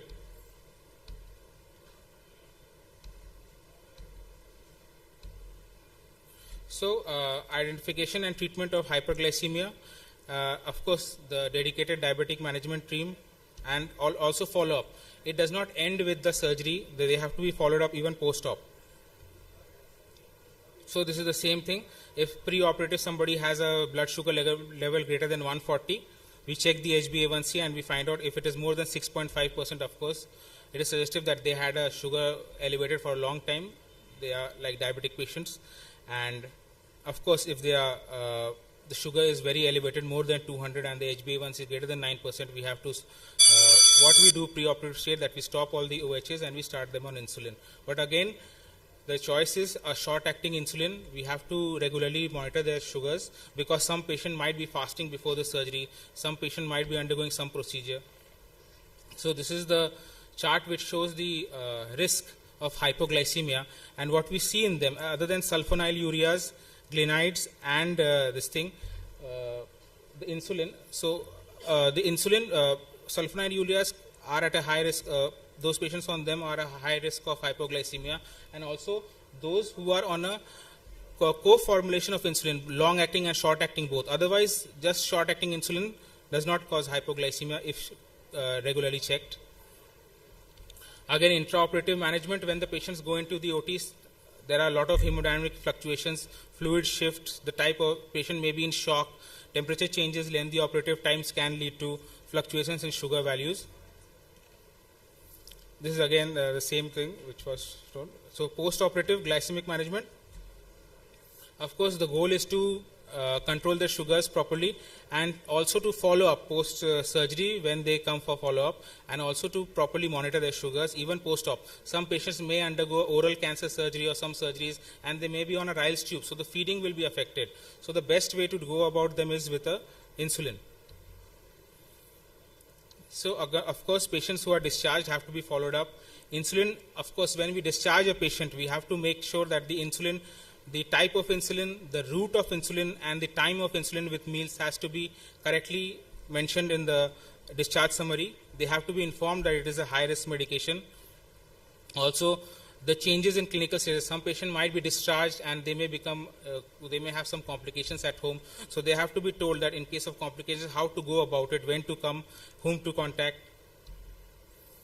And continuous glucose monitoring. So continuous glucose monitoring, I think this device gained a lot of recognition during the COVID times, continuous glucose monitoring. How many of are actually using it in the hospital, ICUs and intensive care units? I don't think we are still using the capillary blood method, which is quite effective. Of course, the studies have shown slightly lesser rates of hypoglycemia when the CGM machines are used. Of course, but at the same time, when the critically ill patients, when they are going for other procedures and when they are the OT CGM devices cannot be used. So CGM technology is less reliable in the operating room. Observe patterns of signal loss, negative bias however, primary experience during the COVID-19 pandemic indicates that CGM is helpful. So summarizing the topic, in all patients admitted to critical care with a blood glucose level of greater than 126, irrespective of the indication, HbA1c should be measured. Also, it is important to categorize them as hyperglycemia, diabetic or stress hyperglycemia. Same things what we discussed. So this is a short form of the secure model when the patient is in the intensive care unit. S stands for the severity of hyperglycemia, E for the expected prognosis, C for concomitant drug therapy which may cause hyperglycemia or hypoglycemia. The urgency to control the sugar levels, of course, is very important, and also patients who are at the risk of hypoglycemia when we are treating with insulin. So the take-home message, hyperglycemia in hospital patients is a very important part. Also, hypoglycemia is a very important part. It should not be ignored. Regular sugar testing has to be done. Choosing the right insulin and the type of insulin and the route of insulin is very important. And this has to be measured properly. Thank you. Nice talk, but I want your comment on long-acting insulin in ICU use of. Yes, actually, the basal insulin, sir, we are actually using it, and they are actually quite helpful. Like for patients who come, of course, not in emergencies, when somebody comes with a diabetic ketoacidosis or HHS, in the initial 2 days, of course, the insulin infusion helps out a lot. But when the sugars stabilize, the basal insulins, yeah, of course, they are very much effective and help us control the sugar values. I will add one point to you regarding his question. If you are using insulin infusion and if you give 0.1 unit per kg body weight long acting insulin to that patient, it will be easier to achieve the target. It was a nice deliberation. I think 2 or 3 things you should have told the people. Your focus was mainly on the critical care unit where you are using IV insulin, but in hospital there are non-critical units also, and there is a lot of use of steroid. You always use steroid. Many people of COD are in your unit. Is any OAD safe to use in the hospital if patient is stabilized, or if the patient is on a steroid, how are you going to manage it? Can you tell us? Yes, sir, depends on the steroid dosage. Of course, some people are on IV steroids, some people are on oral steroids. Yeah, we can, I think what we use here as this one, gliptins and metformins, what we use. But the thing is to... But the thing... Maybe one.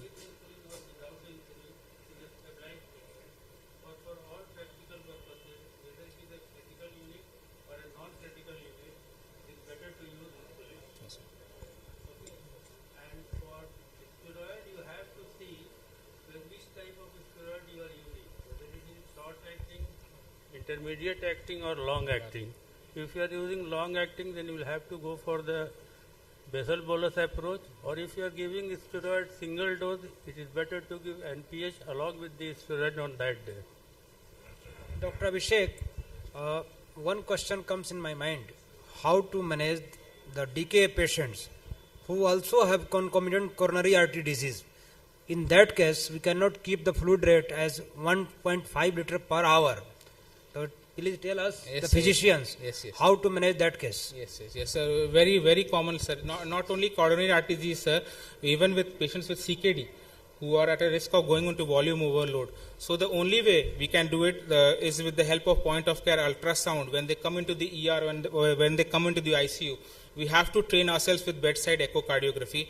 We can do a bedside, we can actually do an eye, in the critical care unit, we do it eyeballing of the LV function. If the LV function is proper, so if it is going more than 45%, we can just monitor the output of the patient and we can go on with the fluids. But in case they don't have a preserved ejection fraction, we have to take care. We cannot be this one. So we cannot give them so much fluids and we have to be careful. Of course, sir. What about sliding scale? Now the literature says it is obsolete. But you have also shown that yes, maybe sir. Actually, yeah, sir. But actually, the sliding scale. Actually, so all of us we have modified the sliding scale according to ourselves. Although we use it in the background, but we modify it. We don't follow exactly the old sliding scale which is there. We should all have our own protocols which the nurses have to follow, which the doctors have to follow. So sliding scales can be used in a background, but not being used as an absolute. It has to be modified according to the patient, according to the need of the patient, and of course, whether you are monitoring the sugar 6th hourly, 8th hourly, or 2nd hourly, it has to be monitored the same way. Any comment from the house? Thank you so much, sir. Due to the barrier of time. I will not take much of time. Dr. Abhishek, wonderful presentation. Don't you think this area is a controversial area? Because we do not have the evidence for suggesting that it should be less than 200 or 100. There are very less trial, 1 or 2 trial. So Sir, there is no, evidence, highly powered evidence, which will focus us to have this kind of approach or that kind of approach. The only thing which NICE Sugar has given, that the sugar level should be kept 140 to 180, and one has to avoid high poach. That is more important. What you are choosing continuous glucose monitoring, intensive modified EL protocol, basal bolus approach, sliding scale. The whole idea is to avoid the hypoglycemia and to keep blood sugar level, as you rightly pointed out, below 250. The second question which you have asked, whether in diabetic ketoacidosis bicarbonate should be used or not. If the patient is coming with diabetic ketoacidosis, with having sepsis which has aggravated and the urinary dysfunction, we have asked our postgraduates, give IV fluid for 1 hour, try to resuscitate them. If even after 1 hour of the fluid resuscitation, this pH is not coming up, yes, in that situation, because acidosis has got its own bad effect. So if it is a less than 7, even after normalization by the IV fluid and all kind of things, the pH is not going up, it is better to give a bicarb. Thank you, sir. Thank you. We can have the discussion later on. It's a barrier of time that we have to switch over to the next topic. we rightly said soda bicarb should not be recommended because it can cause cerebral edema. But treat the basic cause. Treat the cause, infection, treat hypoglycemia. But after resuscitation, if it is not working, you are right. We will discuss it later on. So I conclude the session. pH has its own And I'd be requesting the chairpersons to kindly felicitate the speaker, Dr. Abhishek Chaudhary, sir.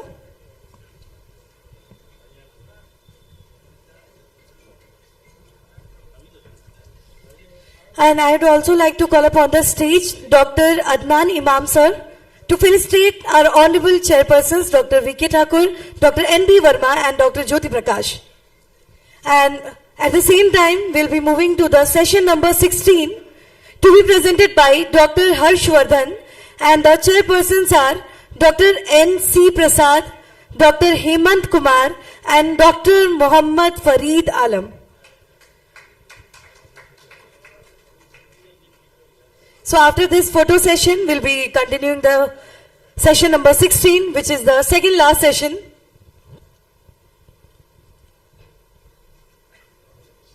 Thank you.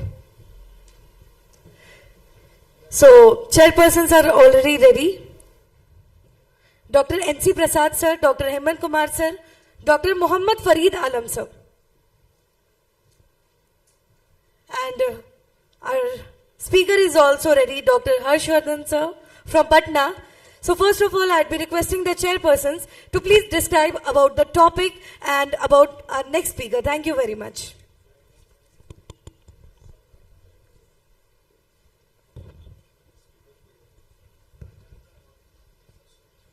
In this session, we have a brilliant speaker, Dr. Professor Harshvardhan, Associate Professor in Patna Medical College. He is going to talk on Finerenone, a new hope for cardiorenal outcomes in CKD with type 2 diabetes. This molecule is a game changer, which will be described by Professor Harshvardhan. Over to Harshvardhan.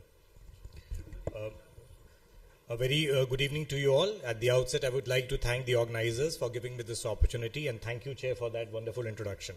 So in next 15 minutes, I'll be discussing Finerenone, a new hope for cardiorenal outcome in chronic kidney disease with type 2 diabetes.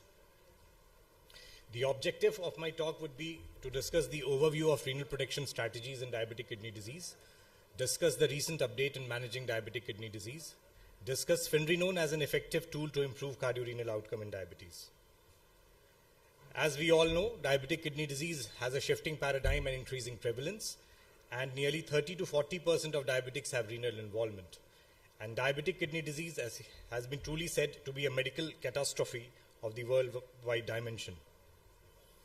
And CKD is underdiagnosed in patients with type 2 diabetes due to underutilization of the recommended chronic kidney disease screening strategies. And this was AD-CKD study, in which you can see that 85% of the patient had eGFR assessed during the 15 minutes before the study participation, but only 47% had USCR assessment. So CKD at the early stages are pretty missed. And the guidelines recommend, this is very important, guidelines recommend both eGFR measurement and urinary ACR testing at least annually in all patients with type 2 diabetes. That means both of these tests should be done. And the late diagnosis of CKD progression in patients with type 2 diabetes burden both the patients and the healthcare system. As we can see that impact of CKD associated with type 2 diabetes versus type 2 diabetes alone. So you have more heart failure cases, more myocardial infarction, greater risk of hypertensive heart failure, and more cardiovascular death, and more chances of progressing to end-stage renal disease. And this is a very important slide which I want to highlight here, is that clinical prediction of classical diabetic nephropathy lies in your eyes.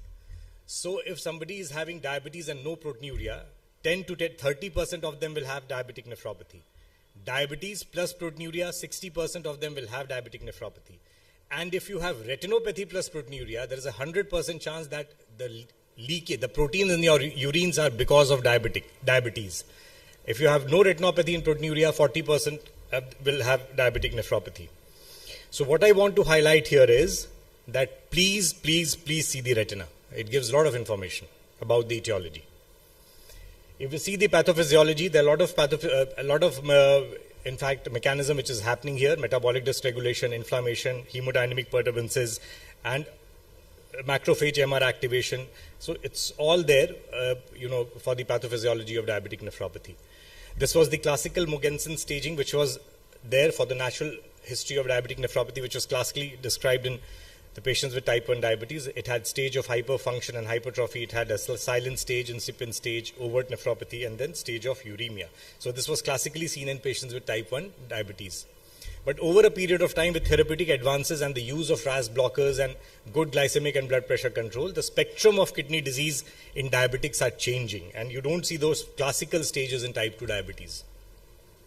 So I describe, to set the tone, I just want to highlight a very interesting case, which is a typical case of diabetic nephropathy, which we normally encounter in clinical practice. This was one of my patients who was she was a 42-year-old female, diabetic for 15 years, hypertensive for 8 years, had bilateral pedal edema, a BMI, she was hypertensive, had proliferative diabetic retinopathy, autonomic neuropathy, gustatory sweating. She had distal symmetric polyneuropathy, and peripheral arterial disease. So the serum creatinine trend was, in August 22, the GFR was 45, which fell down to a GFR of 29.2, and that fall in GFR was around 16 in a pretty less time. she had 6.68 gram of proteinuria. So she had a rapid fall in GFR. Probably, if you predict that GFR fall would be more than 10 ml per minute per year, which was typically seen initially with patients with diabetic nephropathy. This is the classical histopathology which we see in diabetic nephropathy, the classical KW lesion, arterial hyalinosis, and thickened GBM. This is the classical teaching which we did at medical school. So what is the current issue with a patient who has been diagnosed with diabetic nephropathy? One is the progression to end-stage renal disease, and the second is improving cardiorenal outcome. These are the two key issues with patients with diabetic nephropathy. So the classical therapeutic targets have been metabolic factors, oxidative stress, inflammatory pathway, fibrotic screen signaling, and hemodynamic mechanism, with all the treatment options hanging around these mechanisms. And we have come a long way, starting with era of ACE inhibitors, era of ARBs, the era of flozins, then newer drug, GLP, finerenone, and the armamentarium is added almost every 1 year or 2 years. And as you can see, right from way back in 90s, we had to wait for a long time till the flozins came up. So where do we stand today if you see the holistic care of diabetic kidney disease? This is the KDIGO guideline. One is your lifestyle modification. Then you have the first line drug therapy, which is SGLT2 inhibitors, metformins, RAS inhibitors, regular assessment, then additional risk-based therapies are there. So this is the current standard of care, which stands on the classical 4 pillars of management of diabetic kidney disease. That is targeting the RAS inhibition, SGLT2 inhibitors, non-steroidal MRAs, and GLP-1 analogs. So right from this, the classical path-breaking trial in 2001, that was the renal trial and IDNT trial, which sets ACE inhibitors and ARBs as the drug for retarding the progression, and there was 15 to 20% relative risk reduction in endpoints. And the annual GFR certainly fell down from 8 to 10 to 4.4 to 5 ml per minute per 173 meters. So there was a drastic improvement. Then came the eras of flozin, as we all know, SGLT2 inhibitors, and the classical landmark Credence, DAPA-CKD, and EMPA kidney disease established them as the drug for retarding. For a nephrologist, from a nephrological perspective, it was the drug for retarding the progression of chronic kidney disease. And as you can see, it was almost all of them had a menial follow-up years of 2 years or 3 years. So there was a drastic improvement, and most of the trials had to be stopped early because of the favorable outcome. But where are the gaps? Where are the current gaps which is there? So despite RAS blockade and SGLT2 inhibition, patients with type 2 DM and advanced CKD are still at a very high risk of CKD progression. So you can see the residual risk in the graph. So despite this, a lot of patients are still progressing to chronic kidney disease. And residual proteinuria at week 26 was associated with worse kidney and cardiovascular outcomes. This was the post-hoc analysis of the Credence trial. And albuminuria and fibrosis are closely related, as both are highly prognostic biomarkers of kidney failure. So the ADA 2003 recommends reducing proteinuria to slow CKD progression. So since I'm supposed to speak today on non-steroidal MRA, so basically major causes of inflammation and fibrosis is MR overactivations, and there are multiple mechanisms which leads to MR overactivation in CKD with diabetes. There's increased ligand-dependent MR activation, increased ligand-dependent MR activation by cortisol, increased ligand-independent MR activation, and increased MR expression with high albuminuria. And as we all know, finerenone has a more better pharmacological profile with lesser side effects of hyperkalemia and the sexual side effects of which related to this. And finerenone targets MR overactivation and slow heart and kidney disease progression in type 2 DM with patients. And till now, if you see the clinical development pharmacological evolution of finerenone, there has been 32 animal studies, 5 phase 2 studies, and 2 phase 3 studies, which have involved around 15,000-20,000 patients, and all had favorable outcome. So at baseline, if you compare the 2 landmark studies, which are the Figaro CKD and Fidelio DKD, where Figaro classically looked at the renal outcome and Fidelio looked at the cardiovascular outcome. If you see at baseline, patients had well-controlled blood pressures and HbA1c in both Figaro and Fidelio. At baseline, Figaro DKD had earlier stage CKD and lower median UACR compared with Fidelio DKD. And baseline, approximately 8% of the patients with each trial had heart failure and 45% had history of cardiovascular disease. So if you combine those studies, which was the Fidelity pre-specified pooled analysis, the conclusion was that Findrinone on the top of standard of care reduces the risk of clinically meaningful cardiovascular and kidney outcomes in patients with type 2 over a broad spectrum of chronic kidney disease. And almost, if you compare Figaro, Fidelio and do the composite analysis, almost all spectrum of CKD severity was covered. And Findrinone demonstrated efficacy in heart and kidney disease outcome in both early and late stages of CKD. So both early and late CKD stages had a favorable outcome with Findrinone. And you can see a substantial reduction in proteinuria as well with Findrinone. And in Fidelity, the CV and kidney benefits of Findrinone were consistent irrespective of SGLT2 use at baseline. So it had an independent effect, whether you use SGLT2 or not, on a favorable outcome, and had a similar adverse effect compared with placebo and increased incidence of hyperkalemia, but the clinical impact was minimal. So at which stage of CKD can you initiate Findrinone? So stage 1, stage 3A, B, 4, all of the above. So according to me, the answer should be all of the above. So the effect of Findrinone on CV outcome were consistent regardless of the baseline EGFR and UACR. You can see at whatever was the baseline EGFR, Findrinone had a better outcome. And the current recommendation right now is, the KDIGO recommends that non-steroidal mineralocorticoid receptor antagonist with proven kidney or cardiovascular benefit should be used with EGFR more than 25, with a normal serum creatinine concentration and albuminuria more than 30 milligram per gram, despite maximal tolerable dose of RAS inhibitors. Actually, despite the maximal tolerable dose of RAS inhibitors came from the Figaro and the study which was done, which enrolled patients who were already on the standard of care that was at their maximum RAS and ARB treatment. And the practical potassium management with Findrinone is that you start Findrinone with somebody who has a potassium of less than 5. You assess, you start with 10 milligram with a EGFR of less than 60 and 20 milligram with those who are having EGFR of more than 60. Monitor potassium almost every month, 4 months and then 4 months interval. Still somebody is having potassium of more than 5.5, safely consider using it and ask them to, go for other potassium, containing strategies, that is avoidance of other things which has very high potassium, but consider not to stopping them. But somebody is having more than 5.5, stop it. And so if you see the summary, the take 5s of Findrinone treatment is on initiation of treatment, initiate treatment when potassium is less than 5, withhold treatment is potassium is more than 5.5, initiate with EGFR is more than 25, and can be continued till EGFR is 15. And if you see the 5s of treatment effects, then Findrinone reduced the risk of chronic end-stage kidney disease by 1/5 and reduced the risk of heart failure by 1/5. So the current recommendations, a lot of guidelines are suggesting it to be used in diabetic kidney disease. And there are a lot of trials which is going on, which will definitely look into the other areas of managing patients with diabetic kidney disease.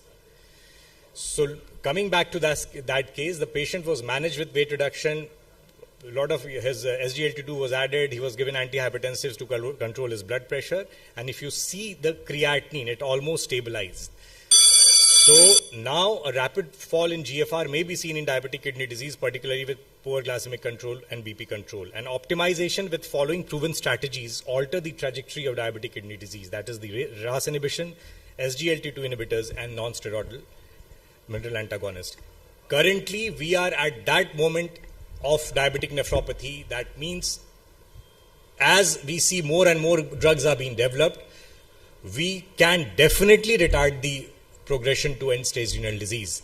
And I'll just give an example of the FLOW trial. The FLOW trial, when it was published in US, the DaVita dialysis company had to do a press conference questioning the outcome of FLOW trial. They were so scared that probably now the time has come that people with diabetic kidney disease will be free from dialysis, that they had to come with a press conference questioning the FLOW trial. So you can understand the kind of enthusiasm which is there.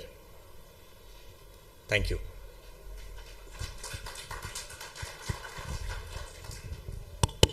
Thank you, Professor Harshvardhan, for your very elaborate presentation of new drug, which is really a game changer in the management of diabetic kidney disease or in diabetes. One thing, what is the cost of this drug? Because in India, generally patient himself purchase the drug, and cost effectiveness in our context. Right now it is a cost. And dose, what is the dose? So dose is less than 10 milligram for less than 60 and 20 for more than 60 eGFR. And cost? Cost is expensive, sir. It is expensive drug. I think cost is around 100 rupees per tab at present. So in case we are starting with 10 milligram, so but it is not recommended, but people are using half tablet, breaking tablet. No, it is not recommended, right? It's not recommended, I know, but pharma people are saying you can start with half tablet, giving 10 milligram a day, and then if you want to increase, then you have to give whole tablet. That's it. So you start with 10 milligram, but ultimately you have to stabilize at 20 milligram. That is the optimal dose. And the message is we should not afraid of using this molecule, right? We can use it in stage 4, but with a word of caution that if the eGFR is below 25, we should not attempt to give this molecule to this patient. And that is very important. Yeah, and to add one thing more, sir, and we are getting more and more evidences now to use it even in non-diabetic kidney diseases as well. And one of the major trials which is coming up, which is the Captivate trial, which is going to have 16 centers in India and 8 centers abroad. And incidentally, one of our centers have been chosen to initiate the Captivate trial. So in NDKD, you can very well use it in non-diabetic kidney disease as well. It is in the pipeline. Yeah. You see, that is very pertinent question. Again, I will say you should not be afraid because, hypotension and hyperkalemia, these two are only to the tune of 4 to 5%. So you have to monitor your patients. And if you feel the patient is not compliant, is not going to be under care for a regular follow-up, then you should not use this molecule. And that is very important. Yeah, and using SGLT2 inhibitors with, both finerenone and RAS inhibition have a lesser, incidence of hyperkalemia because of a favorable effect of SGLT2 on potassium. So what is your take home for the patient when to test vitamin A potassium? Sir, it is already there. What should be the frequency? So first, shown in his slide. I've already shown there. First, whenever you initiate 1 month, 4 months, and then. In practice, also we have seen once the hyperkalemia is not appearing within 3 months, hardly the patient is going to develop hyperkalemia. One question, Dr. When we compare this new molecule with older mineralocorticoid receptor antagonists, apart from hyperkalemia and some sexual disorder, what are the other benefits compared to earlier MRA? So the much better benefits are on the renal outcomes when you compare. Is there any large studies there? What is the evidence? Large studies on what? On compare with older MRA. Yeah, there are studies at ARTS. One of them was the ARTS, and other studies were there which compared it with the older MRAs. But older MRA, the incidence of hyperkalemia is more than finerenone. That is very important. And apart from hyperkalemia and sexual dysfunction, any other benefit? No. You see, we have to see the outcome, clinical outcome. Yes. This is a phase 3 trial. So outcome is definitely better with this molecule. They have clearly shown it. So we wind up the session here. I think Dr. Santosh is not very happy with the continuation. Thank you so much.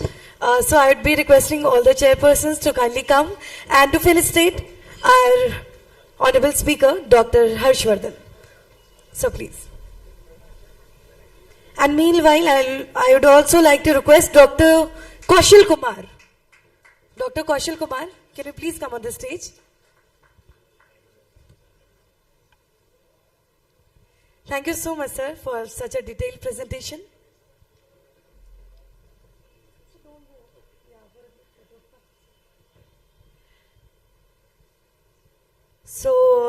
After this, we are moving to the last session of the day, which is session number 17. I hope this day was fruitful for all of you, insightful. Even I got to learn a lot of things. Even I am not from this field, but still, बहुत सारी चीजें मुझे पता चली, precautions and all. So let's have a group photo.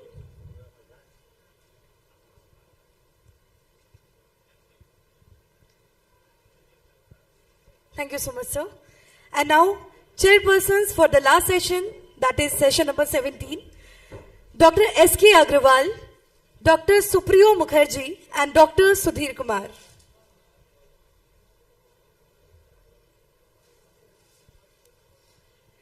And session number 17 is to be presented by Dr. Santosh Kumar Singh, sir. Dr. Santosh Kumar Singh is the President and Organizing Chairman of our Organizing Committee, Bihar Diabetic Federation. So ladies and gentlemen, please put your hands together for him. Thank you so much.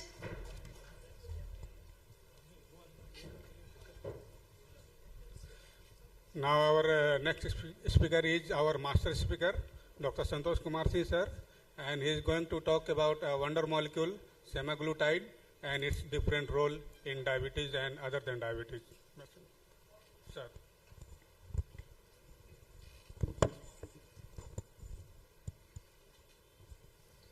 So, honorable chairpersons, respected seniors, dear friends, once again, sincere thanks for being here. And I had solicited your blessings and love for the growth of this society. Last talk, during our debate, I talked about the glucose lowering and the emphasis on weight-centric management, and this is both in one. And you can achieve this with this molecule. Although it's a sponsored talk, but we will be just remembering the glycemia, weight, and the CV risk and how they are related with each other. In isolation, that will do. Molecule is definitely there. So, as I do, it's a company slide, but I have tried to put in something which will be a learning point for all of us.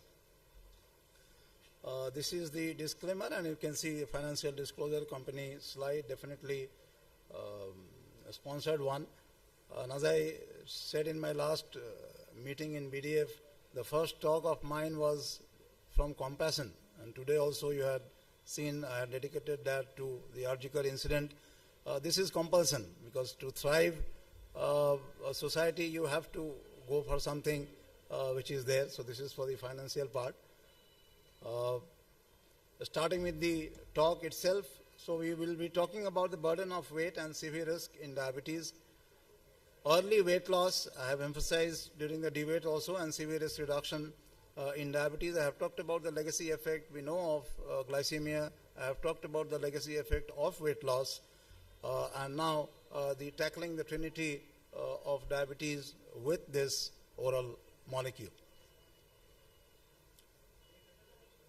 So what is the dual epidemic? And from dual we will be talking about the unholy trinity, and you are well aware of the dual epidemic, and this is overweight, burgeoning, and the inadequacy of glycemic control, and this is to the tune of 80%. We all know only 1/3 of our patients are reaching HbA1c of less than 7%, and majority of our patients are obese, if not by the BMI standard, definitely by the truncal obesity standard. And I have, as I told you in the past, I have stopped measuring the waist circumference nowadays, because almost all of us are exceeding the waist circumference.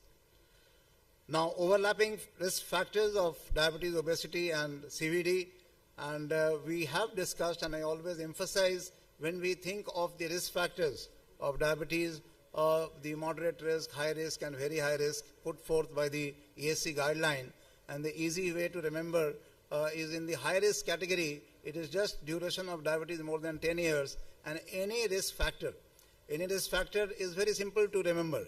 These are the different components of metabolic syndrome. And metabolic syndrome is dyslipidemia, you have obesity, you have blood pressure.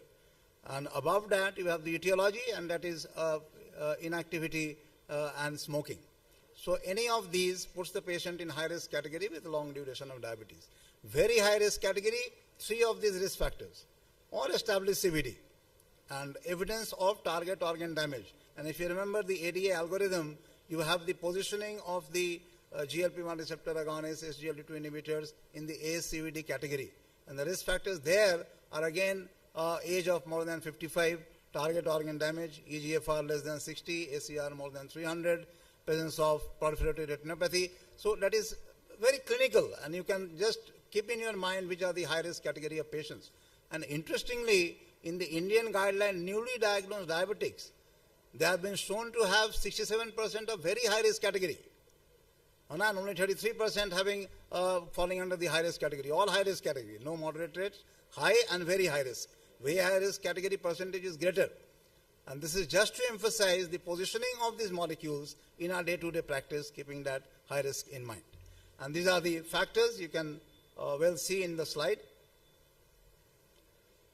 This is obesity and above all the combination leading to cardiovascular disease. The etiopathogenesis, as you can see, the elaboration of cytokines, insulin resistance, hyperglycemia, and from the obesity part, again, elaboration of the same. And we all know obesity, chronic obesity as such, is a chronic inflammatory state.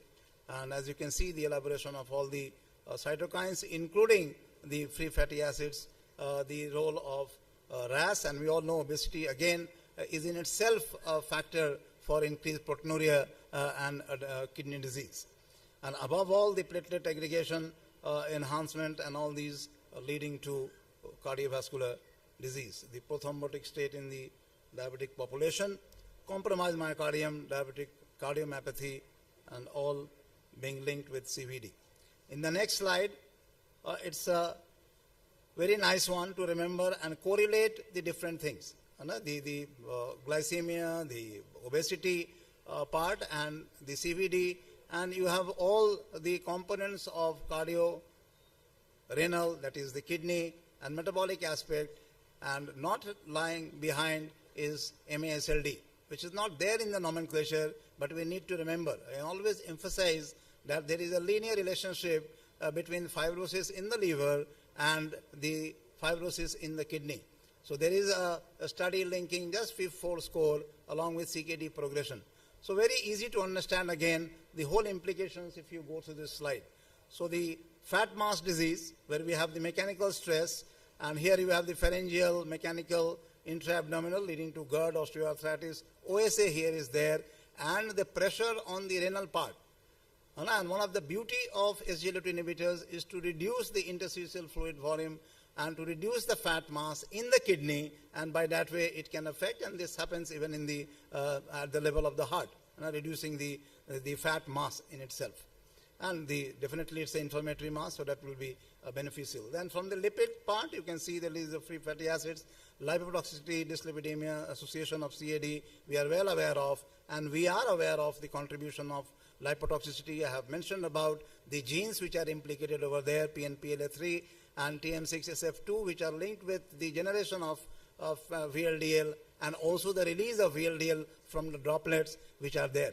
And then on the left-hand side, you have the insulin resistance linked with hyperinsulinemia and the link with MASLD also. And I emphasize on this of the FTO gene and the PPR gene and the positioning of PIO in MASLD benefiting both way. In obese, because of the pathogenesis with insulin resistance, it can be beneficial. And in normal weight, lean individuals who are again prone for all the complications on MAFLD and even the cancer association which is there, pioglitazone can well be there in our armamentarium in the management of patients with MASLD in normal weight or lean individuals.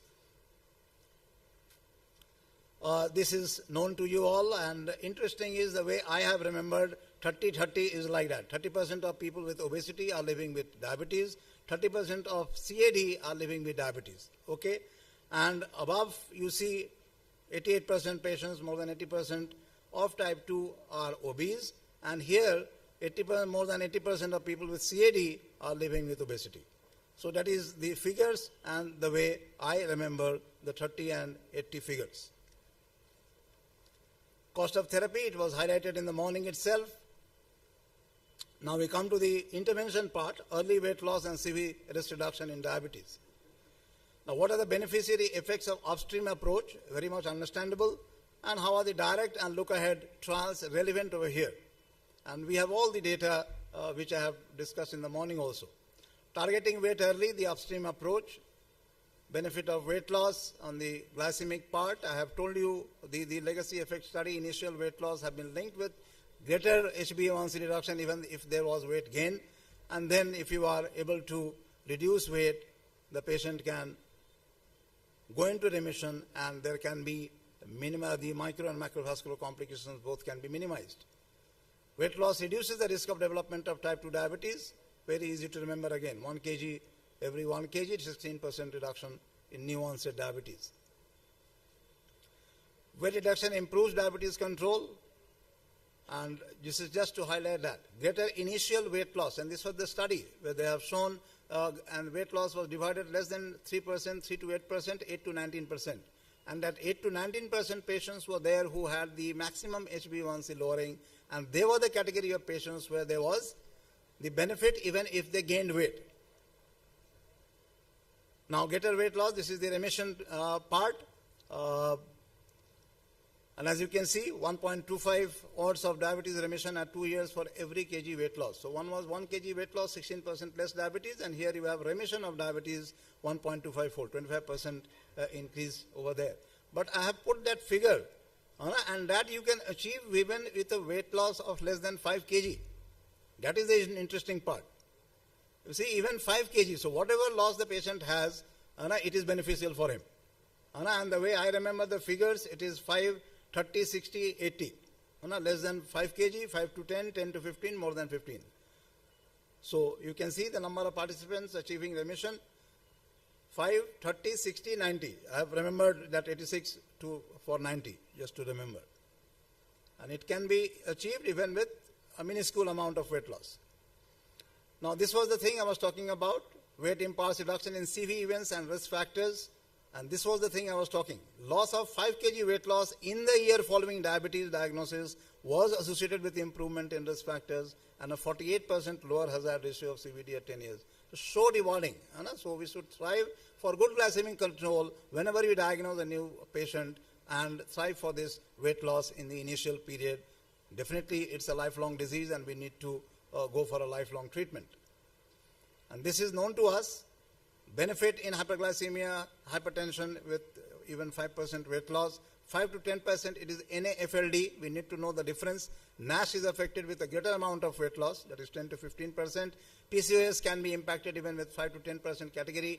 But above all is your 15% for type 2 diabetes remission to affect the CV mortality and for the benefit on heart failure with preserved ejection fraction. That is 15%. But we need not be heartened. There was a direct Australian study where they have shown a loss of 8.6% was responsible for remission in 50% of the cases. But if it was 15%, the figure rose to 90%. So remission rate of 50% with only 8.6% weight loss, and it went to 90% remission in patients who achieved more than 15%. So definitely greater degree of weight loss, more of remission. Now tackling the trinity of diabetes with oral SEMA. Oral SEMA, is it the game changer? And then we'll be talking about the Pioneer program and the other programs. So I won't go into the molecules. The only thing I would just highlight a bit in a lighter tone, the 8, 26 and 34. And remember 26 plus 8 is 34. So these are the 3 areas where you can modulate this molecule. For the binding, for the degradation part, and to fixity of the spacer over there. And this is the role of SNAC, sodium amino acrylate, enhancing the absorption across the gastric epithelium and preventing its breakdown. These are both separate, and you have to make the stable that proportion. So we cannot break the tablet. It is 3 milligram, 300 milligram. It has to be 7 milligram and 300 milligram. So that 300 milligram is fixed. Either you use 3 or 7 or 14. So we cannot break this tablet like I do for finerenone. I also do use, and I break the tablet of 20 and make it 10.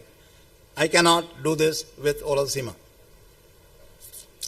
So levothyroxine, there is definitely a greater area under curve, so you need not worry. Only thing is that you ask your patient to take that tablet and anything else has to be taken after 30 minutes. So you cannot drink even water in that 30-minute time. After that, you can take your L-thyroxine tablet, and the patient is okay, you see, or he has to take anything else after 1 hour. So if he or she is able to do that, you position L-thyroxine after that tablet, but 1 hour to be maintained. Otherwise, what I do in occasional patient, I give L-thyroxine at night time, because I had my own study of L-thyroxine efficacy being better if you give L-thyroxine at night time. So with a higher dose, I always break into morning and night time dosage. So I'll be just rushing through this. This is just to highlight the efficacy, 1.5% across the pioneer trials.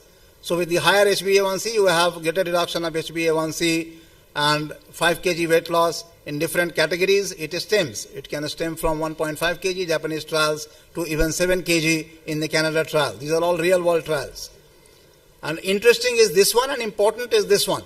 A 3-fold greater loss of mean fat over lean body mass. So whenever we are losing weight, we need to remember we should not lose extra lean mass. So we have to maintain the muscle.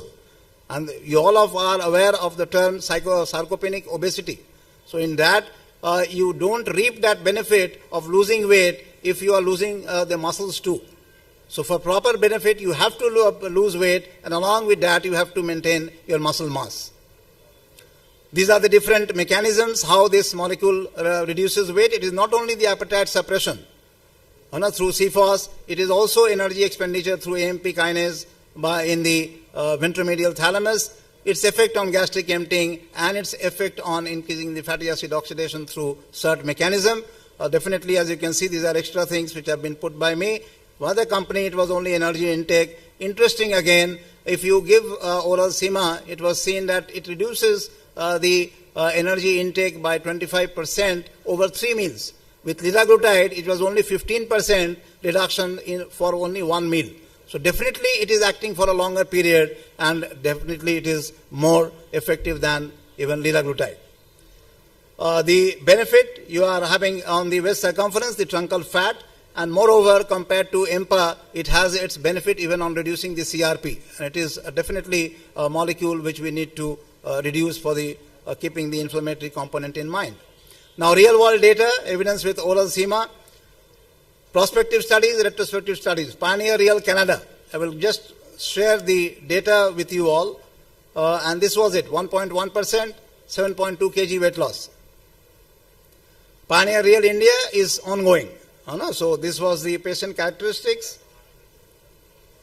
ongoing studies, and then we come to the retrospective studies. And one of the initial studies was the IGNITE study. And you can see from the heading, investigating new initiators on oral SEMA in routine clinical practice. And this was the IGNITE study from USA, and here also you had the HbA1c lowering, and anybody's guess, the 2.1% was in patients with a higher HbA1c. So this was the IGNITE. This was one of the earliest studies, real-world studies with Pioneer of oral PIO. This is the Japanese study. Okay, and here you see HbA1c lowering of 1.24% and body weight of 1.5 kg. So it is varying, and in my own data, which I have shared with you also, there was 100% benefit in HbA1c lowering with this molecule. But 20% patients, they didn't lose weight. And occasional patients, they also have seen gaining weight. But almost all of them, they benefit regarding glycemia. 80%, they definitely lose weight, and the lose weight in my category of patients was particularly in them who were receiving L-thyroxine. And that is an interesting part. I have not found any answer for that, but definitely it's there. To some extent, it seems that these molecules, it has been particularly reported with liraglutide, that it reduces the glucagon resistance. It reduces thyroid hormone resistance. And we all know the benefit of thyroid hormone. We have talked about resmetirom in MASLD. So this may be a part where these molecules, along with the enhancing the absorption overall of L-thyroxine and also impacting the action of thyroid hormone, maybe they may be producing greater weight loss benefit. Initially, there was one area where we should think of giving L-thyroxine for reducing weight also. It is not an advocated area, but definitely it has got some weight-sparing effect. This is the Japanese data, and this is just to highlight the different metabolic factors which are being affected. And this is just to highlight, this includes, you just look at the p-value. This includes the LFT.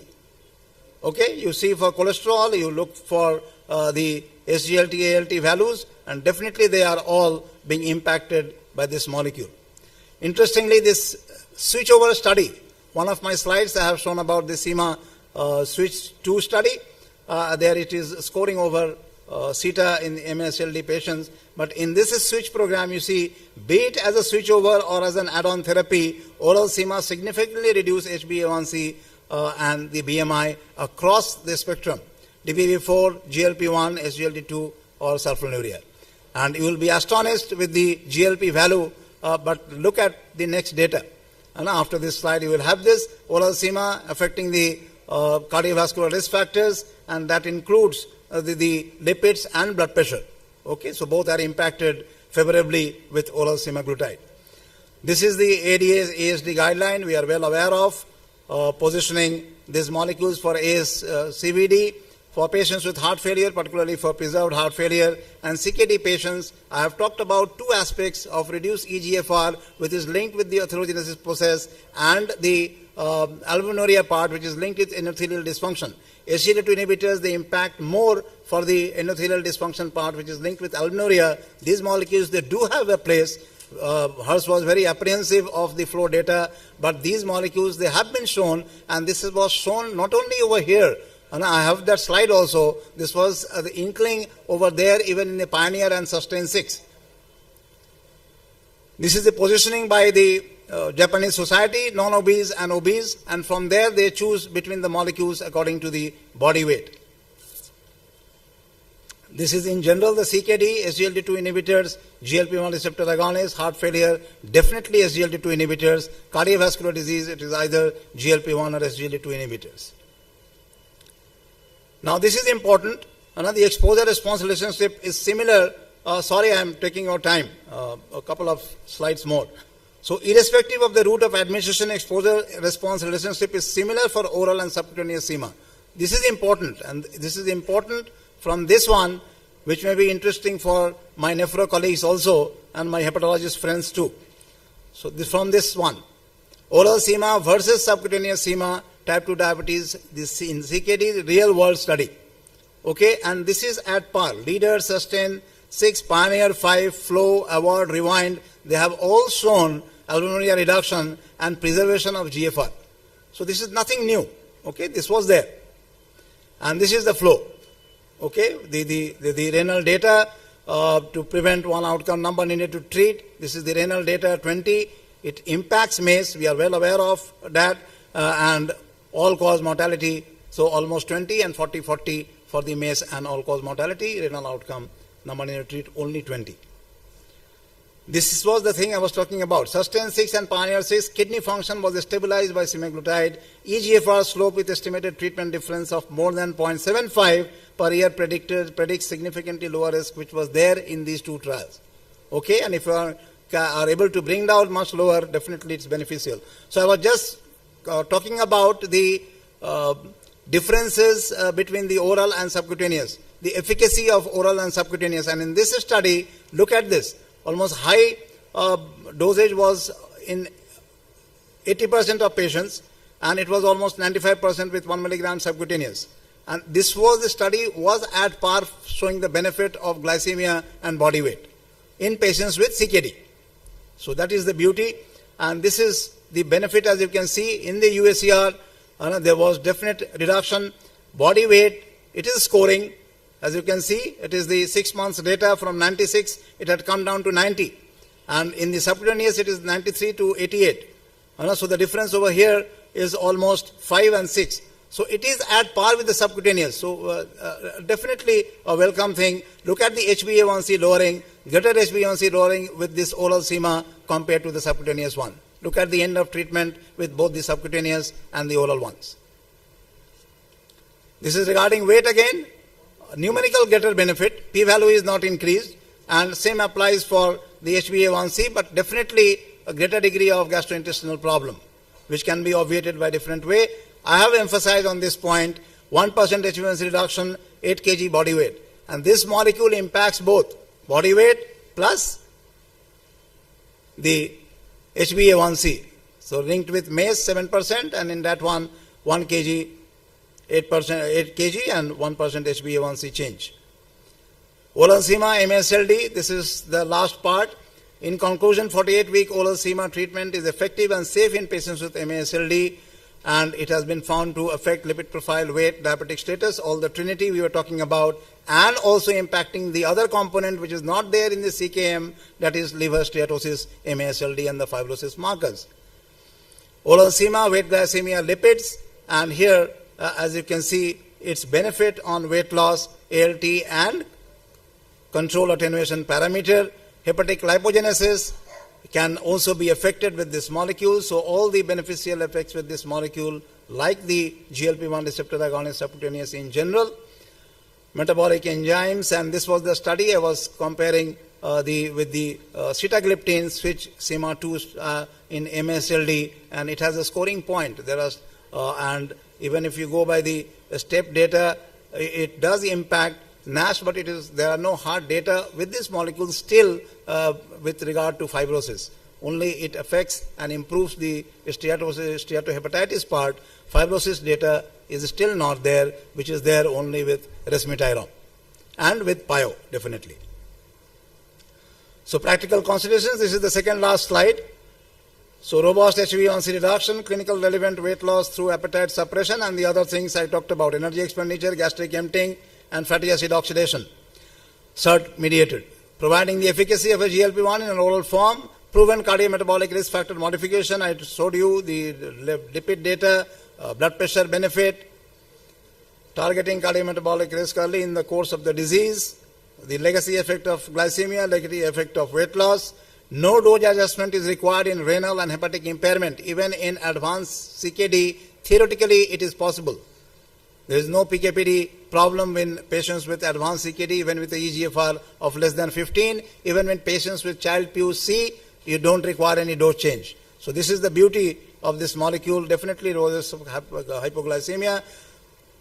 Way to take, taken first in the morning, empty stomach with 120 ml of water, 30 minutes post-dosing, nothing to be taken, even not water with this, and L-thyroxine also to be taken after this 30 minutes.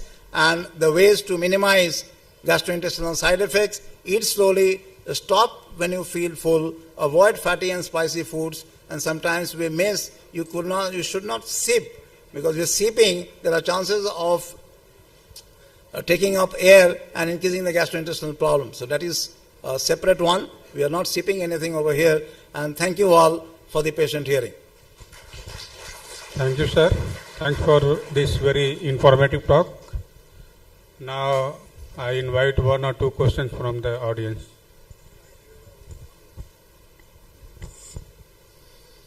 Sir, it's my clinical experience that the patient which you have started SGLT2 initially, suppose you are given for 6 months, then you add on this GLP-1, the weight loss is very gradual. But you start straight away this GLP-1, the weight loss is fast. Because of natriuresis, I think. I have seen in 8 to 10 patients, those patients who have started on GLP-1 straight away, the weight loss was more.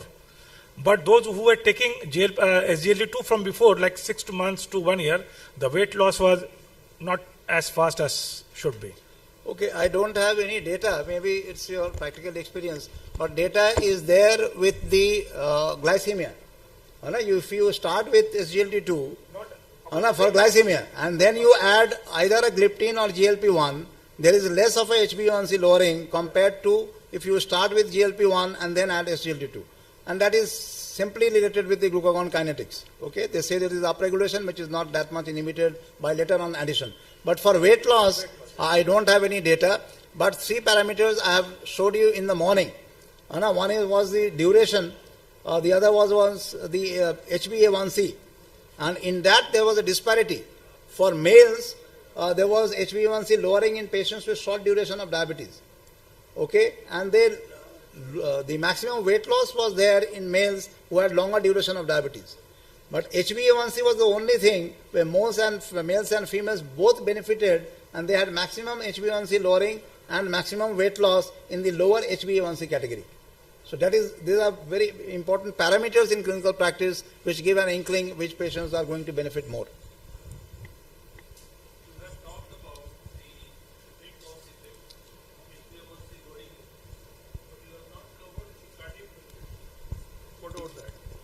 Cardiac benefit, I have told you in one word, it was 5% weight loss, 21%, 40% CVD benefit at 10 years and 4 years time. And the other slide was on 1 kg, 7% MACE reduction. It was all there.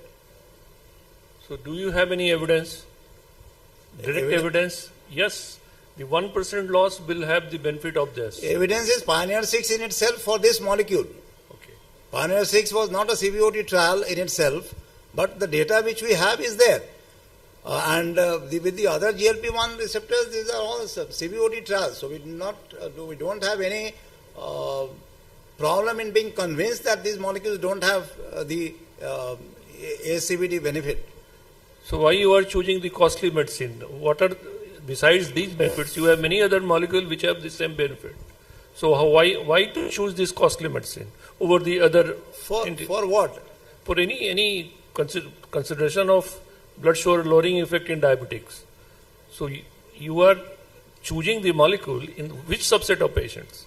You see, we should not be confused with the molecules. We first start with the ACE algorithm. Okay, and if you are having a HbA1c of less than 7.5%, then you have 7.5 to 9% and more than 9%. This is the algorithm they have. And they don't have any hierarchy of use, and this is for the HbA1c. Okay, you can use any molecule, you can use metformin, you can use sulfonylurea, you can use gliptin, whatsoever. But there is a red signal for pio, there is a red signal for sulfonylurea, and this stems from the increased body weight which they have, they are already on an average 100 kg. So definitely in those category of patients, the molecules which will reduce weight, they will take an upper hand. Okay, and that definitely applies for the novel drugs, the GLP-1 receptor agonists and the SGLT2 inhibitors. Okay, in combination therapy, you can just add on with any molecule. Now, in that, initially there was no hierarchy. But now they mention, if the patient is having those components of ASCVD, heart failure, and CKD, you have to choose amongst these molecules. ESC guideline, metformin was initially there, but now in the presence of the risk factors which I talked about, and I talked about the percentage of patients falling under that very high risk category and high risk category, there is no question where you cannot choose these molecules.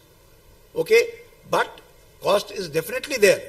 And if from that cost factor itself, the ADA puts one category from the cost aspect, and still there is a place for metformin, for sulfonylurea, for insulin. But if you go by the data, definitely all the data favors the pathophysiological approach what we are talking about. Otherwise, if you talk of cost, definitely there are patients of mine who still are on sulfonylurea, who still are on the gliptins still today. But if you talk of evidence, you need to talk of science, and you have to position that molecule. If you talk about NICE guideline, okay, they talk about the combination therapy from day one in patients who are having higher HbA1c. That is understandable. But they also talk of combination therapy in patients who are young onset diabetics, diagnosed before 40 years of age. And there they have advocated the combination use. And in NICE guideline, what to talk of India, NICE also puts GLP-1 at the third place. They have started with any molecule at the first place, gliptin, sulfonylurea, metformin, SGLT2 inhibitors. But if the patient is having ASCVD, CKD, heart failure, you have to choose SGLT2. If from the Q risk factor, if the patient is having those that falling under more than 10%, you have to choose SGLT2. I am just trying to highlight that in that category of NICE guideline, quick risk factor more than 10, we are talking about our patient population who are falling under that category. Now, if the patient can afford, definitely I will put the patient on this costly molecule for you. Okay, but with the primary aim that I am trying to achieve both these things in that patient, with a normal individual, I will think twice before adding oral sema just only for glycemic control. I won't. But if I want to have a good weight control along with the HbA1c control, I would go for that molecule. And this is the first line approval even by the FDA. It was approved as first line drug even before metformin. IGNITE study, first line drug for initiation.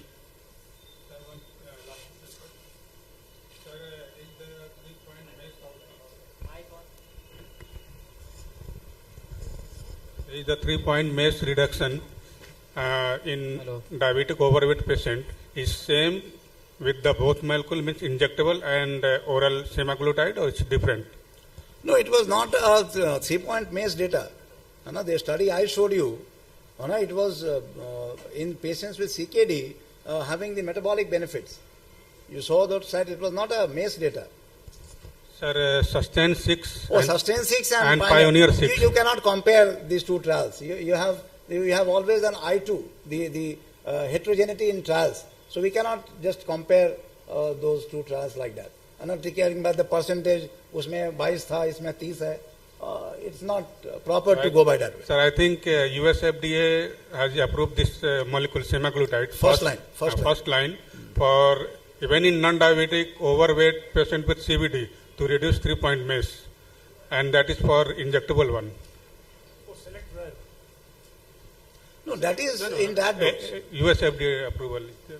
That is not in that. This is oral sema being approved as first line.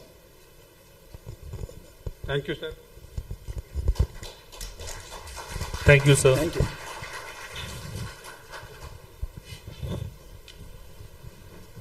So I'll ask the chairperson to felicitate our speaker.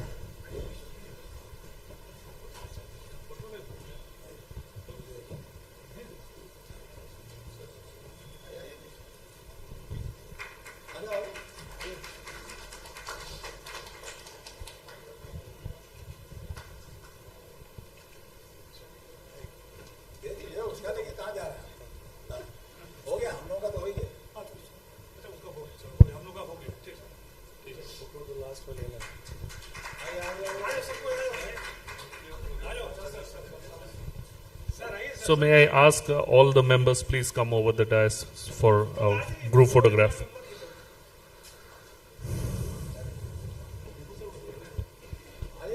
Sir, Vibhu sir. Priyadarshi sir.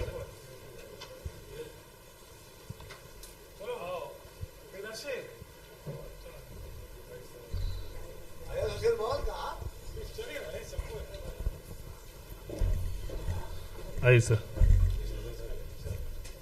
Sir group photo होगा ना, यादगार रहेगा.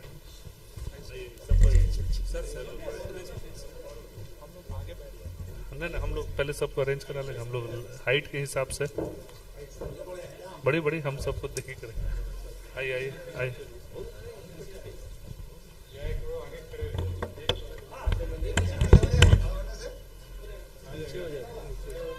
नीचे खड़ा हो सकते हैं हम लोग.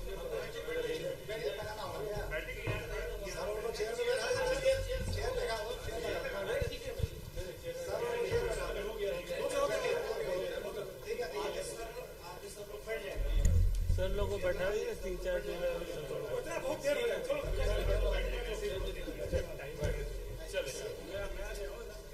चले कीजिए.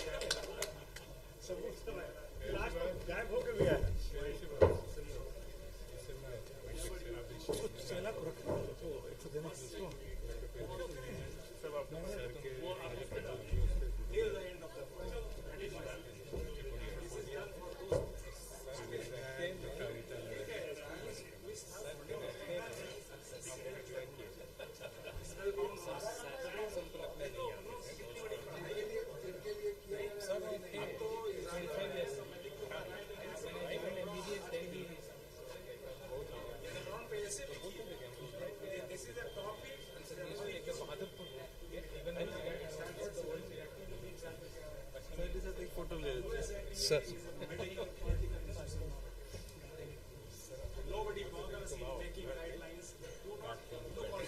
Sir, stylish.